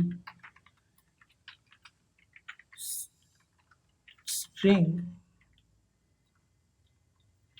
arrow function, not arrow function, brackets.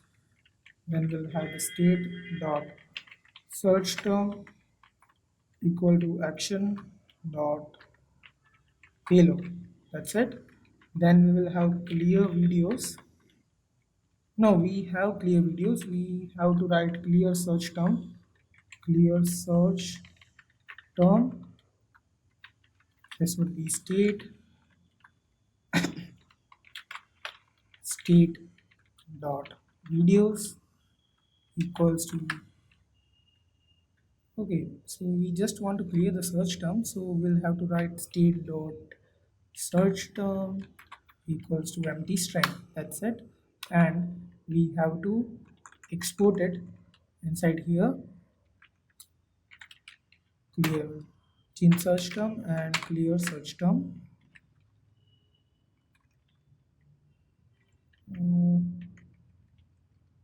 This is chang change search term, and let's import that in here, change search term, and get search page videos. We have to create this, and there is one more thing to do, I think. Yeah, clear search term on AI outline close. Where did it go? Yeah, outline close. First, we'll have some video, a dynamic class name here.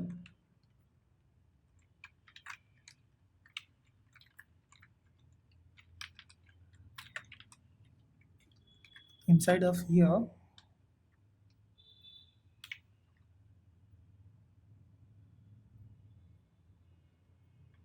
if there is not a search term, then we want it to have the invisible class, invisible, or we will have the visible class. That's it. And on click,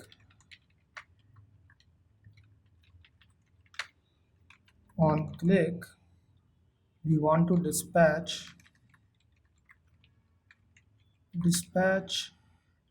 clear search term.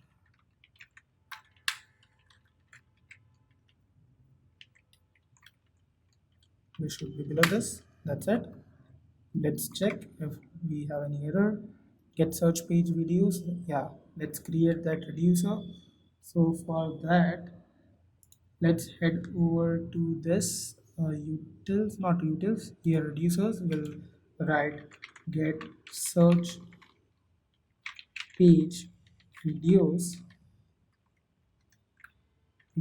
dot tsx, and what we are not tsx, we'll just have to write ts. And what we are going to do is we are going to copy all of this code and paste it here, and we write get search page videos here. Everything remains same. Search is this, and we want to remove this max results of 20, and the query would be the search term, the search term, and we want the search term from here, videos and search term. Yeah, that's it. Yeah, everything else pretty much is same. Yeah, that's it. Now let's head over to index.ts here, and let's copy this, and instead of get homepage videos, we'll write get search page videos. That's it. Let me check, is everything perfect?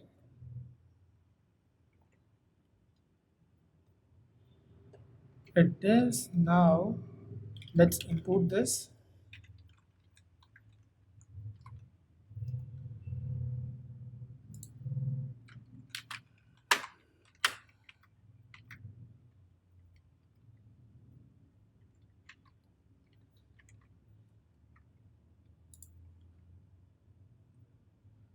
Cannot be called with two reducers for the same action type. Okay, let's see what did we do wrong. Inside index.ts get search page reduce dot fulfilled.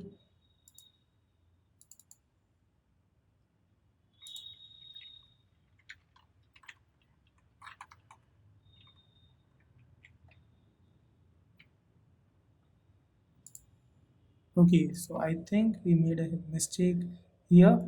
We have to write search page videos action type, and this should be working now. Yeah, it is. Let's search for anything. Yeah, wait. Okay, so we have the search page here. Uh, Now we have to build the search page. So let's do that. Give me a minute.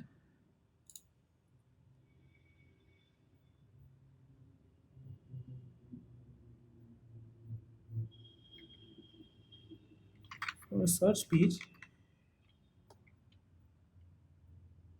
most of the code can be copied from the home.tsx. So I'll just copy the component and replace it and change the name to search,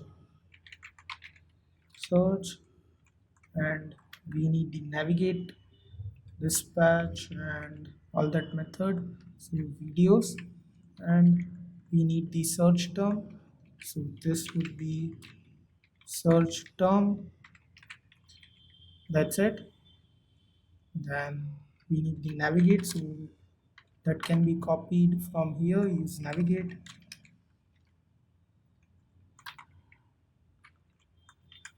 Import from RRD. Use navigate. And we don't need this use effect. And first we'll dispatch the clear videos here. Then if there is no search term, then we want to navigate to the home page, and if there is, then we'll dispatch get search page videos, and this should be false. We have to pass dispatch, navigate, and search term. That's it. Then what else needs to be changed?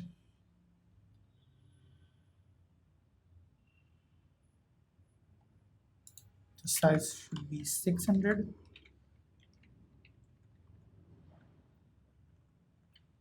And instead of this card, we'll have the search card here. So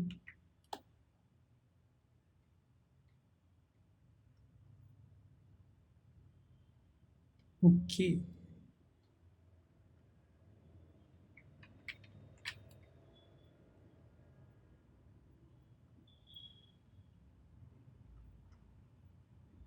let's head over to React, Kishan, Sheth.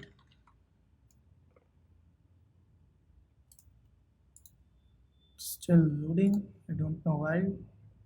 Okay, I think our daily quota of our API is exhausted. We may need to create a new API if that is that case.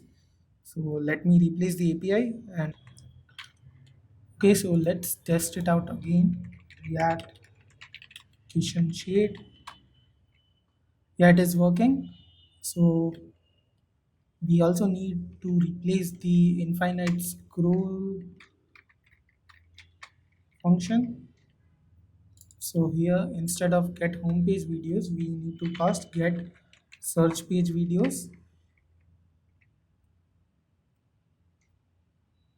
Okay, yeah, it is working perfectly. We just need to replace the component. So we are going to create a new component now, search card.tsx. So we'll create a new component, search card.tsx, and we'll import everything from here. And this is going to be search card, and let's have the contents. I'm going to remove all of the markup from here. We don't need this. And write a fresh markup. We need a div with a class name of flex, gap of 3. Then we'll need a relative class name, relative. And I think we can copy that from here, absolute bottom 3.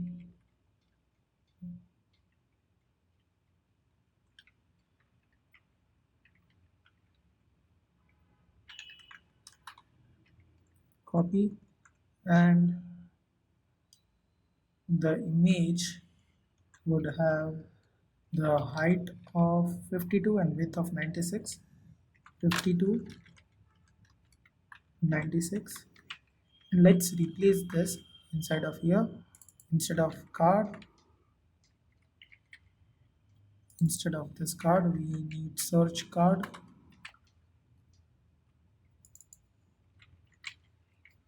Search card from search card,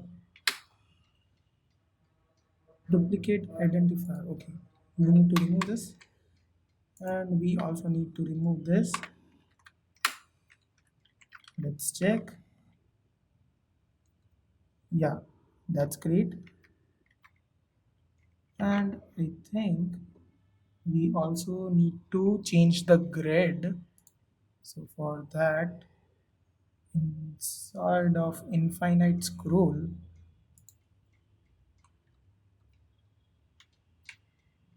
this is going to be just my5, and we are going to wrap and div here the infinite scroll.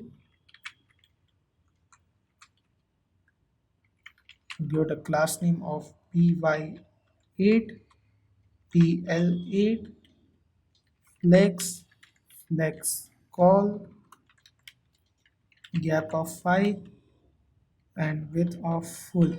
That's it. Now let's check. Yeah, it's in the straight line now, but margin y of 5 is not working. I don't know why. Let's do that afterwards.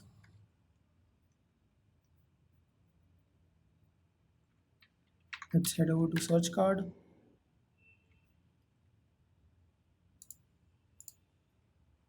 and now after this div, we'll have another div with a class name of flex and gap of 1 and flex call. Then we'll have h3 with max width of 2xl. Then we'll have an e tag with hash as href and class name as line clamp 2, and we'll have data.video title, data.video title. Let's check. Yeah, it is here. Then after the h3, we'll have another div with text extra small, then text gray as 400, or div inside that, another div inside that, and a span will have a class name. Let's copy the class name from not here, card.tsx. this one. I think I can copy both of this here. Search card and replace this with those pans.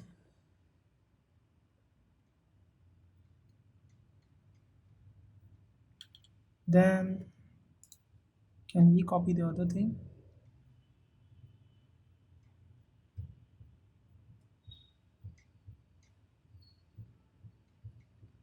I think we cannot.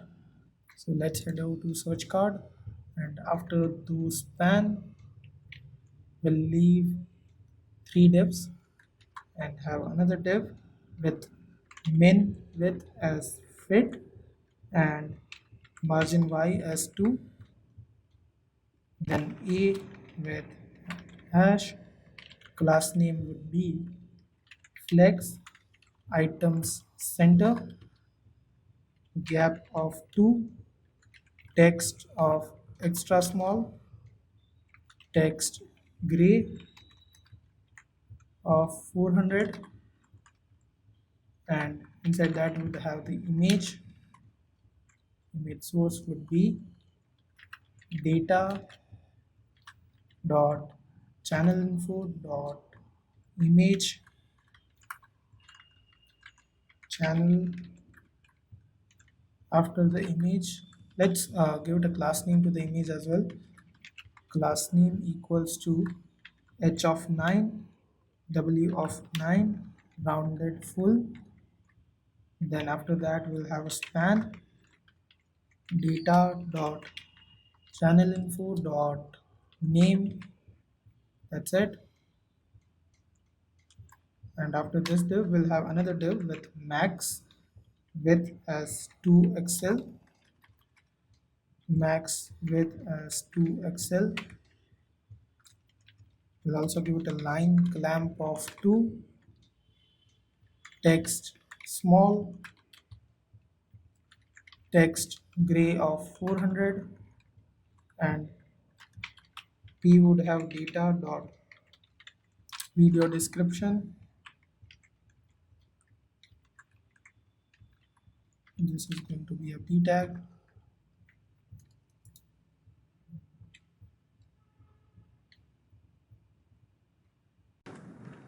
So here we'll have the p tag,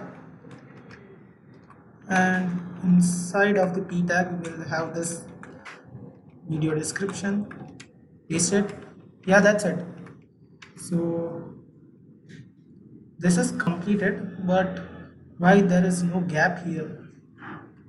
Let's check it. Let's head over to search.tsx, and what did we, okay, this is px, okay, padding y8 and padding left 8. This is perfect. Now margin y is of 5. Let's give this of margin top of 20. Okay, so that is for that. I think I know the mistake. So we have to return the whole div here.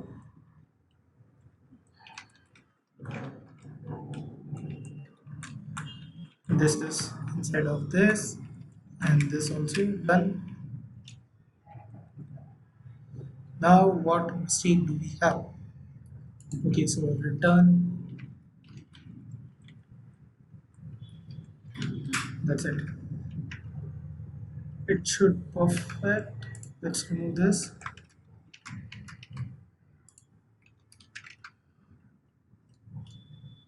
Yeah, this is working. So now all that is left is to create the watch page now. So now let's do that, the watch page. So now let's head over to watch.tsx, and here what we will do is we'll fetch the use effect hook first, use effect, and from here We'll also have the use state first. Use state, and first we'll have show more status, set status, set show more status equals to use state, and this is boolean false. Then we'll have const id from use params. Use params. Uh, use params can be found from React Router DOM. So let's use that. Import from RRD use params, and we will also need use navigate. Okay, use params. That's it. Then we'll get the dispatch. Const dispatch is equals to use app dispatch.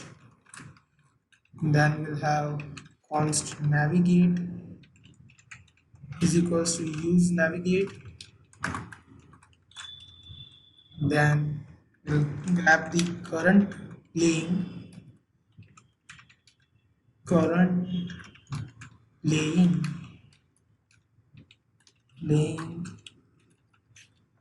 equals to use apps selector. Then we'll have the state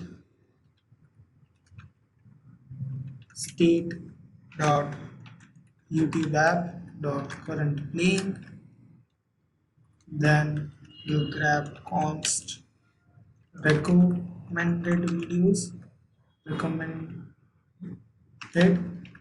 videos equals to use app selector. State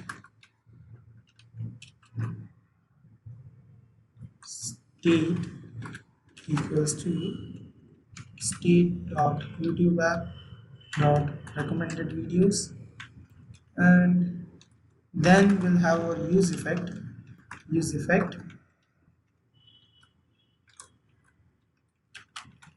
If there is an ID, then we want to dispatch get video details with the ID, and we'll set show more status to false. And if there is not an ID, then we want to navigate to the home page. Then we'll have the ID, navigate, and dispatch here, and we'll have another use effect here. Use effect. If there is a current playing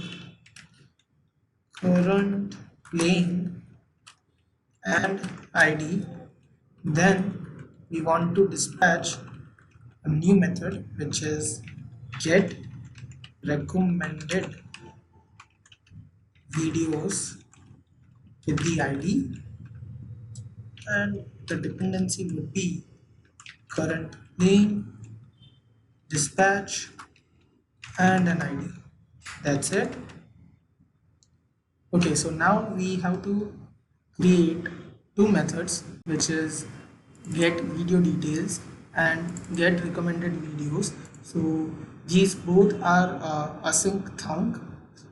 So this will fetch the current video details, the description of the video, and the likes and time and all that metadata. And the recommended videos is for the sidebar, the recommended videos sidebar. So first we'll grab the get video details. So for that, inside of this reducers folder, we'll create a new file, get video details, video details.ts, and we'll also create another file named as get recommended videos.ts.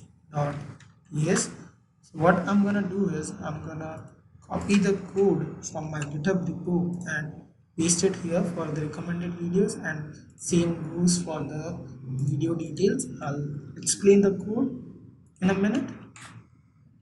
And what error do we have here?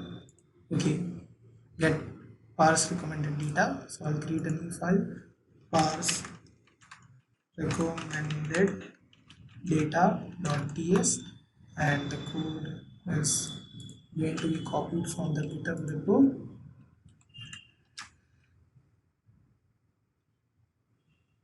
What error do we have?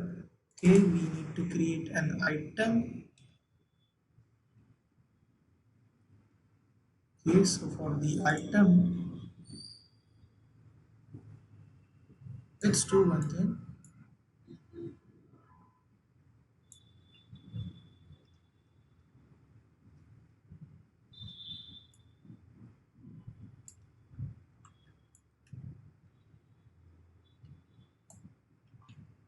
In the types.ts here, we'll replace this current playing and recommended videos with this current playing and recommended videos and this item. So this current playing type has video ID, video title, video description, video views, video likes, video age, and a channel info object which contains ID, image, name, and subscribers.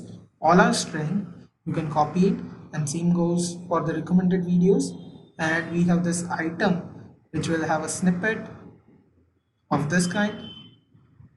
You can copy this and you can see this, and now inside the get recommended videos, okay, so I need to export it. Export from parse recommended data, parse recommended data. Okay, it is perfect. And now inside the index.ts we need to change some things.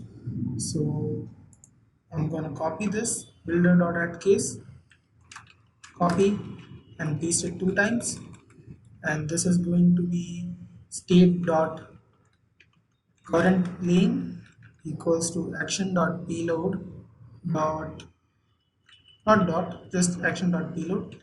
And I'm going to remove this state dot current playing. Okay, what error is there? Is missing the following properties: writable draft. I think I missed something. Let's keep this as it is for now. Then this is going to be state dot recommended videos, and this is just going to be state dot payload dot parsed data,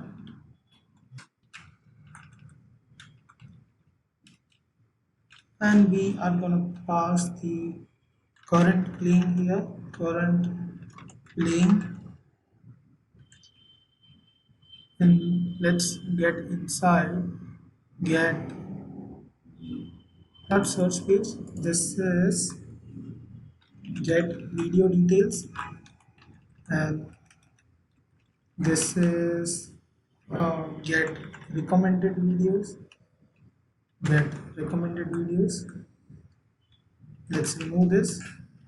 Yeah, everything is working. Now let's import this inside here as well. Get video details, recommended videos. Now let me explain the code. So first let's head over to the get video details.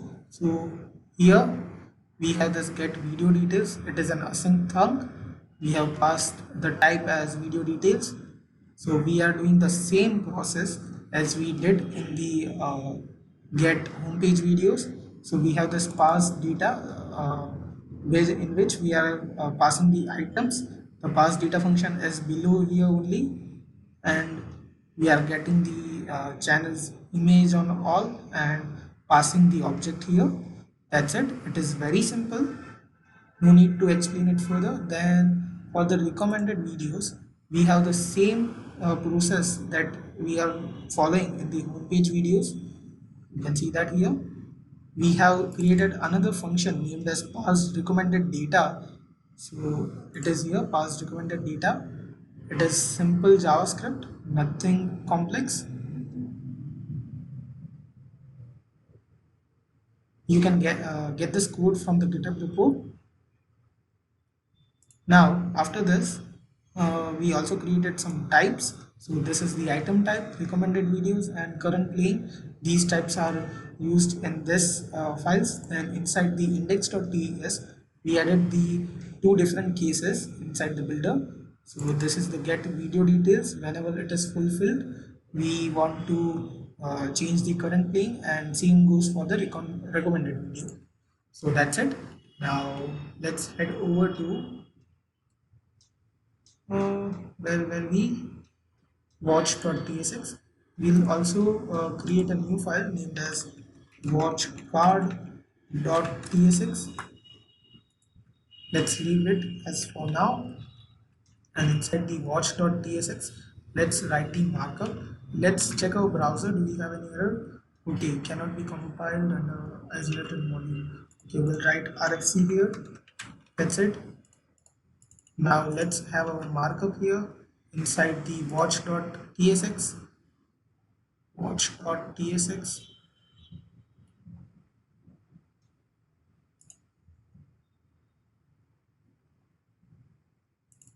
So this is going to be the fragments, and inside of this we'll first check if there is a current playing, and current playing dot video id triple equals to id. Then we want to return this markup, so we'll return div with a max height of screen. Then we'll give it a overflow of hidden. Then we'll give it a div with a style of 7.5 viewport height, and this is going to be the navbar style height equals to 7.5 viewport height. This is going to be columns.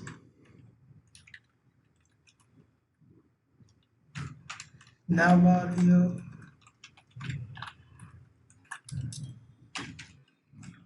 After this, we'll have another div with class name of flex with a full, and the style would have a height of 92.5 viewport height to be 92.5 viewport height.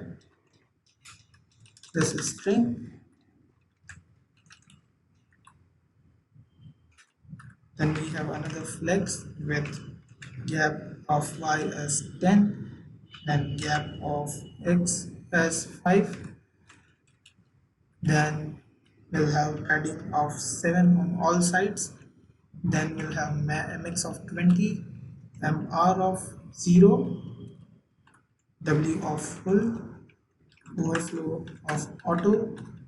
Inside that we'll have div style of max width equals to 800 pixels, and we'll have another div. We'll have iframe source will be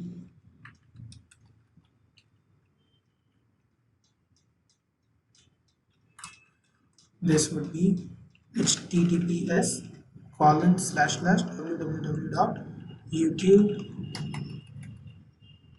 youtube.com slash embed slash $id, and we'll also pass the autoplay equals to 1.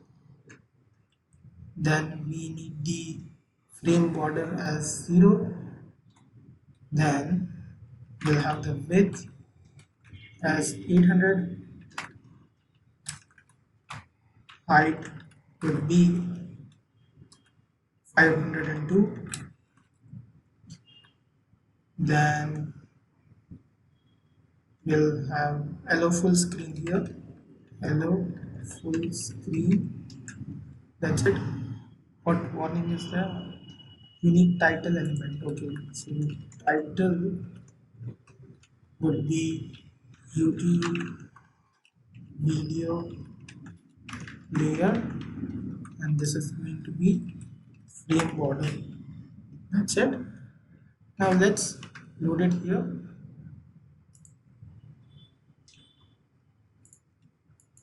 I don't know why it is not coming.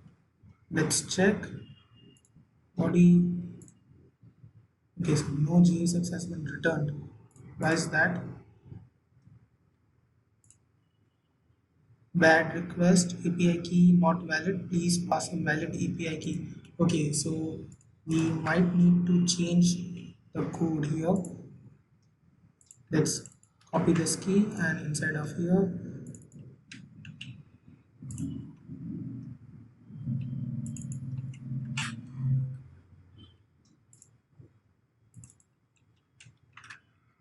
yeah, the video is here. Now let's have the other details.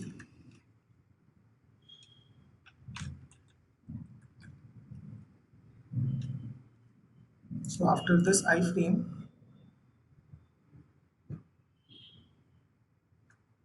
what we are going to do is, I have this dev ready on GitHub and I'll paste it. So that, and I'm gonna put some icons, just explain it in a minute.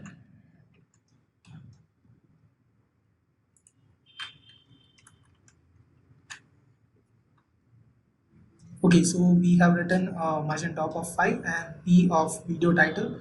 Then we have the video views, video age, video likes, and these are just static icons. You can just write it. I'll keep it for a minute.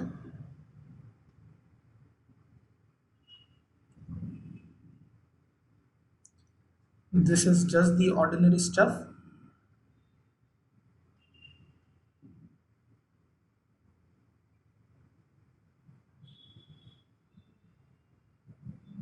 That's it. Now let's check.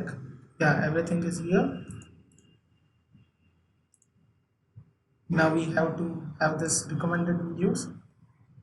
So for that,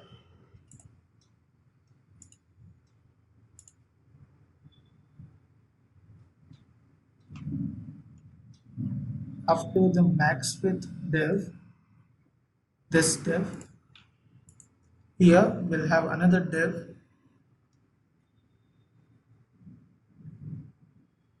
We will have another div with margin right of 24, flex, flex call, and a gap of 3.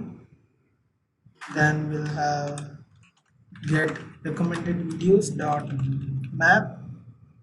First we'll check the length, and then recommended videos dot map. We'll have the item here, and we'll return the watch card. We are not going to have the infinite scroll here. Data item and key would be item dot video ID. That's it. Let's check it. Okay, so the data has to be passed here. Watch card, where is it? Data. I think we can do one thing. Let's copy everything from search card and paste it inside watch card and replace this with watch card, and let's just write the markup for it also, then we'll check it. So everything is going to be the same.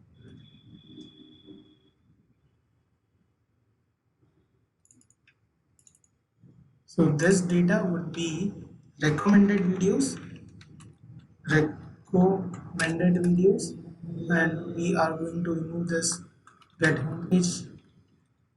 Then flex gap 3 is perfect. Then we have to add a new class here, min width of fit.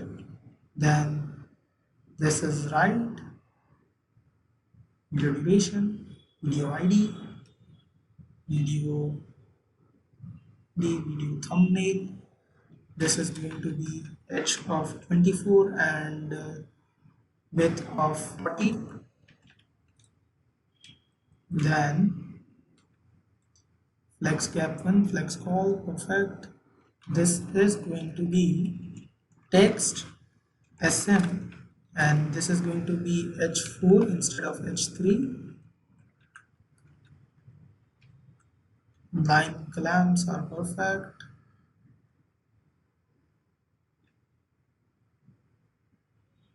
Okay, that's it. Now in here, text create 400.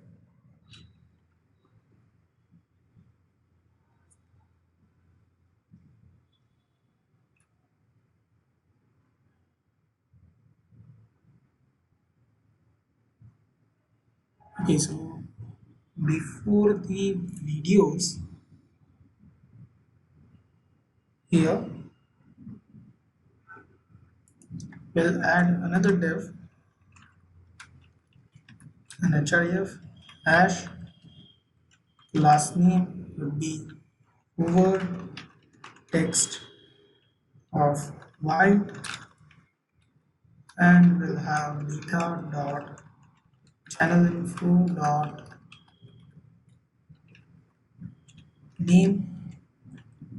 Then we have this, which is perfect.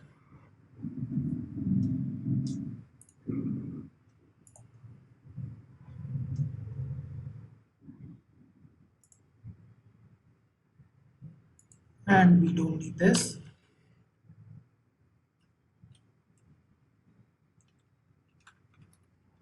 Save it. Let's check.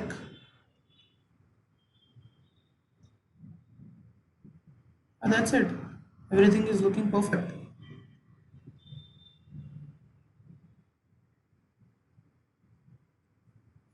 Let's play this. And why is the autoplay is not working? Let's check that inside watch.tsx. Autoplay equals to 1, not -1. This should work now. Let's reload this. It is still not working.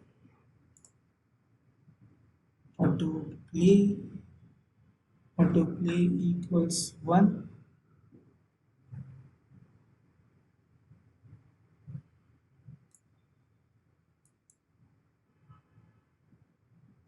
Okay, so we will also write allow equals to autoplay. Now let's run it.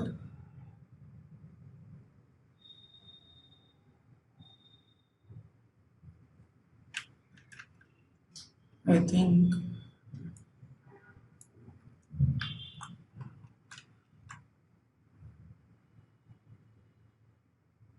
let me replace this.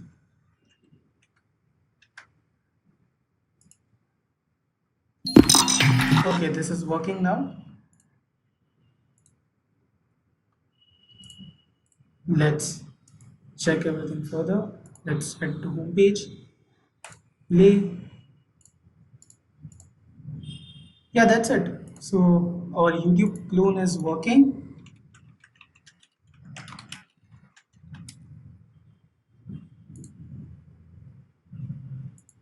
So if you like this video, please subscribe to the channel and hit the like button.